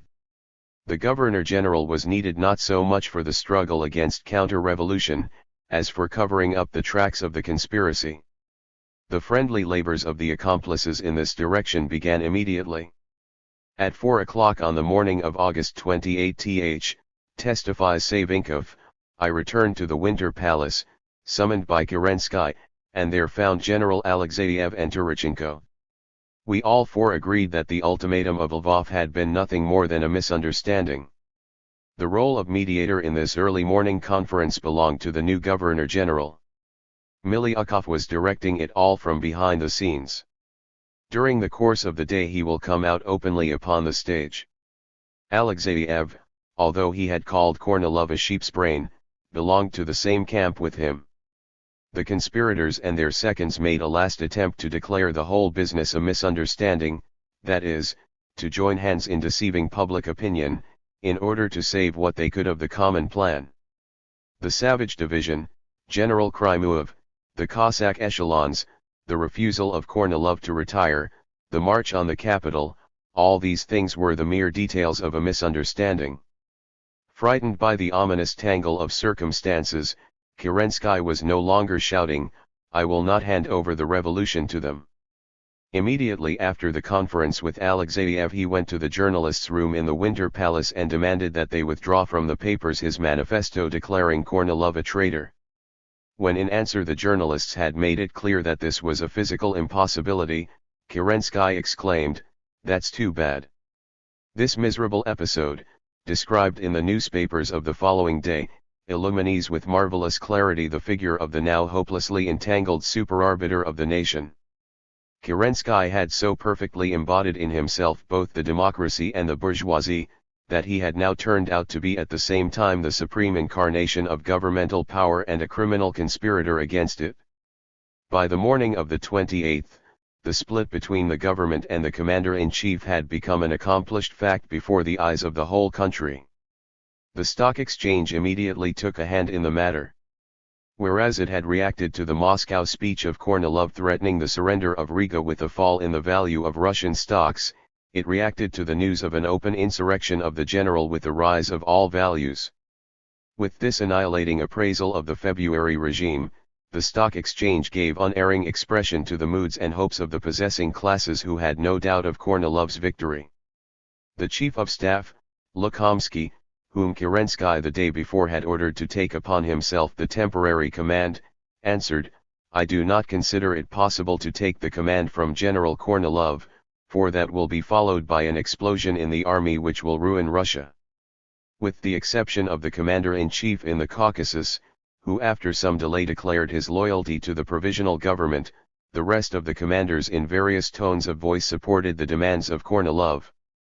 Inspired by the cadets, the head committee of the League of Officers sent out a telegram to all the staffs of the army and fleet: "The provisional government, which has already more than once demonstrated to us its political incapacity, has now dishonored its name with acts of provocation and can no longer remain at the head of Russia." That same Lukomsky was the respected president of the League of Officers. At headquarters they said to General Krasnov, appointed to command the 3rd Cavalry Corps, "Nobody will defend Kerensky. This is only a promenade. Everything is ready." A fair idea of the optimistic calculations of the leaders and backers of the plot is conveyed by the code telegram of the aforementioned Prince Trubetskoy to the Ministry of Foreign Affairs. Soberly estimating the situation, he writes, "It must be acknowledged that the whole commanding staff, an overwhelming majority of the officers, and the best of the rank and file elements of the army, are for Kornilov. On his side at the rear stand all the Cossacks, a majority of the military schools, and also the best fighting units. To these physical forces it is necessary to add the moral sympathy of all the non-socialist layers of the population, and in the lower orders, an indifference which will submit to the least blow of the whip. There is no doubt that an enormous number of the March Socialists will come quickly over to the side of Kornilov in case of his victory." Trubetskoy here expressed not only the hopes of headquarters, but also the attitude of the Allied missions. In the Kornilov detachments advancing to the conquest of Petrograd, there were English armored cars with English operatives, and these we may assume constituted the most reliable units. The head of the English military mission in Russia, General Knox, reproached the American Colonel Robbins for not supporting Kornilov. "I am not interested in the government of Kerensky," said the British general, "it is too weak. What is wanted is a strong dictatorship. What is wanted is the Cossacks. This people needs the whip. A dictatorship, that is just what it needs." All these voices from different quarters arrived at the Winter Palace, and had an alarming effect upon its inhabitants. The success of Kornilov seemed inevitable. Minister Nekrasov informed his friends that the game was completely up, and it remained only to die an honorable death. Several eminent members of the Soviet, affirms Milyukov, foreseeing their fate in case of Kornilov's victory, had already made haste to supply themselves with foreign passports. From hour to hour came the messages, one more threatening than the other, of the approach of Kornilov's troops. The bourgeois press seized them hungrily, expanded them, piled them up, creating an atmosphere of panic. At 12:30 noon on August 28, the troops sent by General Kornilov have concentrated themselves in the vicinity of Luga. At 2:30 in the afternoon, 9 new trains containing the troops of Kornilov have passed through the station Ordes. In the forward train is a railroad engineering battalion. At 3 p.m., the Luga garrison has surrendered to the troops of General Kornilov and turned over all its weapons. The station and all the government buildings of Luga are occupied by the troops of Kornilov. At 6 o'clock in the evening, 2 echelons of Kornilov's army have broken through from Narva and are within half a verst of Gatchina. 2 more echelons are on the road to Gatchina. At 2 o'clock in the morning of the 29th, a battle has begun at the Antropshino station between government troops and the troops of Kornilov. Killed and wounded on both sides. By nightfall comes the news that Kaledin has threatened to cut off Petrograd and Moscow from the grain growing south of Russia.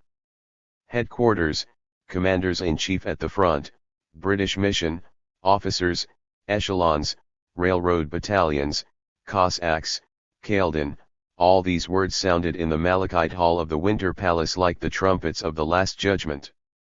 Kerensky himself acknowledges this in a somewhat softened form.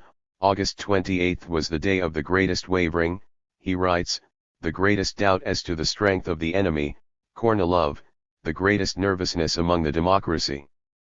It is not difficult to imagine what lies behind those words. The head of the government was torn by speculations, not only as to which of the two camps was stronger, but as to which was personally the less dangerous to him. We are neither with you on the right, nor with you on the left. Those words had seemed effective on the stage of the Moscow theater. Translated into the language of a civil war on the point of explosion, they meant that the Kerensky group might appear superfluous both to right and left. We were all as though numb with despair, writes Stankiewicz, seeing this drama unfold to the destruction of everything. The degree of our numbness may be judged by the fact that even after the split between headquarters and the government was before the eyes of the whole people, attempts were made to find some sort of reconciliation. A thought of mediation was in these circumstances spontaneously born, says Miliukov, who himself preferred to function in the capacity of mediator. On the evening of the 28th he appeared at the Winter Palace to advise Kerensky to renounce the strictly formal viewpoint of the violation of law.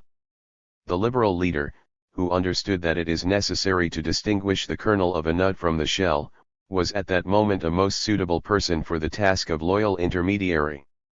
On the 13th of August, Miliukov had learned directly from Kornilov that he had set the 27th as the date for the revolt.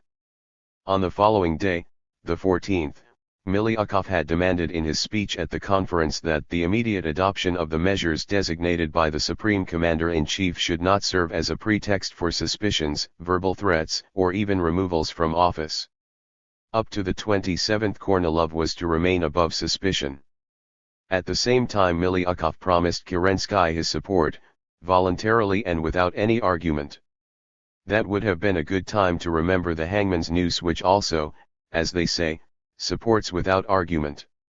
Kerensky upon his side acknowledges that Miliukov, appearing with his proposal of mediation, chose a very comfortable moment to demonstrate to me that the real power was on the side of Kornilov. The conversation ended so successfully that in conclusion Miliukov called the attention of his political friends to General Alexeyev as a successor to Kerensky, against whom Kornilov would offer no objection. Alexeyev magnanimously gave his consent. And after Miliukov came a greater than he. Late in the evening the British ambassador Buchanan handed to the Minister of Foreign Affairs a declaration in which the representatives of the Allied powers unanimously offered their good services in the interests of humanity and the desire to avoid irrevocable misfortune. This official mediation between the government and the general in revolt was nothing less than support and insurance to the revolt. In reply, Tereshchenko expressed, in the name of the provisional government, extreme astonishment at the revolt of Kornilov, a greater part of whose program had been adopted by the government. In a state of loneliness and prostration, Kerensky could think of nothing better to do than to call one more of those everlasting conferences with his retired ministers. In the midst of this wholly disinterested business of killing time, some especially alarming news arrived as to the approach of the enemy's echelons. Nekrasov voiced an apprehension that in a few hours Kornilov's troops will probably be in Petrograd.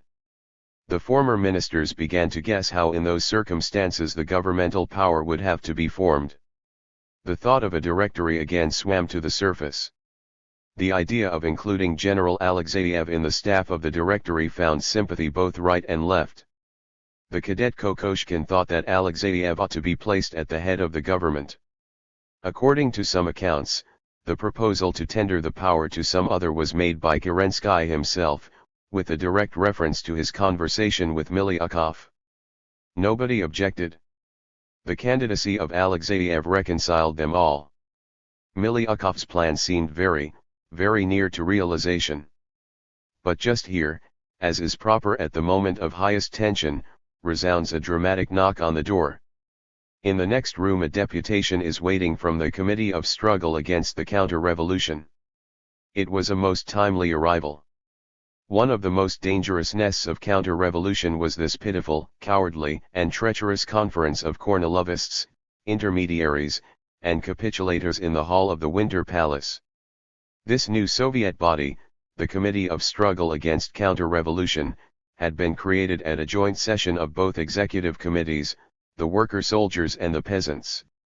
It was created on the evening of the 27th, and consisted of specially delegated representatives of the three Soviet parties from both executive committees, from the Trade Union Center, and from the Petrograd Soviet. This creation ad hoc of a fighting committee was in essence a recognition of the fact that the governing Soviet bodies were themselves conscious of their decrepit condition, and their need of a transfusion of fresh blood for the purposes of revolutionary action. Finding themselves compelled to seek the support of the masses against the rebellious general, the compromisers hastened to push their left shoulder forward. They immediately forgot all their speeches about how all questions of principle should be postponed to the Constituent Assembly. The Mensheviks announced that they would press the government for an immediate declaration of a democratic republic, a dissolution of the State Duma, and the introduction of agrarian reform. It was for this reason that the word republic first appeared in the announcement of the government about the treason of the commander-in-chief.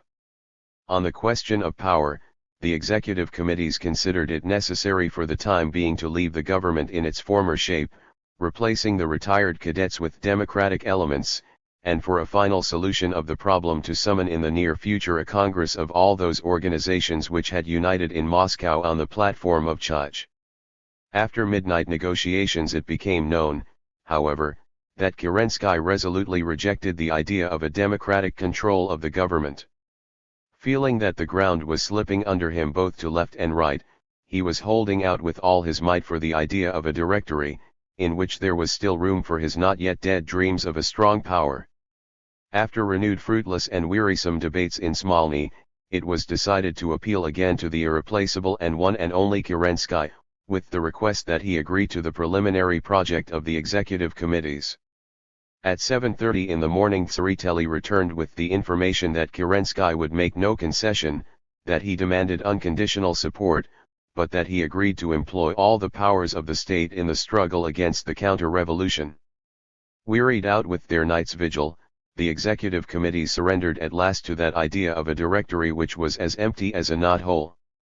Kerensky's solemn promise to throw all the powers of the state into the struggle with Kornilov did not, as we already know, prevent him from carrying on those negotiations with Miliukov, Alexeyev, and the retired ministers, about a peaceful surrender to headquarters, negotiations which were interrupted by a midnight knock on the door. Several days later the Menshevik, Bogdanov, one of the members of the Committee of Defense, made a report to the Petrograd Soviet in cautious but unequivocal words about the treachery of Kerensky. When the provisional government was wavering, and it was not clear how the Kornilov adventure would end, intermediaries appeared, such as Miliukov and General Alexeyev, but the Committee of Defense interfered and with all energy demanded an open struggle. Under our influence, continued Bogdanov, the government stopped all negotiations and refused to entertain any proposition from Kornilov. After the head of the government, yesterday's conspirator against the left camp, had become today its political captive, the cadet ministers who had resigned on the 26th only in a preliminary and hesitating fashion, announced that they would conclusively withdraw from the government, since they did not wish to share the responsibility for Kerensky's action in putting down so patriotic, so loyal, and so nation-saving a rebellion. The retired ministers, the councillors, the friends, one after another they all left the Winter Palace. It was, according to Kerensky himself, a mass abandonment of a place known to be condemned to destruction. There was one night, August 28 to 9th, when Kerensky was actually walking about almost in complete solitude in the Winter Palace. The opera bravures were no longer running in his head. A responsibility lay upon me in those anguishingly long days and nights that was really superhuman. This was in the main a responsibility for the fate of Kerensky himself. Everything else had already been accomplished over his head and without any attention being paid to him. Chapter 33. The bourgeoisie measures strength with the democracy. On the 28th of August, while fright was shaking the Winter Palace like a fever, the commander of the Savage Division, Prince Bagration, informed Kornilov by telegraph that the natives would fulfill their duty to the fatherland and at the command of their supreme hero, would shed the last drop of their blood. Only a few hours later the division came to a halt, and on the 31st of August a special deputation, with the same Bagration at the head, assured Kerensky that the division would submit absolutely to the provisional government. All this happened not only without a battle, but without the firing of a single shot. To say nothing of its last, the division did not shed even its first drop of blood. The soldiers of Kornilov never even made the attempt to employ weapons to force their way to Petrograd. The officers did not dare give them the command. The government troops were nowhere obliged to resort to force in stopping the onslaught of the Kornilov army. The conspiracy disintegrated, crumbled, evaporated in the air. In order to understand this, it is only necessary to look closely at the powers which had come in conflict. First of all we must notice, and this will not be an unexpected discovery, that the staff of the conspiracy was the same old Tsarist staff, composed of clerical people without brains, incapable of thinking out in advance 2 or 3 moves in the vast game they had undertaken. Notwithstanding the fact that Kornilov had set the day of the insurrection several weeks in advance, nothing whatever had been foreseen or properly reckoned upon. The purely military preparation of the uprising was carried out in an inept, slovenly and light-headed manner. Complicated changes in the organization and commanding staff were undertaken on the eve of the action, just on the run. The Savage Division, which was to deal the first blow at the revolution, consisted all told of 1,350 fighters, and they were short 600 rifles, 1,000 lances and 500 sabers. 5 days before the beginning of active fighting, Kornilov gave an order for the transformation of the division into a corps. This measure, which any schoolbook would condemn, was obviously considered necessary in order to attract the officers with higher pay. A telegram stating that the lacking weapons would be supplied at Pskov, writes Martynov, was received by Bagration only on August 31 after the complete collapse of the whole enterprise. The sending of instructors from the front to Petrograd was also taken up at headquarters only at the very last moment. The officers accepting the commission were liberally supplied with money and private cars, but the patriotic heroes were in no great hurry, it seems, to save the fatherland. 2 days later railroad communications between headquarters and the capital were cut off, and the majority of the heroes had not yet arrived at the place of their proposed deeds. The capital, however, had its own organization of Kornilovists numbering about 2,000. The conspirators here were divided into groups according to the special tasks allotted to them: seizure of armored automobiles, arrest and murder of the more eminent members of the Soviet, arrest of the provisional government, capture of the more important public institutions. Winberg, the president of the League of Military Duty, known to us above, says, by the time Krymov's troops arrived, the principal forces of the revolution were supposed to have already been broken, annihilated, or rendered harmless, so that Krymov's task would be merely to restore order in the town. At Mogilev, to be sure, they considered this program exaggerated, and relied upon Krymov for most of the work, but headquarters did also expect very serious help from the detachments of the Republican Center. As it turned out, however, the Petrograd conspirators never showed themselves for an instant, never lifted a voice, never moved a finger. It was quite as though they did not exist in the world. Winberg explains this mystery rather simply. It seems that the superintendent of the intelligence service, Colonel Hyman, spent the decisive hours in a roadhouse somewhere outside of town, while Colonel Sidorin, whose duty it was, under the immediate command of Kornilov, to coordinate the activities of all the patriotic societies of the capital, and Colonel Dusmatir, the head of the military department, had disappeared without a trace and could not be found anywhere. The Cossack Colonel Dutov, who was supposed to take action in the guise of Bolsheviks, subsequently complained, "I ran, and called people to come into the streets, but nobody followed me." The sums of money set aside for organization were, according to Winberg, appropriated by the principal participants and squandered on dinner parties. Colonel Sidorin, according to Denikin's assertion, fled to Finland, taking with him the last remnants of the treasury of the organization, something around 100 or 150,000 rubles.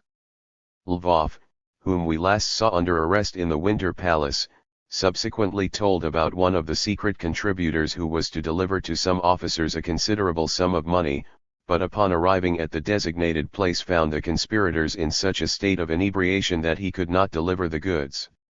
Vinberg himself thinks that if it had not been for these truly vexatious accidents, the plan might have been crowned with complete success. But the question remains, why was a patriotic enterprise entered into and surrounded, for the most part, by drunkards, spendthrifts, and traitors? Is it not because every historic task mobilizes the cadres that are adequate to it?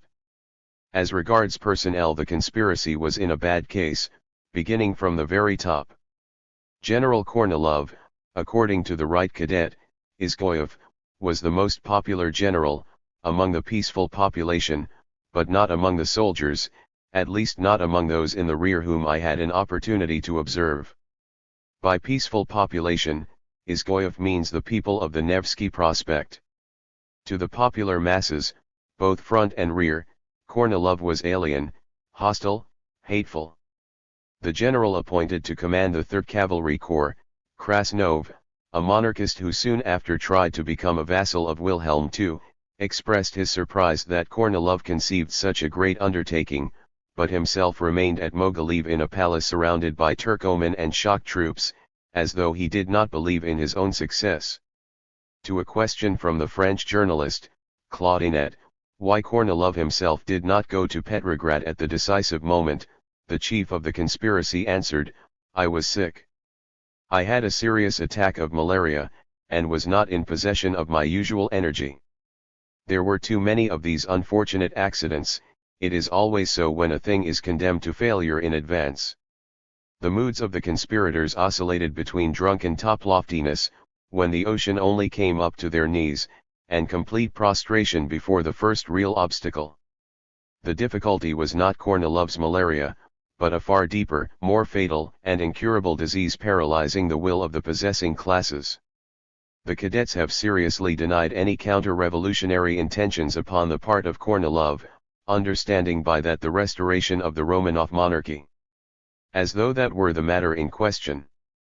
The republicanism of Kornilov did not in the least prevent the monarchist Lukomsky from going hand in hand with him, nor did it prevent the president of the Union of Russian People, the Black Hundreds, Rimsky-Korsakov, from telegraphing Kornilov on the day of the uprising, "I heartily pray God to help you save Russia. I put myself absolutely at your disposal." The Black Hundred partisans of Tsarism would not stop for a cheap little thing like a Republican flag.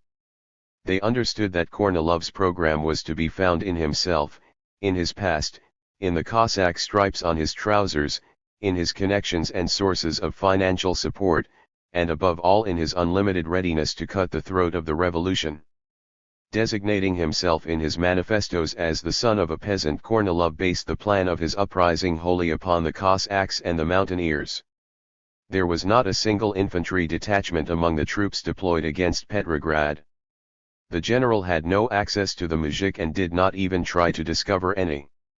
There was at headquarters, to be sure, an agrarian reformer, some sort of professor, who was ready to promise every soldier a fantastic number of desiatins of land, but the manifesto prepared upon this theme was not even issued. The generals were restrained from agrarian demagogism by a well-justified dread of frightening and repelling the landlords. A Mogilev peasant, Tadeusz, who closely observed the environs of the staff in those days, testifies that among the soldiers and in the villages nobody believed in the manifestos of the general. "He wants the power," they said, "and not a word about the land and not a word about ending the war." Upon life and death questions, the masses had somehow or other learned to find their way during the 6 months of revolution. Kornilov was offering the people war and a defense of the privileges of generals and the property of landlords.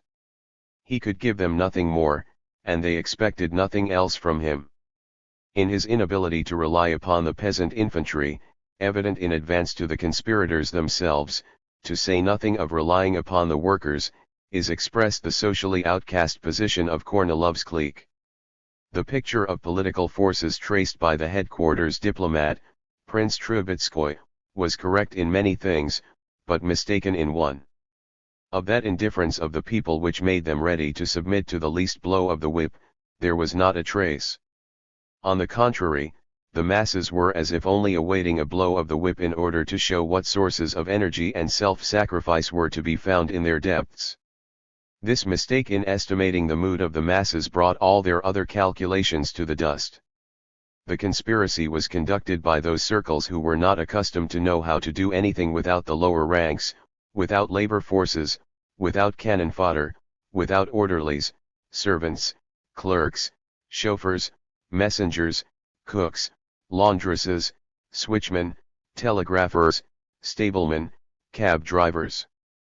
But all these little human bolts and links, unnoticeable, innumerable, necessary, were for the Soviet and against Kornilov. The revolution was omnipresent. It penetrated everywhere, coiling itself around the conspiracy. It had everywhere its eye, its ear, its hand. The ideal of military education is that the soldier should act when unseen by the officer exactly as before his eyes. But the Russian soldiers and sailors of 1917, without carrying out official orders even before the eyes of the commanders, would eagerly catch on the fly the commands of the revolution, or still oftener fulfill them on their own initiative before they arrived.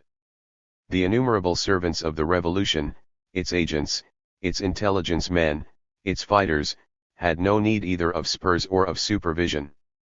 Formally the liquidation of the conspiracy was in the hands of the government, and the executive committee cooperated. In reality the struggle was carried on within totally different channels.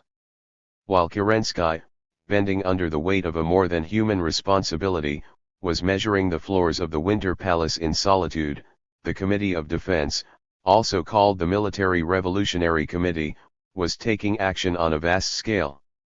Early in the morning instructions were sent by telegram to the railroad workers and postal and telegraph clerks, and soldiers. All movements of troops, so Dan reported on the same day, are to be carried out at the direction of the provisional government when countersigned by the Committee of People's Defense. Qualifications aside, this meant, the Committee of Defense deploys the troops under the firm name of provisional government.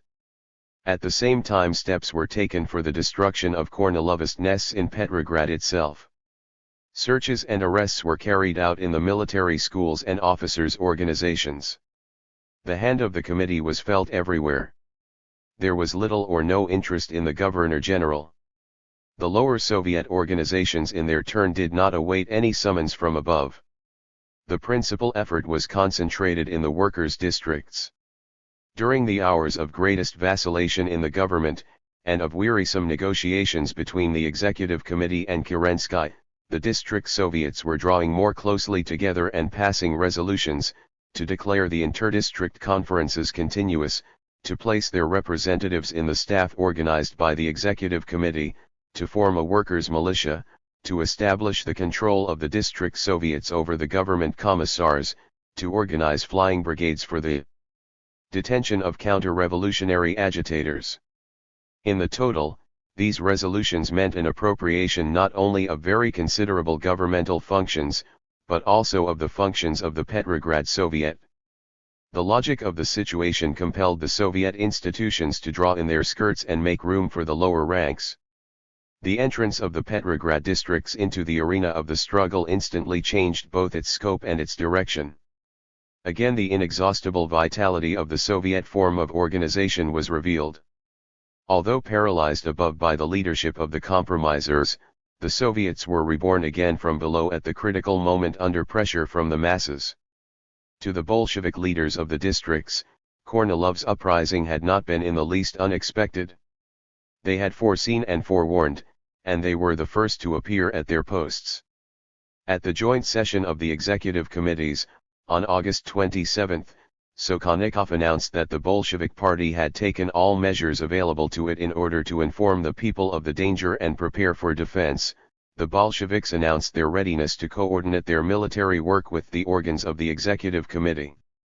At a night session of the military organization of the Bolsheviks, participated in by delegates of numerous military detachments, it was decided to demand the arrest of all conspirators, to arm the workers, to supply them with soldier instructors, to guarantee the defense of the capital from below, and at the same time to prepare for the creation of a revolutionary government of workers and soldiers.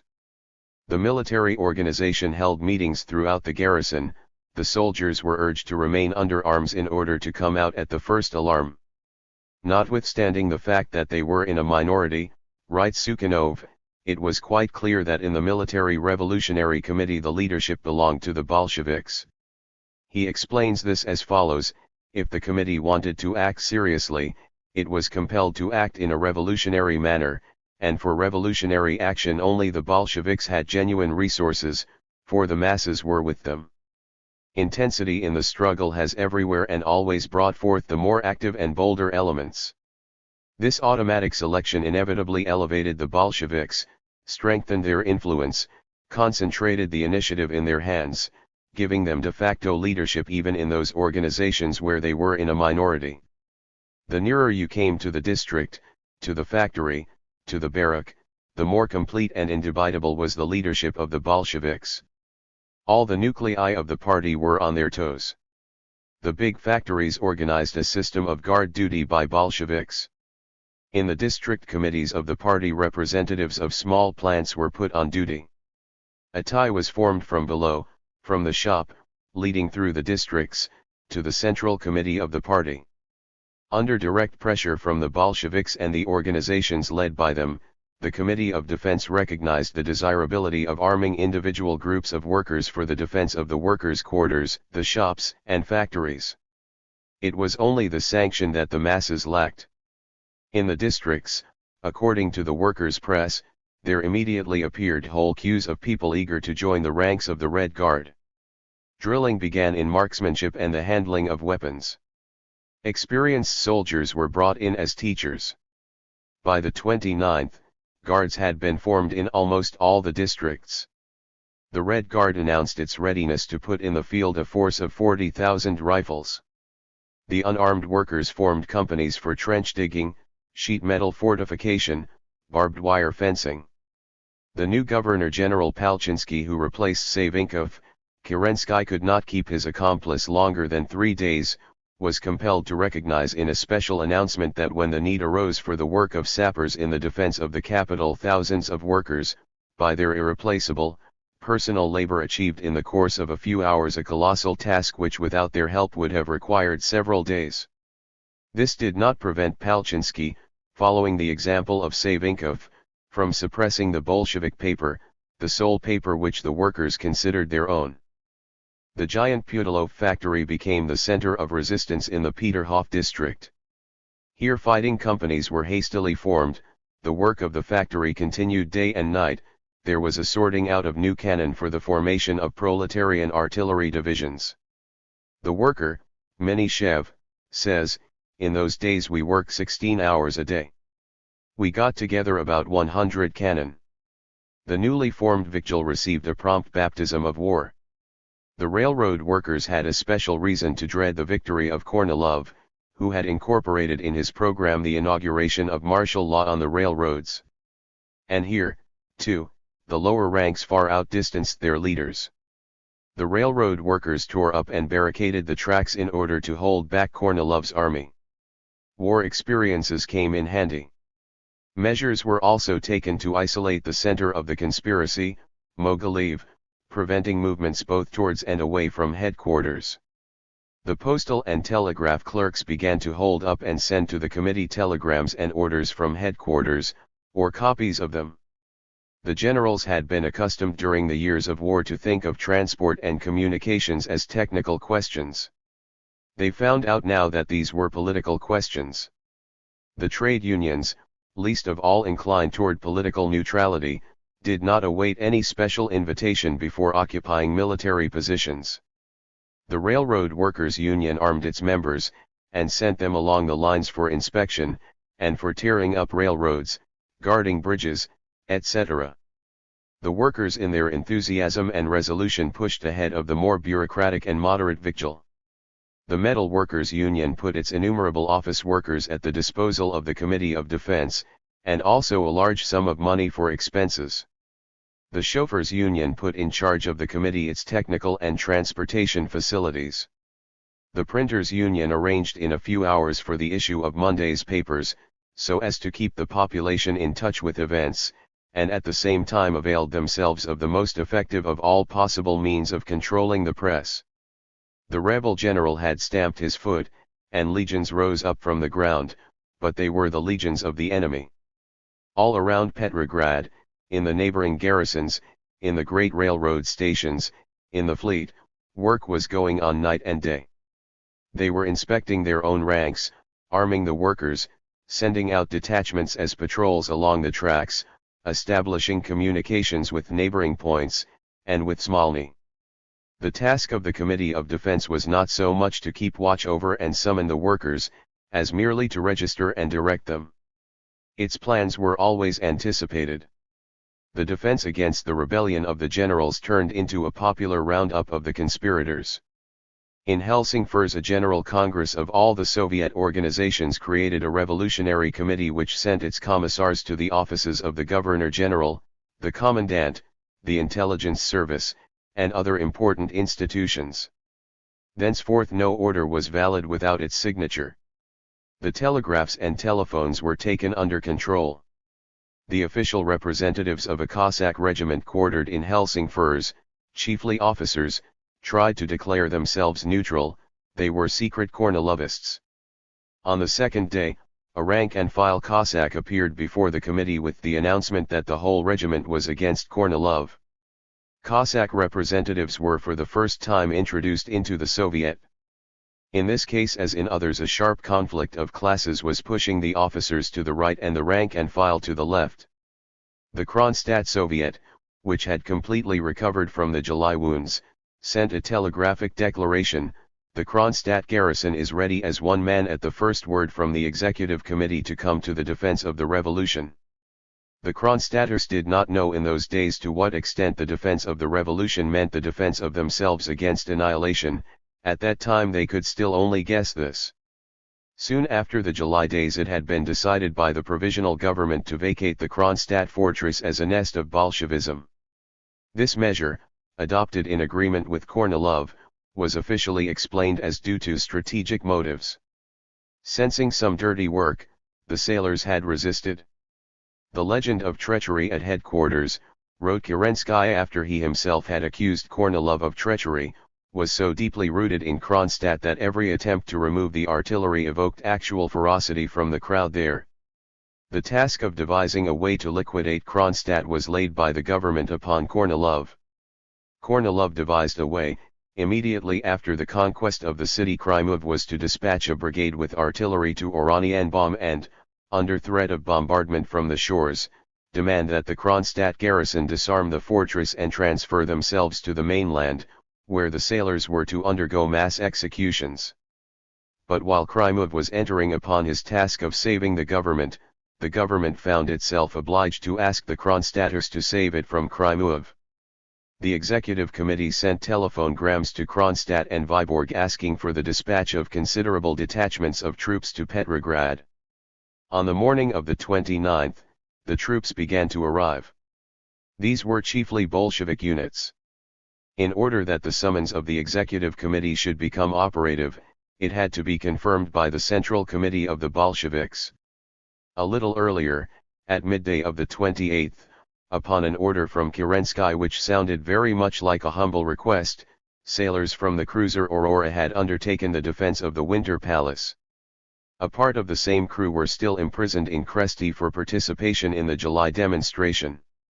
During their hours off duty the sailors came to the prison for a visit with the imprisoned Kronstadters, and with Trotsky, Raskolnikov and others.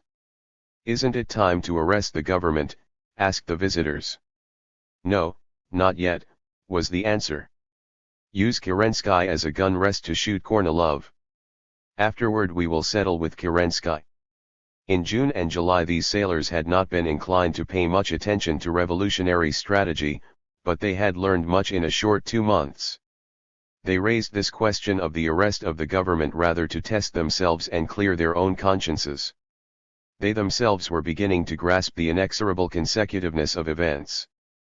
In the first half of July, beaten, condemned, slandered, at the end of August, the trusted defenders of the Winter Palace against Kornilovists, at the end of October, they will be shooting at the Winter Palace with the guns of the Aurora. But although the sailors were willing to postpone for a certain time a general settlement with the February regime, they did not want to endure for one unnecessary day the Kornilovist officers hanging over their heads.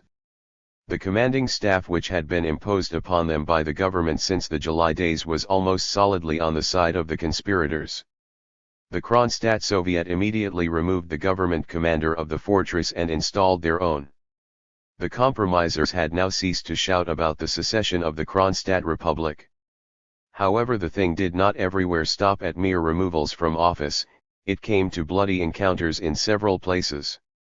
It began in Vyborg, says Sukhanov, with the beating to death of generals and officers by a sailor-soldier crowd infuriated and panic-stricken.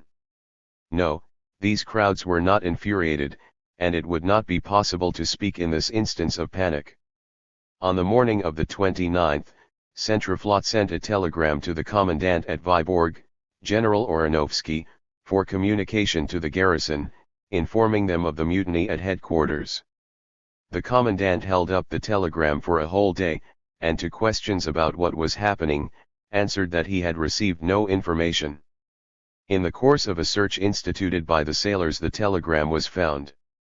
Thus caught in the act, the general declared himself a partisan of Kornilov. The sailors shot the commandant and along with him 2 other officers who had declared themselves of the same party. From the officers of the Baltic Fleet the sailors required a signed declaration of loyalty to the revolution, and when 4 officers of the ship of the line Petropavlovsk refused to sign, declaring themselves Kornilovists, they were by resolution of the crew immediately shot. A mortal danger was hanging over the soldiers and sailors, a bloody purgation not only of Petrograd and Kronstadt, but of all the garrisons of the country, was impending. From the conduct of their suddenly emboldened officers, from their tones, their side glances, the soldiers and sailors could plainly foresee their own fate in case of a victory of headquarters. In those localities where the atmosphere was especially hot, they hastened to cut off the road of the enemy, forestalling the purgation intended by the officers with their own sailors and soldiers' purgation. Civil war, as is well known, has its laws, and they have never been considered identical with the laws of humane conduct. Chij immediately sent a telegram to Vyborg and Helsingfors condemning lynch law as a mortal blow against the revolution. Kerensky on his part telegraphed to Helsingfors, "I demand an immediate end of disgusting acts of violence. If you seek the political responsibility for these individual cases of lynch law, not forgetting that revolution as a whole is a taking of the law into one's own hands, in the given case the responsibility rests wholly on the government and the compromisers, who at a moment of danger would run for help to the revolutionary masses, in order afterward to turn them over again to the counter-revolutionary officers." As during the state conference in Moscow, when he was expecting an uprising from moment to moment, so now after the break with headquarters, Kerensky turned to the Bolsheviks with a request to influence the soldiers to come to the defense of the revolution. In summoning the Bolshevik sailors to the defense of the Winter Palace, however, Kerensky did not set free their comrades, the July prisoners. Sukhanov writes on this theme, "The situation with Alexeyev whispering to Kerensky and Trotsky in prison was absolutely intolerable. It is not hard to imagine the excitement which prevailed in the crowded prisons. We were boiling with indignation," relates midshipman Raskolnikov, "against the provisional government which in such days of alarm, continued to let revolutionists like Trotsky rot in Kresty. What cowards they are," said Trotsky as some of us were circling around together on our walk. "They ought immediately to declare Kornilov an outlaw, so that any soldier devoted to the revolution might feel that he had a right to put an end to him." The entrance of Kornilov's troops into Petrograd would have meant first of all the extermination of the arrested Bolsheviks. In his order to General Bagration, who was to enter the capital with the vanguard, Krymov did not forget this special command: place a guard in prisons and houses of detention, in no case let out the people now under restraint. This was a concerted program, inspired by Miliukov ever since the April days: in no case let them out. There was not a single meeting in Petrograd in those days which did not pass resolutions demanding the release of the July prisoners. Delegation after delegation came to the Executive Committee, which in turn sent its leaders for negotiations to the Winter Palace. In vain. The stubbornness of Kerensky on this question is the more remarkable since during the first day and a half or 2 days he considered the position of the government hopeless, and was therefore condemning himself to the role of the old-time jail-keeper, holding the Bolsheviks so that the generals could hang them. It is no wonder that the masses led by the Bolsheviks in fighting against Kornilov did not place a moment of trust in Kerensky. For them it was not a case of defending the government, but of defending the revolution. So much the more resolute and devoted was their struggle. The resistance to the rebels grew out of the very roadbeds, out of the stones, out of the air. The railroad workers of the Luga station, where Krymov arrived, stubbornly refused to move the troop trains, alluding to a lack of locomotives. The Cossack echelons also found themselves immediately surrounded by armed soldiers from the Luga garrison, 20,000 strong. There was no military encounter, but there was something far more dangerous: contact, social exchange, interpenetration. The Luga Soviet had had time to print the government announcement retiring Kornilov, and this document was now widely distributed among the echelons. The officers tried to persuade the Cossacks not to believe the agitators, but this very necessity of persuasion was a bad sign. On receiving Kornilov's order to advance, Krymov demanded under threat of bayonets that the locomotives be ready in half an hour. The threat seemed effective: the locomotives, although with some delays, were supplied, but even so, it was impossible to move, since the road out was damaged and so crowded with cars that it would take a good 24 hours to clear it. To get free of demoralizing propaganda, Krymov on the evening of the 28th, removed his troops several versts from Luga. But the agitators immediately turned up in the villages. These were soldiers, workers, railroad men: there was no refuge from them. They went everywhere. The Cossacks began even to hold meetings. Thus stormed with propaganda and cursing his impotence, Krymov waited in vain for Bagration. The railroad workers were holding up the echelon of the Savage Division, which also in the coming hours was to undergo a most alarming moral attack. No matter how spineless and even cowardly the compromisist democracy was in itself, those mass forces upon which it again partly relied in its struggle against Kornilov, opened before it inexhaustible resources for action. The social revolutionaries and Mensheviks did not see it as their task to conquer the forces of Kornilov in open struggle, but to bring the forces over to their own side. That was right. Against compromisism along that line, it goes without saying, the Bolsheviks had no objection. On the contrary, that was their own fundamental method. The Bolsheviks only demanded that behind the agitators and parliamentarians armed workers and soldiers should stand ready. For this moral mode of action upon the Kornilov regiments, an unlimited choice of ways and means was suddenly discovered. Thus a Musulman delegation was sent to meet the Savage Division, on the staff of which were included native potentates who had immediately made themselves known, beginning with the grandson of the famous Shamil who heroically defended the Caucasus against Tsarism. The mountaineers would not permit their officers to arrest the delegation: that was a violation of the ancient customs of hospitality. Negotiations were opened and soon became the beginning of the end. The Kornilov commanders, in order to explain the whole campaign, had kept referring to a rebellion of German agents supposed to have begun in Petrograd. The delegates, arriving directly from the capital, not only disproved the fact of a rebellion, but also demonstrated with documents in their hands that Krymov was a rebel and was leading his troops against the government. What could the officers of Kornilov reply to that? On the staff car of the Savage Division the soldiers stuck up a red flag with the inscription, "Land and Freedom." The staff commander ordered them to take down the flags, merely to avoid confusing it with a railroad signal, as the lieutenant colonel politely explained. The staff soldiers were not satisfied with this cowardly explanation, and arrested the lieutenant colonel. Were they not mistaken at headquarters when they said that the Caucasian mountaineers did not care whom they slaughtered? The next morning a colonel arrived at Krymov's headquarters from Kornilov with an order to concentrate his corps, advance swiftly on Petrograd, and unexpectedly occupy it. At headquarters they were obviously still trying to shut their eyes to the facts.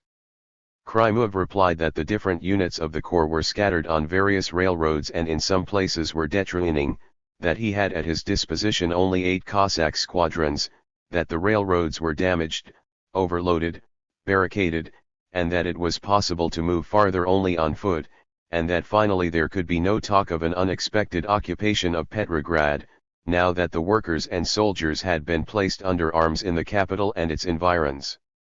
The affair was still further complicated by the fact that the possibility was hopelessly past of carrying out the operation unexpectedly even to the troops of Krymov himself. Sensing something unpropitious, they had demanded explanations. It had become necessary to inform them of the conflict between Kornilov and Kerensky, that is, to place soldiers' meetings officially on the order of the day. An order issued by Krymov at just that moment read, "This evening I received from the headquarters of the Commander-in-Chief and from Petrograd information that rebellions have begun in Petrograd. This deceit was designed to justify an already quite open campaign against the government."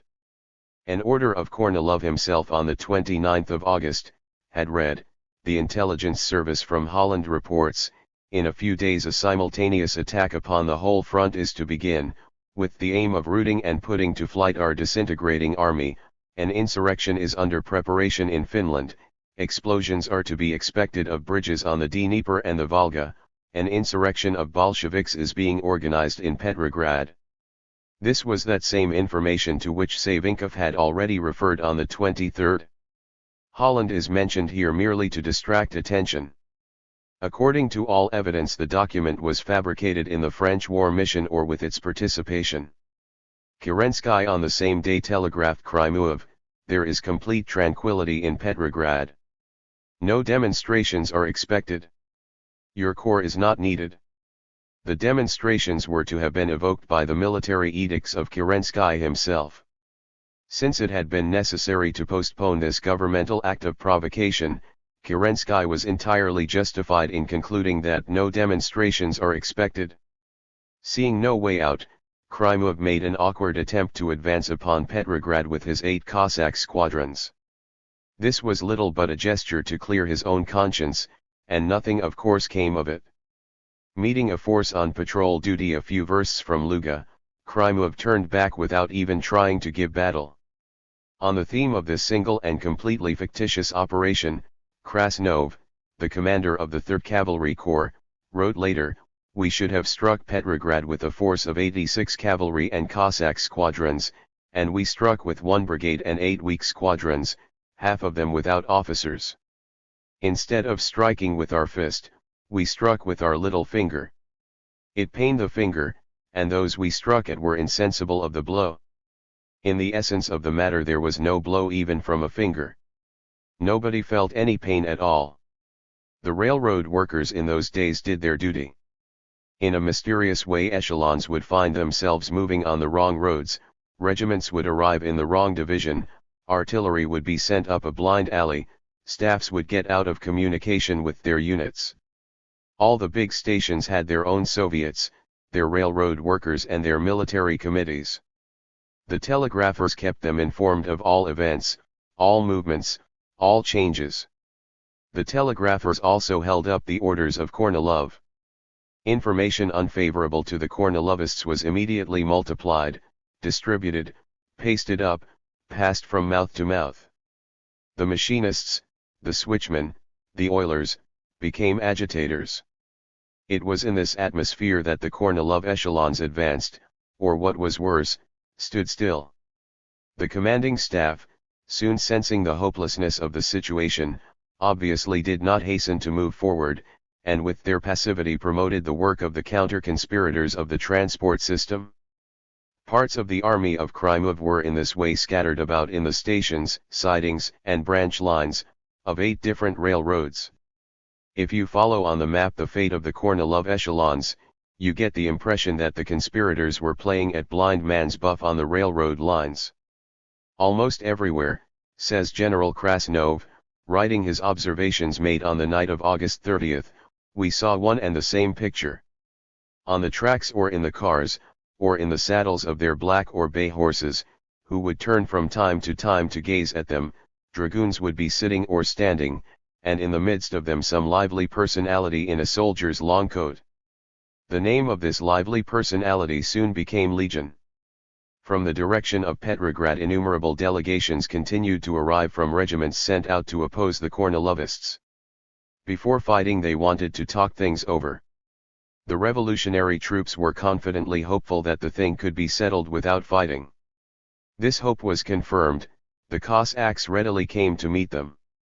The communication squad of the corps would seize locomotives, and send the delegates along all railroad lines. The situation would be explained to every echelon. Meetings were continuous and at them all the cry was being raised, "They have deceived us." Not only the chiefs of divisions, says Krasnov, but even the commanders of regiments did not know exactly where their squadrons and companies were. The absence of food and forage naturally irritated everybody still more. The men, seeing all this meaningless confusion which had been created around them, began to arrest their chiefs and officers. A delegation from the Soviet which had organized its own headquarters reported, "Fraternization is going on rapidly. We are fully confident that the conflict may be considered liquidated. Delegations are coming from all sides, committees took the place of the officers in directing the units." A Soviet of deputies of the corps was very soon created, and from its staff a delegation of 40 men was appointed to go to the provisional government. The Cossacks began to announce out loud that they were only waiting an order from Petrograd to arrest Krymov and the other officers. Stankiewicz paints a picture of what he found on the road when he set out on the 30th with Vodinsky in the direction of Pskov. In Petrograd, he says, they had thought Zarska was occupied by Kornilovists, there was nobody there at all. In Gatchina, nobody. On the road to Luga, nobody. In Luga, peace and quiet. We arrived at the village where the staff of the corps was supposed to be located, empty. We learned that early in the morning the Cossacks had left their positions and gone away in the direction opposite to Petrograd. The insurrection had rolled back, crumbled to pieces, been sucked up by the earth. But in the Winter Palace they were still dreading the enemy. Kerensky made an attempt to enter into conversation with the commanding staff of the rebels. That course seemed to him more hopeful than the anarchist initiative of the lower ranks. He sent delegates to Krymov, and in the name of the salvation of Russia, invited him to come to Petrograd, guaranteeing him safety on his word of honor. Pressed upon all sides, and having completely lost his head, the general hastened, of course, to accept the invitation. On his heels came a deputation from the Cossacks. The fronts did not support headquarters. Only the southwestern made a somewhat serious attempt. Denikin's staff had adopted preparatory measures in good season. The unreliable guards at the staff were replaced by Cossacks. The printing presses were seized on the night of the 27th. The staff tried to play the role of self-confident master of the situation, and even forbade the committee of the front to use the telegraph. But the illusion did not last more than a few hours. Delegates from various units began to come to the committee with offers of support. Armored cars appeared, machine guns, field artillery. The committee immediately asserted its control of the activity of the staff, leaving it the initiative only in operations against the enemy. By 3 o'clock on the 28th the power on the southwestern front was wholly in the hands of the committee. Never again, wept Denikin, did the future of the country seem so dark, our impotence so grievous and humiliating. On the other fronts the thing passed off less dramatically, the commander-in-chief had only to look around in order to sense a torrent of friendly feeling going out to the commissars of the provisional government. By the morning of the 29th, telegrams had arrived at the Winter Palace with expressions of loyalty from General Sherbyshev on the Romanian front, Valuyev on the western, and Przewalski on the Caucasian. On the northern front, where the commander-in-chief was an open Kornilovist, Klembovsky, Stankiewicz named a certain Savitsky as his deputy. Savitsky, little known to anybody until then, and appointed by telegram at the moment of the conflict, writes Stankiewicz himself, could appeal with confidence to any bunch of soldiers, infantry, Cossacks, orderlies, and even Junkers, with any order whatever, even if it were a question of arresting the commander-in-chief, and the order would be promptly carried out. Klembovsky was replaced, without further difficulties, by General Bunkbruevich, who through the mediation of his brother, a well-known Bolshevik, became afterward one of the first to enter the service of the Bolshevik government. Things went a little better with the southern pillar of the military party, the ataman of the Don Cossacks, Kaldin. They were saying in Petrograd that Kaldin was mobilizing the Cossack army and that echelons from the front were marching to join him on the Don. Meanwhile the ataman, according to one of his biographers, was riding from village to village, far from the railroad, peacefully conversing with villagers. Kaldin actually did conduct himself more cautiously than was imagined in revolutionary circles. He chose the moment of open revolt, the date of which had been made known to him in advance, for making a peaceful round of the villages, in order that during the critical days he might be beyond control by telegraph or otherwise, and at the same time might be feeling out the mood of the Cossacks. On the 27th he telegraphed his deputy, Bogayevsky, "It is necessary to support Kornilov with all means and forces." However, his conversations with the villagers were demonstrating at just that moment that properly speaking there were no means or forces. Those Cossack wheat growers would not think of rising in defense of Kornilov. When the collapse of the uprising became evident, the so-called troop ring of the Don decided to refrain from expressing its opinion until the real correlation of forces has become clear. Thanks to these maneuvers, the chiefs of the Don Cossacks succeeded in making a timely jump to the sidelines. In Petrograd, in Moscow, on the Don, at the front, along the course followed by the echelons, here, there and everywhere, Kornilov had had his sympathizers, partisans, friends. Their number seemed enormous to judge by telegrams, speeches of greeting, newspaper articles. But strange to say, now when the hour had come to reveal themselves, they had disappeared. In many cases the cause did not lie in personal cowardice. There were plenty of brave men among the Kornilov officers. But their bravery could find no point of application. From the moment the masses got into motion the solitary individual had no access to events. Not only the weighty industrialists, bankers, professors, engineers, but also students and even fighting officers, found themselves pushed away, thrown aside, elbowed out.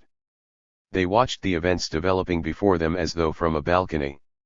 Along with General Denikin they had nothing left to do but curse their humiliating and appalling impotence. On the 30th of August, the Executive Committee sent to all Soviets the joyous news that there is complete demoralization in the troops of Kornilov. They forgot for the moment that Kornilov had chosen for his undertaking the most patriotic units, those with the best fighting morale, those most protected from the influence of the Bolsheviks. The process of demoralization consisted in the fact that the soldiers had decisively ceased to trust their officers, discovering them to be enemies.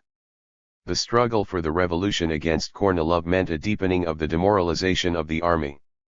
That is exactly the thing of which they were accusing the Bolsheviks. The generals had finally got an opportunity to verify the force of resistance possessed by that revolution which had seemed to them so crumbly and helpless, so accidentally victorious over the old regime. Ever since the February days, on every possible occasion, the gallant formula of soldier braggadocio had been repeated: "Give me one strong detachment and I will show them." The experience of General Kabalov and General Ivanov at the end of February had taught nothing to these warriors of loud mouth. The same song was frequently sung too by civilian strategists. The Octoberist Shidlovsky asserted that if in February there had appeared in the capital a military detachment, not especially large but united by discipline and fighting spirit, the February Revolution would have been put down in a few days.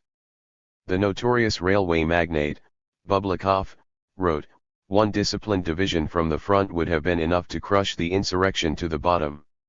Several officers who participated in the events assured Denikin that one firm battalion under a commander who knew what he wanted, could have changed the whole situation from top to bottom. During the days of Gukakov's war ministry, General Krymov came to him from the front and offered to clean up Petrograd with one division, of course not without bloodshed. The thing was not put through merely because Gukakov did not consent. And finally Savinkov, preparing in the interests of a future directory his own particular August 27, asserted that 2 regiments would be amply sufficient to make dust and ashes of the Bolsheviks. Now fate had offered to all these gentlemen, in the person of the happy general full of the joy of life, an ample opportunity to verify the truth of their heroic calculations. Without having struck a single blow, with bowed head, shamed and humiliated, Krymov arrived at the Winter Palace. Kerensky did not let pass the opportunity to play out a melodramatic scene with him, a scene in which his chief effects were guaranteed their success in advance. Returning from the Prime Minister to the War Office, Krymov ended his life with a revolver shot. Thus turned out his attempt to put down the revolution not without bloodshed. In the Winter Palace they breathed more freely, having concluded that a matter so pregnant with difficulties was ending favorably. And they decided to return as soon as possible to the order of the day, that is to a continuation of the business which had been interrupted. Kerensky appointed himself commander-in-chief. From the standpoint of preserving his political ties with the old generals, he could hardly have found a more suitable figure. As chief of the headquarters staff he selected Alexeyev, who 2 days ago had barely missed landing in the position of prime minister. After hesitating and conferring with his friends, the general, not without a contemptuous grimace, accepted the appointment, with the aim, as he explained to his own people, of liquidating the conflict in a peaceful manner. The former chief of staff of the Supreme Commander-in-Chief, Nicholas Romanov, thus arrived at the same position under Kerensky. That was something to wonder at. Only Alexeyev, thanks to his closeness to headquarters and his enormous influence in high military circles, so Kerensky subsequently tried to explain his wonderful appointment, could successfully carry out the task of peacefully transferring the command from the hands of Kornilov to new hands. Exactly the opposite was true. The appointment of Alexeyev, that is, one of their own men, could only inspire the conspirators to further resistance, had there remained the slightest possibility of it. In reality Alexeyev was brought forward by Kerensky after the failure of the insurrection for the same reason that Savinkov had been summoned at the beginning of it. It was necessary at any cost to keep open a bridge to the right. The new commander-in-chief considered a restoration of friendship with the generals now especially needful. After the disturbance it will be necessary to inaugurate a firm order, and accordingly a doubly strong power is needed. At headquarters nothing was now left of that optimism which had reigned 2 days before. The conspirators were looking for a way to retreat. A telegram sent to Kerensky stated that Kornilov in view of the strategic situation was disposed to surrender the command peacefully, provided he was assured that a strong government will be formed. This large ultimatum the capitulator followed up with a small one, lie. Kornilov considered it upon the whole impermissible to arrest the generals and other persons most indispensable to the army. The delighted Kerensky immediately took a step to meet his enemy, announcing by radio that the orders of General Kornilov in the sphere of military operations were obligatory upon all. Kornilov himself wrote to Krymov on the same day, "An episode has occurred, the only one of its kind in the history of the world, a commander-in-chief accused of treason and betrayal of the fatherland, and arraigned for this crime before the courts, has received an order to continue commanding the armies." This new manifestation of the good-for-nothingness of Kerensky immediately raised the hopes of the conspirators, who still dreaded to sell themselves too cheap. In spite of the telegram sent a few hours earlier about the impermissibility of inner conflict at this terrible moment, Kornilov, halfway restored to his rights, sent 2 men to Kaldin with a request to bring pressure to bear, and at the same time suggested to Krymuov, if circumstances permit, act independently in the spirit of my instructions to you. The spirit of those instructions was, overthrow the government and hang the members of the Soviet. General Alexeyev, the new chief of staff, departed for the seizure of headquarters. At the Winter Palace they still took this operation seriously. In reality Kornilov had at his immediate disposition, a battalion of St. George, the Kornilovist Infantry Regiment, and a Tekhensky Cavalry Regiment. This St. George battalion had gone over to the government at the very beginning. The Kornilovist and Tekhensky regiments were still counted loyal, but part of them had split off. Headquarters had no artillery at all. In these circumstances there could be no talk of resistance.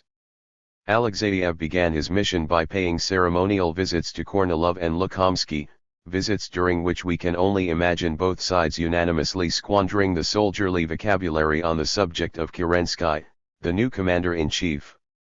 It was clear to Kornilov, as also to Alexeyev, that the salvation of the country must in any case be postponed for a certain period of time.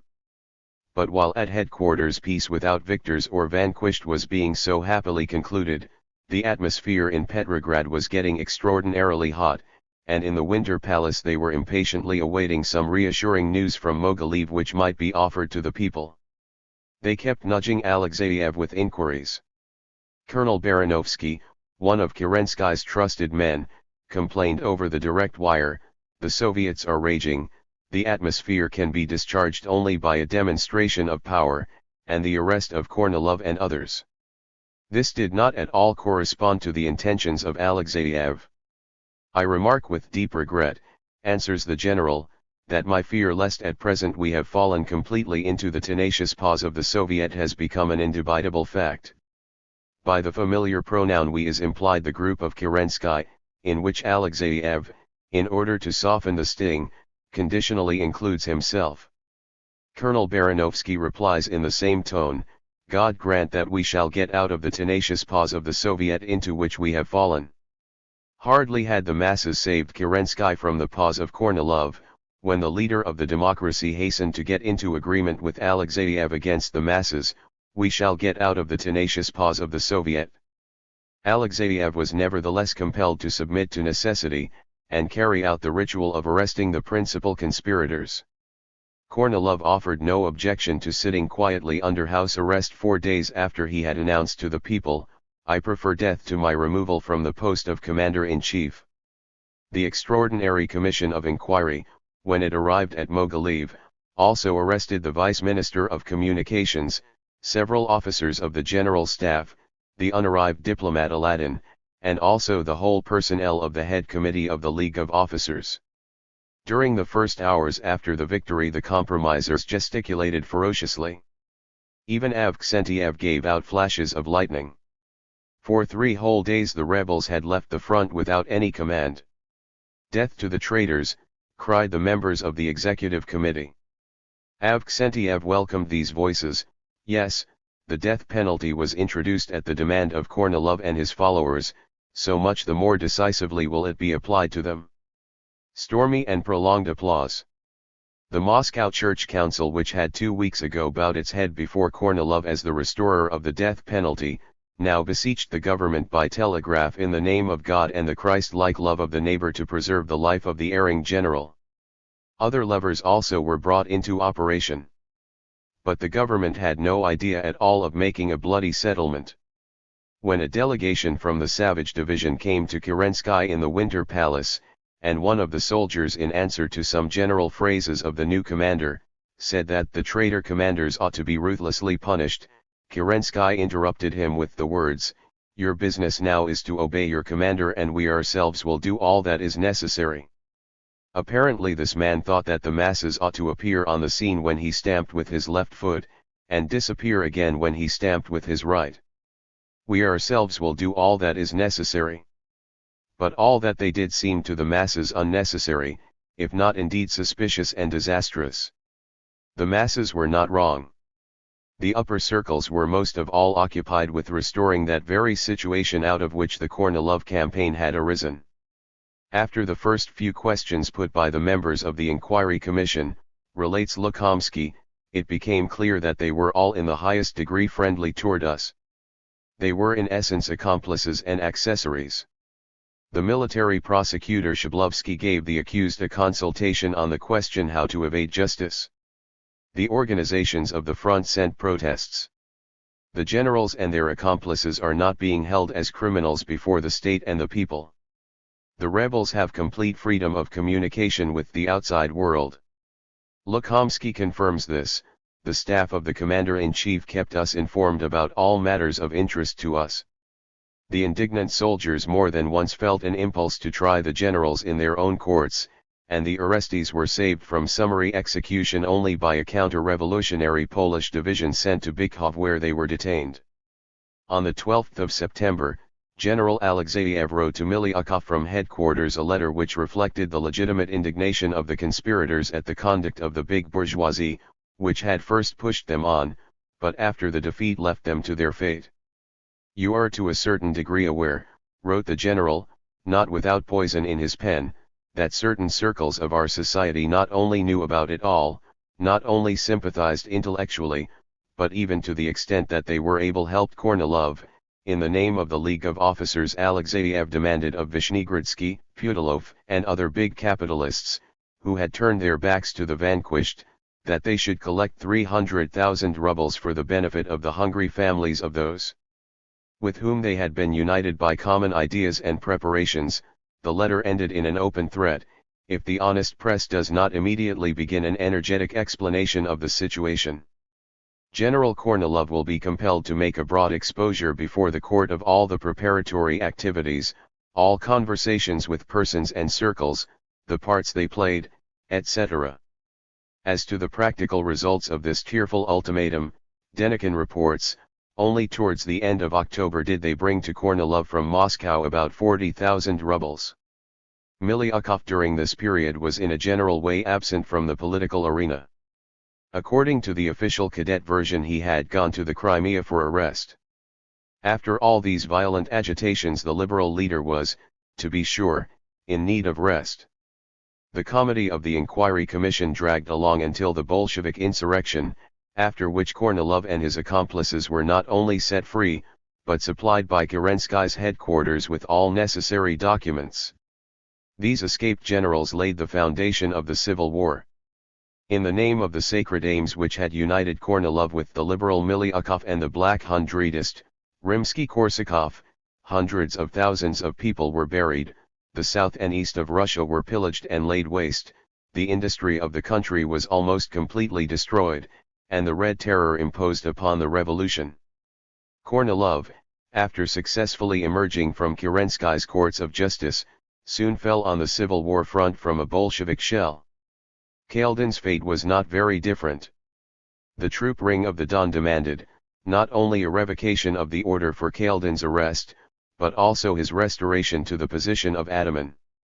And here too Kerensky did not miss the opportunity to go back on himself.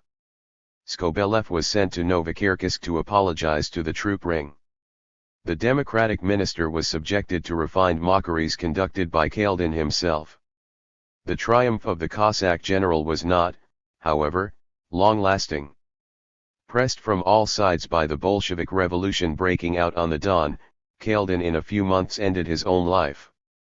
The banner of Kornilov then passed into the hands of General Denikin and Admiral Kolchak, with whose names the principal period of the Civil War is associated. But all that has to do with 1918 and the years that followed. Chapter 34. The masses under attack. The immediate causes of the events of a revolution are changes in the state of mind of the conflicting classes. The material relations of society merely define the channel within which these processes take place. Changes in the collective consciousness have naturally a semi-concealed character. Only when they have attained a certain degree of intensity do the new moods and ideas break to the surface in the form of mass activities which establish a new, although again very unstable, social equilibrium. The development of a revolution lays bare at each new stage the problem of power, but only to disguise it again immediately afterward, until the hour of a new exposure. A counter-revolution has the same dynamic, except that the picture is reeled off in the opposite direction. What goes on in the governmental and Soviet upper circles is by no means without effect upon the course of events. But it is impossible to understand the real significance of a political party or find your way among the maneuvers of the leaders, without searching out the deep molecular processes in the mind of the mass. In July the workers and soldiers were defeated, but in October with an unconquerable onslaught they seized the power. What happened in their heads during those 4 months? How did they live through the blows rained upon them from above? With what ideas and feelings did they meet the open attempt at a seizure of power by the bourgeoisie? Here the reader will find it necessary to go back to the July defeat. It is often necessary to step back a few paces in order to make a good leap. And before us is the October leap. In the official Soviet histories the opinion has become established, and been converted into a kind of rubber stamp, that the July attack upon the party, the combination of repression and slander, went by almost without leaving a trace upon the workers' organizations. That is utterly untrue. The decline in the ranks of the party and the ebbing away of workers and soldiers did not, to be sure, last very long, not longer than a few weeks. The revival began so quickly, and what is more important, so boisterously, that it more than half wiped out the memory of the days of persecution and decline. Victories always throw a new light upon the defeats which led up to them. But in proportion as the minutes of local party organizations begin to be published, the picture emerges more and more sharply of a July decline of the revolution, a thing which was felt in those days the more painfully in proportion as the preceding upward swing had been uninterrupted. Every defeat, resulting as it does from a definite correlation of forces, changes that correlation in its turn to the disadvantage of the vanquished, for the victor gains in self-confidence and the vanquished loses faith in himself. Moreover, this or that estimate of one's own forces constitutes an extremely important element in the objective correlation of forces. A direct defeat was experienced by the workers and soldiers of Petrograd, who in their urge forward had come up against the confusedness and contradictions in their own aims, on the one hand, and on the other, the backwardness of the provinces and the front. It was in the capital, therefore, that the consequences of the defeat revealed themselves first and most sharply. The assertion is also untrue, however, although as frequently to be found in the official literature, that for the provinces the July defeat passed almost unnoticed. This is both theoretically improbable, and refuted by the testimony of facts and documents. Whenever great questions arose, the whole country involuntarily and always looked toward Petrograd. The defeat of the workers and soldiers of the capital was therefore bound to produce an enormous impression, and especially upon the more advanced layers of the provinces. Fright, disappointment, apathy, flowed down differently in different parts of the country, but they were to be observed everywhere. The lowered pressure of the revolution expressed itself first of all in an extraordinary weakening of the resistance of the masses to the enemy. While the troops brought into Petrograd were carrying out official punitive activities in the way of disarming soldiers and workers, semi-volunteer gangs under their protection were attacking with impunity the workers' organizations.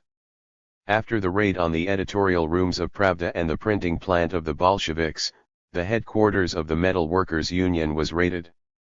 The next blow fell upon the district Soviets. Even the compromisers were not spared. On the 10th, one of the institutions of the party led by the Minister of the Interior, Trotsky, was attacked. It required no small amount of self-abnegation on the part of Dan to write on the subject of the arriving soldiers, instead of the ruin of the revolution, we are now witnessing its new triumph. This triumph went so far that, in the words of the Menshevik, Trotsky, passers-by on the streets, if they happened to look like workers or be suspected of Bolshevism, were in danger at any moment of cruel beatings. Could there be a more unmistakable symptom of a sharp change in the whole situation? A member of the Petrograd Committee of the Bolsheviks, Latzis, subsequently a well-known member of the Cheka, wrote in his diary, July 9. All our printing plants in the city are destroyed. Nobody dares print our papers and leaflets. We are compelled to set up an underground press. The Vyborg district has become an asylum for all. Here have come both the Petrograd Committee and the persecuted members of the Central Committee. In the watchman's room of the Renault factory there is a conference of the committee with Lenin. The question is raised of a general strike. A division occurs in the committee. I stand for calling the strike. Lenin, after explaining the situation, moves that we abandon it. July 12. The counter-revolution is victorious. The Soviets are without power. The Junkers, running wild, have begun to raid the Mensheviks too. In some sections of the party there is a loss of confidence. The influx of members has stopped. But there is not as yet a flight from our ranks. After the July days there was a strong social revolutionary influence in the Petersburg factories, writes the worker, Cisco. The isolation of the Bolsheviks automatically increased the weight and self-confidence of the compromisers. On July 16, a delegate from Vasilievsky Ostrov reported at a Bolshevik city conference that the mood in his district was in general hearty, with the exception of a few factories. In the Baltic factories the social revolutionaries and Mensheviks are crowding us out. Here the thing went very far. The factory committee decreed that the Bolsheviks attend the funeral of the slain Cossacks, and this they did. The official loss of membership of the party was, to be sure, insignificant. In the whole district, out of 4,000 members not more than 100 openly withdrew. But a far greater number in those first days quietly stood apart. The July days, a worker, Minishev, subsequently remembered, showed us that in our ranks too there were people who, fearing for their own skin, chewed up their party cards, and denied all connection with the party. But there were not many of them, he adds reassuringly. The July events, writes Shlyapnikov, and the whole accompanying campaign of violence and slander against our organization interrupted that growth of our influence which by the beginning of July had reached enormous proportions. The very party became semi-illegal, and had to wage a defensive struggle, relying in the main upon the trade unions and the shop and factory committees. The charge that the Bolsheviks were in the service of Germany could not but create an impression even upon the Petrograd workers, at least upon a considerable number of them. Those who had been wavering, drew off. Those who were about to join, wavered. Even of those who had already joined, a considerable number withdrew. Together with the Bolsheviks a large part had been played in the July demonstrations by workers belonging to the Social Revolutionaries and Mensheviks. After the blow they were the first to jump back under the banners of their own parties.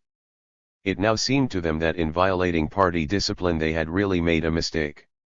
Broad layers of non-party workers, traveling companions of the party, also stepped away from it under the influence of that officially proclaimed and juridically embellished slander.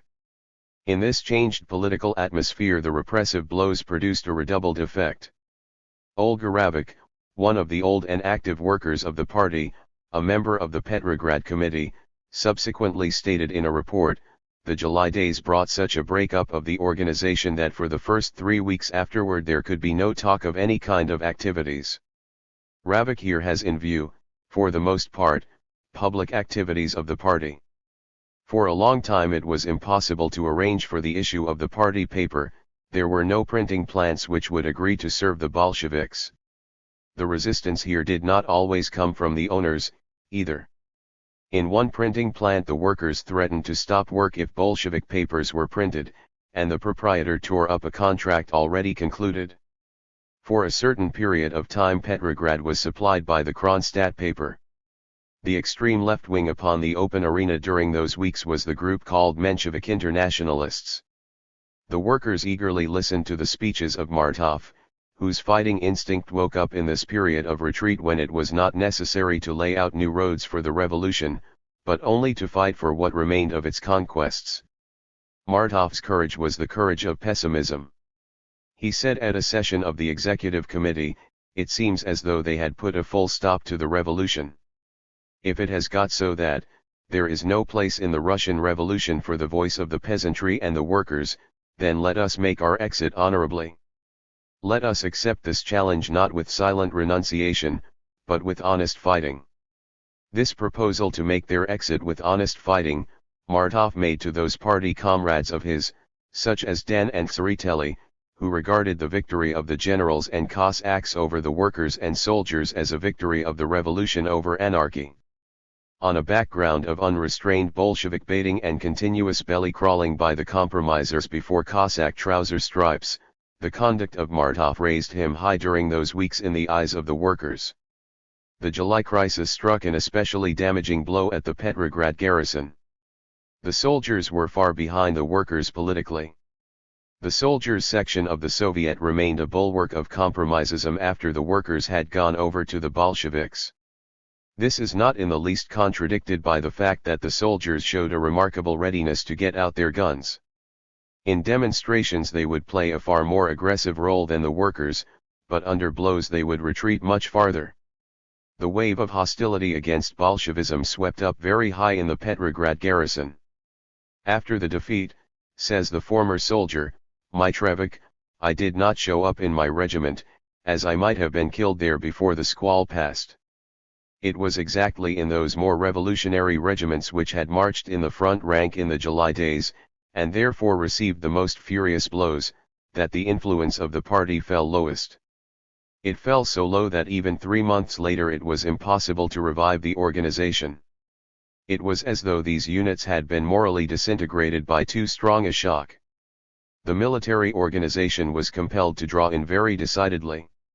After the July defeat, writes a former soldier, Menishev, not only in the upper circles of our party, but also in some of the district committees, the comrades were none too friendly toward the military organization. In Kronstadt the party lost about 250 members. The mood of the garrison of this Bolshevik fortress declined vastly. The reaction also spread to Helsingfors. Avksentiev, Bunakov, and the lawyer, Sokolov, went up there to bring the Bolshevik ships to repentance. They achieved certain results. By arresting the leading Bolsheviks, by playing up the official slander, by threats, they succeeded in getting a declaration of loyalty even from the Bolshevik battleship, Petropavlovsk. Their demand for the surrender of the instigators was rejected, however, by all the ships. It was not greatly different in Moscow. The attacks of the bourgeois press, remembers Piatnitsky, produced a panic even in certain members of the Moscow Committee. The organization weakened numerically after the July days. I will never forget, writes the Moscow worker, Raitkin, one mortally hard moment. A plenary session was assembling.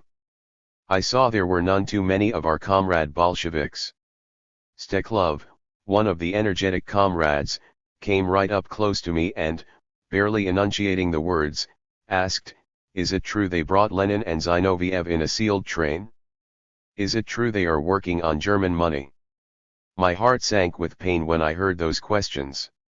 Another comrade came up, "Konstantinov, where is Lenin? He has beat it, they say. What will happen now?" And so it went.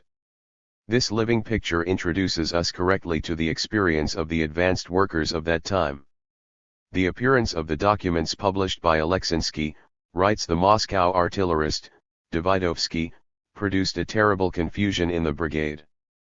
Even our battery, the most Bolshevik, wavered under the blow of this cowardly lie.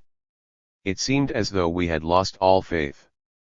After the July days, writes Vyakovleva, at that time a member of the Central Committee and a leader of the work in the extensive Moscow region, all the reports from the localities described with one voice not only a sharp decline in the mood of the masses, but even a definite hostility to our party. In a good number of cases our speakers were beaten up. The membership fell off rapidly, and several organizations, especially in the southern provinces, even ceased to exist entirely. By the middle of August no noticeable change for the better had taken place. Work was going on among the masses to sustain the influence of the party, but no growth of the organization was observable. In Ryazan and Tambov provinces, no new bonds were established, no new Bolshevik nuclei arose. In general, these were the domains of the social revolutionaries and Mensheviks. Evrenov, who directed the work in Proletarian Kinchma, remembers what a difficult situation arose after the July events, when at a grand conference of all social organizations the question was put of expelling the Bolsheviks from the Soviets. The efflux from the party in some cases reached such a scale that only after a new registration of members could the organization begin to live a proper life. In Tula, thanks to a preliminary serious selection of workers, the organization did not experience a loss of members, but its solidarity with the masses weakened. In Nizhny Novgorod, after the punitive campaign under the leadership of Colonel Verkhovsky and the Menshevik Kinhuk, a sharp decline set in. At the elections to the City Duma the party carried only 4 deputies. In Kalyuga the Bolshevik faction took under consideration the possibility of its being expelled from the Soviets.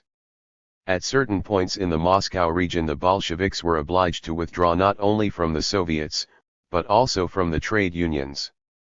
In Saratov, where the Bolsheviks had kept up very peaceful relations with the compromisers, and even at the end of June were intending to nominate common candidates with them for the City Duma, the soldiers were to such a point incited against the Bolsheviks after the July storm that they would break into campaign meetings, tear the Bolshevik bulletins from people's hands, and beat up their agitators.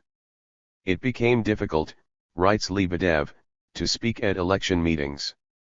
They would often yell at us, German spies, provocateurs. Among the Saratov Bolsheviks the faint-hearted were numerous, many announced their resignation, others went into hiding.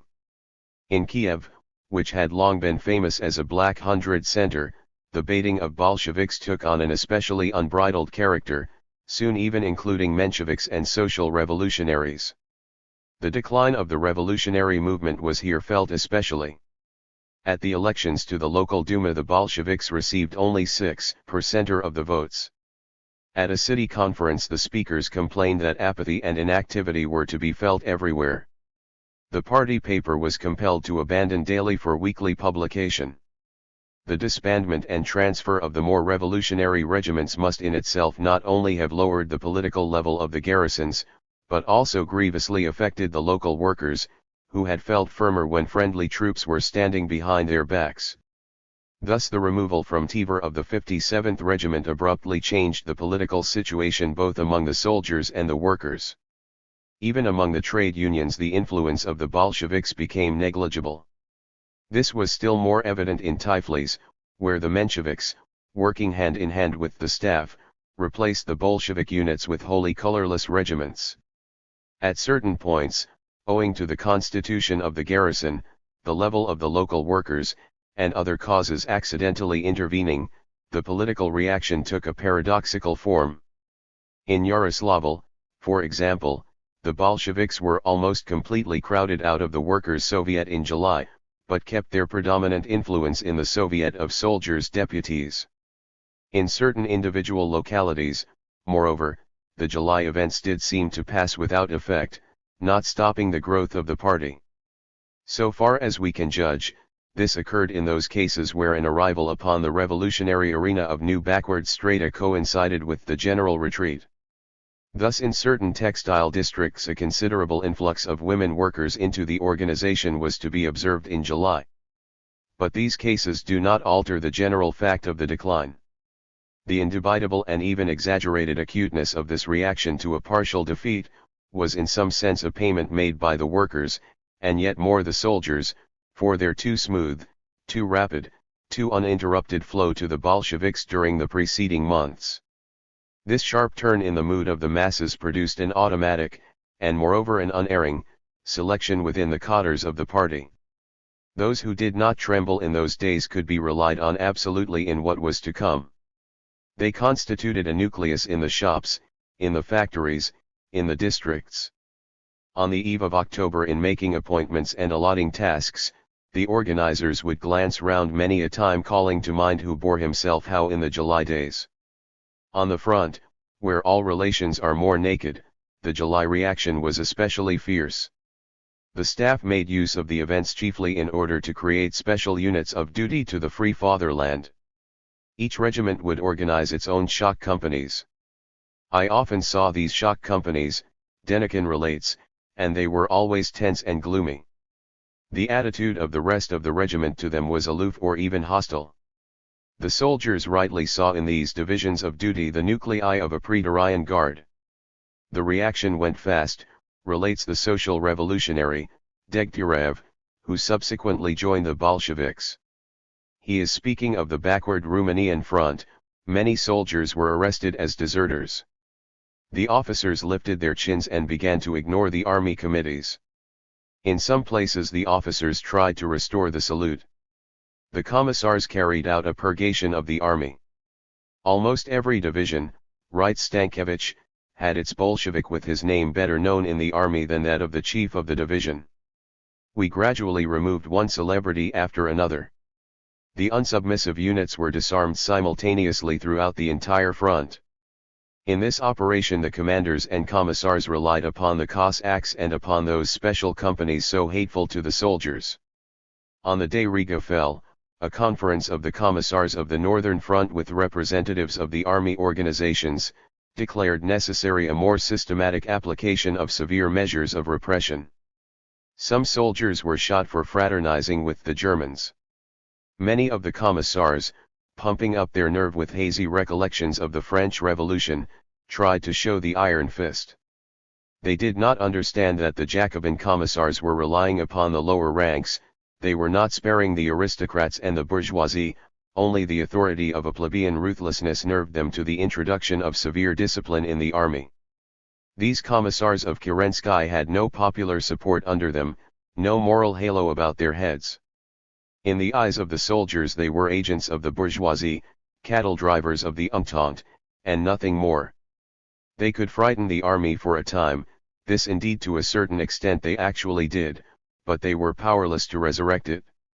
It was reported in the Bureau of the Executive Committee in Petrograd at the beginning of August that a favorable change had occurred in the mood of the army, that drilling activities were getting underway.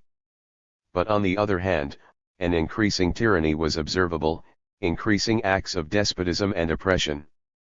The question of the officers was becoming especially critical. They were completely isolated, and formed a closed organization of their own. Other testimony bears out the fact that externally a greater order was being established at the front. The soldiers had ceased to rebel about petty and accidental things, but their dissatisfaction with the situation as a whole was only the more intense. In the cautious and diplomatic speech of the Menshevik, Kukin, at the state conference, an alarmed warning could be heard underneath the note of reassurance. There is an indubitable tranquility, he said, but there is also something else. There is a feeling of something like disappointment, and of this feeling also we are extremely afraid. The temporary victory over the Bolsheviks had been first of all a victory over the new hopes of the soldiers, over their faith in a better future. The masses had become more cautious, they had acquired a certain amount of discipline. But the gulf between the rulers and the soldiers had deepened. What and whom will it swallow up tomorrow? The July reaction established a kind of decisive watershed between the February and October revolutions. The workers, the garrisons at the rear, the front, in part even, as will appear later, the peasantry, recoiled and jumped back as though from a blow in the solar plexus. The blow was in reality psychological rather than physical, but it was no less real for that. During the first 4 months all the mass processes had moved in one direction, to the left. Bolshevism had grown, strengthened, and become bold. But now the movement had run into a stone wall.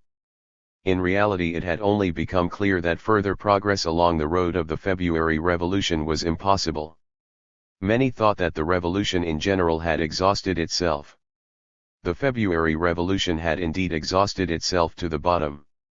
This inner crisis in the mass consciousness, combining with the slanders and measures of repression, caused confusion and retreat, in some cases panic. The enemy grew bolder. In the masses themselves all the backward and dubious elements rose to the surface, those impatient of disturbances and deprivations.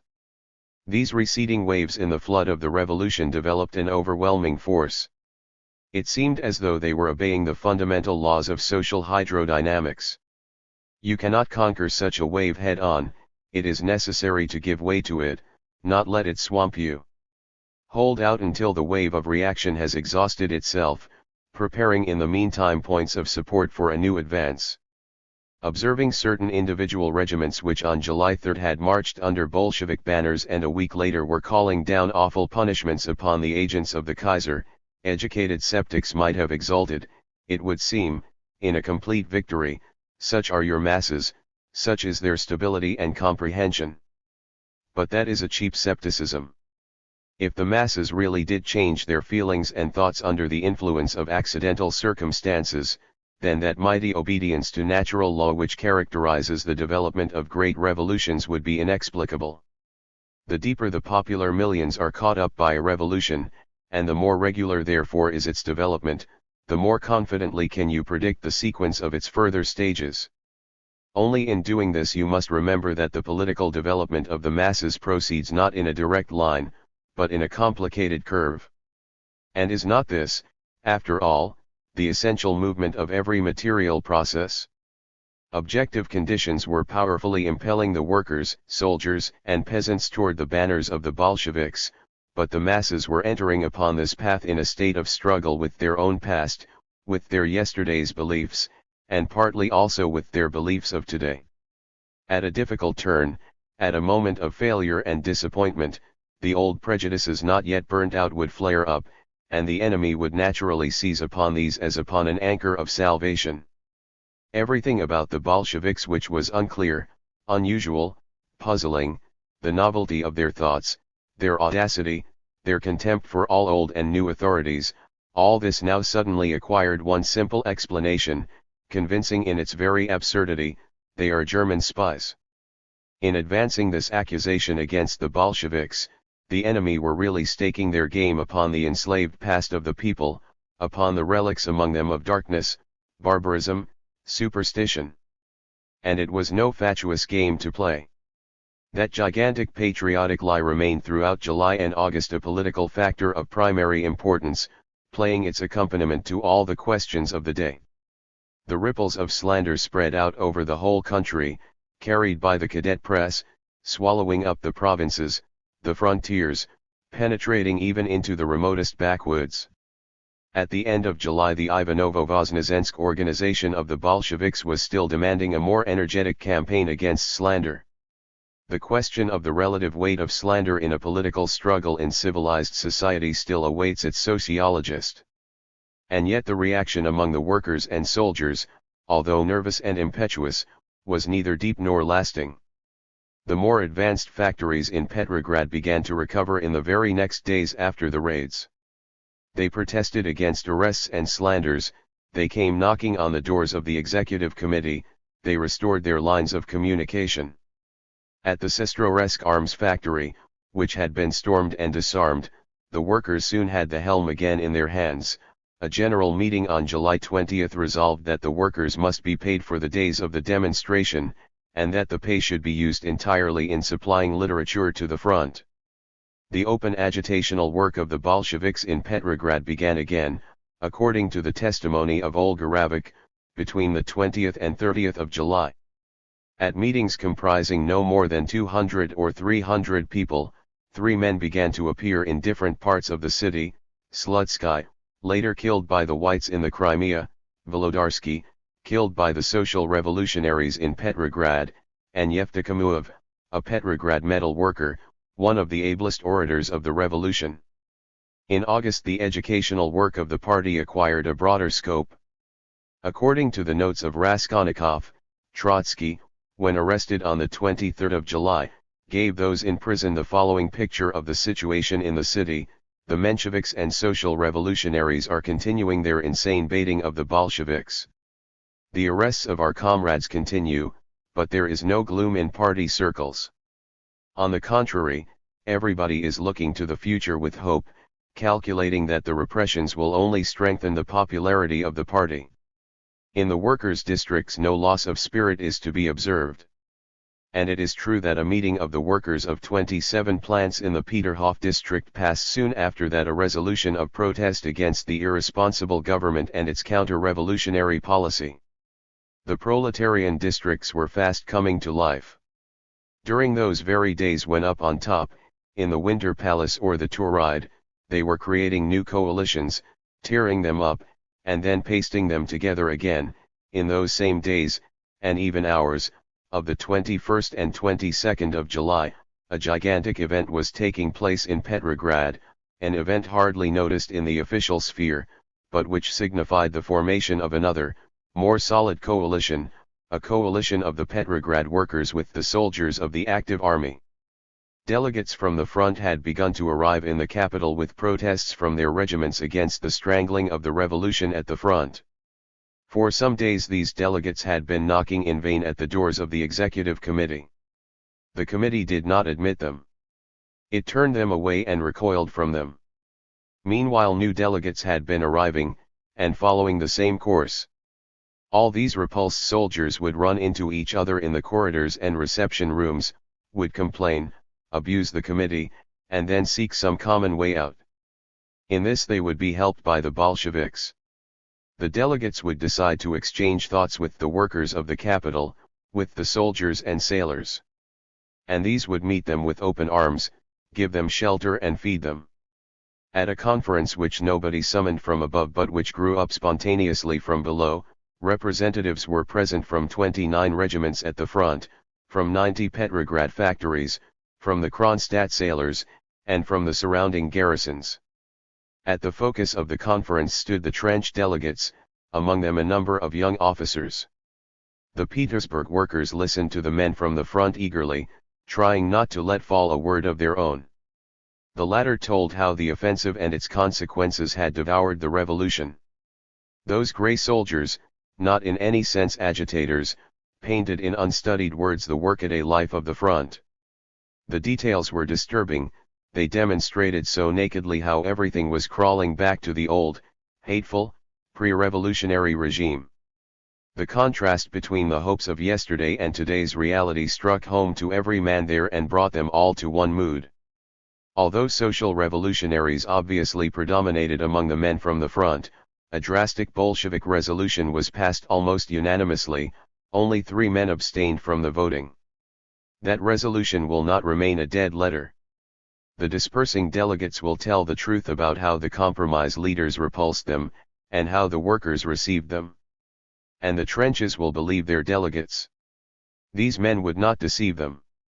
In the Petrograd garrison itself the beginning of a break was evident toward the end of the month, especially evident after those meetings participated in by delegates from the front.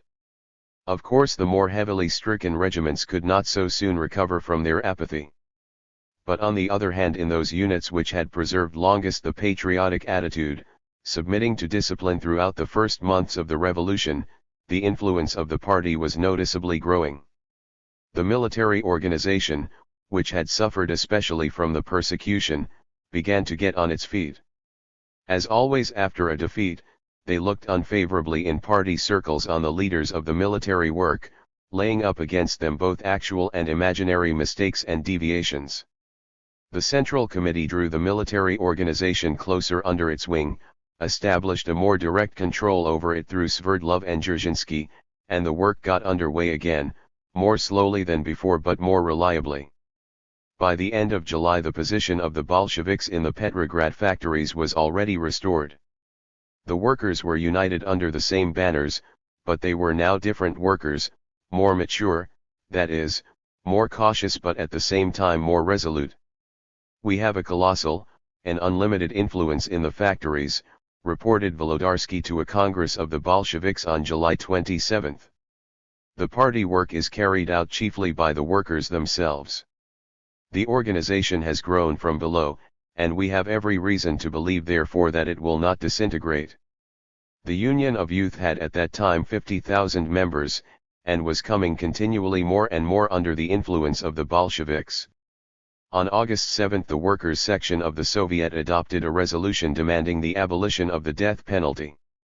In sign of protest against the state conference, the Putilov workers set aside a day's wages for the workers' press. At a conference of factory and shop committees, a resolution was passed unanimously declaring the Moscow Conference an attempt to organize the counter-revolutionary forces. Kronstadt was healing its wounds. On July 20, a meeting in Yakarny Square demanded the transfer of power to the Soviets, the sending of the Cossacks to the front together with the gendarmes and police, the abolition of the death penalty, the admission of Kronstadt delegates to Tsarskoye Selo to make sure that Nicholas II was adequately guarded, the disbandment of the battalions of death, the confiscation of the bourgeois newspapers, etc. At about the same time the new admiral, Tyrkov, on taking command of the fortress had ordered the red flags lowered on military vessels and the Andreevsky flag raised, the officers and a part of the soldiers had put on chevrons. The Kronstadters protested against this. A government commission to investigate the events of July 3rd to 5th was compelled to return from Kronstadt without results. It was met with hisses, protests and even threats. A shift was occurring throughout the whole fleet. At the end of July and the beginning of August, writes one of the Finland leaders, Zaleski, it was clearly felt that the outside reaction had not only not broken the revolutionary strength of Helsingfors, but on the contrary there was to be observed here a sharp shift to the left and a broad growth of sympathy for the Bolsheviks. The sailors had been to a considerable degree the instigators of the July movement, acting over the head of, and to an extent against the will of the party, which they suspected of moderation and almost of compromisism. The experience of the armed demonstration had shown them that the question of power is not so easily solved. Semi-anarchistic moods had now given place to a confidence in the party. Upon this theme the report of a Helsingfors delegate at the end of July is very interesting. On the small vessels the influence of the social revolutionaries prevails, but on the big battleships, cruisers, and destroyers, all the sailors are either Bolsheviks or Bolshevik sympathizers.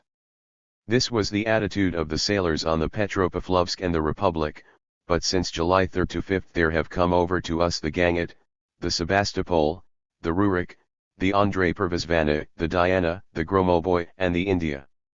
Thus we have in our hands a colossal fighting force. The events of July 3rd to 5th taught the sailors many things, showing them that a mere state of mind is not sufficient for the attainment of a goal. Although lagging behind Petrograd, Moscow was traveling the same road. The fumes began gradually to clear up, relates the artillerist Davidovsky. The soldier masses began to come to themselves, and we again took the offensive all along the line. That lie which stopped for a time the leftward movement of the masses afterward only reinforced their rush to us. Under blows the friendship between factory and barrack had grown closer. A Moscow worker, Strelkov, tells about the close relation gradually established between the Michelson factory and a neighboring regiment. The workers' and soldiers' committees often decided at joint sessions the practical life questions of both factory and regiment. The workers arranged cultural and educational evenings for the soldiers, bought them the Bolshevik papers, and gave them help in all kinds of ways. If somebody was disciplined, says Strelkov, they would come immediately to us to complain. During the street meetings, if a Michelson man was insulted anywhere, it was enough for one soldier to hear of it, and they would come running in whole groups to protect him.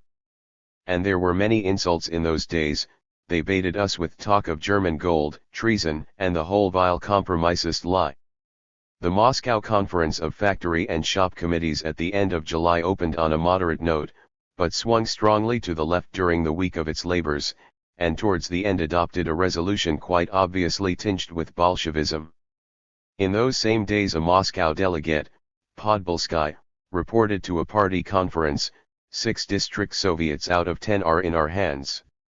Under the present organized slanderous attacks only the worker mass which firmly supports Bolshevism is saving us. At the beginning of August, in elections at the Moscow factories Bolsheviks were already getting elected in place of Mensheviks and social revolutionaries. The growth of the party's influence became boisterously evident in the general strike on the eve of the conference. The official Moscow Izvestia wrote, "It is time to understand at last that the Bolsheviks are not an irresponsible group, but one of the divisions of the organized revolutionary democracy, and that broad masses stand behind them, not always disciplined perhaps, but nevertheless devotedly loyal to the revolution."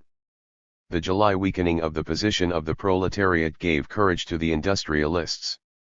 A conference of 13 of the most important business organizations, including the banks, formed a committee for the defense of industry, which took upon itself the leadership of the lockouts and of the whole political offensive against the revolution.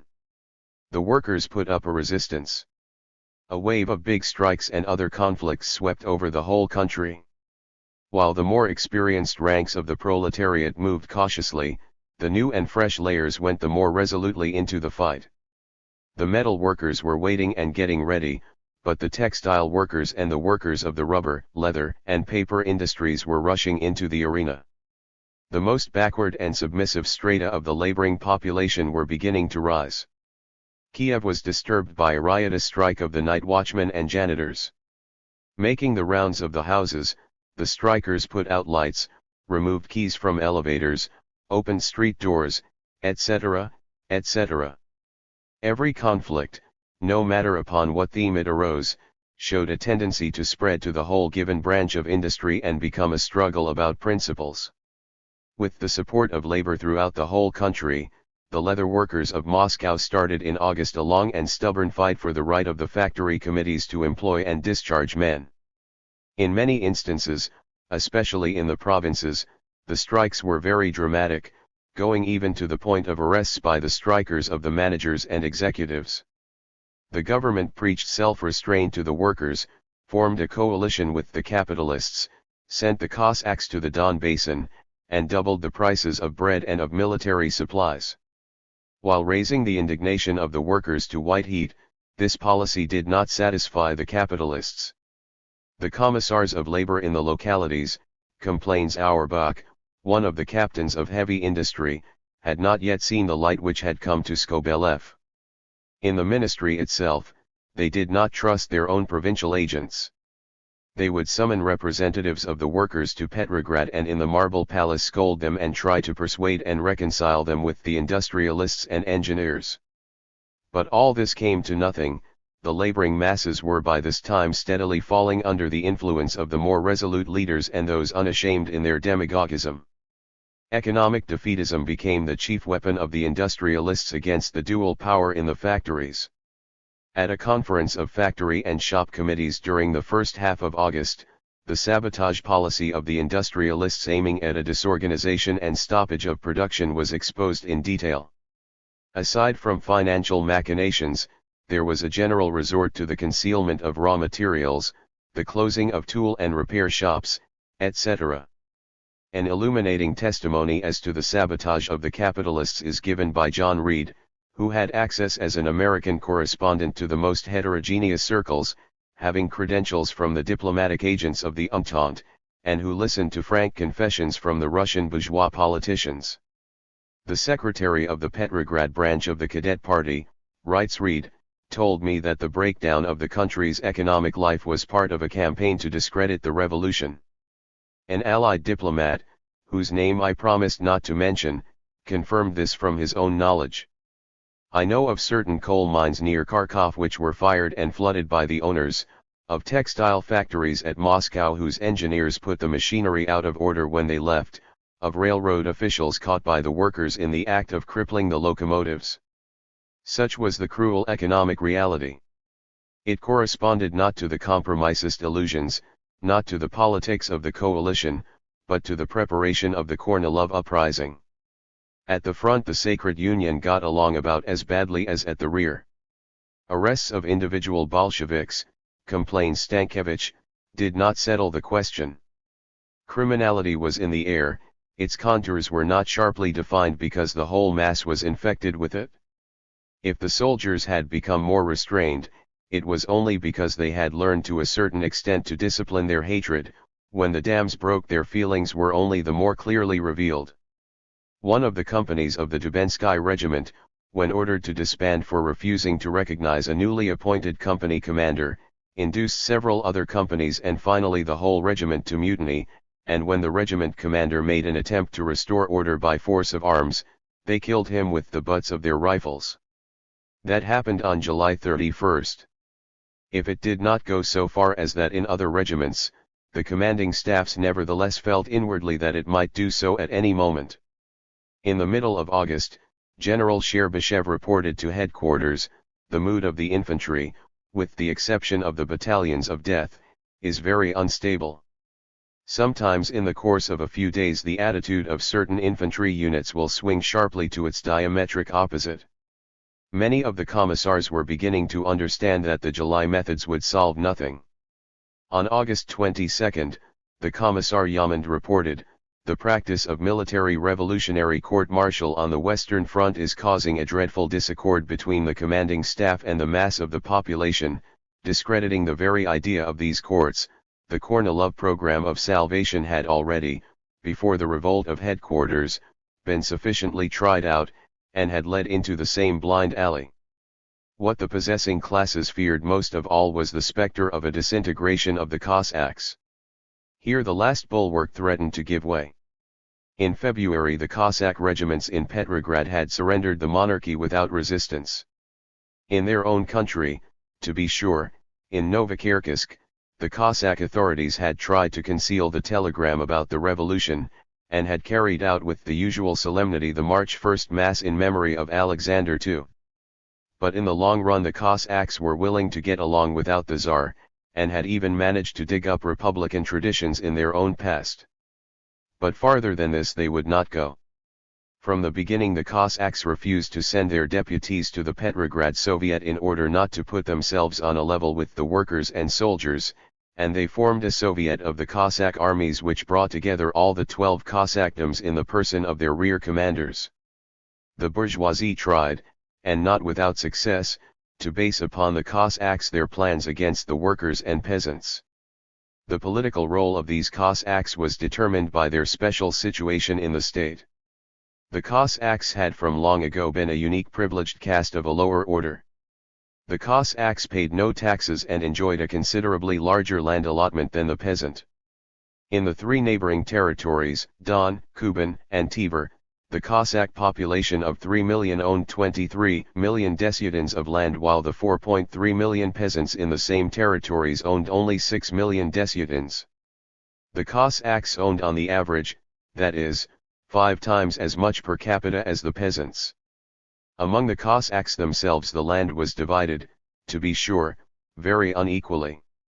They had here their landlords and kulaks, even more powerful than in the north.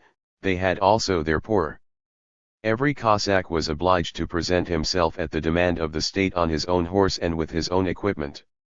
The rich Cossacks more than covered this expense with their freedom from taxes, but the lower ranks were bowed down under the burden of this liability to service.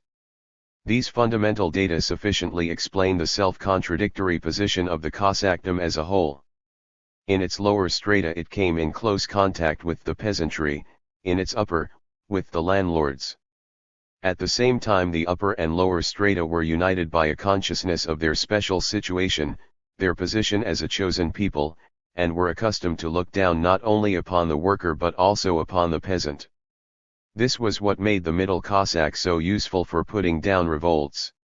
During the years of the war, when the younger generations were at the front, the old men, carrying conservative traditions and closely bound up with their officers, became the bosses.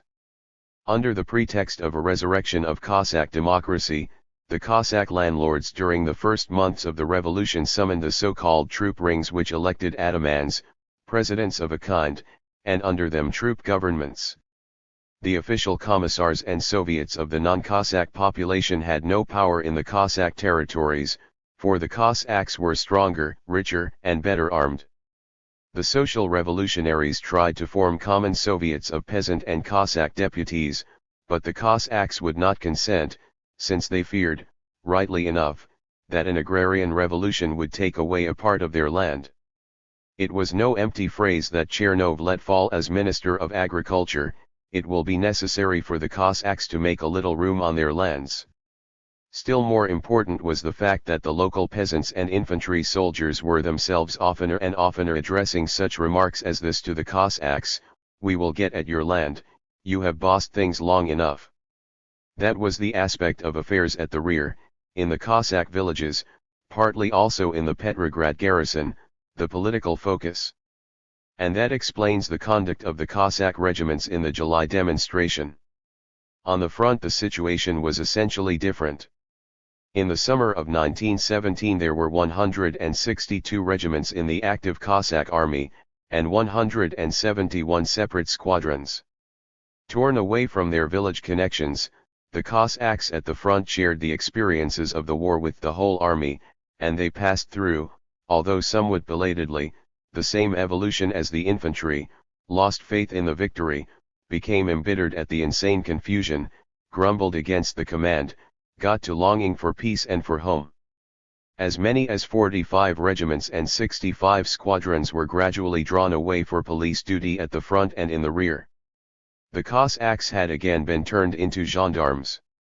The soldiers, workers, and peasants grumbled against them, reminding them of their hangman's work in 1905. Many of the Cossacks, who had begun to enjoy a pride in their conduct in February, began to feel a gnawing at the heart. The Cossack began to curse his whip, and would often refuse to include a whip in his equipment. There were not many deserters, though, among the Don and Kuban Cossacks, they were afraid of their old men in the village. In general, the Cossack units remained considerably longer in control of the officers than the infantry. From the Don and the Kuban news came to the front that the Cossack chiefs, along with the old men, had set up their own government without asking the Cossacks at the front. This awakened sleeping social antagonisms. "We will show them when we get home," the men at the front would say. The Cossack general, Krasnov, one of the leaders of the counter-revolution on the Don, has vividly described how the strong Cossack units at the front were gradually torn asunder. Meetings began to be held and they would pass the wildest resolutions. The Cossacks stopped cleaning and feeding their horses regularly. There was no thought of any kind of serious occupation. The Cossacks decorated themselves with crimson bands, decked themselves out with red ribbon, and would not hear of any kind of respect for their officers. Before finally arriving at this condition, however, the Cossack had long hesitated, scratching his head and wondering which way to turn. At a critical moment, therefore, it was not easy to guess how this or that Cossack unit would behave. On August 8 the troop ring on the Don formed a block with the cadets for the elections to the Constituent Assembly. News of this immediately reached the army. Among the Cossacks, writes the Cossack officer Yanov, this block was greeted very adversely.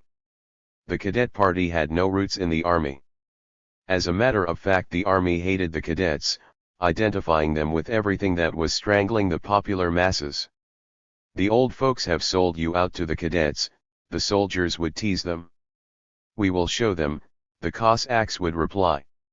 On the southwestern front, the Cossack units passed a special resolution declaring the cadets the sworn enemies and enslavers of the working people, and demanded the expulsion from their troop ring of all those who dared to enter an agreement with the cadets. Kornilov, himself a Cossack, counted strongly on the help of the Cossacks, especially those of the Don, and filled out with Cossack units the division designated for his coup d'état. But the Cossacks never stirred in behalf of this son of a peasant. The villagers were ready to defend their land in their own territory ferociously enough, but they had no desire to get mixed up in somebody else's quarrel. The 3rd Cavalry Corps also failed to justify the hopes placed in it. Although unfriendly to fraternization with the Germans, on the Petrograd front the Cossacks willingly came to meet the soldiers and sailors. It was this fraternization which broke up Kornilov's plan without bloodshed. In this way the last prop of the old Russia, the Cossacks, weakened and crumbled away. During this same time and far beyond the border of Russia, on French territory, an experiment in the resurrection of the Russian armies was carried out on a laboratory scale, beyond the reach of the Bolsheviks and therefore the more convincing. During the summer and autumn dispatches appeared in the Russian press, but remained almost unnoticed in the whirlwind of events, telling of armed revolts among the Russian troops in France. As early as January 1917, that is, before the revolution, the soldiers of the 2 Russian brigades in France, to quote the officer Lisovsky, were firmly convinced that they had all been sold to the French in exchange for ammunition. The soldiers were not so badly mistaken, either. For their allied masters they had not the slightest sympathy, and in their own officers not the slightest confidence. The news of the revolution found these exported brigades politically prepared, so to speak, yet nevertheless, It took them unawares. An explanation of the revolution was not to be expected from the officers were the more at a loss, the higher they were, but democratic patriots from among the emigrants appeared in the camps. It was observed more than once, writes Lisowski, that certain of the diplomats and officers of the guard regiments, would obligingly draw up chairs for the former emigrants.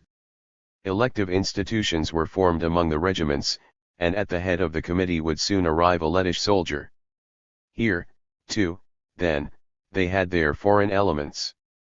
The 1st Regiment, formed in Moscow and consisting almost wholly of workers, clerks and salesmen, proletarian and semi-proletarian elements in general, had first stepped on French soil a year before, and during the winter had fought well on the fields of Champagne. But the disease of demoralization struck this same regiment first. The 2nd Regiment, which had in its ranks a large percentage of peasants, remained longer tranquil. The 2nd Brigade, which consisted almost exclusively of Siberian peasants, seemed wholly reliable. Very soon after the February Revolution the 1st Brigade broke discipline. It did not want to fight either for Alsace or for Lorraine, it did not want to die for beautiful France. It wanted to try living in the new Russia. The brigade was withdrawn to the rear, and quartered in the center of France, in Camp La Courtine. Amid quiet bourgeois villages, relates Lisowski, about 10,000 mutinous Russian soldiers, armed, having no officers, and absolutely refusing to submit to anybody, lived in this vast camp an entirely unique and special kind of life. Here Kornilov had an extraordinary opportunity to apply his methods for restoring the army, with the cooperation of his warm sympathizers, Poincaré and Ribot. The commander-in-chief telegraphed a command that the soldiers be brought into submission, and sent to Salonika. But the rebels would not surrender. On the 1st of September heavy artillery was brought up, and placards posted within the camp quoting the threatening telegram of Kornilov. But just here a new complication thrust itself into the course of events. News appeared in the French papers that Kornilov himself had been declared a traitor and a counter-revolutionist. The mutinous soldiers firmly decided that there was no reason why they should die in Salonika, especially at the command of a traitor general. These workers and peasants who had been sold for ammunition decided to stand up for themselves. They refused to hold conversations with anybody whatever from the outside. From then on not one single soldier ever left the camp. The 2nd Russian Brigade was brought into action against the 1st. The artillery occupied positions on the nearby mountain slopes, the infantry, employing all the rules of engineering science, dug trenches and approaches to La Courtine. The surroundings were strongly occupied by Alpine sharpshooters, to make sure that no single Frenchman should enter the theater of war of the 2 Russian brigades. Thus the military authorities of France set the stage on their territory for a Russian civil war, prudently surrounding it with a hedge of bayonets. This was merely a rehearsal. Later on the French ruling classes organized a civil war on the territory of Russia herself, surrounding it with the barbed ring of the blockade. A regular methodical bombardment of the camp began. Several hundred soldiers came out of the camp, agreeing to surrender. They were received, and the artillery fire immediately began again. This lasted for 4 days and 4 nights. The La Courtine men surrendered in detachments. On the 6th of September, there remained about 200 men who had decided not to give themselves up alive. At their head stood a Ukrainian, Globa, a Baptist, a fanatic. In Russia they would have called him a Bolshevik. Under cover of artillery, machine gun, and rifle fire, combining in one general roar, the place was actually stormed. In the end the rebels were subdued. The number of victims is unknown. Law and order was in any case re-established. But in just a few weeks the 2nd Brigade which had bombarded the 1st was seized with the same disease. The Russian soldiers had carried this dreadful infection with them across the sea in their canvas knapsacks, in the linings of their coats, in the secret places of their hearts. This dramatic episode at La Courtine is significant.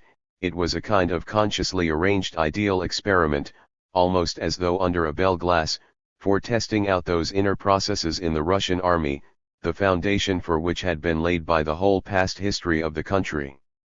Chapter 35. The Rising Tide. The strong weapon of slander proved a two-edged one. If the Bolsheviks are German spies, why does the news come chiefly from sources most hateful to the people? Why is it the cadet press, which has always attributed to the workers and soldiers the lowest possible motives, that is loudest and clearest of all in accusing the Bolsheviks? Why does that reactionary overseer or engineer who has been crouching in a corner since the insurrection, now suddenly jump out and begin to curse the Bolsheviks? Why have the most reactionary officers begun to swagger in their regiments? And why in accusing Lenin and co. do they shake their fists in the very faces of the soldiers, as though they were the traitors? Every factory had its Bolsheviks. Do I look like a German spy, boys, a fitter would ask, or a cabinet maker, whose whole life history was known to the workers? At times even the compromisers, in their struggle against the assault of the counter-revolution, would go farther than they planned and unintentionally smooth the path for the Bolsheviks. The soldier Pyriko tells how at a soldiers' meeting an army physician Markovich, a follower of Plekhanov, refuted the accusation of espionage against Lenin, in order the more effectively to attack his political views as inconsistent and ruinous. In vain. If Lenin is intelligent and not a spy, not a traitor, and wants to make peace, then we are for him, said the soldiers after the meeting. After the temporary halt in its growth, Bolshevism again began confidently spreading its wings. The compensation is coming fast, wrote Trotsky in the middle of August. Driven, persecuted, slandered, our party has never grown so swiftly as in recent days. And this process will not be long in running from the capital into the provinces, from the cities into the villages and the army. All the toiling masses of the country will have learned, when new trials come, to unite their fate with the fate of our party. As before, Petrograd took the lead. It seemed as though an almighty broom was busy in the factories, sweeping the influence of the compromisers out of every last nook and cranny. The last fortresses of defensism are falling, said the Bolshevik paper. Was it so long ago that the defensist gentlemen were the sole bosses in the giant Obukhovsky factory? Now they don't dare show their faces in that factory. About 550,000 votes were cast in the elections for the Petrograd City Duma on August 20, considerably less than in the July elections for the District Dumas. After losing upwards of 375,000, the Social Revolutionaries still got over 200,000 votes, or 37% of the whole number. The Cadets got a fifth of the whole number. A pitiful 23,000 votes, writes Sukhanov, were cast for our Menshevik ballot. Unexpectedly to everybody, the Bolsheviks got almost 200,000 votes, or about one-third of the whole number. At a regional conference of trade unions which took place in the Urals in the middle of August, uniting 150,000 workers, resolutions of a Bolshevik character were carried upon all questions.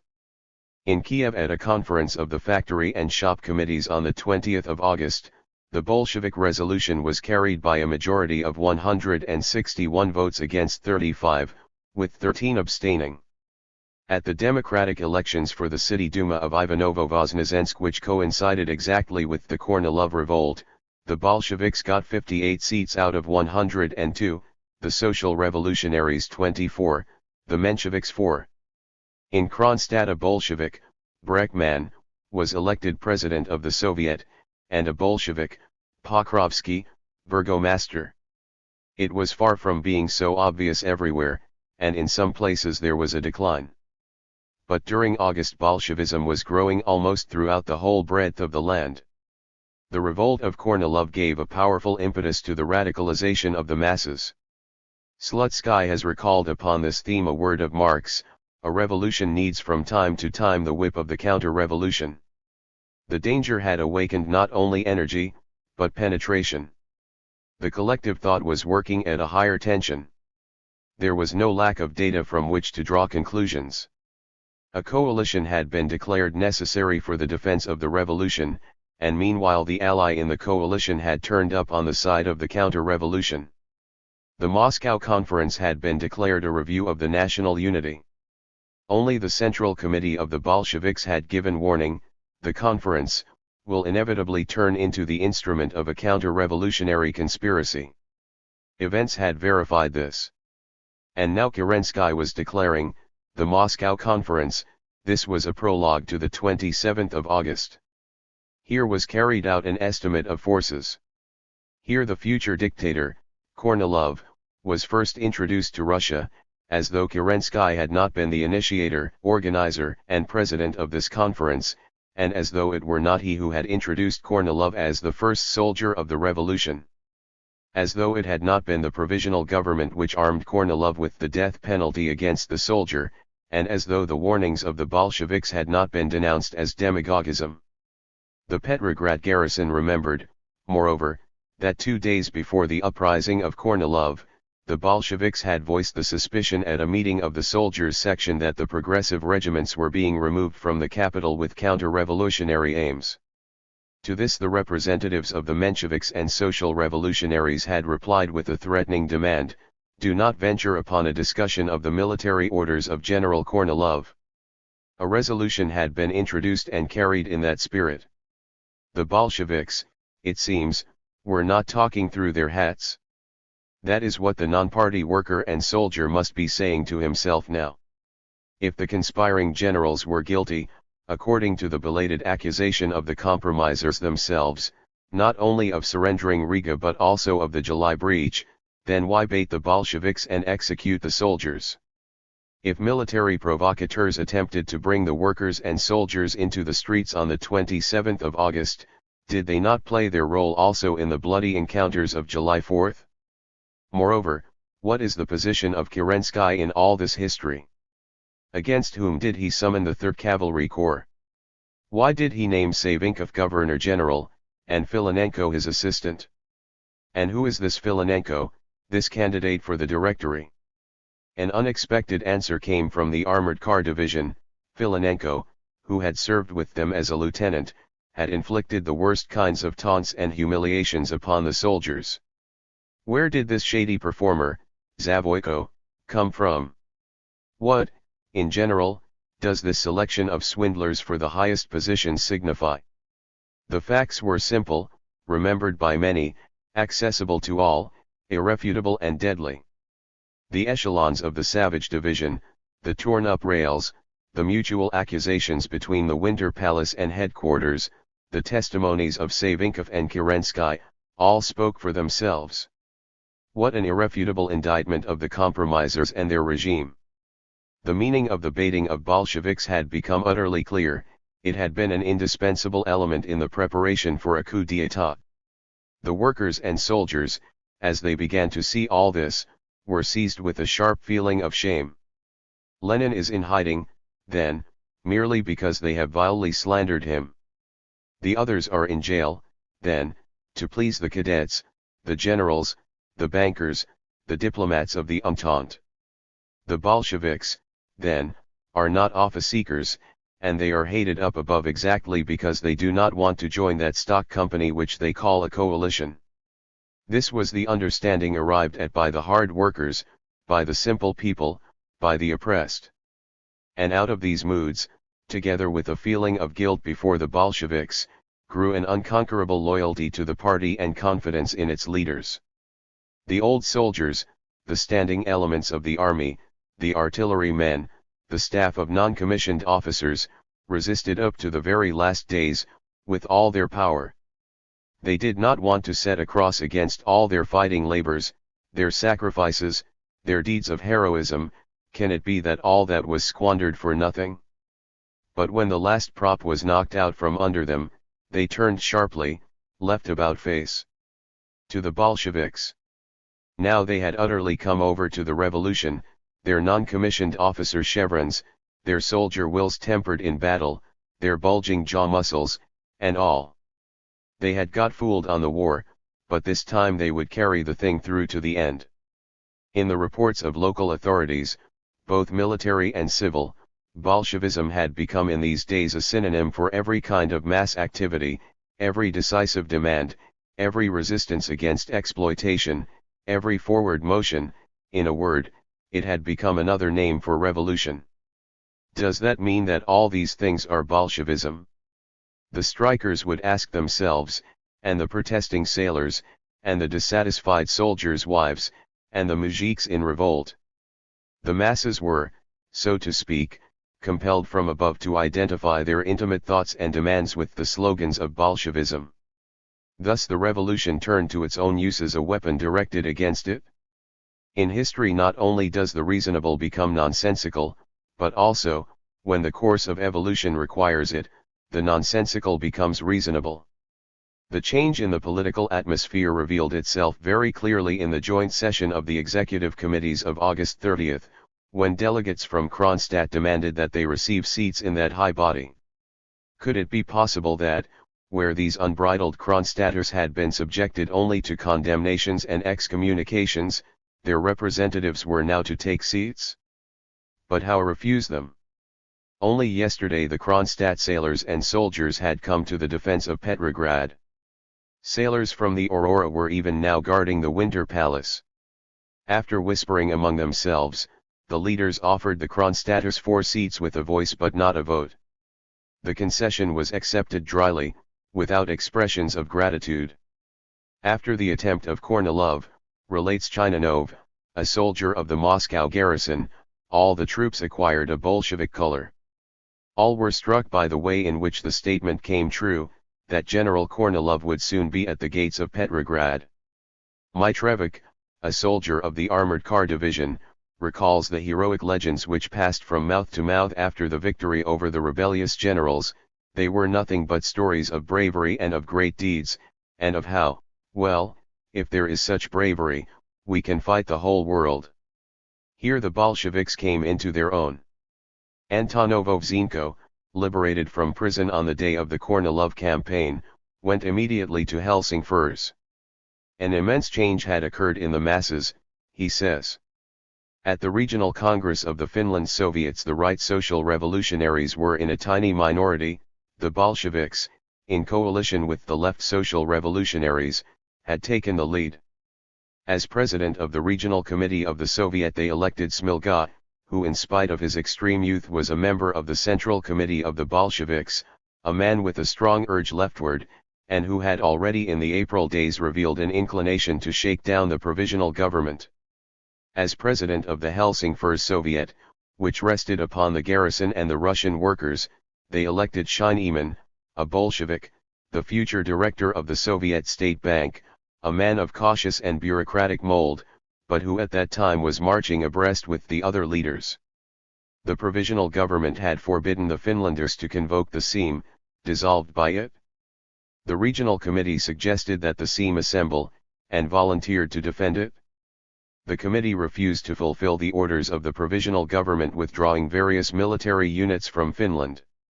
Essentially the Bolsheviks had here already established a dictatorship of the Soviets in Finland. At the beginning of September a Bolshevik paper wrote, from a whole series of Russian cities, the news comes that the organizations of our party have grown immensely in the recent period, but still more significant is the growth of our influence in the broadest democratic masses of the workers and soldiers. Even in those plants where at first they had refused to listen to us, writes the Bolshevik, Avrin, from Ekaterinoslav, the workers were on our side in the Kornilov days. When the rumor came that Kaldin was mobilizing the Cossacks against Tsaritsyn and Saratov, writes Antonov, one of the leaders of the Saratov Bolsheviks, when this rumor was confirmed and reinforced by the insurrection of General Kornilov, the masses got over their former prejudices in a few days. The Bolshevik paper in Kiev stated on the 19th of September, in the election for the Soviets 12 comrades were elected from the arsenal, all Bolsheviks. All the Menshevik candidates were defeated. The same thing is happening in a whole series of other plants. Similar dispatches are to be found from now on every day in the pages of the workers' press. The hostile press tried in vain to minimize or hush up the growth of Bolshevism. The masses, leaping forward, seemed to be trying to make up for the time lost in their former waverings, hesitations, and temporary retreats. there was a universal, obstinate, and unrestrainable flood tide. A member of the Central Committee of the Bolsheviks, Barbara Yakovleva, from whom we learned in July and August about the extreme weakening of the Bolsheviks in the whole Moscow region, now testifies to an abrupt change. During the second half of September, she reports to the conference, the workers of the regional bureau made the rounds of the region. Their impressions were absolutely identical.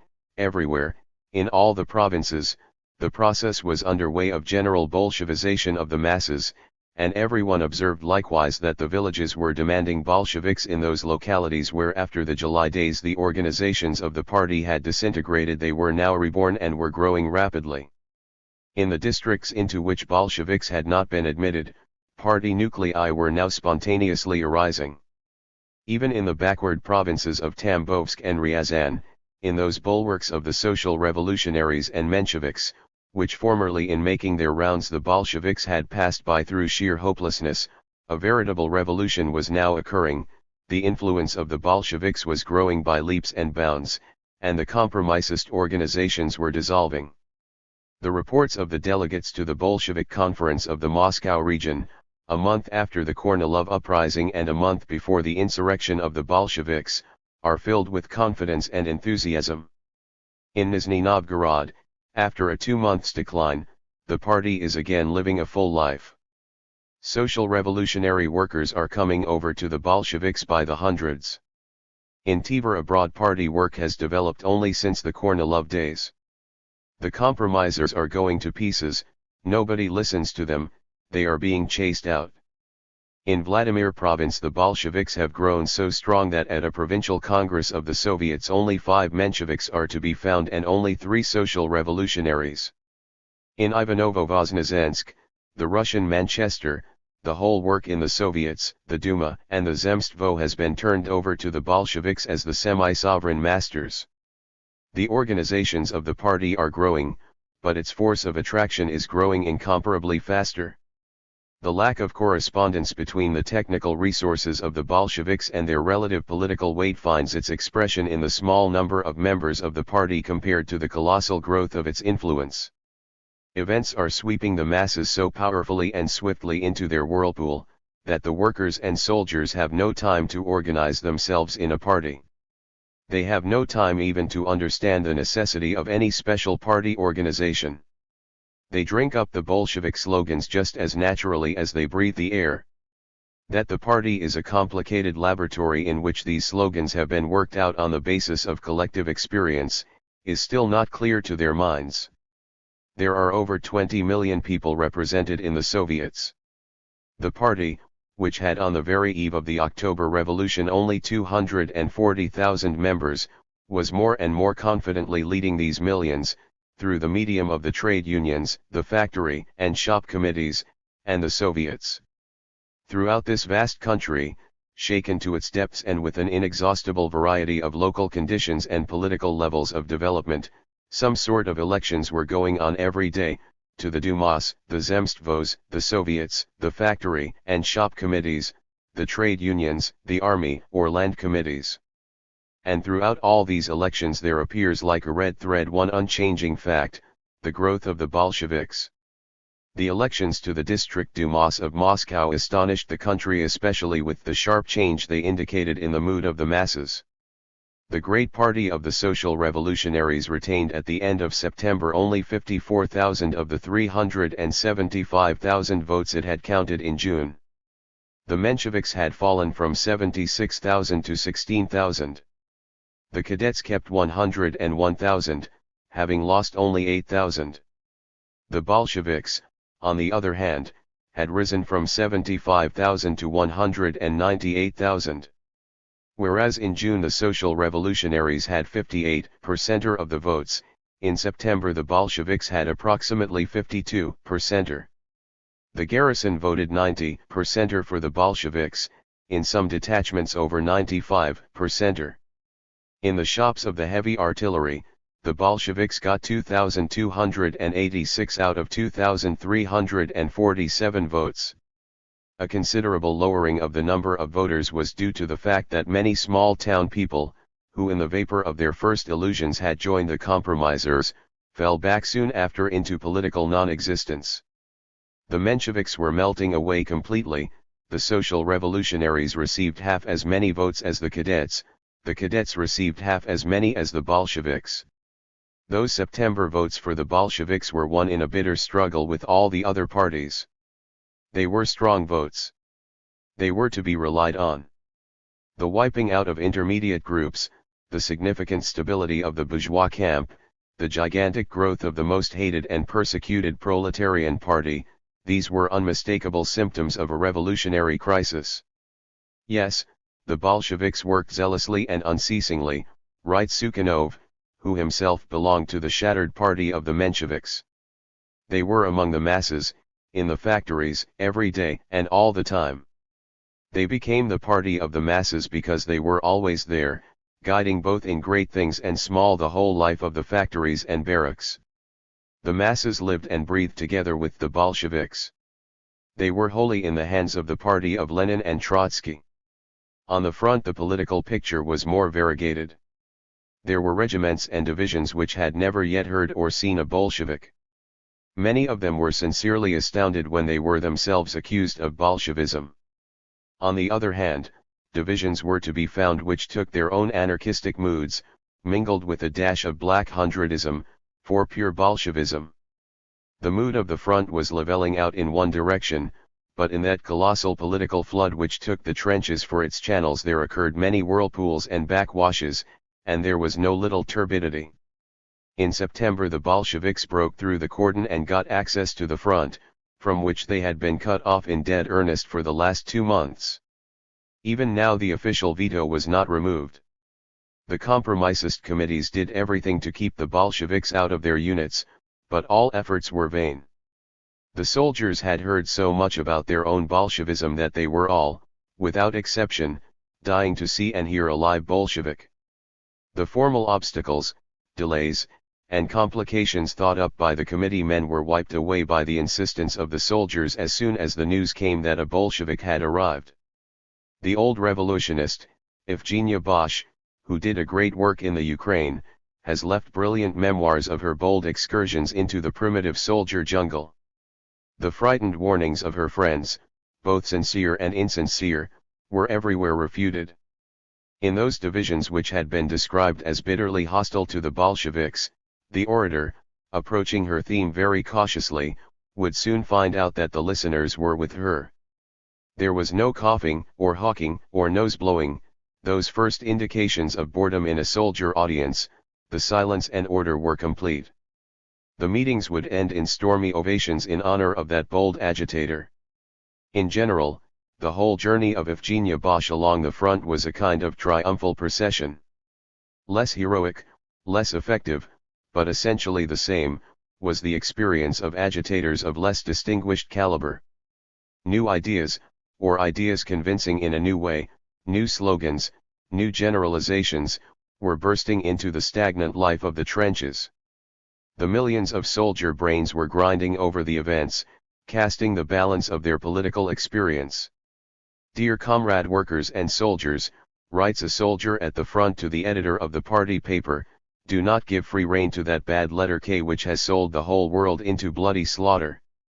That includes the first murderer, Koka, Kerensky, Kornilov, Kaldin, the cadets, all of them on one letter K. The Cossacks are also dangerous for us. Sidor Nikolaev. Do not look for superstition here, this is merely a method of political mnemonics. The insurrection, starting at headquarters, could not but shock every fiber of the soldier's being.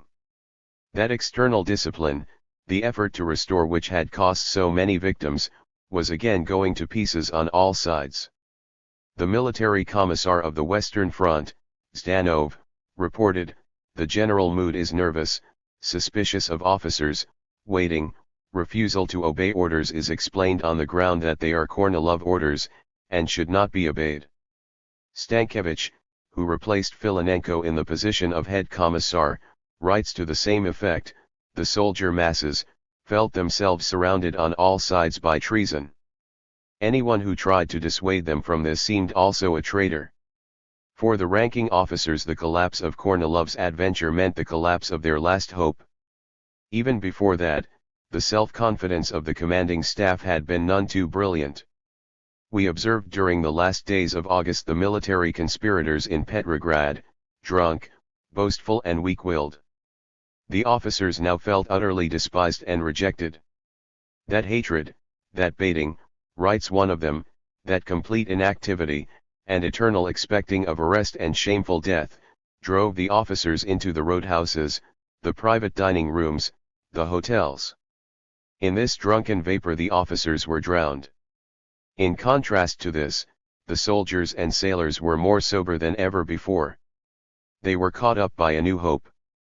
The Bolsheviks, according to Stankiewicz, lifted up their heads, and felt themselves to be complete masters in the army. The lower committees began to turn into Bolshevik nuclei. Every election in the army showed an amazing Bolshevik growth. And moreover, it is impossible to ignore the fact that the best and most tightly disciplined army, not only on the northern front but perhaps on the whole Russian front, the Fifth Army, was the first to elect a Bolshevik army committee. The fleet was still more clearly, concisely, and colorfully going Bolshevik.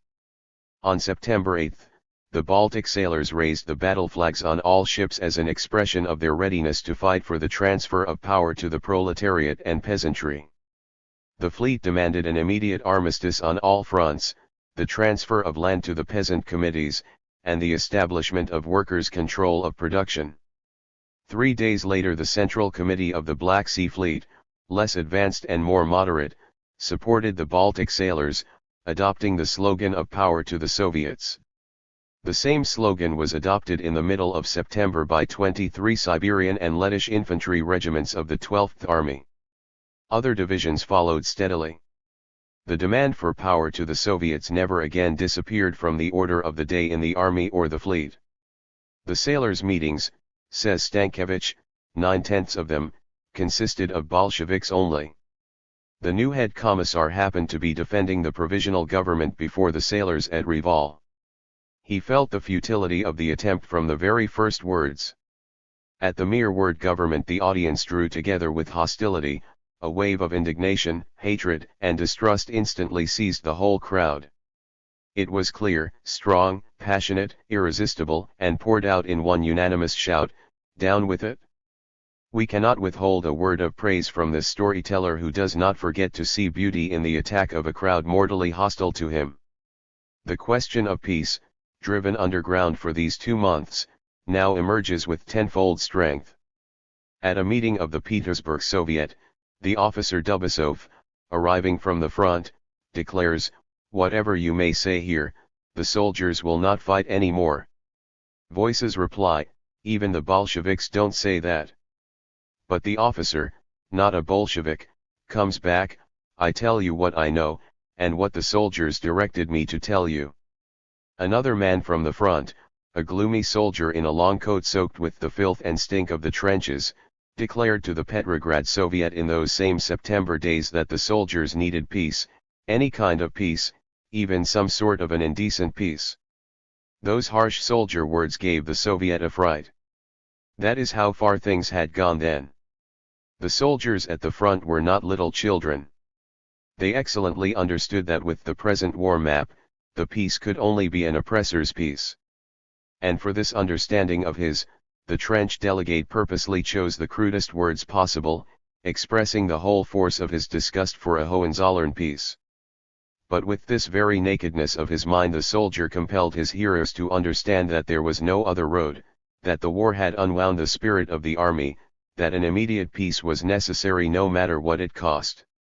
The bourgeois press seized the words of the trench orator with malicious joy, attributing them to the Bolsheviks. That phrase about an indecent peace was henceforward continually to the fore as an extreme expression of the savagery and depravity of the people. As a general rule the compromisers were not at all inclined, like the political dilettante Stankiewicz, to admire the beauties of that rising tide which threatened to wash them off the revolutionary arena. They learned from day to day with amazement and horror that they no longer possessed any power of resistance. As a matter of fact, under the confidence of the masses in the compromisers, there had lain concealed from the first hours of the revolution a misunderstanding, historically inevitable but not long-lasting. Only a few months had been required to clear it up. The compromisers had been compelled to talk with the workers and soldiers in a wholly different language from that which they employed in the executive committee, and still more in the Winter Palace. The responsible leaders of the social revolutionaries and Mensheviks were more and more afraid as weeks passed, to come out into the open square. Agitators of the second and third rank would go out, and they would accommodate themselves to the social radicalism of the people with the help of equivocal phrases. Or else they would become sincerely infected with the mood of the factories, mines, and barracks, would begin to speak their language, and soon break away from their own parties. The sailor Kovrin tells in his memoirs how the seamen who considered themselves social revolutionaries would in reality defend the Bolshevik platform. This was to be observed everywhere. The people knew what they wanted, but they did not know how to call it by name. That misunderstanding which belonged to the inner essence of the February Revolution had a universal popular mass character, especially in the villages, where it lasted longer than in the cities. Only experience could introduce order into this chaos. Events, little and great, were tirelessly shaking up the mass parties, bringing their membership into correspondence with their policy and not their signboards. An excellent example of this quiproquo between the compromisers and the masses is to be seen in an oath taken at the beginning of July by 2,000 Donetsk miners, kneeling with uncovered heads in the presence of a crowd of 5,000 people and with its participation. We swear by our children, by God, by the heaven and earth, and by all things that we hold sacred in the world, that we will never relinquish the freedom bought with blood on the 28th of February, 1917, believing in the social revolutionaries and the Mensheviks. We swear we will never listen to the Leninists, for they, the Bolshevik Leninists, are leading Russia to ruin with their agitation, whereas the social revolutionaries and Mensheviks united in a single union, say, the land to the people. Land without indemnities, the capitalist structure must fall after the war, and in place of capitalism there must be a socialist structure. We give our oath to march forward under the lead of these parties, not stopping even at death. This oath of the miners directed against the Bolsheviks in reality led straight to the Bolshevik Revolution. The February shell and the October kernel appear in this naive and fervent picture so clearly as in a way to exhaust the whole problem of the permanent revolution. By September the Donetsk miners, without betraying either themselves or their oath, had already turned their backs on the compromisers. The most backward ranks of the Ural miners had done the same thing. A member of the executive committee, the social revolutionary Ojhegov, a representative of the Urals, paid a visit early in August to his Ijevsky factory. I was dreadfully shocked, he writes in his sorrowful report, by the sharp changes which had taken place in my absence. That organization of the Social Revolutionary Party which, both for its numbers, and its activities, was known throughout the whole Ural region, had been disintegrated and reduced to 500 people, thanks to irresponsible agitators. The report of Ojhegov did not bring any unexpected news to the executive committee. The same picture was to be seen in Petrograd. If after the July raids the social revolutionaries temporarily leapt to the front in the factories, and even in some places increased their influence, their subsequent decline was only the more headlong. To be sure, Kerensky's government conquered at the time, wrote the social revolutionary Vizenzanov later, the Bolshevik demonstrators were scattered, and the chiefs of the Bolsheviks arrested, but that was a Pyrrhic victory. That is quite true, like King Pyrrhus the compromisers won a victory at the price of their army. Whereas earlier, before July 3-5, writes the Petrograd worker, Skorenko, the Mensheviks and social revolutionaries had been able in some places to appear before the workers without the risk of being whistled down. At present they had no such guarantee. In general they had no guarantees left. The Social Revolutionary Party had not only lost its influence, but had also changed its social constituency.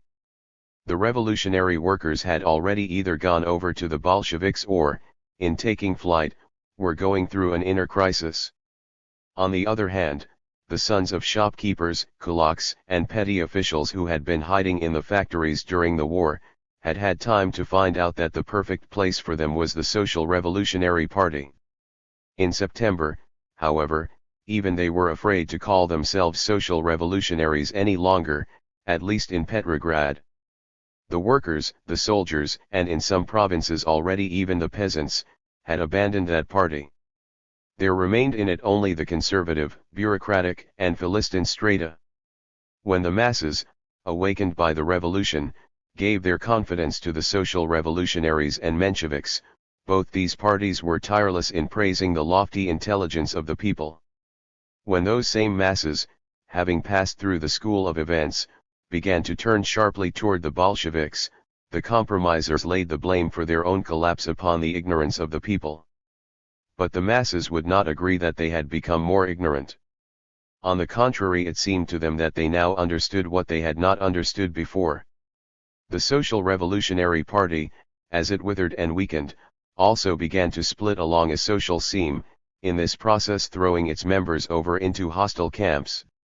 In the fields and villages there remained those social revolutionaries who, side by side with the Bolsheviks and usually under their leadership, had defended themselves against the blows dealt out by social revolutionaries in the government.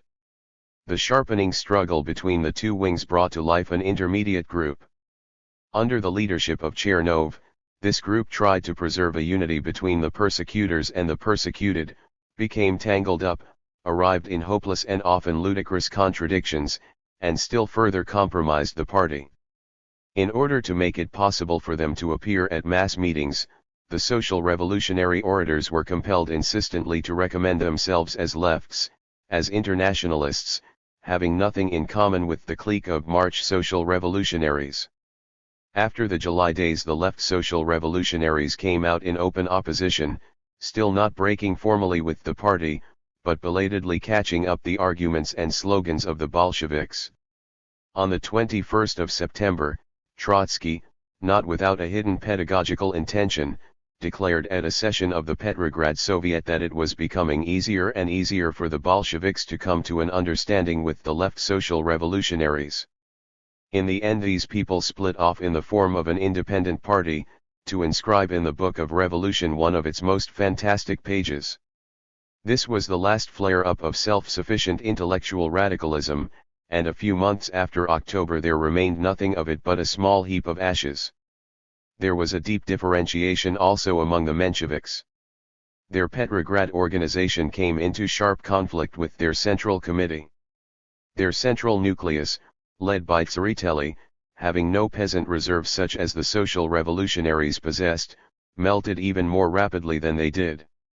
Intermediate social democratic groups, who adhered to neither of the two principal camps, were still trying to unite the Bolsheviks with the Mensheviks. They were still nourishing the illusions of March, when even Stalin had thought desirable a union with Tsereteli, and had believed that we will live down petty disagreements within the party. In the latter part of August there occurred a fusion of the Mensheviks with these advocates of union.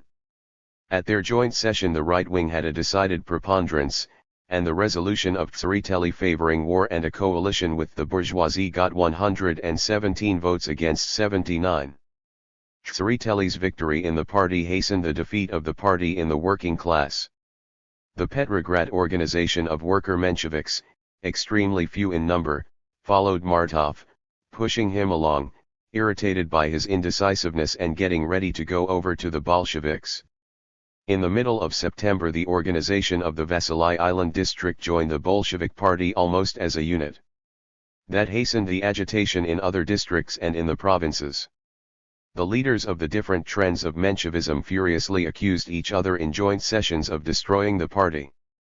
Gorky's paper, belonging to the left flank of the Mensheviks, stated at the end of September that the Petrograd organization of the party, which had a little while ago numbered about 10,000 members, had practically ceased to exist. The last all-city conference was unable to meet for lack of a quorum. Plekhanov was attacking the Mensheviks from the right. Tsereteli and his friends, he said, without themselves knowing or desiring it, have been preparing the road for Lenin.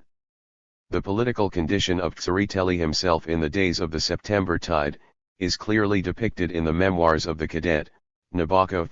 The most characteristic quality of his mood at that time was fright at the rising tide of Bolshevism. I remember how he spoke to me in a heart-to-heart conversation about the possibility of a seizure of power by the Bolsheviks. Of course, he said, they will not hold out more than 2 or 3 weeks, but only think what destruction that will mean. This we must avoid at any cost. In his voice was a note of genuine, panic-stricken alarm. Tsereteli was experiencing before October those same moods which had been familiar to Nabokov in the February days. The Soviets were the arena in which the Bolsheviks functioned side by side with the social revolutionaries and Mensheviks, although in continual conflict with them. The change in the relative power of the Soviet parties did not, to be sure, immediately, but only with unavoidable laggings and artificial postponements, find its expression in the makeup of the Soviets and their social functioning. Many of the provincial Soviets had already, before the July days, become organs of power. It was so in Ivanovo-Voznesensk, Lugansk, Tsaritsyn, Kherson, Tomsk, Vladivostok, if not formally, at least in fact, and if not continually at least sporadically. The Krasnoyarsk Soviet quite independently introduced a system of cards for the purchase of objects of personal consumption. The Compromisist Soviet in Saratov was compelled to interfere in economic conflicts, to arrest manufacturers, confiscate the tramway belonging to Belgians, introduce workers' control, and organize production in the abandoned factories. In the Urals, where ever since 1905 the Bolsheviks had enjoyed a predominant political influence, the Soviets frequently instituted courts of justice for the trial of citizens, created their own militia in several factories, paying for its equipment out of the factory cash box, organized a workers' inspection which assembled raw materials and fuel for the factories, superintended the sale of manufactured goods and established a wage scale. In certain districts of the Urals the Soviets took the land from the landlords and put it under social cultivation. At the Simsk Metal Works, the Soviets organized a regional factory administration which took charge of the whole administration, the cash box, the bookkeeping, and the sales department. By this act the nationalization of the Simsk Metal District was roughly accomplished. As early as July, writes V. Eltsin, from whom we borrow these data, not only was everything in the Ural factories in the hands of the Bolsheviks, but the Bolsheviks were already giving object lessons in the solution of political, economic, and agrarian problems. These lessons were primitive, they were not reduced to a system, not illumined by a theory, but in many respects they anticipated the future roads to be traveled. The July days hit the Soviets far harder than the party or the trade unions, for the struggle then was primarily for the life and death of the Soviets. The party and the trade unions would retain their significance both in a peaceful period and during the difficult times of reaction. Their tasks and methods would change, but not their basic functions. The Soviets, however, could survive only on the basis of a revolutionary situation, and would disappear along with it. Uniting the majority of the working class, they brought it face to face with a problem which rises above the needs of all private persons, groups, and guilds, above the wage problem, the problem of reforms and improvements in general, the problem, that is, of a conquest of power. But the slogan "All Power to the Soviets" seemed shattered along with the July demonstration of the workers and soldiers. That defeat which weakened the Bolsheviks in the Soviets, weakened the Soviets in the state incomparably more. The government of salvation meant the resurrection of an independent bureaucracy. The renunciation of power by the Soviets meant their humiliation before the commissars, their enfeeblement, their fading away. The decline in the significance of the Executive Committee found a vivid external expression. The government suggested to the compromisers that they evacuate the Tauride Palace on the ground that it required repairs in preparation for the Constituent Assembly. During the first half of July the building of Smolny, where formerly the daughters of the nobility had been educated, was set apart for the Soviets. The bourgeois press now wrote about the giving over to the Soviets of the House of the White Doves, in the same tone in which they had formerly talked of the seizure of the palace of Kashisinskaya by the Bolsheviks. Various revolutionary organizations, among them the trade unions which were occupying requisitioned buildings, were subjected to attack at the same time on the ground of the housing problem. It was no other but a question of crowding the workers' revolution out of the too extensive quarters seized by it within bourgeois society. The cadet press knew no limit to its indignation, somewhat belated to be sure, over the vandalism of the people, their trampling upon the rights of private and state property. But toward the end of July an unexpected fact was laid bare through the medium of the typographical workers. The parties grouped around the notorious committee of the State Duma had long ago, it appeared, appropriated to their needs the opulent state printing plant, its dispatching facilities and its franking privileges. The agitational brochures of the Cadet Party were not only being printed free, but freely distributed by the ton, and moreover with preferential rights, throughout the whole country. The Executive Committee, placed under the necessity of examining this charge, was obliged to confirm it. The Cadet Party, to be sure, only found a new theme for indignation. Could you, indeed, for a moment place in the same category the seizure of government buildings for destructive purposes, and the use of the properties of the state for the defense of its greatest treasures? In a word, if we gentlemen have somewhat light-fingeredly robbed the state, it is only in its own interest. But this argument did not seem convincing to all. The building trade stubbornly believed that they had more right to a building for their union than the cadets had to the government printing office. This disagreement was not accidental, it was leading straight to the Second Revolution. The cadets were compelled, in any case, to bite their tongues a little. One of the instructors sent out during the second half of August by the Executive Committee, having made the rounds of the Soviets in the south of Russia, where the Bolsheviks were considerably weaker than in the north, made this report of his disturbing observations: the political moods are noticeably changing. In the upper circles of the masses a revolutionary mood is growing, as a result of the shift in the policy of the provisional government. In the masses a weariness and indifference to the revolution is to be felt. There is a noticeable coolness toward the Soviets. The functions of the Soviets are decreasing little by little. That the masses were getting tired of the vacillations of their democratic intermediaries is beyond a doubt, but it was not to the revolution, but to the social revolutionaries and Mensheviks, that they were growing cold. This situation was especially unbearable in those localities where the power was, in spite of all programs, actually concentrated in the hands of the compromisist Soviets. Utterly entangled in the capitulation of the Executive Committee before the bureaucracy, the leaders no longer dared make any use of their power, and merely compromised the Soviets in the eyes of the masses. A considerable part of the ordinary everyday work, moreover, had passed over from the Soviets to the democratic municipalities, a still greater part to the trade unions and factory and shop committees. Less and less clear became the answer to the question, will the Soviets survive? And what will their future be? During the first months of their existence, the Soviets, far outstripping all other organizations, had taken upon themselves the task of creating trade unions, factory committees, clubs, and played a leading part in their work. But once they got on their own feet, these workers' organizations came more and more under the leadership of the Bolsheviks. The factory and shop committees, wrote Trotsky in August, are not created out of temporary meetings. The masses elect to these committees those who at home in the everyday life of the factory have demonstrated their firmness, their business-like character, and their devotion to the interests of the workers. And these same factory committees, in their overwhelming majority consist of Bolsheviks. There could no longer be any talk of a guardianship over the factory committees and trade unions exercised by the compromisist Soviets. On the contrary, there was a bitter struggle between them. In those problems which touched the masses to the quick, the Soviets were proving less and less capable of standing up against the trade unions and factory committees.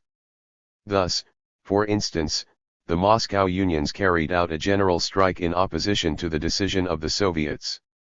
In a less clear form similar conflicts were taking place everywhere, and it was not the Soviets which usually came off victorious. Driven up a blind alley by their own policy, the compromisers found themselves obliged to think up incidental occupations for the Soviets, to switch them over into the cultural field, in the essence of the matter, to entertain them. In vain. The Soviets were created to conduct a struggle for power. For other tasks, other more appropriate organizations existed. The entire work of our Soviet, running in the Menshevik and Social Revolutionary channel, writes the Saratov Bolshevik, Antonov, lost all meaning. At a meeting of the executive committee we would yawn from boredom till it became indecent. The Social Revolutionary Menshevik talking mill was empty and trivial. The sickly Soviets were becoming less and less able to serve as a support to their Petrograd center. The correspondence between Smolny and the localities was going into a decline. There was nothing to write about, nothing to propose, no prospects remained, and no tasks. This isolation from the masses took the very palpable form of a financial crisis. The compromisist Soviets in the provinces were themselves without means, and therefore could not offer support to their staff in Smolny, and the left Soviets demonstratively refused financial support to an executive committee which had dishonored itself by participating in the work of the counter-revolution. This process of fading out of the Soviets was crossed, however, by processes of another and partly opposite character. Far-off frontiers, backward counties, and inaccessible corners were waking up and creating their own Soviets, and these would manifest a revolutionary freshness until they fell under the demoralizing influence of the center, or under the repressions of the government. The total number of Soviets was growing rapidly. At the end of August, the Secretariat of the Executive Committee counted as many as 600 Soviets, behind which stood 23 million electors. The official Soviet system had been raised up over a human ocean which was billowing powerfully and driving its waves leftward. The political revival of the Soviets, which coincided with their Bolshevization, began from the bottom. In Petrograd the first voice to be lifted was that of the district locals. On July 21, a delegation from an inter-district conference of the Soviets presented to the Executive Committee a list of demands: dissolve the State Duma, confirm the inviolability of the army organizations by a decree of the government, restore the left press, stop the disarming of workers, put an end to mass arrests, bridle the right press, bring to an end the disbandment of regiments and the death penalty at the front. A lowering of the political demands here, in comparison with the July demonstration, is quite obvious, but this was only a first step toward convalescence. In cutting down the slogans, the districts were trying to broaden their base. The leaders of the Executive Committee diplomatically welcomed the sensitiveness of the district Soviets, but confined their response to the assertion that all misfortunes had resulted from the July insurrection. The two sides parted politely but coolly. Upon this program of the district Soviets a significant campaign was opened.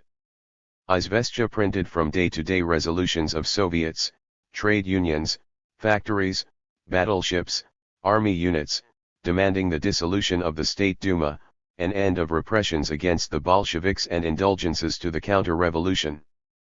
Upon this general background, certain more radical voices were heard.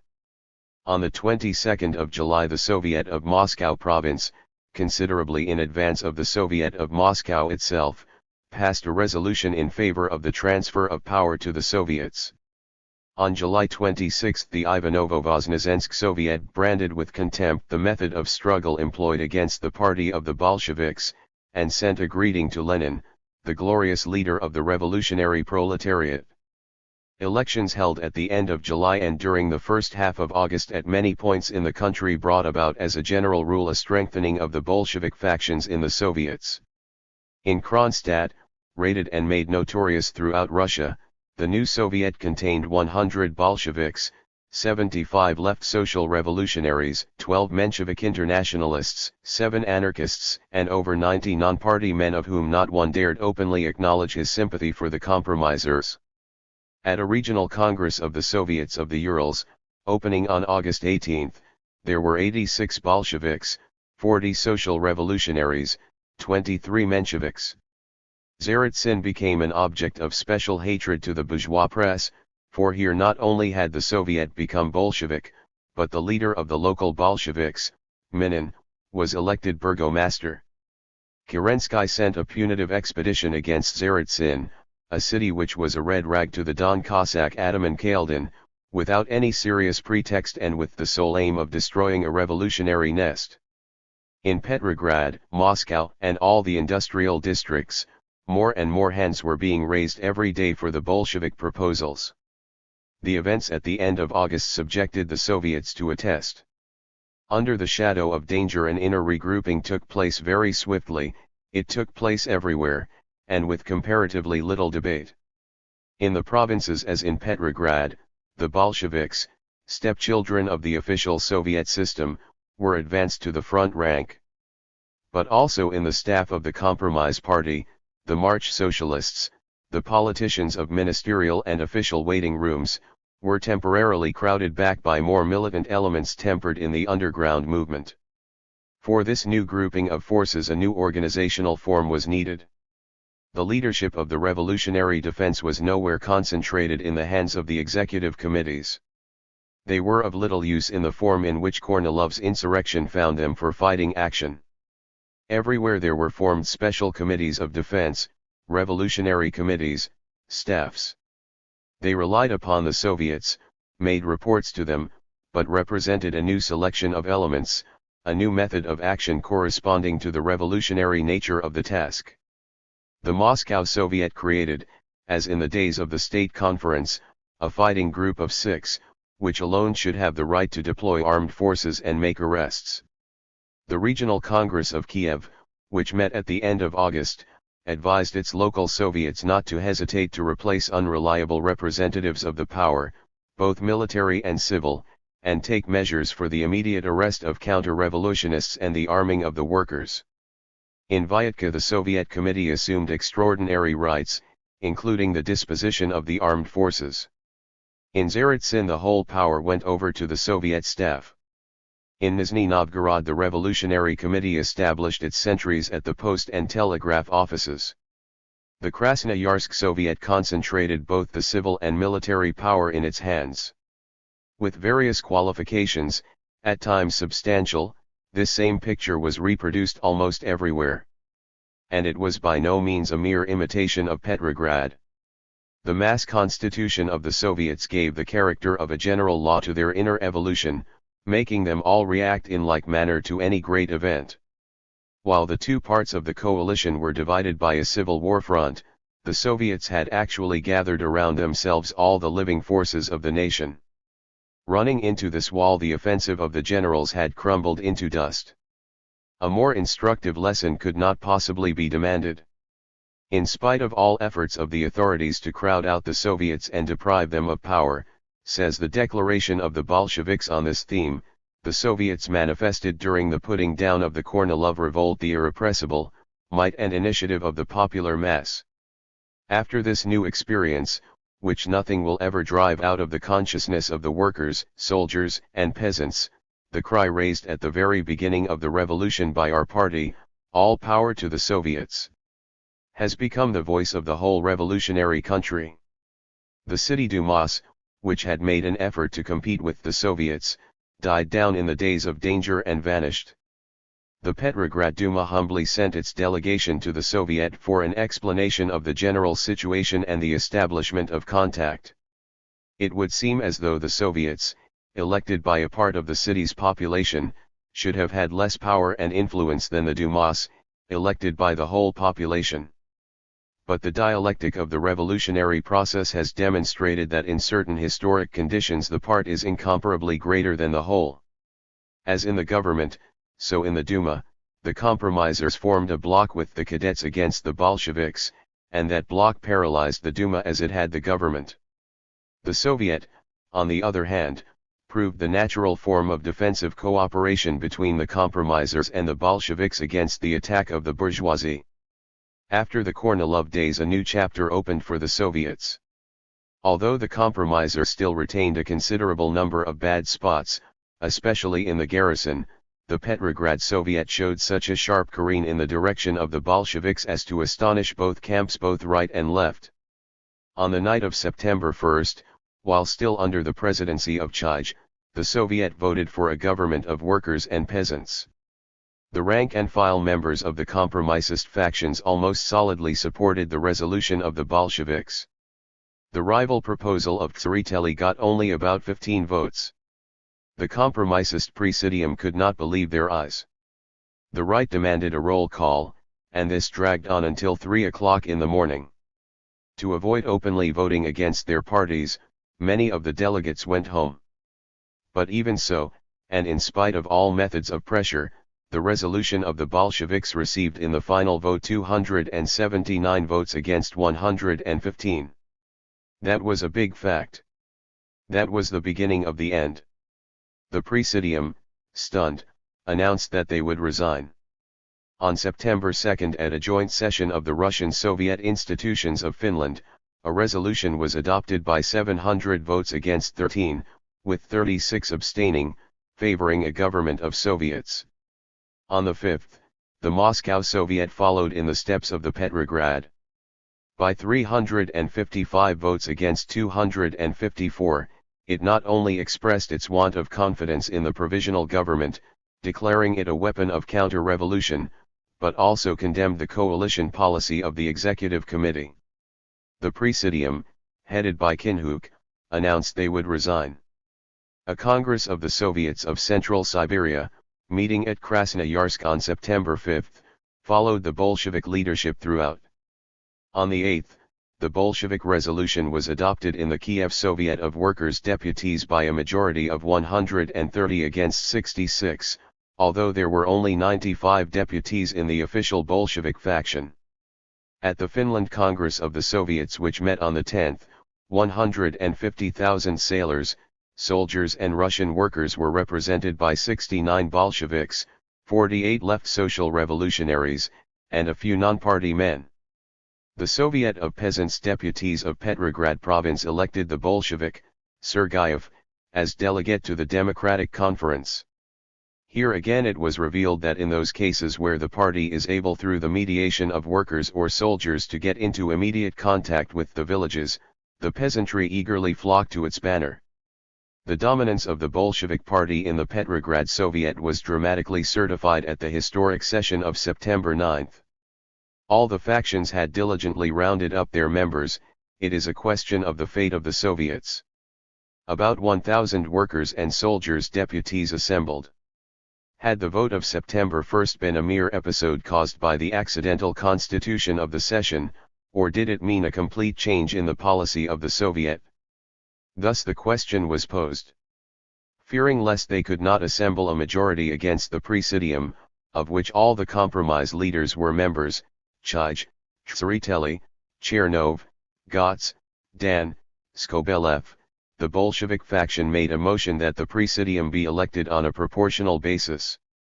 This proposal, which would obscure to a certain degree the sharpness of the conflict about principles, and was on this account roundly condemned by Lenin, had this tactical advantage, that it made sure of the support of the wavering elements. But Tsereteli rejected the compromise. The Presidium wants to know, he said, whether the Soviet has actually changed its direction. We cannot carry out the tactics of the Bolsheviks. The resolution introduced by the right declared that the vote of September 1 did not correspond to the political line of the Soviet, and that the Soviet had confidence, as before, in its Presidium. There was nothing left for the Bolsheviks to do but accept the challenge, and that they did with great willingness. Trotsky, appearing for the first time after his liberation from prison and warmly welcomed by a considerable part of the assembly, both sides were inwardly measuring the applause. Is it a majority or not? Demanded an explanation before the vote. Is Kerensky, as before, a member of the Presidium? The Presidium, after hesitating a moment, answered in the affirmative, thus, although already weighed down with sins, tying another millstone around its neck. We had firmly believed, said Trotsky, that Kerensky would not be allowed to sit in the Presidium. We were mistaken. The ghost of Kerensky now sits between Dan and Chij. When they propose to you to sanction the political line of the Presidium, do not forget that you will be sanctioning the policies of Kerensky. The meeting proceeded in the utmost imaginable tension. Order was preserved by the desire of each and every person there not to permit an explosion. They all wanted to count as soon as possible the numbers of their friends and enemies. All understood that they were deciding the question of power, of the war, of the fate of the revolution. It was decided to vote by the method of withdrawing from the room. Those should go out who accepted the resignation of the Presidium. It is easier for a minority to go out than a majority. In every corner of the hall an impassioned although whispered agitation now began. The old Presidium or the new? The coalition or the Soviet power? A large crowd of people seemed to be drifting towards the door, too large, in the opinion of the Presidium. The Bolshevik leaders, on their part, estimated that they would lack about 100 votes of the majority. And that will be doing excellently well, they comforted themselves in advance. But the workers and soldiers kept on drifting and drifting toward the door. There was a hushed rumble of voices, brief explosions of loud argument. From one side a voice shouted out, Kornilovists. From the other, July heroes. The procedure lasted about an hour. The arms of an unseen scale were oscillating. The Presidium, hardly able to contain its excitement, remained throughout the whole hour upon the platform. At last the result was counted and weighed, for the Presidium and the coalition, 414 votes, against, 519, abstaining, 67. The new majority applauded like a storm, ecstatically, furiously. It had a right to. The victory had been well paid for. A good part of the road lay behind. Still bewildered by the blow, with long faces, the overthrown leaders withdraw from the platform. Tseretelli cannot refrain from one last dreadful prophecy. We withdraw from this tribune, he cries, turning halfway round as he moves, in the consciousness that for half a year we have held worthily and held high the banner of the revolution. This banner has now passed into your hands. We can only express the wish that you may be able to hold it in the same way for half as long. Tseretelli was cruelly mistaken about his dates as about everything. The Petrograd Soviet, the parent of all the other Soviets, henceforth stood under the leadership of the Bolsheviks, who had been only yesterday an insignificant little bunch of demagogues. Trotsky, from the tribune, reminded the Presidium that the charge against the Bolsheviks of being in the service of the German staff had not been withdrawn. Let the Milyukovs and Gukakovs tell the story of their lives day by day. They dare not do it. But we are ready any day to give an account of our activities. We have nothing to hide from the Russian people. The Petrograd Soviet in a special resolution branded with contempt the authors, distributors, and promoters of the slander. The Bolsheviks now entered upon their inheritance. It proved at once colossal and extraordinarily slender. The Executive Committee had in good season taken away from the Petrograd Soviet the two newspapers established by it, all the administrative offices, all funds, and all technical equipment, including the typewriters and inkwells. The innumerable automobiles which had been at the disposal of the Soviet since the February days had every last one of them been transferred into the keeping of the compromisist Olympus. The new leaders had nothing, no treasury, no newspapers, no secretarial apparatus, no means of locomotion, no pen and no pencil. Nothing but the blank walls and the burning confidence of the workers and soldiers. That, however, proved sufficient. After this fundamental break in the policy of the Soviet, the ranks of the compromisers began to melt even more rapidly.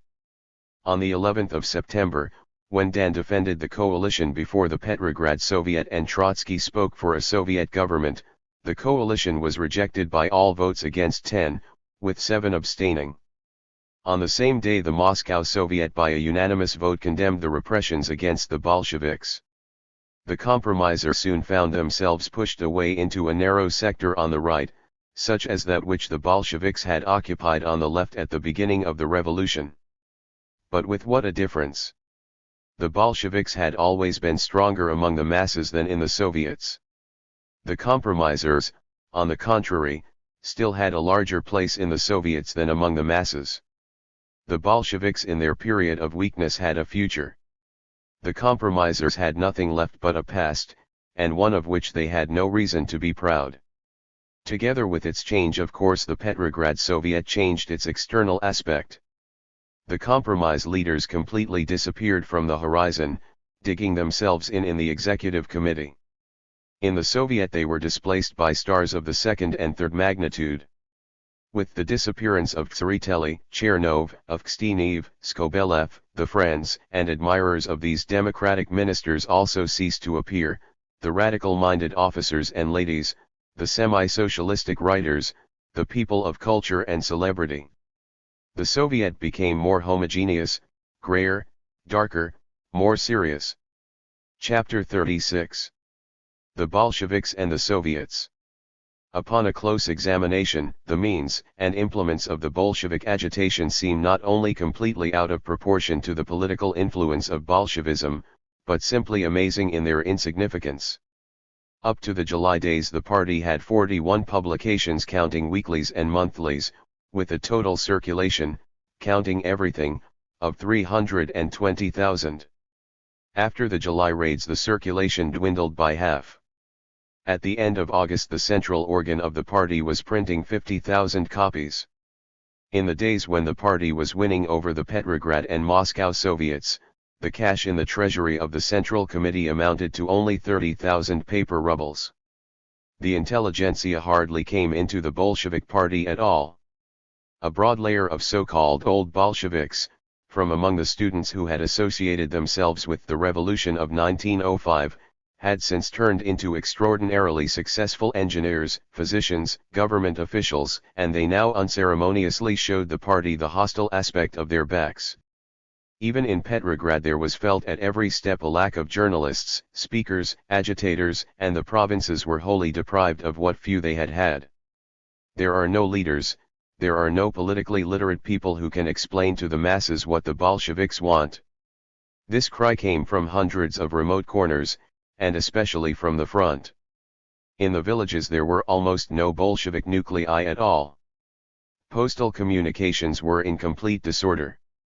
The local organizations, left to their own devices, would occasionally reproach the Central Committee, and not without foundation, that it was concerning itself only with Petrograd. How was it that with this weak apparatus and this negligible circulation of the party press, the ideas and slogans of Bolshevism were able to take possession of the people? The explanation is very simple: those slogans which correspond to the keen demands of a class and an epoch create thousands of channels for themselves. A red-hot revolutionary medium is a high conductor of ideas. The Bolshevik papers were read aloud, were read all to pieces. The most important articles were learned by heart, recited, copied, and wherever possible reprinted. Our staff printing plant, says the soldier, Periko, performed a great service for the revolution. How many individual articles from Pravda were reprinted by us, and how many small brochures, very close and comprehensible to the soldiers. And all these were swiftly distributed along the front with the help of air mails, bicycles, and motorcycles. At the same time the bourgeois press, although supplied to the front free of cost in millions of copies, hardly found a reader. The heavy bales remained unopened. This boycott of the patriotic press at times assumed a demonstrative form. Representatives of the 18th Siberian Division passed a resolution asking the bourgeois parties to stop sending literature, inasmuch as it was fruitlessly used to boil the hot water for tea. The Bolshevik press was very differently employed. Hence the coefficient of its useful, or if you prefer, harmful, effectiveness was incomparably higher. The usual explanation of the success of Bolshevism reduced itself to a remark upon the simplicity of its slogans, which fell in with the desires of the masses. In this there is a certain element of truth.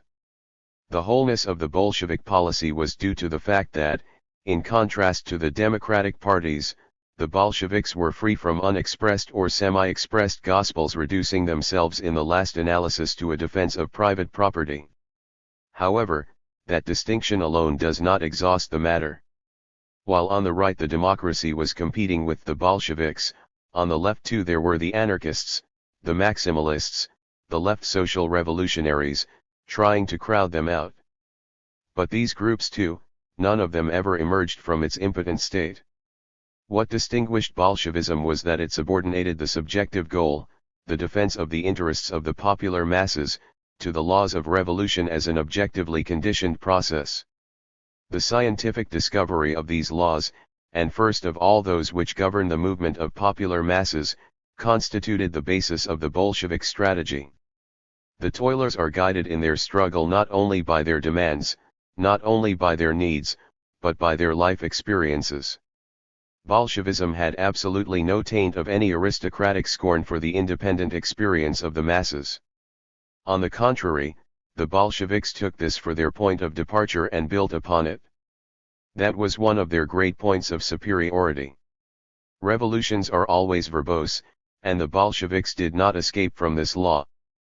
But whereas the agitation of the Mensheviks and social revolutionaries was scattered, self-contradictory and oftenest of all evasive, the agitation of the Bolsheviks was distinguished by its concentrated and well thought-out character. The compromisers talked themselves out of difficulties, the Bolsheviks went to meet them. A continual analysis of the objective situation, a testing of slogans upon facts, a serious attitude to the enemy even when he was none too serious, gave special strength and power of conviction to the Bolshevik agitation. The party press did not exaggerate success, did not distort the correlation of forces, did not try to win by shouting. The school of Lenin was a school of revolutionary realism. The data supplied by the Bolshevik press of 1917 are proving, in the light of historic criticism and the documents of the epoch, incomparably more correct than the data supplied by all the other newspapers. This correctness was a result of the revolutionary strength of the Bolsheviks, but at the same time it reinforced their strength. The renunciation of this tradition has subsequently become one of the most malignant features of epigonism. "We are not charlatans," said Lenin immediately after his arrival. "We must base ourselves only upon the consciousness of the masses. Even if it is necessary to remain in a minority, be it so. We must not be afraid to be a minority. We will carry on the work of criticism in order to free the masses from deceit. Our line will prove right. All the oppressed will come to us. They have no other way out. Here we have the Bolshevik policy, comprehensible from beginning to end as the direct opposite of demagogism and adventurism." Lenin is in hiding. He is intently watching the papers, reading as always between the lines, or catching in personal conversations, not very frequent, the echo of ideas not thought out, intentions not expressed. The masses are on the ebb. Martov, while defending the Bolsheviks from slander, is at the same time indulging in mournful irony at the expense of a party which has been so crafty as to defeat itself.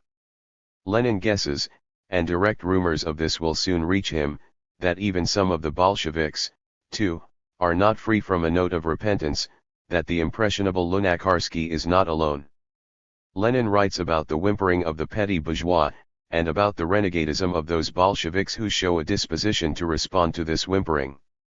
The Bolsheviks in the districts and in the provinces catch up with approval these austere words. They are again and more solidly convinced, the old man is not losing his head. His will is firm. He will not surrender to any accidental mood. A member of the Central Committee of the Bolsheviks, perhaps Sverdlov, writes to a province, "We are temporarily without newspapers. The organization is not broken up. The Congress is not postponed." Lenin, so far as his enforced isolation permits, attentively follows the preparation for the party Congress, and designates its fundamental problem, to plan the further offensive. The Congress was described in advance as a joint Congress, since it was to bring about the inclusion in the Bolshevik Party of certain autonomous revolutionary groups. Chief among these was the Petrograd Interdistrict organization to which belonged Trotsky, Joff, Uritsky, Ryazanov, Lunacharsky, Pokrovsky, Manuilsky, Karakan, Urenat, and several other revolutionists known in the past, or still only coming to be known. On July 2, on the very eve of the demonstration, a conference had been held of the Mezrayancy representing about 4,000 workers. The majority, Writes Sukhanov, who was present in the gallery, were workers and soldiers unknown to me. A feverish work had been carried on and its success was palpable to us all. There was only one difficulty: what is the difference between you and the Bolsheviks, and why are you not with them? In order to hasten that fusion which certain individual leaders of the organization were trying to postpone, Trotsky published in Pravda the following statement: "There are in my opinion at the present time no differences either in principle or tactics between the interdistrict and the Bolshevik organizations. Accordingly there are no motives which justify the separate existence of these organizations." The Joint Congress opened on July 26, in essence the 6th Congress of the Bolshevik Party, and it conducted its meetings semi-legally, concealing itself alternately in two different workers' districts. There were 175 delegates, 157 with a vote, representing 112 organizations, comprising 176,750 members. In Petrograd there were 41,000 members, 36,000 in the Bolshevik organization, 4,000 mezrayancy, and about 1,000 in the military organization. In the central industrial regions, of which Moscow is the focus, the party had 42,000 members, in the Urals 25,000, in the Donets Basin about 15,000. In the Caucasus, big Bolshevik organizations were to be found in Baku, Grozny, and Tiflis. The first two were almost wholly composed of workers. In Tiflis the soldiers predominated. The personnel of the Congress embodied the pre-revolutionary past of the party. Out of 171 delegates who filled out a questionnaire, 110 had spent 245 years in prison, 10 delegates had spent 41 years at hard labor, 24 had spent 73 years in penal settlements, 55 delegates had been in exile 127 years, 27 had been abroad for 89 years, 150 had been arrested 549 times. At that Congress, as Pyatnitsky, one of the present secretaries of the Communist International, later remembered, neither Lenin, nor Trotsky, nor Zinoviev, nor Kamenev was present. Although the question of the party program was withdrawn from the agenda, nevertheless the Congress went off well and in a business-like way without the leaders of the party. At the basis of the work lay the theses of Lenin. Bukharin and Stalin made the principal reports. The report of Stalin is a good measure of the distance traveled by the speaker himself, along with all the cadres of the party, in the 4 months since Lenin's arrival. With theoretical diffidence, but political decisiveness, Stalin tries to name over those features which define the deep character of a socialist workers' revolution. The unanimity of this conference in comparison with the April one is noticeable at once. On the subject of elections to the Central Committee, the report of the Congress reads, "The names of the 4 members of the Central Committee receiving the most votes are read aloud: Lenin, 133 votes out of 134. Zinoviev 132, Kamenev 131, and Trotsky 131. Besides these 4, the following members were elected to the Central Committee: Nogin, Kalantai, Stalin, Sverdlov, Rykov, Bukharin, Artem, Joff, Uritsky, Miliutin, Lomov. The membership of the Central Committee should be well noted. Under its leadership the October Revolution is to be achieved." Martov greeted the Congress with a letter in which he again expressed his deep indignation against the campaign of slander, but on fundamental problems remained standing upon the threshold of action. "We must not substitute for the conquest of power by a majority of the revolutionary democracy, the conquest of power in a struggle with that majority and against it, by a majority of the revolutionary democracy." Martov meant, as before, the official Soviet representation which had no longer any ground under its feet. Martov is bound up with the social patriots, not only by an empty factional tradition, wrote Trotsky at that time, but by a profoundly opportunistic attitude to the social revolution as to a far-off goal which cannot determine our approach to the problems of today. That of itself separates him from us. Only a small number of left Mensheviks, headed by Lerin, decisively came over to the Bolsheviks during this period. Urena, future Soviet diplomat, making the report to the conference on the subject of fusion with these internationalists, came to the conclusion that it was necessary to fuse with a minority of the Mensheviks. A copious flow of former Mensheviks into the party began only after the October Revolution. Adhering not to the proletarian insurrection, but to the power which issued from it, the Mensheviks here revealed the fundamental quality of opportunism, submission to the existing powers. Lenin, always extremely sensitive to the question of the ingredients of the party, soon came forward with the demand that 99% of the Mensheviks who had joined after the October Revolution be expelled. He was far from attaining that goal. Subsequently the doors were opened wide to Mensheviks and social revolutionaries, and former compromisers have become one of the bulwarks of the Stalinist party regime. But all that has to do with later times. Sverdlov, the practical organizer of the Congress, reported, Trotsky had already before the Congress joined the editorial staff of our paper, but his imprisonment prevented his actual participation. It was only at this July Congress that Trotsky formally joined the Bolshevik Party. The balance was here struck to years of disagreement and factional struggle. Trotsky came to Lenin as to a teacher whose power and significance he understood later than many others, but perhaps more fully than they. Raskolnikov, who was in close contact with Trotsky from the time of his arrival from Canada, and afterward passed several weeks side by side with him in prison, has written in his memoirs, Trotsky's attitude to Vladimir Ilyich was one of enormous esteem. He placed him higher than any contemporary he had met with, either in Russia or abroad. In the tone in which Trotsky spoke of Lenin you felt the devotion of a disciple. In those times Lenin had behind him 30 years' service to the proletariat, and Trotsky 20. The echoes of their disagreements during the pre-war period were completely gone. No difference existed between the tactical line of Lenin and Trotsky. Their rapprochement, already noticeable during the war, was completely and unquestionably determined, from the moment of the return of Lev Davidovich to Russia. After his very first speeches all of us old Leninists felt that he was ours. To this we may add that the mere number of votes cast for Trotsky in electing him to the Central Committee proves that even at the very moment of his entrance into the party, nobody in Bolshevik circles looked upon him as an outsider. Invisibly present at the Congress, Lenin introduced into its work a spirit of responsibility and audacity. The founder and teacher of this party could not endure slovenliness, either in theory or in practical politics. He knew that an incorrect economic formula, like an inattentive political observation, takes cruel vengeance in the hour of action. In defending his fastidiously attentive attitude to every party text, even the secondary ones, Lenin said more than once, "This is not a trivial detail. We must have accuracy. Our agitators will learn this and not go astray.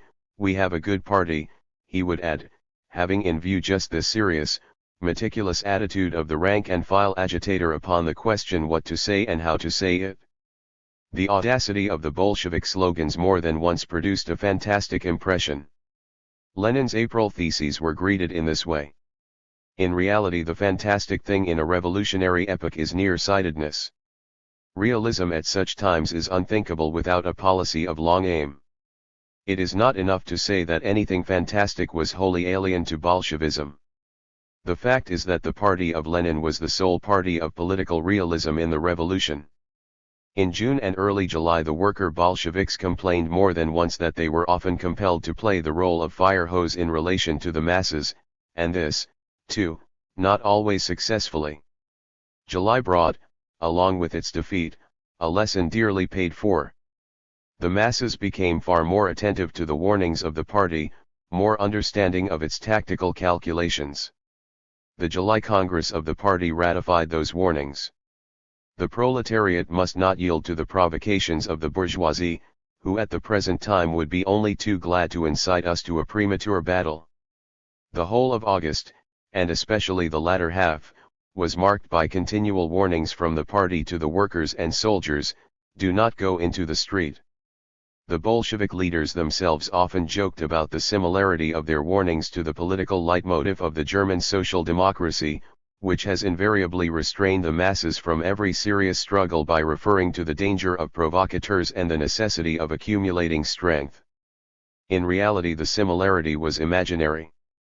The Bolsheviks well understood that strength is accumulated in struggle and not in passive evasion of it. The study of reality was for Lenin only a theoretical reconnoitre in the interests of action. In appraising a situation, he always conceived his party in its very center as an active force. He viewed with a special hostility, or more accurately, disgust, that Austro-Marxism of Otto Bauer, Hilferding, and others for whom theoretical analysis consists merely of the learned commentaries of passivity. Prudence is a brake and not a motive force. Nobody ever made a journey on brakes, and nobody ever created anything out of prudence. But the Bolsheviks knew well, just the same, that a struggle demands a calculation of forces, that one must be prudent to win the right to be bold. The resolution of the Sixth Congress, in giving its warning against premature conflicts, at the same time pointed out that the battle must be joined at that moment when the all-national crisis and the deep movement of the masses have created a favorable condition for the coming over of the city and country poor to the side of the workers. At the tempo of the revolution, this was a question not of decades, nor of years, but of a few months. In placing upon the order of the day the task of explaining to the masses the necessity of getting ready for an armed insurrection, the Congress decided at the same time to withdraw the central slogan of the preceding period, transfer of power to the Soviets. The one thing was bound up with the other. Lenin had opened the way to this change of slogan with his articles, letters, and personal conversations. The transfer of power to the Soviets meant, in its immediate sense, a transfer of power to the compromisers. That might have been accomplished peacefully, by way of a simple dismissal of the bourgeois government, which had survived only on the goodwill of the compromisers and the relics of the confidence in them of the masses. The dictatorship of the workers and soldiers had been a fact ever since the 27th of February. But the workers and soldiers were not to the point necessary aware of that fact. They had confided the power to the compromisers, who in their turn had passed it over to the bourgeoisie. The calculations of the Bolsheviks on a peaceful development of the revolution rested, not on the hope that the bourgeoisie would voluntarily turn over the power to the workers and soldiers, but that the workers and soldiers would in good season prevent the compromisers from surrendering the power to the bourgeoisie. The concentration of the power in the Soviets under a regime of Soviet democracy, would have opened before the Bolsheviks a complete opportunity to become a majority in the Soviet, and consequently to create a government on the basis of their program. For this end an armed insurrection would have been unnecessary. The interchange of power between parties could have been accomplished peacefully. All the efforts of the party from April to July had been directed towards making possible a peaceful development of the revolution through the Soviet. Patiently explain, that had been the key to the Bolshevik policy. The July days had radically changed the situation. From the Soviets the power had gone over into the hands of a military clique in close contact with the cadets and the embassies, a clique which only tolerated Kerensky temporarily in the character of a democratic trademark. If the executive committee should now have decided to introduce a resolution transferring the power into its own hands, the result would have been wholly different from 3 days before. A Cossack regiment with men from the military schools would probably have entered the Tauride Palace and attempted to arrest the usurpers. The slogan "Power to the Soviets" from now on meant armed insurrection against the government and those military cliques which stood behind it. But to raise an insurrection in the cause of power to the Soviets when the Soviets did not want the power, was obvious nonsense. On the other hand, it had become doubtful from this point on, some even considered it improbable, whether the Bolsheviks could win a majority in those powerless Soviets by means of peaceful elections. Having associated themselves with the July raids upon workers and peasants, the Mensheviks and social revolutionaries would of course continue to furnish a screen for acts of violence against the Bolsheviks.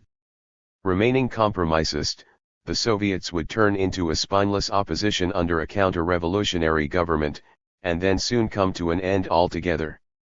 Under these circumstances there could no longer be any talk of a peaceful transfer of power to the proletariat. For the Bolshevik Party this meant, we must prepare for an armed insurrection. Under what slogan? Under the candid slogan of the conquest of power by the proletariat and the peasant poor. We must present the revolutionary task in its naked form. We must liberate the class essence of the thing from its equivocal Soviet form.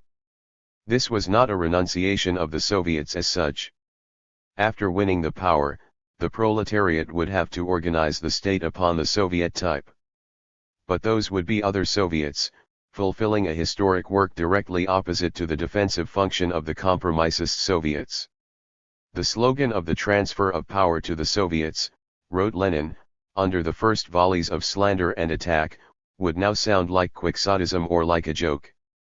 That slogan, taken objectively, would be a deceiving of the people, a suggesting to them of the illusion that it would be now enough for the Soviets to desire to take the power or pass a resolution to that effect, in order to receive the power. As though there were in the Soviet a party which had not disgraced itself by helping the hangman.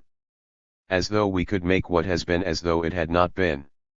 Renounce the demand for a transfer of power to the Soviets?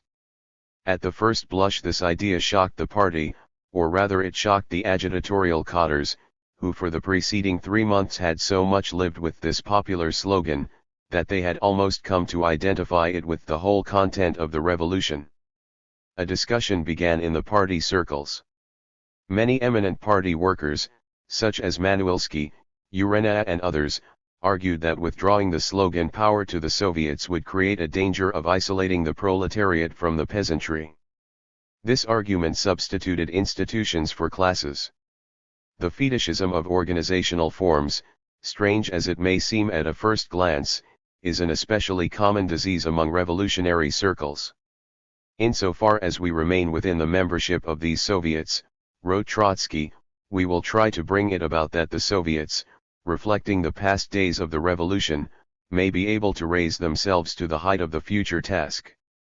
But no matter how important is the question of the role and fate of the Soviets, it is for us wholly subordinate to the question of the struggle of the proletariat and the semi-proletarian masses of the city, the army, and the country, for political power, for a revolutionary dictatorship. The question, what mass organizations were to serve the party for leadership in the insurrection, did not permit an a priori, much less a categorical, answer.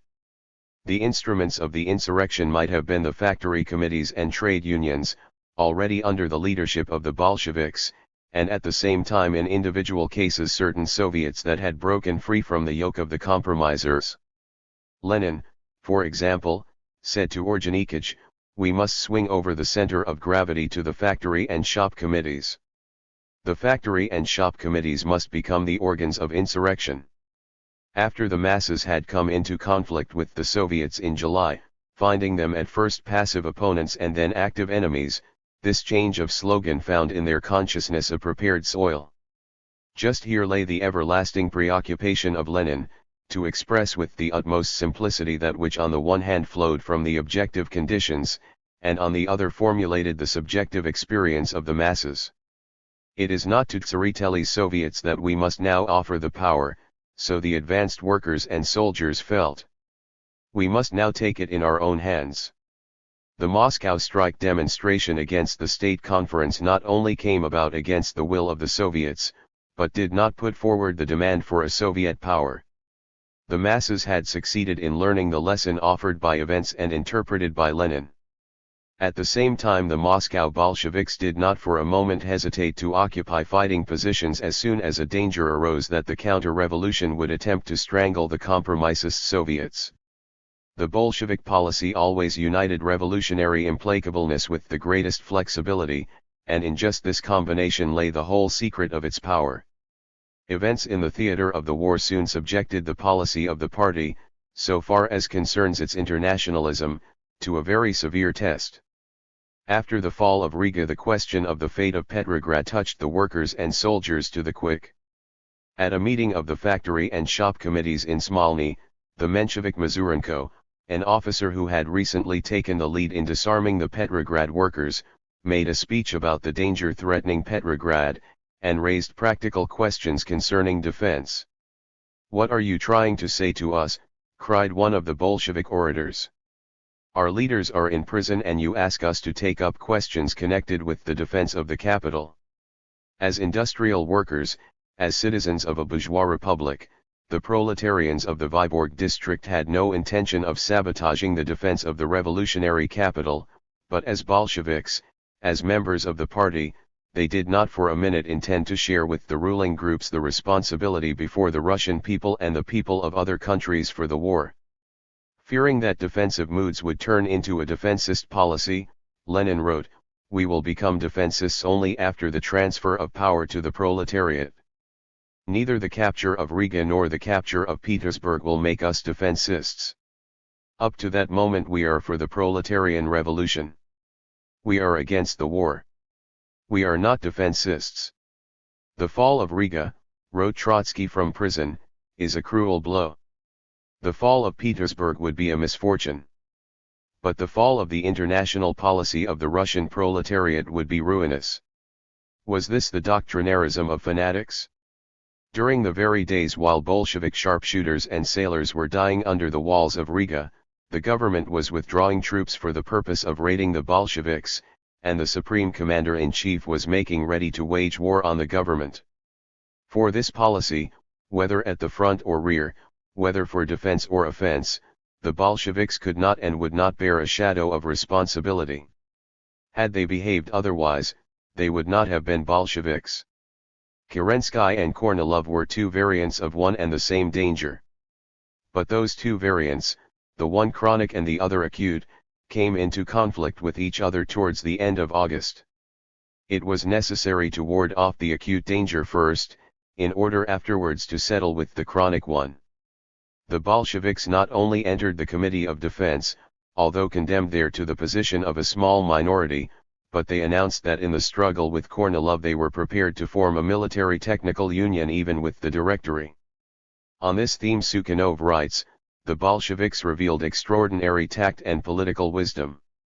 To be sure, in entering a compromise not proper to their natures, they were pursuing certain aims of their own not foreseen by their allies. But so much the greater was their wisdom in this matter. There was nothing whatever not proper to the nature of Bolshevism in this policy, on the contrary, nothing could correspond better to the whole character of the party. The Bolsheviks were revolutionists of the deed and not the gesture, of the essence and not the form. Their policy was determined by the real grouping of forces, and not by sympathies and antipathies." When taunted by the social revolutionaries and Mensheviks, Lenin wrote, "It would be the profoundest mistake to imagine that the revolutionary proletariat is capable, so to speak, out of vengeance upon the social revolutionaries and Mensheviks for the support they have given to anti-Bolshevik raids, to shootings at the front, and the disarming of workers, of refusing to support them against the counter-revolution. Support them technically, but not politically." Lenin gave a decisive warning against political support in one of his letters to the Central Committee: "We ought not even now to support the government of Kerensky. That would be unprincipled." You ask, but mustn't we fight Kornilov? Of course, yes. But that is not the same thing. There is a limit here. Some of the Bolsheviks are crossing it, slipping into compromisism, getting carried away by the flood of events. Lenin knew how to catch the finest shadings of a political mood from afar. On the 29th of August at a session of the Kiev City Duma, one of the local Bolshevik leaders, G. Pyatakov, declared, "In this dangerous moment we must forget all the old accounts, and unite with all revolutionary parties which stand for a decisive struggle against counter-revolution. I summon you to unity," etc. This was that false political tone against which Lenin gave his warning. To forget the old accounts would have meant to open new credits for the candidates in bankruptcy. "We will fight, we are fighting against Kornilov," wrote Lenin, "but we are not supporting Kerensky, but exposing his weakness. This is a different thing. We must struggle ruthlessly against phrases, about supporting the provisional government, etc., etc., precisely as mere phrases. The workers had no illusions about the nature of their block with the Winter Palace. In fighting Kornilov, the proletariat will fight not for the dictatorship of Kerensky, but for all the conquests of the revolution. Thus spoke factory after factory, in Petrograd, in Moscow, in the provinces. Without making the slightest political concession to the compromisers, without confusing either organizations or banners, the Bolsheviks were ready as always to harmonize their action with that of opponent and enemy, if this made it possible to deal a blow at another enemy more dangerous at the given moment. In the struggle against Kornilov, the Bolsheviks were pursuing their own special aims. Sukhanov hints that they had already at that time set themselves the task of converting the Committee of Defense into an instrument of proletarian revolution. It is indubitable that the revolutionary committees of the Kornilov days became to a certain extent the prototype of those organs which subsequently led the proletarian insurrection. But Sukhanov nevertheless attributes too much foresight to the Bolsheviks, when he thinks they saw this organizational factor in advance. The special aims of the Bolsheviks were to shatter the counter-revolution, tear away the compromisers from the cadets if possible, unite the largest masses possible under their own leadership, arm as many revolutionary workers as they could. Of these aims the Bolsheviks made no secret. The persecuted party saved the government which had repressed and slandered it, but it saved the government from military destruction only in order the more surely to destroy it politically. The last days of August brought another abrupt shift in the correlation of forces, but this time from right to left. The masses once called into the fight had no difficulty in re-establishing the Soviets in the position which they had occupied before the July crisis. Henceforth the fate of the Soviets was in their own hands. The power could be seized by them without a struggle. For this the compromisers had only to ratify the situation which had already been created in reality. The whole question was, did they want to do this? The compromisers now declared with heat that a coalition with the cadets was no longer thinkable. If that was so, then it had been unthinkable at any time. The renunciation of a coalition, however, could mean nothing but the transfer of power to the compromisers. Lenin immediately seized the essence of the new situation, and made the necessary inferences from it. On the 3rd of September he wrote an admirable article, on compromises. The role of the Soviets has again changed, he declared. At the beginning of July they were organs of struggle against the proletariat. At the end of August they have become organs of struggle against the bourgeoisie. The Soviets have again got the troops in their control. History again half opens the possibility for a peaceful development of the revolution. That is an extraordinarily rare and precious possibility. We must make an attempt to achieve it. In passing, Lenin made fun of those phrase makers who reject all compromises whatever. The problem is throughout all compromises insofar as they are inevitable to carry out your own aims and fulfill your own tasks.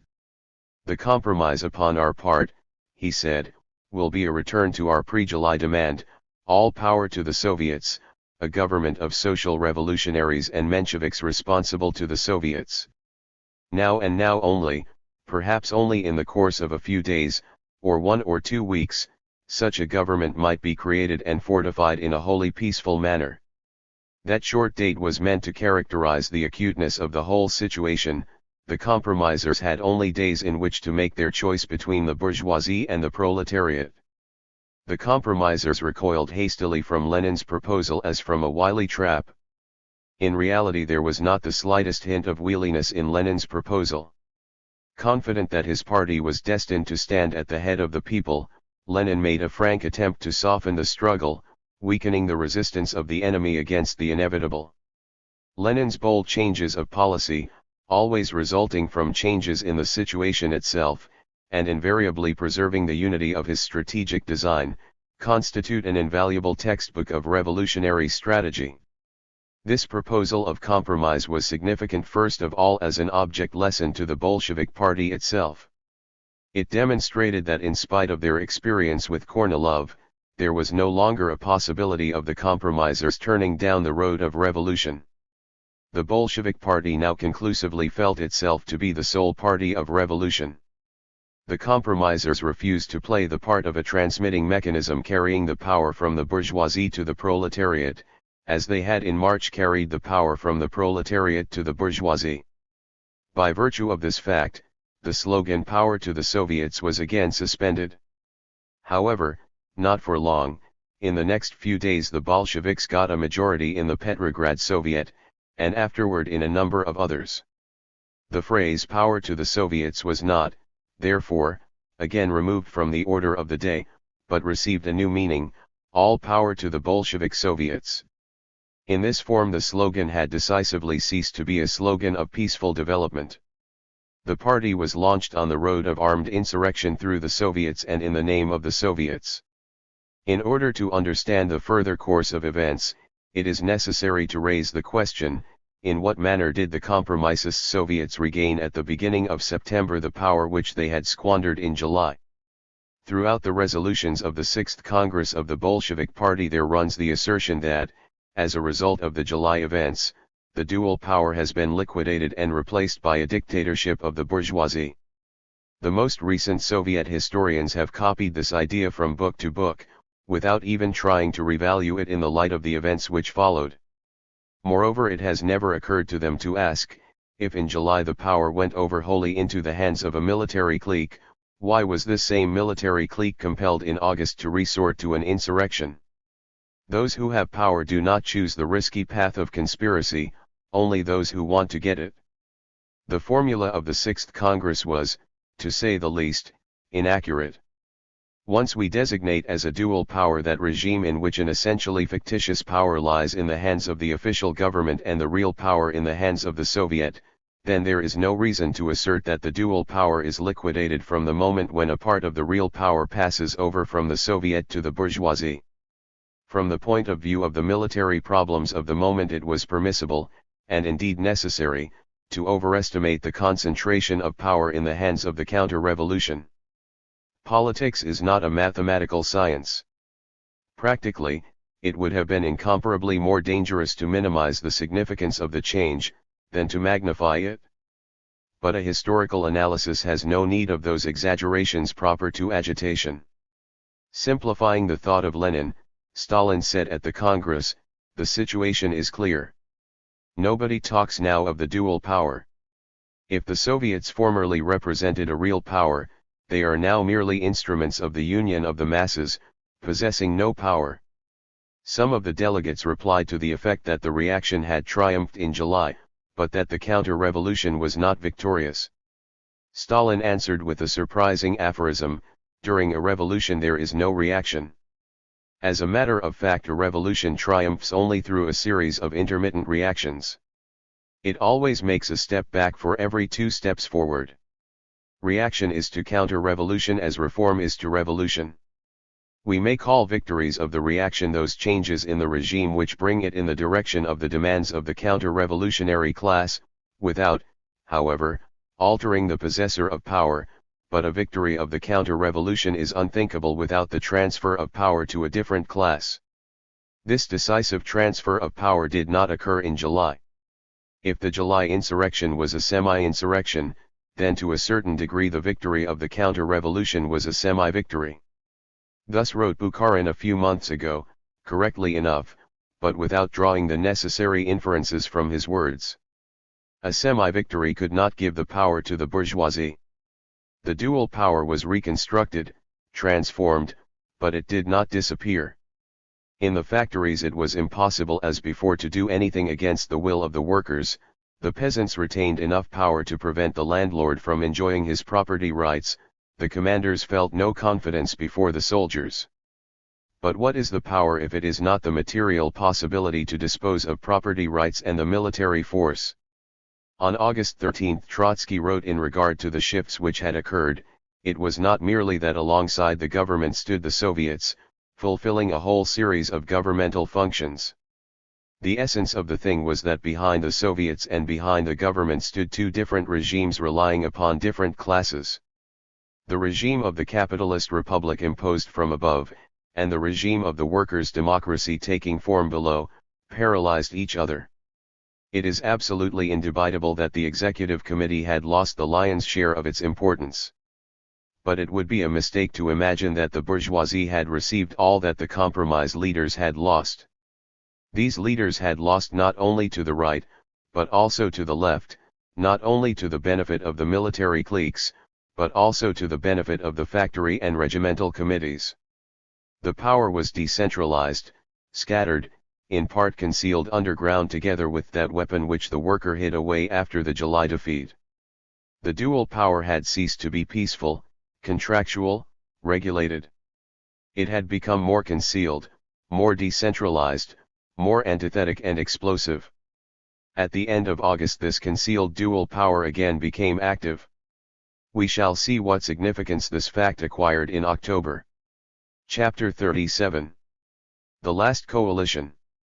True to its tradition, not to survive a single serious shock, the provisional government went to pieces, as we remember, on the night of August 26.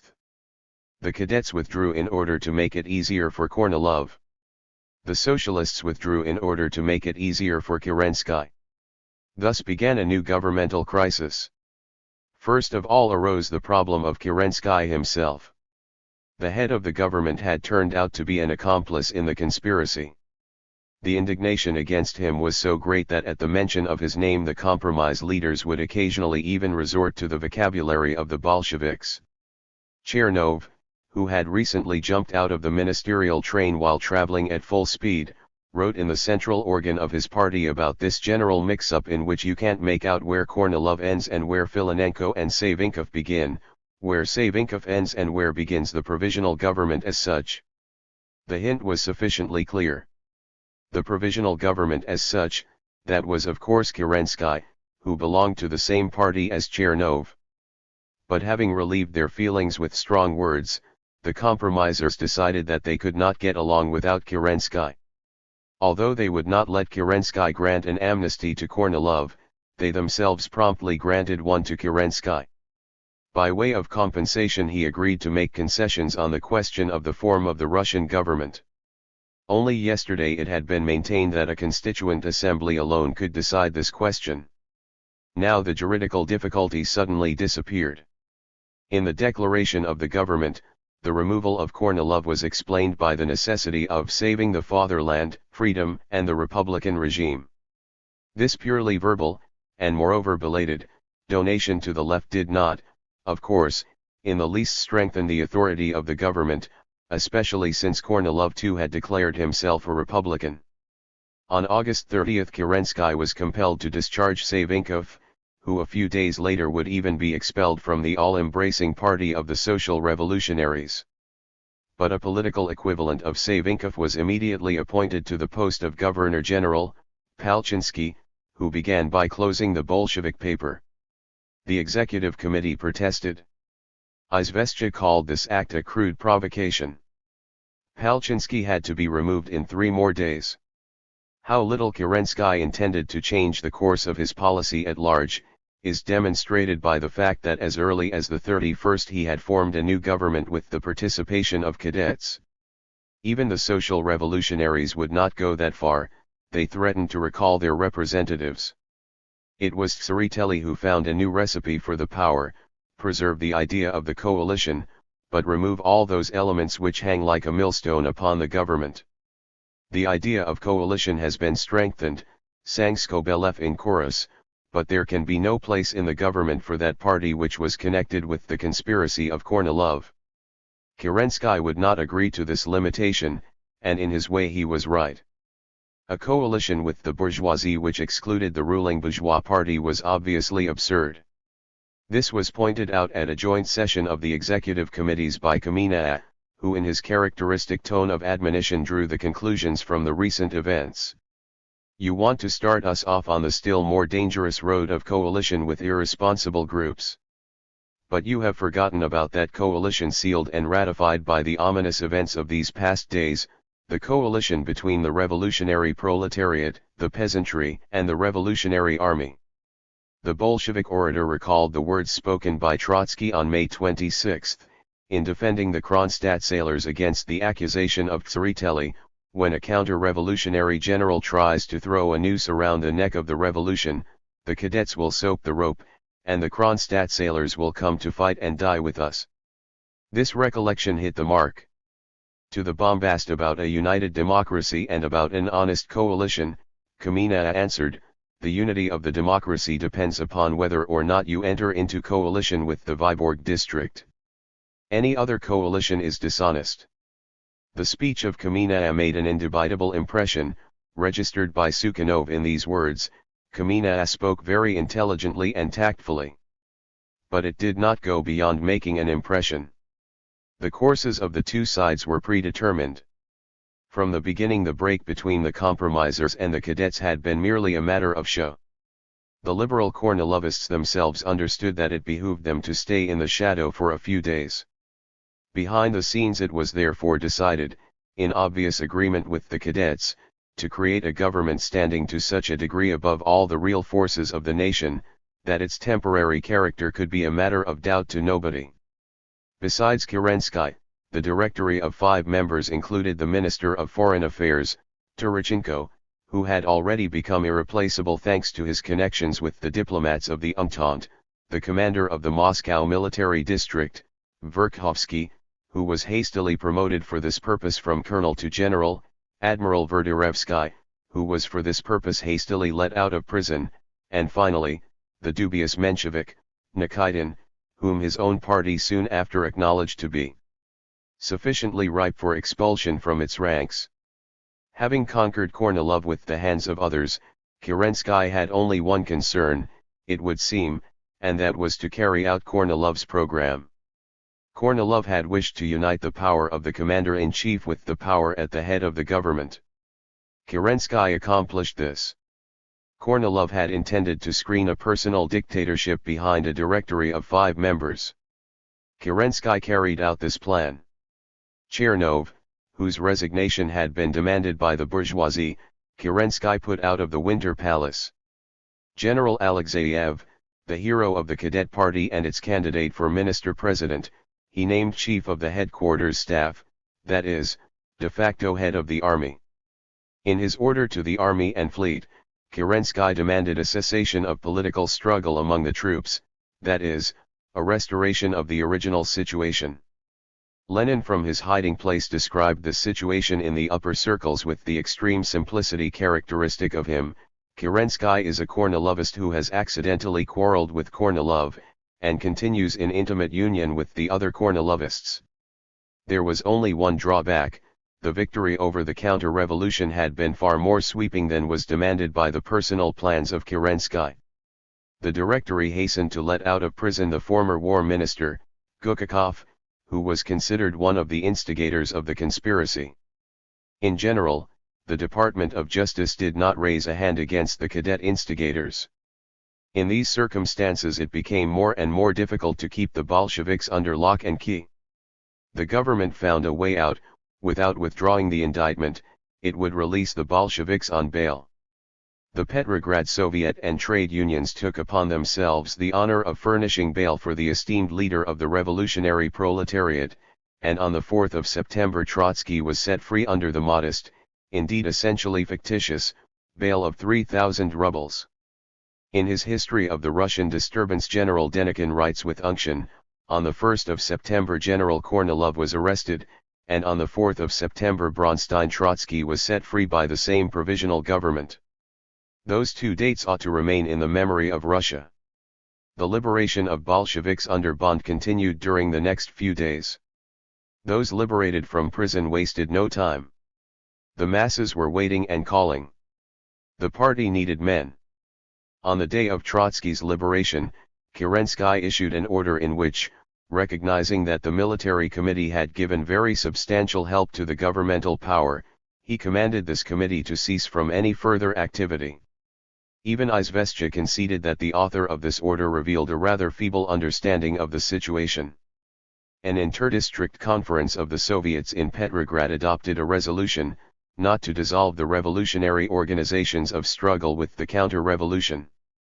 The pressure from below was so strong that the compromisist Military Revolutionary Committee decided not to accede to the order of Kerensky, and summoned its local branches in view of the continued alarming situation to work with their former energy and restraint. Kerensky took this in silence. There was nothing else for him to do.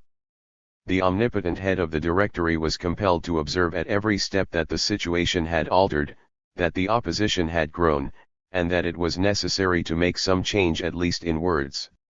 On September 7, Verkhovsky announced in the press that the program for the revival of the army prepared before the Kornilov rebellion must be set aside for the time being, since in the present psychological condition of the army it would only bring about its further demoralization.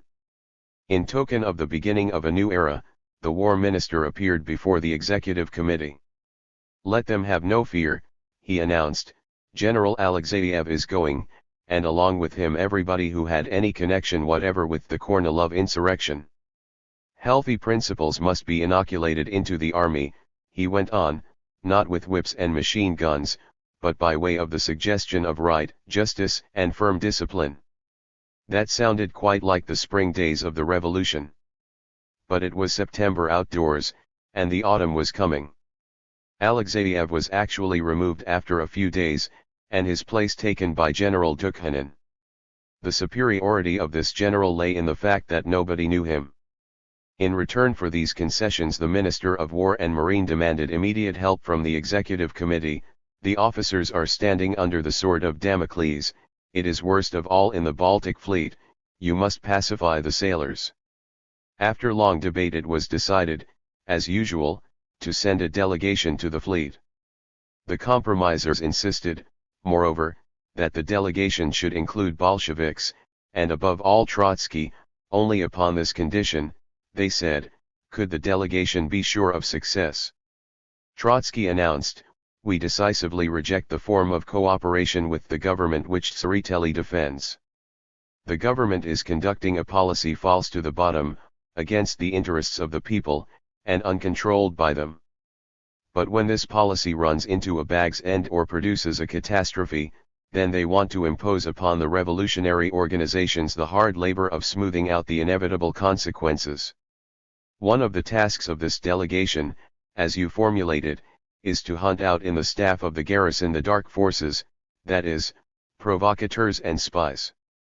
Have you forgotten then that I myself am indicted under Article 108? In the struggle against lynch law we will travel our own road. Not hand in hand with the Attorney General and the Intelligence Service, but as a revolutionary party which is persuading, organizing, and educating." The convocation of a democratic conference had been decided upon in the days of the Kornilov insurrection.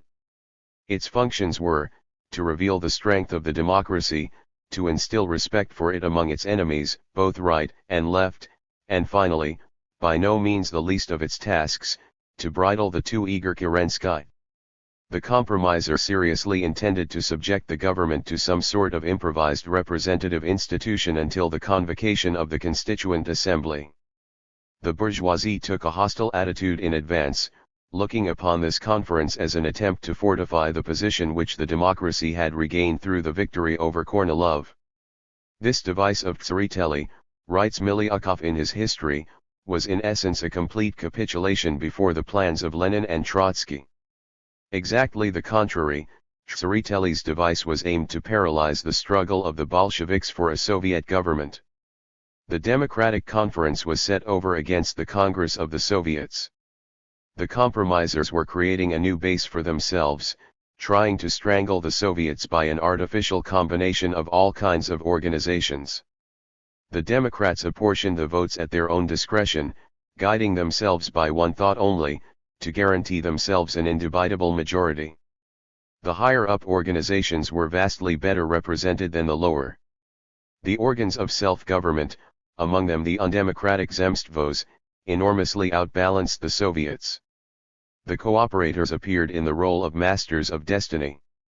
Having up to this time occupied no place in politics, the cooperators were first pushed forward into the political arena during the days of that Moscow conference, and from then on they began to appear no otherwise than as the representatives of their 20 million members, or, to put it more simply, of some half the population of Russia. The cooperatives sent their roots down into the village through its upper strata, through those who approved of a just expropriation of the nobility on condition that their own landed property, often very considerable, should receive not only defense but augmentation. The leaders of the cooperatives were recruited from the liberal Narodnik and partly the liberal Marxist intelligentsia, which formed a natural bridge between the cadets and the compromisers. To the Bolsheviks the cooperators took the same attitude of hatred which the kulak takes to an unsubmissive hired man. The compromisers eagerly seized upon the cooperators, after the latter had thrown off the mask of neutrality, in order to strengthen themselves against the Bolsheviks. Lenin mercilessly denounced these chefs of the democratic kitchen. 10 convinced soldiers or workers from a backward factory are worth 1,000 times more than 100 of these handpicked delegates. Trotsky argued in the Petrograd Soviet that the officials of the cooperatives as little express the political will of the peasants as a physician the political will of his patients, or a post office clerk the views of those who send and receive letters. The cooperators have to be good organizers, merchants, bookkeepers, but for the defense of their class rights the peasants, like the workers, trust the Soviets. This did not prevent the cooperators from receiving 150 seats and, along with the unreformed Zemstvos and all sorts of other organizations dragged in by the hair, completely dislocating the representation of the masses. The Petrograd Soviet included Lenin and Zinoviev in the list of its delegates to the conference.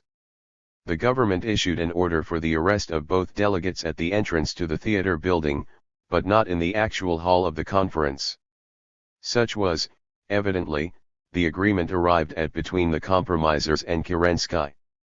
But the matter went no farther than a political demonstration on the part of the Soviet. Neither Lenin nor Zinoviev intended to appear at the conference. Lenin considered that the Bolsheviks had no business there at all. The Democratic Conference opened on the 14th of September, exactly a month after the State Conference, in the auditorium of the Alexandrinsky Theater. The credentials of 1,775 representatives were accepted, about 1,200 were present at the opening. The Bolsheviks of course were in the minority, but in spite of all the tricks of the elective method, they constituted a very considerable group, which upon certain questions gathered around itself more than a third of the whole assembly. Would it be suitable for a strong government to appear before a mere private conference of this sort? That question became a matter of enormous indecision in the Winter Palace, and of reflected excitements in the Alexandrinsky. In the long run the head of the government decided to show himself to the democracy. He was met with applause, says Shlyapnikov, describing the arrival of Kerensky, and went over to the Presidium to shake hands with those sitting at the table. We were sitting not far from each other, and when it came our turn, we glanced at each other and agreed not to extend our hands. A theatrical gesture across the table, I drew back from the hand offered me, and Kerensky with his hand extended, not meeting ours, passed along the table. The head of the government got a like greeting on the opposite wing from the Kornilovists, and besides the Bolsheviks and the Kornilovists there were now no real forces left.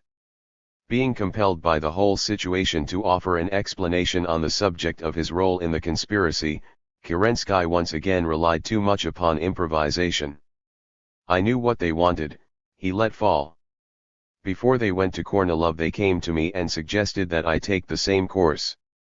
Cries on the left, who came? Who suggested? Frightened by the echo of his own words, Kerensky closed up.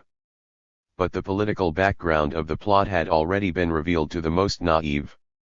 The Ukrainian compromiser Porsche reported to the Rada in Kiev upon his return. Kerensky did not succeed in proving his non-participation in the Kornilov uprising. But the head of the government dealt himself another no less heavy blow in his speech, when in answer to those phrases that everybody was sick of, in the moment of danger all will come forward and give an account of themselves, etc., somebody shouted, and the death penalty. The orator, losing his equilibrium, cried out, to the complete surprise of everybody probably including himself, wait a little. When one single death penalty has been signed by me, the Supreme Commander-in-Chief, then I will permit you to curse me. A soldier came right up to the edge of the platform and shouted at close quarters. You are the calamity of the country. So that is what it had come to. He, Kerensky, had been ready to forget the high place which he occupied, and talk things over with the conference as a man. But not all here understand a man. Therefore he would speak in the language of authority. Anyone who dares, alas, that had been heard before in Moscow, and Kornilov nevertheless had dared. If the death penalty was necessary, asked Trotsky in his speech, then how does he, Kerensky, dare say that he will not make use of it? And if he considers it possible to give his promise to the democracy not to apply the death penalty, then, its restoration becomes an act of light-mindedness transcending the limits of criminality. The whole assembly agreed to that, some silently, some with an uproar. With that confession Kerensky seriously discredited both himself and the provisional government, says his colleague and admirer, the Assistant Minister of Justice, Demyanov. Not one of the ministers was able to report anything that the government had done besides solving the problem of how to exist. Economic measures. Not one could be named. Peace policy. I do not know, said the former Minister of Justice, Zarudny, more frank than the others, whether the provisional government has done anything in this regard. I have not seen it. Zarudny complained perplexedly that the whole power has arrived in the hands of a man at whose nod ministers come and go. Tsereteli incautiously took up this theme, let the democracy upbraid itself, if on the heights its representative has got a little dizzy. But it was Tsereteli who most fully incarnated all those traits of the democracy which had given rise to Bonapartist tendencies in the government. Why does Kerensky occupy the place which he occupies today, retorted Trotsky. A place was opened for Kerensky by the weakness and irresolution of the democracy.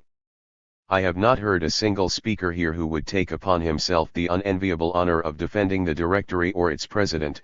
After an outbreak of protests the speaker continued, I am sorry to say that the point of view which now finds such a stormy expression in the hall has not found any deliberated expression from this tribune. Not one speaker has come out here and said to us, why are you arguing about the past of the coalition? Why are you worrying about the future? We have Kerensky and that is enough, but the Bolshevik presentation of the question almost automatically united Tsereteli with Zarudny, and united them both with Kerensky. Of this Miliukov has pointedly written, Zarudny could complain of the arbitrary power of Kerensky, Tsereteli could throw out a hint that the government was getting dizzy, those were mere words. But when Trotsky stated that nobody in the conference would undertake the open defense of Kerensky, the assembly immediately felt that this was spoken by a common enemy. The power was spoken of by these people who embodied it no otherwise than as a burden and a misfortune. A struggle for power? Minister Peshekhanov instructed the delegates, the power has now become a thing from which everybody is trying to protect himself. Was this true? Kornilov had not tried to protect himself. But that quite fresh lesson was already half forgotten. Tsereteli stormed at the Bolsheviks because they did not take the power themselves, but were pushing the Soviets toward the power. Others took up the thought of Tsereteli. Yes, the Bolsheviks ought to take the power, murmured the Presidium, as they sat around the table. Avksentiev turned to Shlyapnikov who sat near him, take the power, the masses will follow you. Answering his neighbor in the same tone, Shlyapnikov suggested that they first lay the power on the table of the Presidium. These semi-ironical challenges to the Bolsheviks, issued both through speeches in the Tribune and conversations in the couloir, were partly taunts and partly reconnoiters.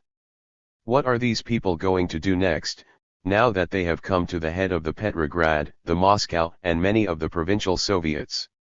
Can it be that they will really dare seize the power? This could hardly be believed. 10 days before the challenging speech of Tsereteli, Rech had declared that the best way to get rid of Bolshevism for many years would be to turn the country over to its leaders. But those sorry heroes of the day are themselves far from desirous of seizing the whole power. Practically their position cannot be taken seriously from any standpoint. This proud conclusion was, to say the least, a little hasty.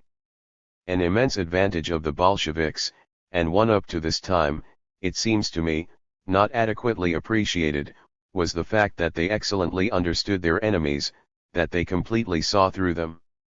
They were aided in this by the materialistic method, the Leninist school of clarity and simplicity, and the keen vigilance proper to people who have decided to carry a struggle through to the end.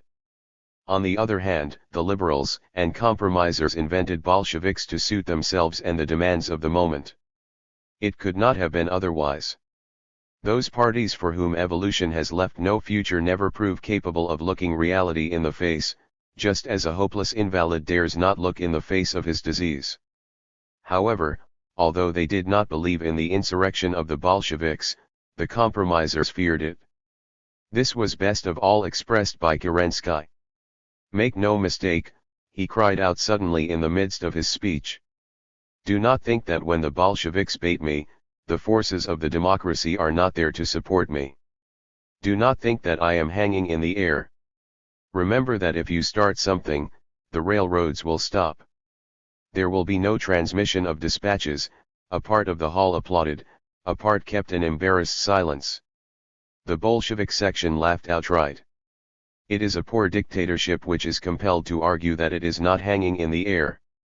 To these ironical challenges, accusations of cowardice, and clumsy threats, the Bolsheviks made answer in their declaration: "In struggling for the power in order to realize its program, our party has never desired and does not desire to seize the power against the organized will of the majority of the toiling masses of the country."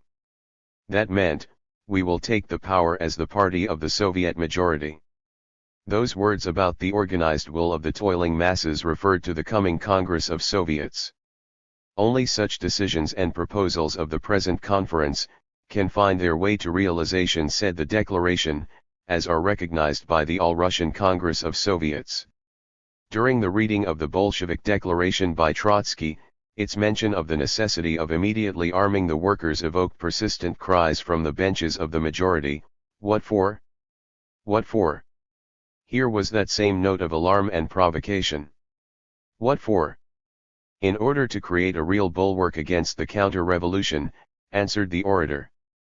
But not only for that, I say to you in the name of our party and the proletarian masses adhering to it, that the armed workers will defend the country of the revolution against the armies of imperialism with a heroism such as Russian history has never known.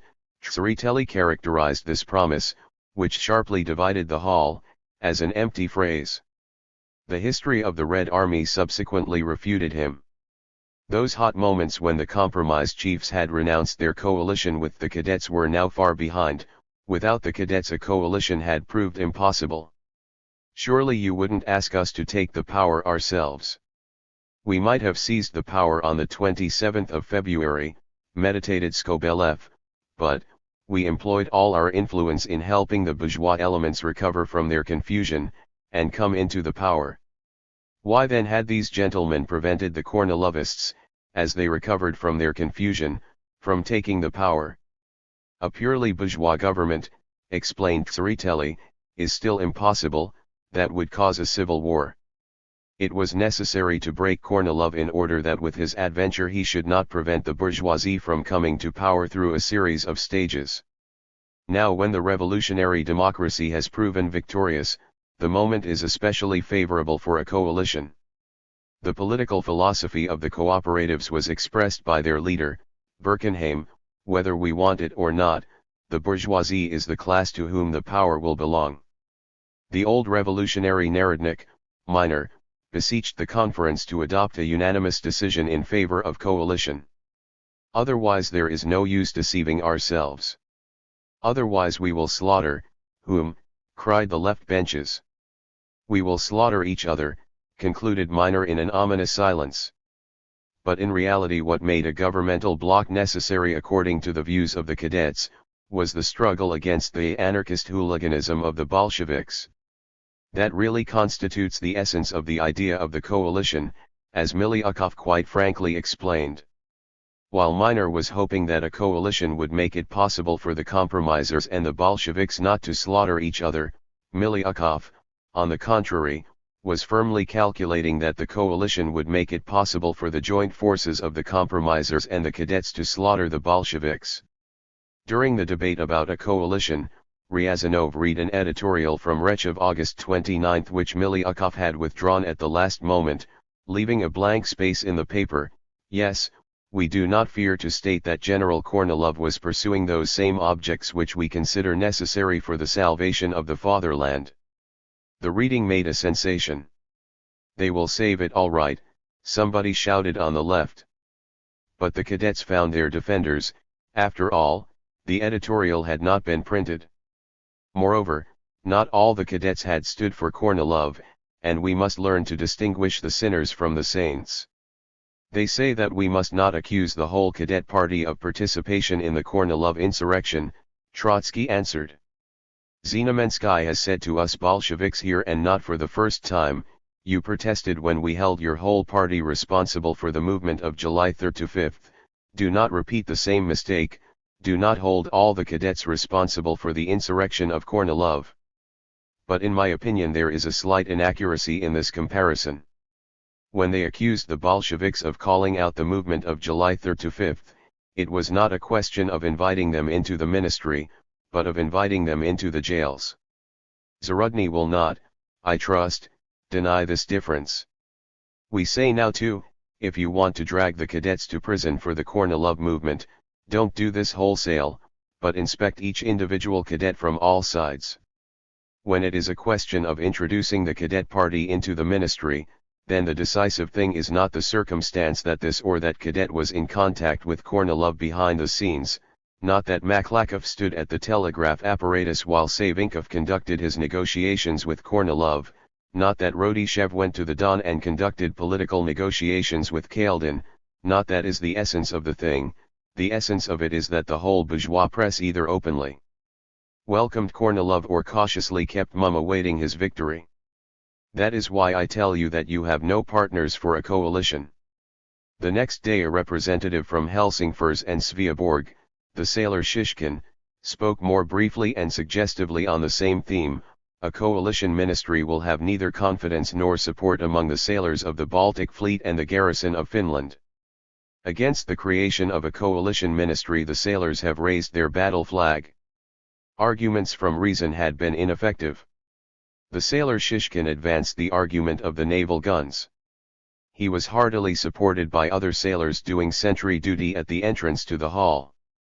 Bukharin subsequently related how the sailors posted by Kerensky to defend the Democratic Conference against us, the Bolsheviks, turned to Trotsky and asked him, shaking their bayonets, how soon can we get to work with these things? That was merely a repetition of the question asked by the sailors of the Aurora at the interview in Kresty prison. But now the moment was drawing near. If we disregard fine shades, it is easy to distinguish three groupings in the Democratic Conference: an extensive but very unstable center which does not dare seize the power, agrees to a coalition, but does not want the cadets, a weak right wing which stands unconditionally for Kerensky and a coalition with the bourgeoisie, a left wing, twice as strong, which stands for a government of the Soviets or a socialist government. At a caucus of the Soviet delegates to the Democratic Conference, Trotsky spoke for the transfer of power to the Soviets, Martov for a homogeneous socialist ministry. The first formula got 86 votes, the second 97. Formally only about one half of the workers' and soldiers' Soviets were at that moment in the control of the Bolsheviks, the other half were wavering between the Bolsheviks and the compromisers. But the Bolsheviks spoke in the name of the powerful Soviets of the more industrial and cultural centers of the country. In the Soviets they were immeasurably stronger than at the conference, and in the proletariat and army immeasurably stronger than in the Soviets. The backward Soviets were, moreover, rapidly drawing up to the advanced ones. At the Democratic Conference 766 deputies against 688 voted for a coalition, with 38 abstaining. The two camps were almost equal. An amendment excluding the cadets from the coalition got a majority, 595 against 493, with 72 abstaining. But the removal of the cadets made a coalition entirely purposeless. For that reason the resolution as a whole was voted down by a majority of 813, that is, a block of the extreme wings, the resolute partisans and implacable enemies of the coalition, against the center, which had melted to 133 votes, with 80 abstaining. That was the most united of all the votes, but it was just as meaningless as the idea of a coalition without the cadets which it rejected. Upon the basic question, as Miliukov justly observes, the conference thus remained without an opinion and without a formula. What remained for the leaders to do? To trample on the will of the democracy which had rejected their own will.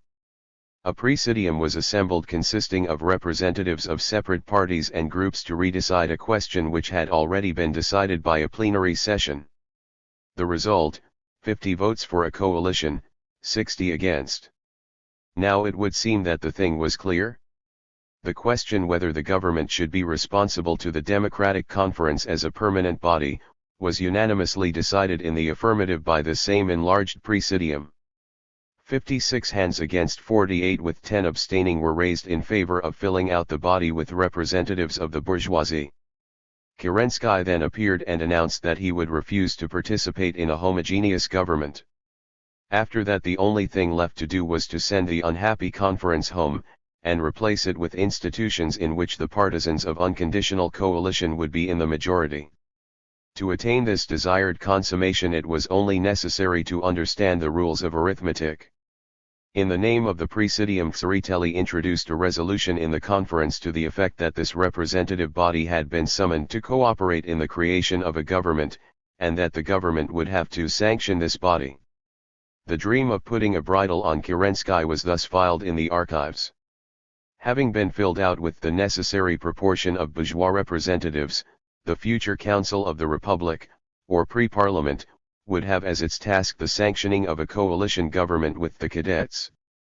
The resolution of Tsereteli meant the exact opposite of what the conference wanted, and what the Presidium had just now resolved upon, but the general breakdown, decay, and demoralization were so great that the Assembly adopted the slightly disguised capitulation presented to it by 829 votes against 106, with 69 abstaining. And so for the moment you have conquered, Messrs. Compromisers and cadets, wrote the Bolshevik paper. Play your game. Make your new experiment. It will be your last, we will vouch for that. The Democratic Conference, says Stankiewicz, astonished even its own initiators with its extraordinary looseness of thought.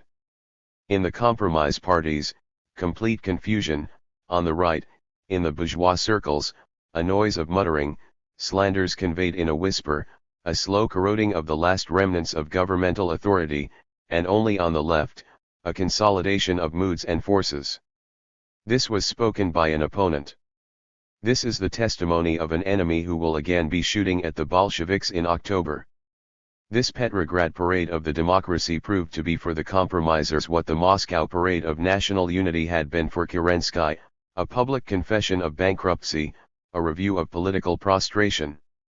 Whereas the State Conference gave an impetus to the insurrection of Kornilov, the Democratic Conference finally cleared the road for the Bolshevik insurrection.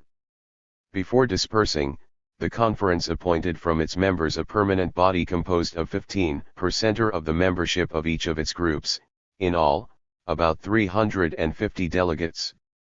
The institutions of the possessing classes were to receive in addition to this 120 seats. The government in its own name added 20 seats for the Cossacks. All these together were to constitute a Council of the Republic, or pre-parliament, which was to represent the nation until the Constituent Assembly. What attitude to adopt toward the Council of the Republic immediately became for the Bolsheviks an acute tactical problem. Should they enter it or not? The boycott of parliamentary institutions on the part of anarchists and semi-anarchists is dictated by a desire not to submit their weakness to a test on the part of the masses, thus preserving their right to an inactive hauteur which makes no difference to anybody. A revolutionary party can turn its back to a parliament only if it has set itself the immediate task of overthrowing the existing regime.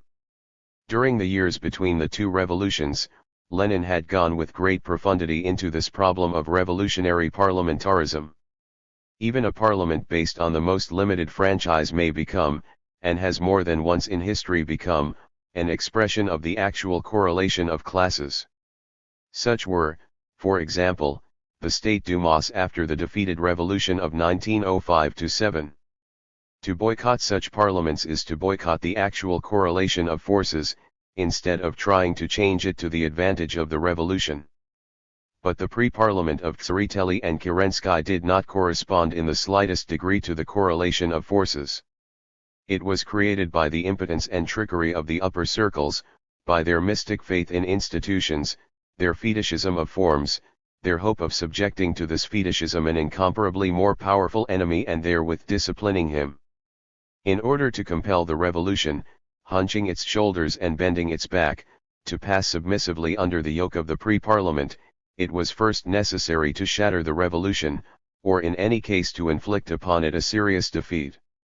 In reality, however, it was only 3 weeks ago that the vanguard of the bourgeoisie had suffered a defeat.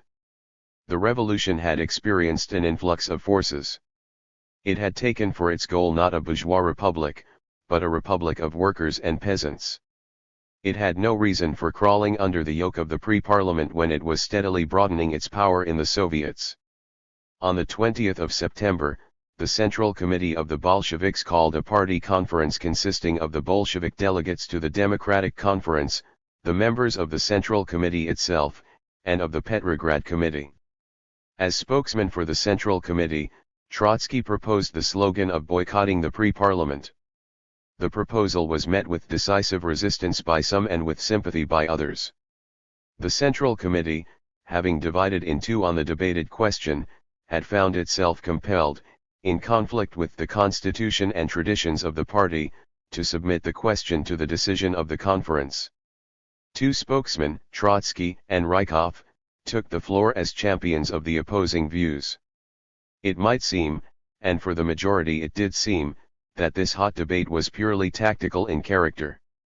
In reality, the quarrel revived the April disagreements and initiated the disagreements of October. The question was whether the party should accommodate its tasks to the development of a bourgeois republic, or should really set itself the goal of conquering the power. By a majority of 77 votes against 50, this party conference rejected the slogan of boycott. On September 22, Ryazanov had the satisfaction of announcing at the Democratic Conference in the name of the party that the Bolsheviks would send their representatives to the pre-parliament, in order in this new fortress of compromisism to expose all attempts at a new coalition with the bourgeoisie. That sounded very radical, but it really meant substituting a policy of oppositional exposure for a policy of revolutionary action. Lenin's April theses had been appropriated by the whole party, but upon every big question that arose, the March attitudes would swim out from under them. And these attitudes were very strong in the upper layers of the party, which in many parts of the country had only just now divided from the Mensheviks. Lenin was able to take his part in this argument only after the event. On the 23rd of September he wrote, "We must boycott the pre-parliament. We must go out into the Soviets of workers, soldiers, and peasants' deputies, go out into the trade unions, go out in general to the masses. We must summon them to the struggle. We must give them a correct and clear slogan, to drive out the Bonapartist gang of Kerensky with its fake pre-parliament. The Mensheviks and social revolutionaries even after the Kornilov events refused to accept our offer of compromise. Ruthless struggle against them. Ruthless expulsion of them from all revolutionary organizations." Trotsky was for the boycott. Bravo, Comrade Trotsky. Boycottism was defeated in the faction of the Bolsheviks who attended the Democratic Conference. Long live the boycott. The deeper down this question went into the party, the more decisively did the correlation of forces change in favor of the boycott. Almost all the local organizations formed into majorities and minorities. In the Kiev Committee, for example, the advocates of boycott, Evgenia Bosch at their head, were a weak minority. But only a few days later at a general city conference, a resolution in favor of boycotting the pre-parliament was adopted by an overwhelming majority. There is no use wasting time, the resolution declared, in chattering and spreading illusions. Thus the party promptly corrected its leaders. During this time Kerensky, having abandoned all languid pretenses at democracy, was trying with all his might to show the cadets that he had a firm hand. On September 18 he issued an unexpected order dissolving the Central Committee of the fleet. The sailors answered, "The order dissolving the Centraflotte, being unlawful, is to be considered inoperative, and its immediate annulment is demanded."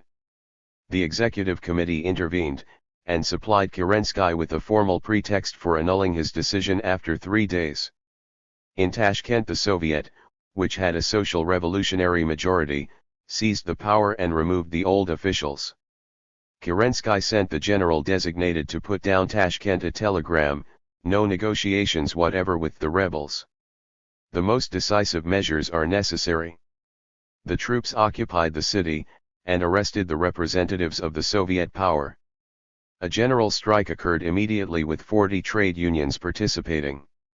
For a week no papers were published, and the garrison was in a ferment. Thus, in pursuit of a phantom law and order, the government was sowing bureaucratic anarchy. On the day the conference adopted its decision against a coalition with the cadets, the Central Committee of the Cadet Party had proposed to Konovalov and Kishkin that they accept Kerensky's offer of a place in the ministry. The move, it is said, was directed by Buchanan. That, however, you need not take too literally. If Buchanan was not himself the director, his shadow was. A government acceptable to the Allies had to be born. The Moscow industrialists and brokers had got their backs up. They had raised their price, and presented an ultimatum. The Democratic Conference passed off in voting, imagining that its votes had a real significance. In reality the question had been decided in the Winter Palace at a joint session of the fragments of the government with the representatives of the coalition parties. The cadets had sent here their most frank Kornilovists. All joined in persuading each other of the necessity of unity. Tsereteli, that inexhaustible layer down of commonplaces, discovered that the chief obstacle to an agreement has consisted up to this point in mutual distrust. This distrust ought to be removed. The Minister of Foreign Affairs, Turichenko, figured up and reported that out of the 197 days' existence of the revolutionary government, 56 days had been occupied in crises. How the remaining days had been occupied he did not state. Even before the Democratic Conference, in direct conflict with its own intentions, had swallowed Tsereteli's resolution, the correspondents of the English and American papers had cabled home that a coalition with the cadets was assured, and had confidently given the names of the new ministers. On its part, the Moscow Council of Public Men, with our old friend Rodchenko in the chair, sent congratulations to its member Treshikov, who had been invited to enter the government. On the 9th of August these same gentlemen had sent Kornilov a telegram, "In this threatening hour of severe trial all thinking Russia looks to you with hope and faith." Kerensky graciously consented to the existence of the pre-parliament on condition that it be recognized that the organization of the power and the appointment of the staff of the government belong to the provisional government only. This humiliating condition was dictated by the cadets. The bourgeoisie could not, of course, fail to understand that the membership of a constituent assembly would be far less favorable to it than the membership of the pre-parliament. The elections for the constituent assembly, to quote Miliukov, can only give the most accidental and perhaps pernicious results. If in spite of this, the Cadet Party, which had not long ago tried to subject the government to the Tsarist Duma, absolutely refused legislative rights to the pre-parliament, this could only mean that it had not given up hope of quashing the Constituent Assembly. Either Kornilov or Lenin, thus Miliukov defined the alternative. Lenin on his part wrote, either a Soviet government or Kornilovism. There is no middle course. To this extent Miliukov and Lenin coincided in their appraisal of the situation, and not accidentally. In contrast to the heroes of the compromise phrase, these two were serious representatives of the basic classes of society. According to Miliukov, the Moscow State Conference had already made it clearly obvious that the country is dividing into two camps, between which there can be no essential conciliation or agreement. But where there can be no agreement between two social camps, the issue is decided by civil war. However, neither the cadets nor the Bolsheviks withdrew the slogan of the Constituent Assembly. It was needful to the cadets as the last court of appeal against immediate social reform, against the Soviets, against the revolution. That shadow which democracy cast before it in the form of the Constituent Assembly, was employed by the bourgeoisie in opposition to the living democracy. The bourgeoisie could openly reject the Constituent Assembly only after they had crushed the Bolsheviks. They were far from that.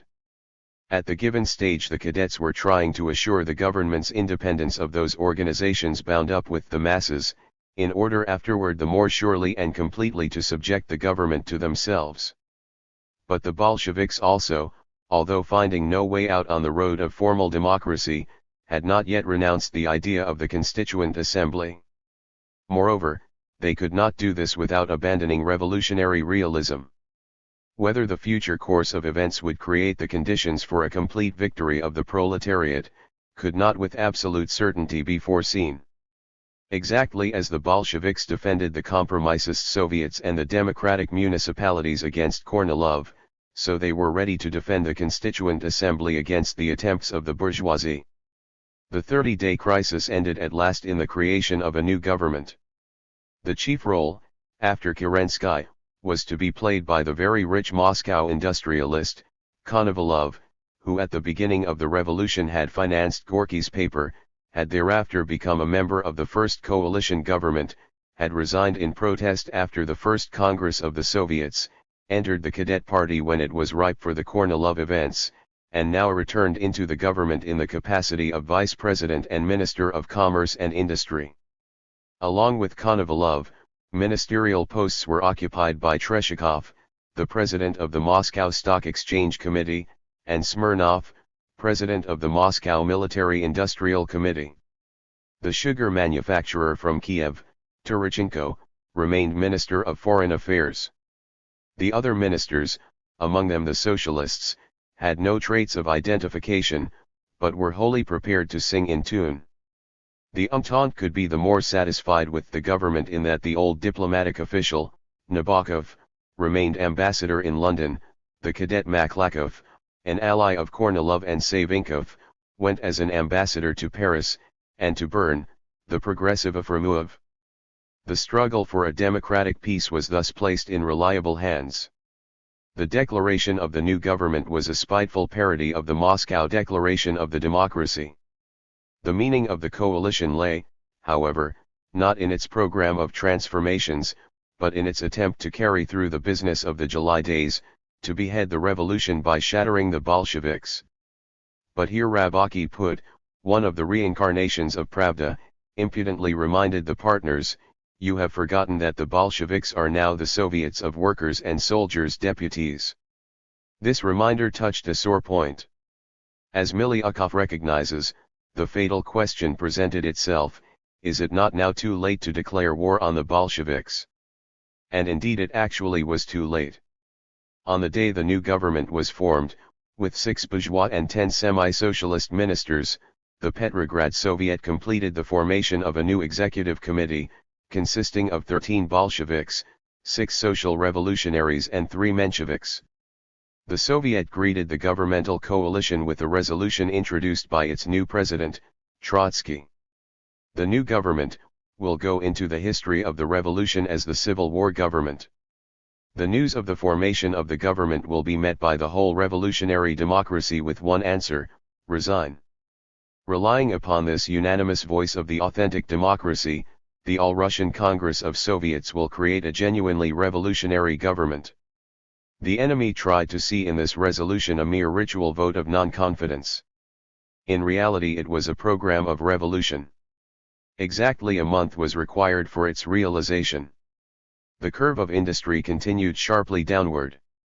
The government, the Central Executive Committee, and soon the newly created Pre-Parliament, registered the facts and symptoms of decline as arguments against anarchy, the Bolsheviks, and the revolution. But they had not themselves the ghost of an industrial plan. A body constituted by the government for the regulation of industry did not take one single serious step. The capitalists were shutting down the factories, the movement of the railroads was decreasing through lack of coal, electric power stations were dying down in the cities, the press was wailing about a catastrophe, Prices were rising, the workers were striking, layer after layer, in spite of the warnings of parties, Soviets, and trade unions.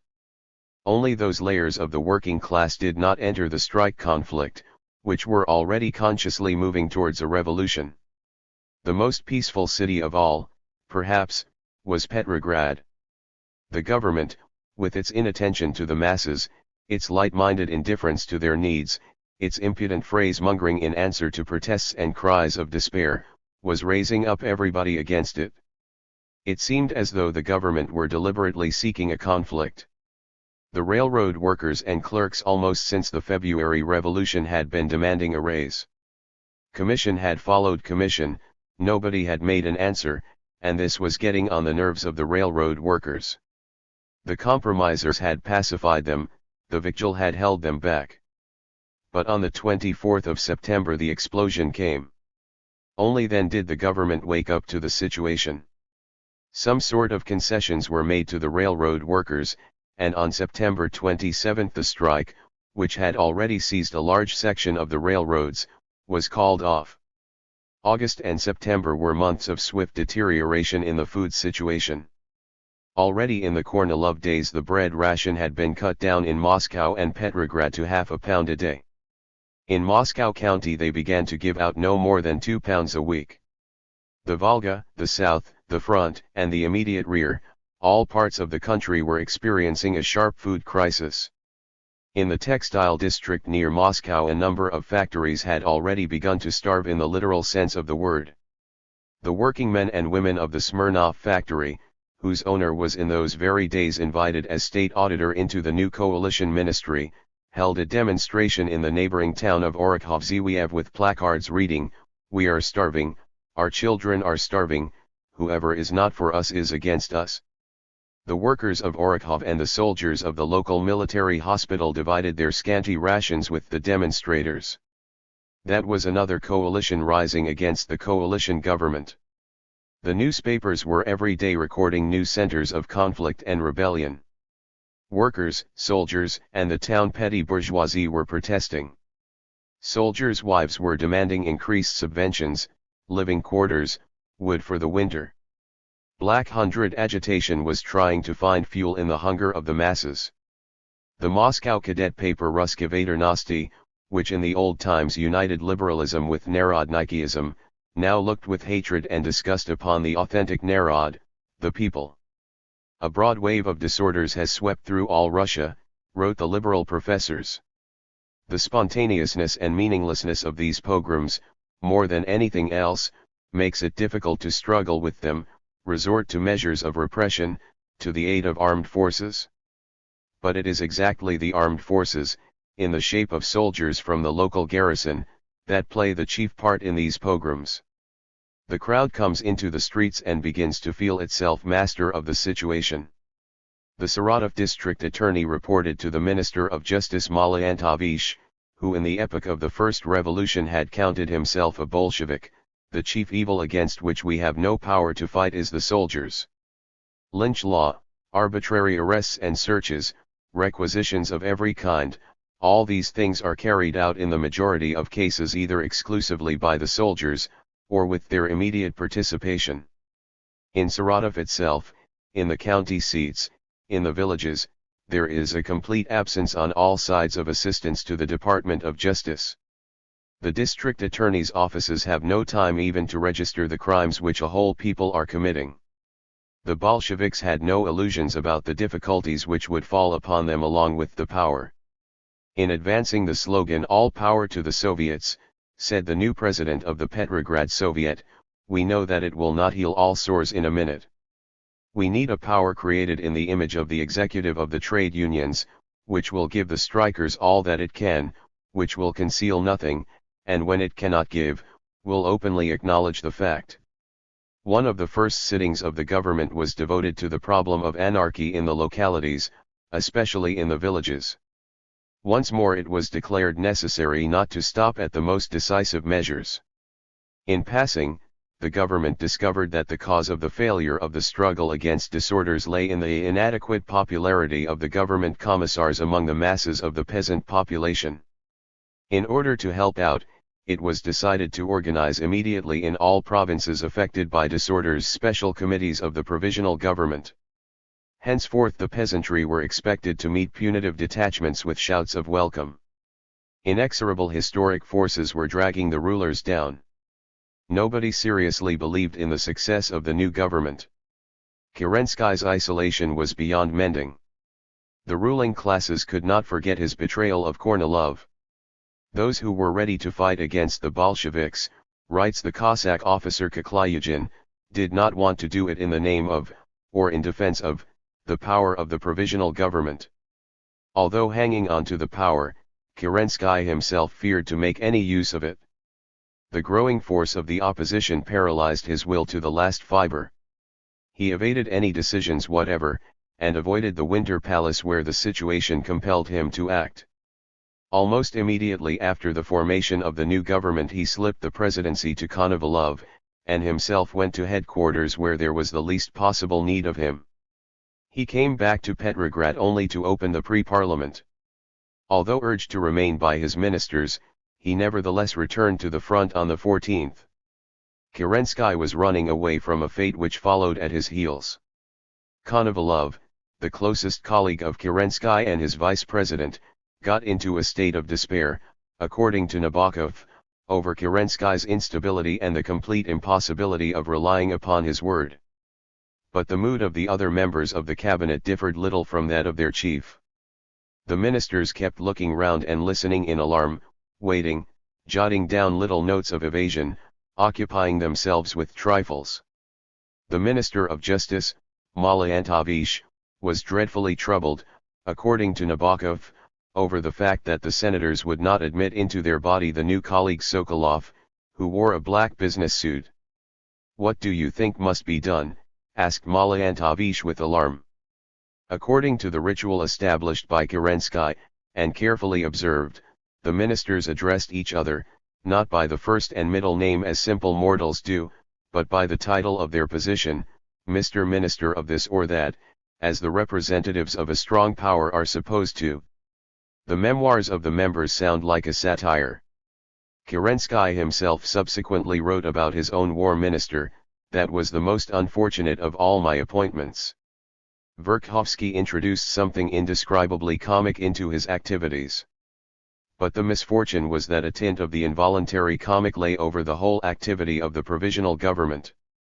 These people did not know what to do or where to turn. They did not govern, they played at government as little boys play soldier, though far more amusingly. Speaking as an eyewitness, Milyukov has depicted in very definite strokes the condition of the head of the government at this period. Having lost the ground under his feet, the further he went the more Kerensky revealed all the signs of that pathological condition of spirit which may be called in medical language psychic neurasthenia. It had long been known to a close circle of his friends that from periods of extreme failure of energy in the morning, Kerensky would pass over in the latter half of the day into a condition of extreme excitement under the influence of the drugs he was taking. Milyukov explains the special influence of the cadet minister, Kishkin, a psychiatrist by profession, on the ground of his skillful handling of the patient. These testimonies we leave entirely upon the responsibility of the liberal historian, who had, to be sure, every possibility of knowing the truth, but was far from choosing truth as his supreme criterion. The testimony of a man as near to Kerensky as Stankiewicz confirms, if not the psychiatric, at least the psychological, characterization given by Milyukov. Kerensky gave me the impression, writes Stankiewicz, of a kind of emptiness in the whole situation, and a strange unprecedented tranquility. He had around him his invariable little aides-de-camp, but there was no longer the continual crowd surrounding him, neither delegations nor limelights. There appeared strange periods of a kind of leisure, and I got the rare opportunity to converse with him for whole hours, during which he would manifest a strange unhurriedness. Every new transformation of the government was accomplished in the name of a strong power, and each new ministry would open on a major key, only to fall in a very few days into nervous prostration. It would then only wait for an external impetus in order to fall apart. The impetus would be given each time by a movement of the masses. The transformations of the government, if you penetrate below the deceiving exterior, moved in every case in a direction opposite to that of the mass movement. The passage from one government to another would be accompanied by a crisis becoming every time more long drawn out and morbid in its character. Each new crisis squandered a part of the governmental power, enfeebled the revolution, demoralized the ruling groups. The executive committee of the first 2 months could do anything, even summon the bourgeoisie to a nominal power. In the next 2 months the provisional government together with the executive committee could still do much, even start an offensive on the front. The third government, together with the enfeebled executive committee, was able to begin the destruction of the Bolsheviks, but powerless to carry it through. The fourth government, arising after the longest crisis of all, was incapable of doing anything. Hardly born, it began to die and sat waiting with wide open eyes for the undertaker. The History of the Russian Revolution. Volume 3, The Triumph of the Soviets. Chapter 38. The Peasantry before October. Civilization has made the peasantry its pack animal. The bourgeoisie in the long run only changed the form of the pack. Barely tolerated on the threshold of the national life, the peasant stands essentially outside the threshold of science. The historian is ordinarily as little interested in him as the dramatic critic is in those grey figures who shift the scenery, carrying the heavens and earth on their backs, and scrub the dressing rooms of the actors. The part played by the peasantry in past revolutions remains hardly cleared up to this day. The French bourgeoisie began by liberating the peasantry, wrote Marx in 1848. With the help of the peasantry they conquered Europe. The Prussian bourgeoisie was so blinded by its own narrow and close-by interests that it lost even this ally, and turned it into a weapon in the hands of the feudal counter-revolution. In this contrast what relates to the German bourgeoisie is true, but the assertion that the French bourgeoisie began by liberating the peasantry is an echo of that official French legend which exercised an influence in its day even upon Marx. In reality the bourgeoisie, in the proper sense of the term, opposed the peasant revolution with all the power it had. Even from the rural insurrections of 1789 the local leaders of the Third Estate threw out, under the guise of editing, the keenest and most bold demands. The famous decision of August 4, adopted by the National Assembly amid the glow of rural conflagrations, long remained a pathetic formula without content. The peasants who would not reconcile themselves to this deceit were adjured by the Constituent Assembly to return to the fulfillment of their duties and have the proper respect for property. The Civil Guard tried more than once to put down the peasantry in the country. But the city workers, taking the side of those in revolt, met the bourgeois punitive expeditions with stones and broken tile. Throughout 5 years the French peasantry rose at every critical moment of the revolution, preventing a deal between the feudal and bourgeois property holders. The Parisian sans-culottes, pouring out their blood for the Republic, liberated the peasant from his feudal chains. The French Republic of 1792 marked a new social regime, in contradistinction to the German Republic of 1918, or the Spanish Republic of 1931, which mean only the old regime minus the dynasty. At the bottom of this difference it is not hard to find the agrarian question. The French peasant did not think directly of a republic, he wanted to throw off the landlord. The Parisian Republicans ordinarily forgot all about the country. But it was only the peasant pressure upon the landlord which guaranteed the creation of a republic, clearing the feudal rubbish out of its road. A republic with a nobility is not a republic. This was excellently understood by the old man Machiavelli, who in his Florentine exile 400 years before the presidency of Ebert, between hunting thrushes and playing at trick-track with the butcher, generalized the experience of democratic revolutions. Whoever wants to found a republic in a country where there are many nobles, can only do this if to begin with he exterminates them all. The Russian moujiks were essentially of the same opinion, and they revealed this openly without any Machiavellianism. While Petrograd and Moscow played the main role in the movement of the workers and soldiers, the first place in the peasant movement must be accorded to the backward Great Russian agricultural center, and the middle region of the Volga. Here the relics of serfdom had especially deep roots, The noble's proprietorship in the land was most parasitic in character, the differentiation of the peasantry was far behind, and the poverty of the village thus more nakedly revealed. Bursting out in this region as early as March, the movement had been immediately adorned with acts of terror. Through the efforts of the dominant parties it was soon switched, however, into the channel of compromise politics. In the industrially backward Ukraine, agriculture, carried on for export, had acquired a far more progressive and consequently more capitalistic character. Here the stratification of the peasantry had gone considerably farther than in Great Russia.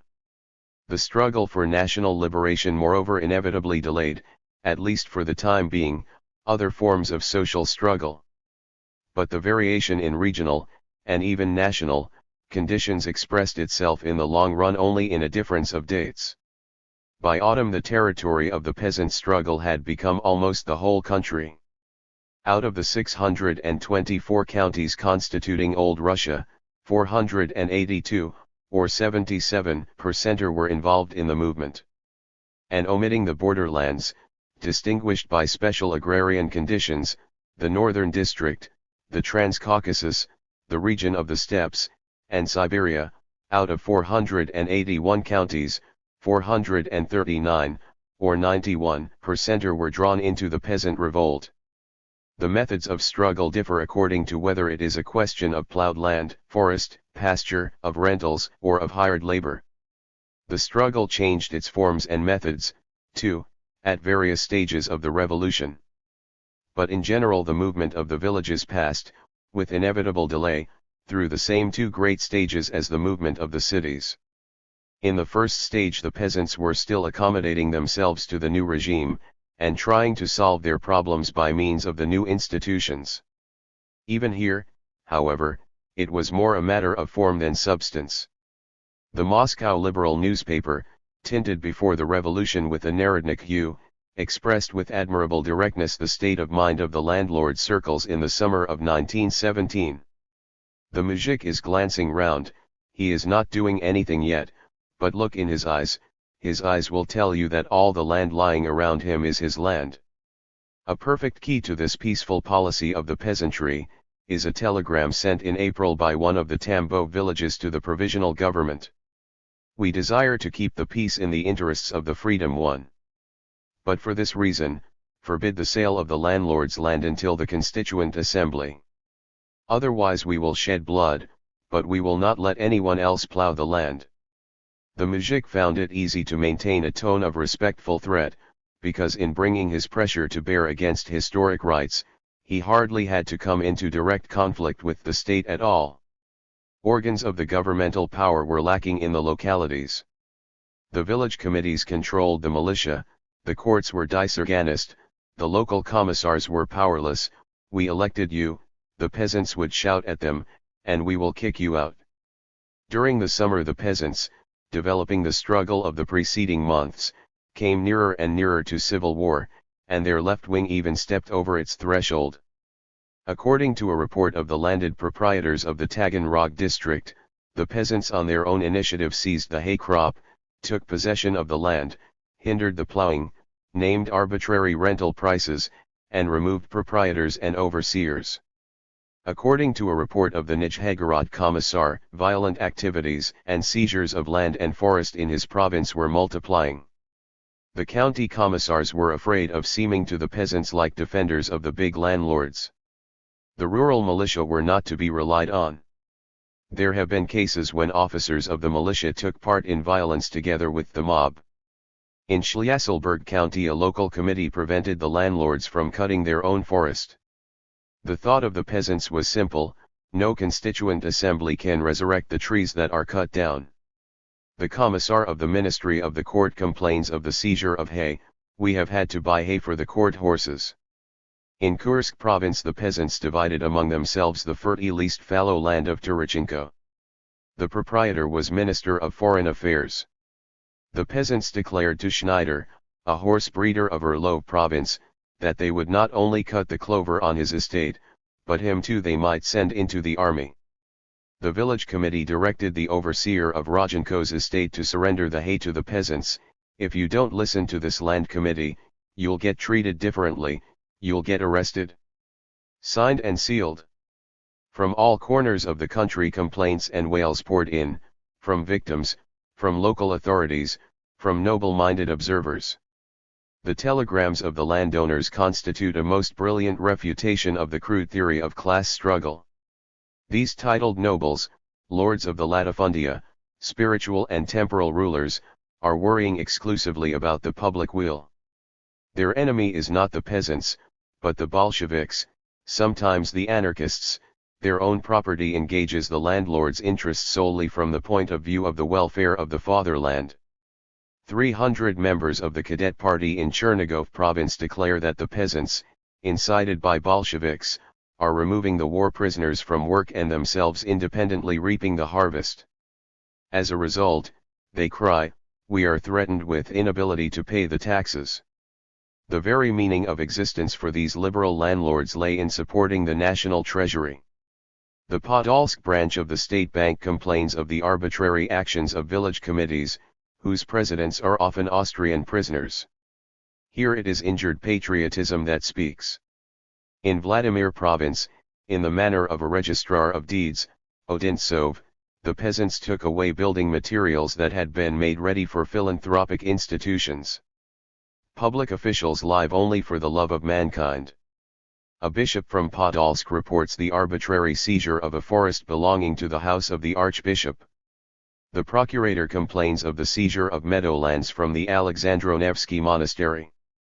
The Mother Superior of the Kislyarsk convent calls down thunder and lightning upon the members of the local committee.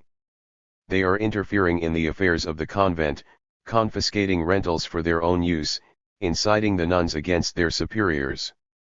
In all these cases the spiritual needs of the church are directly affected. Count Tolstoy, one of the sons of Leo Tolstoy, reports in the name of the League of Agriculturists of Ufimsk province that the transfer of land to the local committees without waiting for a decision of the Constituent Assembly, is causing an outburst of dissatisfaction among the peasant proprietors, of whom there are more than 200,000 in the province. The hereditary lord is troubled exclusively about his lesser brothers. Senator Belgard, a proprietor of Tver province, is ready to reconcile himself to cuttings in the forest, but is grieved and offended that the peasants will not submit to the bourgeois government. A Tambov landlord, Valyaminov, demands the rescue of 2 estates which are serving the needs of the army. By accident these 2 estates happen to belong to him. For the philosophy of idealism these landlord telegrams of 1917 are verily a treasure. A materialist will rather see in them a display of the various models of cynicism. He will add perhaps that great revolutions deprive the property holders even of the privilege of dignified hypocrisy. The appeals of the victims to the county and provincial authorities, to the Minister of the Interior, to the President of the Council of Ministers, brought as a general rule no result. From whom then shall we ask aid? From Rodchenko, President of the State Duma. Between the July days and the Kornilov insurrection, the Lord Chamberlain again felt himself an influential figure. Much was done at a ring from his telephone. The functionaries of the Ministry of the Interior sent out circulars to the localities about bringing the guilty to trial. The brusque landlords of Samara telegraph in answer, circulars without the signature of the socialist minister have no force. The function of socialism is thus revealed. Tsereteli is compelled to overcome his bashfulness.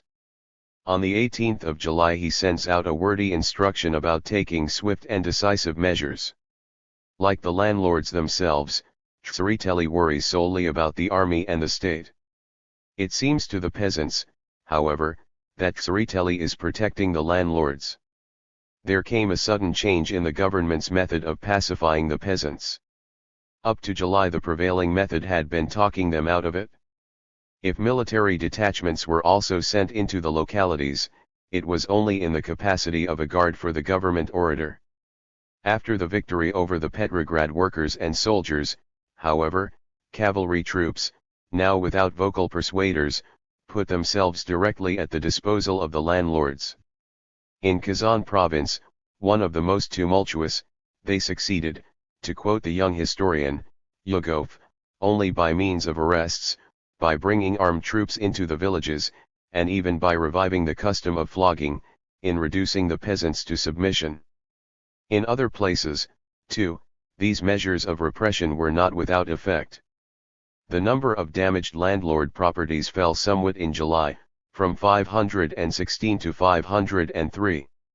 In August the government achieved still further successes. The number of unsatisfactory counties fell from 325 to 288, that is, 11%. The number of properties involved in the movement was even reduced 33%. Certain districts, heretofore the most restless, now quiet down or retire to second place. On the other hand, districts which were reliable yesterday now come into the struggle. Only a month ago the Penza Commissar was painting a consoling picture: the country is busy reaping the harvest.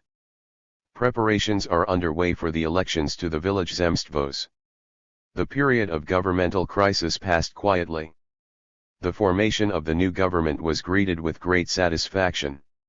In August there is not a trace left of this idyll. Mass depredations upon orchards and the cutting down of forests. To quell the disorders, we have had to resort to armed force. In its general character the summer movement still belongs to the peaceful period. However, unmistakable, although indeed weak, symptoms of radicalization are already to be observed. Whereas in the first 4 months cases of direct attack upon the landlord's manors decreased, from July on they begin to increase. Investigators have established in general the following classification of the July conflicts, arranged in a diminishing order starting with the most numerous: seizure of meadows, of crops, of foodstuffs and fodder, of plowed fields, of implements, conflict over the conditions of employment, destruction of manors. In August the order is as follows: seizure of crops, of reserve provisions and fodder, of meadows and hay, of land and forest, agrarian terror. At the beginning of September Kerensky, in his capacity of Commander-in-Chief, issued a special order repeating the recent arguments and threats of his predecessor, Kornilov, against violent activities on the part of the peasants. A few days later Lenin wrote, either, all the land to the peasants immediately, or the landlords and capitalists, will bring things to the point of an endlessly ferocious peasant revolt. During the months following this became a fact. The number of properties affected by agrarian conflicts in September rose 30% over that in August, in October, 43% over that in September. In September and the first 3 weeks of October there occurred over a third as many agrarian conflicts as all those recorded since March.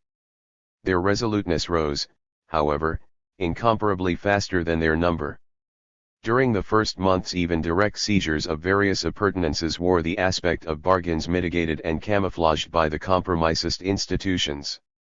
Now the legal mask falls away. Every branch of the movement assumes a more audacious character. From various forms and degrees of pressure, the peasants are now passing over to violent seizures of the various parts of the landlord's business, to the extermination of the nests of the gentility, the burning of manors, even the murder of proprietors and overseers. The struggle for a change in the conditions of rent, which in June exceeded in number of cases the destructive movement, falls in October to 1/40 the number. Moreover, the rent movement itself changes its character, becoming merely another way of driving out the landlord. The veto on buying and selling land and forest gives place to direct seizure. The mass woodcuttings and mass grazings acquire the character of a deliberate destruction of the landlord's goods. In September 279 cases of open destruction of property are recorded. They now constitute more than 1/8 of all the conflicts. Over 42% of all the cases of destruction recorded by the militia between the February and the October Revolution occurred in the month of October. The struggle for the forests was especially bitter. Whole villages were frequently burned to the ground. The timber was strongly guarded and selling at a high price. The muzhik was starving for timber. Moreover, the time had come to lay up firewood for the winter. Complaints came in from Moscow, Nizhegorod, Petrograd, Orel, and Volyn provinces, from all corners of the country, about the destruction of forests and the seizure of the reserves of cord wood. The peasants are arbitrarily and ruthlessly cutting down the forest. 200 desiatins of the landlord's forest have been burned by the peasants. The peasants of Klimovakevsky and Chernikovsky counties are destroying the forests and laying waste the winter wheat. The forest's guards are in flight, the landlord's forests are groaning, the chips are flying throughout the whole country. All that autumn the muzhik's axe was feverishly beating time for the revolution. In the districts which imported grain, the food situation in the villages deteriorated at a faster pace than in the city. Not only food was lacking, but seed. In the exporting regions, in consequence of a redoubled pumping out of food resources, the situation was but little better. The raising of the fixed price of grain hit the poor. In a number of provinces there occurred hunger riots, plundering of granaries, assaults on the institutions of the food administration. The population resorted to substitutes for bread. Reports came in of cases of scurvy and typhus, of suicides from despair. Hunger and its advancing shadow made the neighborhood of opulence and luxury especially intolerable. The more destitute strata of the villages moved into the front ranks of the fight. These waves of bitter feeling raised up no little slime from the bottom. In Kostroma province a Black Hundred and anti-Jew agitation is observed. Criminality is on the increase. A waning of interest in the political life of the country is noticeable. This latter phrase in the report of the Commissar means, the educated classes are turning their back on the revolution. The voice of Black Hundred monarchism suddenly rings out from Podolsk province. The committee of the village of Demidovka does not recognize the provisional government and considers the Tsar Nikolai Alexandrovich the most loyal leader of the Russian people. If the provisional government does not retire, we will join the Germans. Such bold acknowledgments, however, are unique. The monarchists among the peasants have long ago changed color, following the example of the landlords. In places, for instance, in that same Podolsk province, military detachments in company with the peasants invade the wine cellars. The Commissar reports anarchy. The villages and the people are perishing, the revolution is perishing. No, the revolution is far from perishing. It is digging itself a deeper channel. The raging waters are nearing their mouth. On a night about the 8th of September, the peasants of the village Sakevka in Tambov province, going from door to door armed with clubs and pitchforks, called out everybody, small and great, to raid the landlord, Romanov. At a village meeting one group proposed that they take the estate in an orderly fashion, divide the property among the population, and keep the buildings for cultural purposes. The poor demanded that they burn the estate, leaving not one stone upon another. The poor were in the majority. On that same night an ocean of fire swallowed up the estates of the whole township. Everything inflammable was burned, even the experimental fields. The breeding cattle were slaughtered. They were drunk to madness. The flames jumped over from township to township. The rustic warriors were now no longer content with the patriarchal scythe and pitchfork. A provincial commissar telegraphed, peasants and unknown persons armed with revolvers and hand grenades are raiding the manors in Rainenburg and Ryazsky counties. It was the war that introduced this high technique into the peasant revolt. The League of Landowners reported that 24 estates were burned in 3 days. The local authorities were powerless to restore order. After some delay troops arrived, sent by the district commander. Martial law was declared, meetings forbidden, the instigators arrested. Ravines were filled with the landlord's possession and much of the booty was sunk in the river. A Penza peasant, Bigashev, relates, in September all rode out to raid Logvin. A troop of teams and wagons streamed out to his estate and back, hundreds of mujiks and wenches began to drive and carry off his cattle, grain, etc. A detachment called out by the land administration tried to get back some of the booty, but the mujiks and wenches assembled 500 strong in the village and the detachment dispersed. The soldiers were evidently not at all eager to restore the trampled rights of the landlord. In Tauride province, beginning with the last 7 days of September, according to the recollections of the peasant, Gaponenko, the peasants began to raid the buildings, drive out the overseers, take the work animals, the machinery, the grain from the granaries. They even tore off the blinds from the windows, the doors from their frames, the floors from the rooms, and the zinc roofs, and carried them away. At first they only came on foot, took what they could and lugged it off, relates Grunko, a peasant from Minsk, but afterwards they hitched up the horses, whoever had any, and carried things away in whole wagon loads. There was no room to pass. They just dragged and carried things off, beginning at 12 o'clock noon, for 2 days and 2 nights without a stop. In those 48 hours they cleaned out everything. The seizure of property, according to a Moscow peasant, Kuzmikev, was justified as follows: the landlord was ours, we worked for him, and the property he had ought to belong to us alone. Once upon a time the landlords used to say to the serfs, "You are mine and what is yours is mine." Now the peasants were giving their answer, "He was our lord and all his goods are ours." In several localities they began to knock up the landlords in the night, remembers another Minsk peasant, Novikov. Oftener and oftener they would burn the landlord's manor. It came the turn of the estate of the Grand Duke Nikolai Nikolaevich, former commander-in-chief. When they had taken away all they could get, they began breaking up the stoves, removing the flue plates, ripping up the floors and planks, and dragging it all home.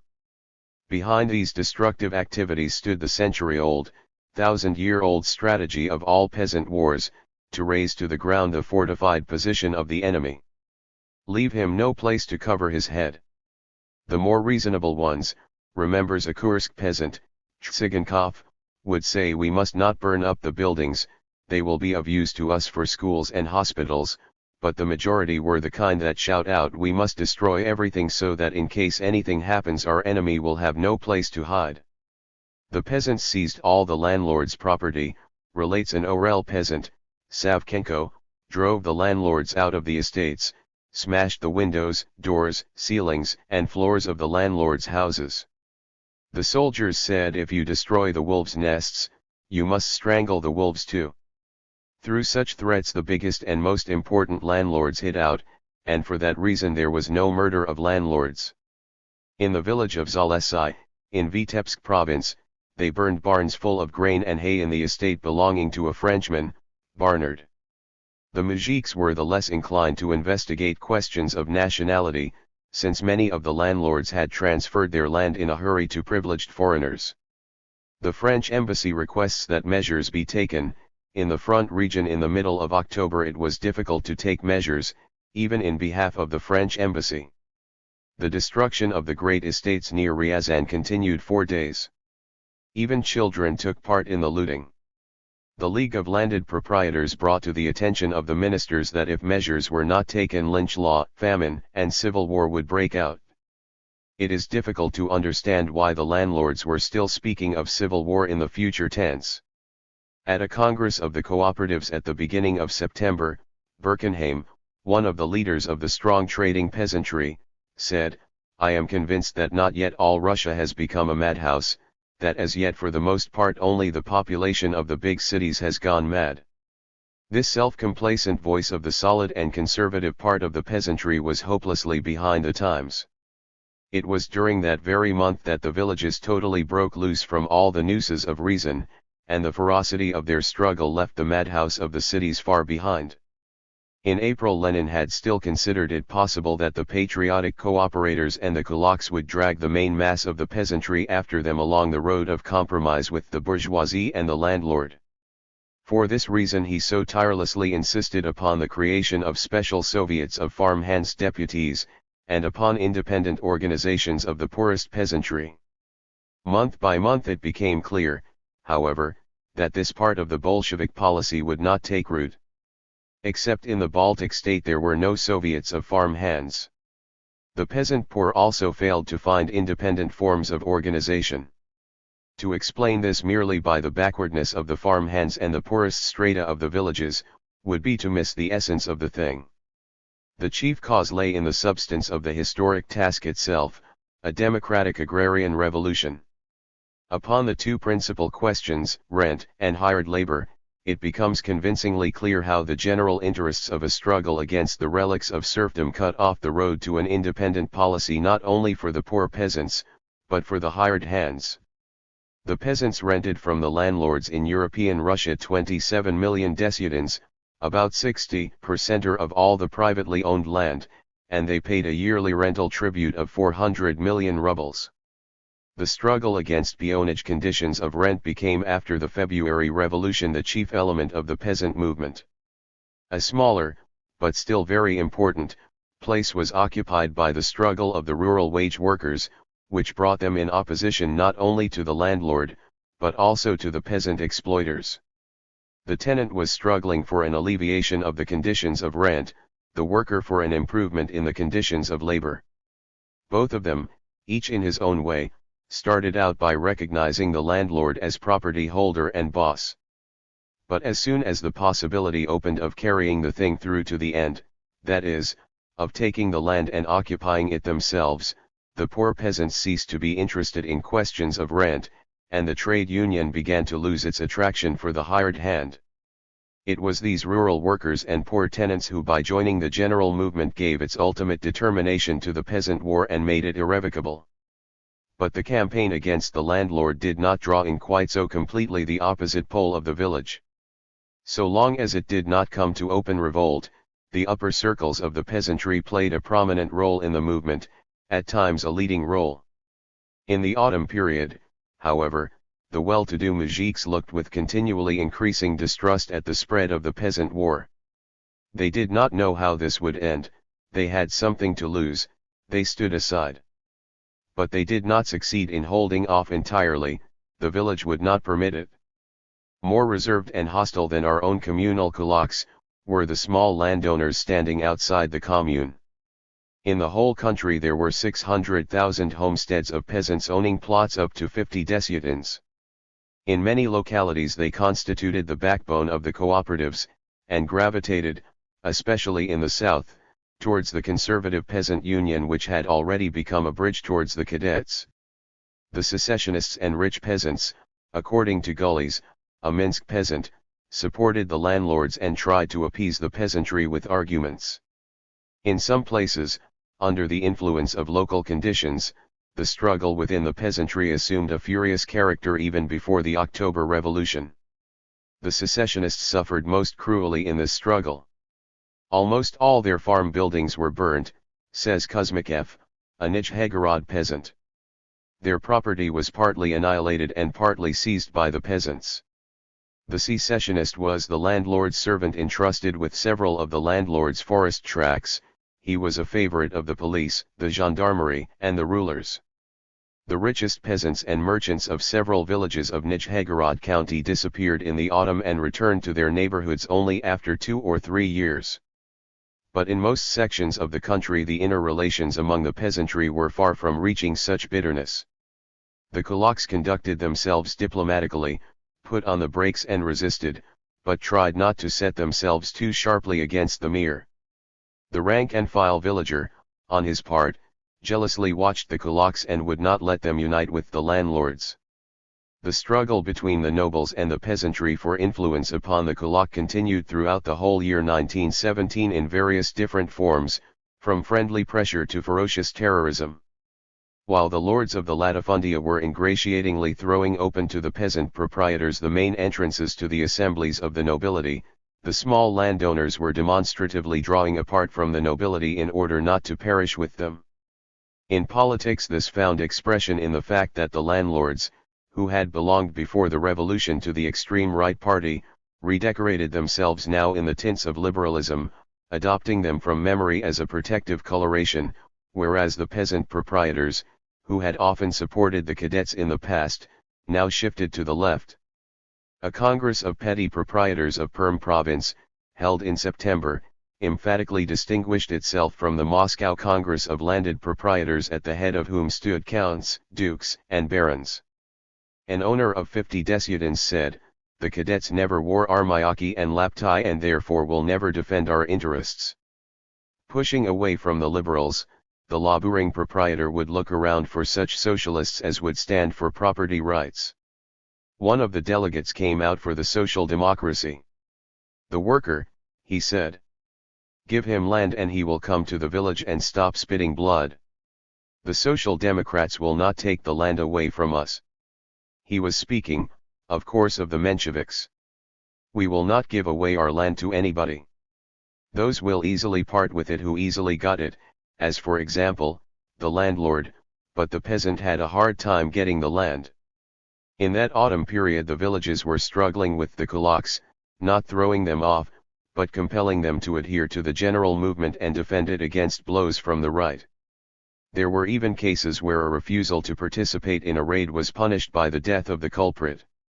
The kulak maneuvered while he could, but at the last moment, scratching the back of his head once more, hitched the well-fed horses to the iron-rimmed wagon and went out for his share.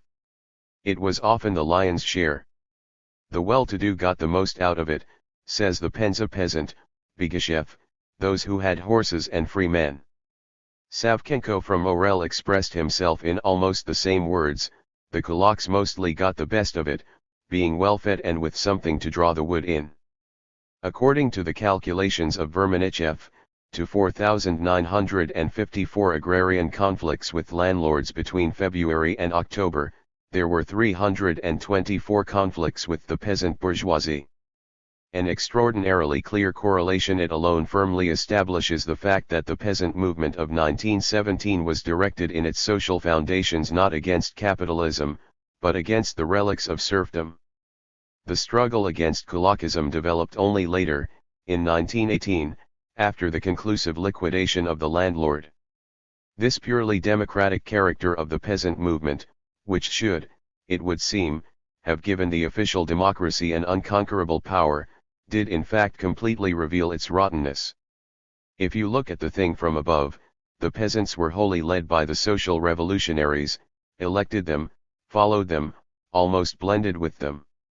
At the May Congress of Peasant Soviets, in the elections to the Executive Committee, Chernov received 810 votes, Kerensky 804, whereas Lenin got only 20 votes all in all.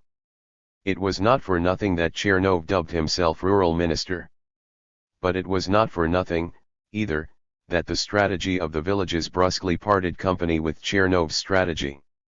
Their industrial isolation makes the peasants, so determined in struggle with a concrete landlord, impotent before the general landlord incarnate in the state. Hence the organic need of the mujiks to rely upon some legendary state as against the real one.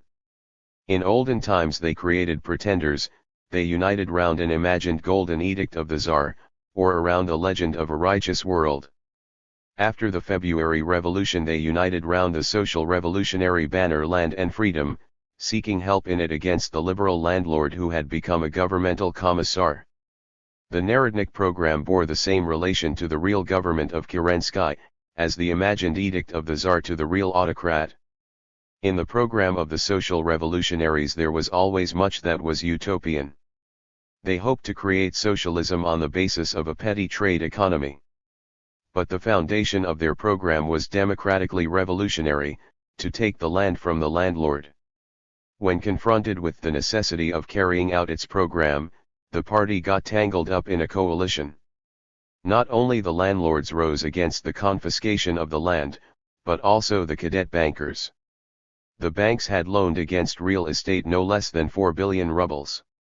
Intending to dicker with the landlords at the Constituent Assembly regarding prices but end things in a friendly manner, the social revolutionaries zealously kept the mujik away from the land. They went to pieces, therefore, not on the utopian character of their socialism, but on their democratic inconsistency. It might have taken years to test out their utopianism. Their betrayal of agrarian democracy became clear in a few months. Under a government of social revolutionaries the peasants had to take the road of insurrection in order to carry out the social revolutionary program. In July, when the government was coming down on the villages with measures of repression, the peasants in hot haste ran for defense to those same social revolutionaries. From Pontius the Young they appealed for protection to Pilate the Old. The month of the greatest weakening of the Bolsheviks in the cities was the month of the greatest expansion of the social revolutionaries in the country. As usually happens, especially in a revolutionary epoch, the maximum of organizational scope coincided with the beginning of a political decline. Hiding behind social revolutionaries from the blows of a social revolutionary government, the peasants steadily lost confidence both in the government and the party. Thus the swelling out of the social revolutionary organizations in the villages became fatal to this universal party, which was rebelling at the bottom but restoring order at the top. In Moscow, at a meeting of the military organization on the 30th of July, a delegate from the front, himself a social revolutionary, said, "Although the peasants still think themselves social revolutionaries, a rift has formed between them and the party." The soldiers confirmed this. Under the influence of social revolutionary agitation, the peasants are still hostile to the Bolsheviks, but in practice they decide the questions of land and power in a Bolshevik manner. The Bolshevik, Trotsky, who worked in the Volga region, testifies that the most respected social revolutionaries, those who had taken part in the movement of 1905, were more and more feeling themselves pushed aside. The mujiks called them old men, treating them with external deference, but voting in their own way. It was the workers and soldiers who had taught the villages to vote and take action in their own way. It is impossible to weigh the influence of the revolutionary workers upon the peasantry. It was continuous, molecular, penetrating everywhere, and therefore not capable of calculation. A mutual penetration was made easier by the fact that a considerable number of the industrial plants were situated in rural districts. But even the workers of Petrograd, the most European of cities, kept up a close connection with their native villages. Unemployment, increasing during the summer months, and the lockout of the employers, threw back many thousand of workers into the villages. A majority of them became agitators and leaders. From May to June there were created in Petrograd back-home clubs corresponding to different provinces, counties, and even villages. Whole columns in the workers' press were devoted to announcements of back-home club meetings, where reports about journeys to the villages would be heard, instructions drawn up for delegates, and money collected for agitation. Not long before the uprising, these clubs united round a special central bureau under the leadership of the Bolsheviks. This back-home club movement soon spread to Moscow, Tver, and probably to a number of other industrial cities. However, in the matter of direct influence upon the village, the soldiers were still more important. It was only in the artificial conditions of the front or in the city barrack that the young peasants, overcoming to a certain degree their isolation, would come face to face with problems of nationwide scope. Here too, however, their political dependence made itself felt. While continually falling under the leadership of patriotic and conservative intellectuals and then striving to get free of them, the peasants tried to organize in the army separately from other social groups. The authorities looked unfavorably upon these inclinations, the War Ministry opposed them, the social revolutionaries did not welcome them, the Soviets of peasants' deputies took but weak root in the army. Even under the most favorable conditions, the peasant is unable to convert his overwhelming quantity into a political quality. Only in the big revolutionary centers under the direct influence of the workers did the Soviets of peasant soldiers succeed in developing any important work. Thus between April 1917 and January 1, 1918, the Peasant Soviet in Petrograd sent 1,395 agitators into the villages with special mandates, and about the same number without mandates. These delegates covered 65 provinces. In Kronstadt back-home clubs were formed among the sailors and soldiers, following the example of the workers, and they supplied their delegates with credentials giving them the right to free passage on railroads and steamboats. The private lines accepted these papers without a murmur. Conflicts arose on the government lines. These official delegates of organizations were, after all, however, mere drops in the peasant ocean. An infinitely greater work was accomplished by those hundreds of thousands and millions of soldiers who quit the front and the rear garrisons of their own accord with the strong slogans of mass meeting speeches ringing in their ears. Those who had sat silent at the front became garrulous at home in the villages. They found no lack of greedy listeners. Among the peasantry surrounding Moscow, says Muralov, one of the Moscow Bolsheviks, there was a tremendous swing to the left. The villages and towns of Moscow province were swarming with deserters from the front. They were visited also by city proletarians who had not yet cut off their connections with the country. The dreamy and backward villages of Kalyuga province, according to the peasant Nomchenkov, were waked up by soldiers coming home from the front for various reasons during June and July. The Nizhegorod Commissar reports that all the lawbreaking and lawlessness is connected with the appearance within the boundaries of the province of deserters, soldiers on furlough, or delegates from the regimental committees. The overseer of the properties of Princess Baryatinsky of Zolotonoshsky County complains in August of the arbitrary acts of the land committee whose president is a Kronstadt sailor, Gatran. Soldiers and sailors on furlough, reports the Commissar of Bugulmansk County, are carrying on an agitation with a view to creating anarchy and a pogrom state of mind. In Glinsk County, in the village of Byalagosh, an arriving sailor on his own authority forbade the preparation and export of firewood and railroad ties from the forest. And when it was not the soldiers who began the struggle, it was they who finished it. In Nizhegorod County the mujiks harried a convent, cut the meadow grass, broke down the fences, and bothered the nuns. The Mother Superior refused to give in, and the militia would carry off the mujiks and punish them. So the thing dragged along, writes the peasant Arbekov, until the soldiers arrived. The buddies immediately took the bull by the horns. The convent was cleaned out. In Mogilev province, according to the peasant Bobkov, the soldiers home from the front were the first leaders in the committee, and directed the expulsion of the landlords.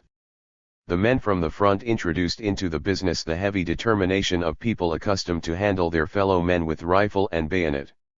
Even the soldiers' wives caught this fighting mood from their husbands.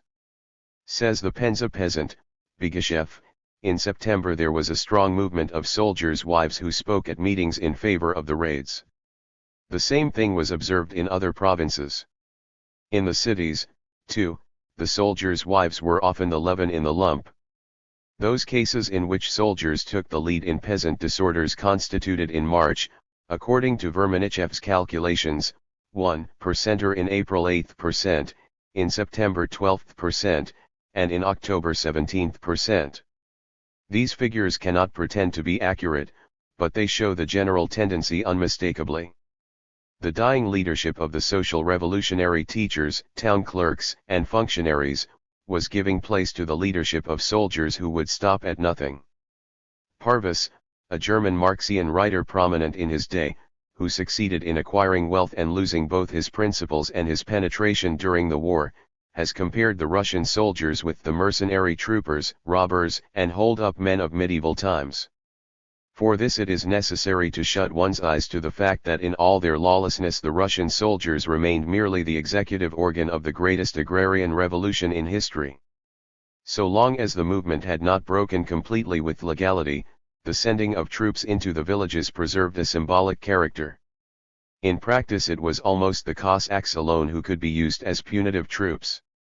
400 Cossacks were sent into Sverdlovsky County.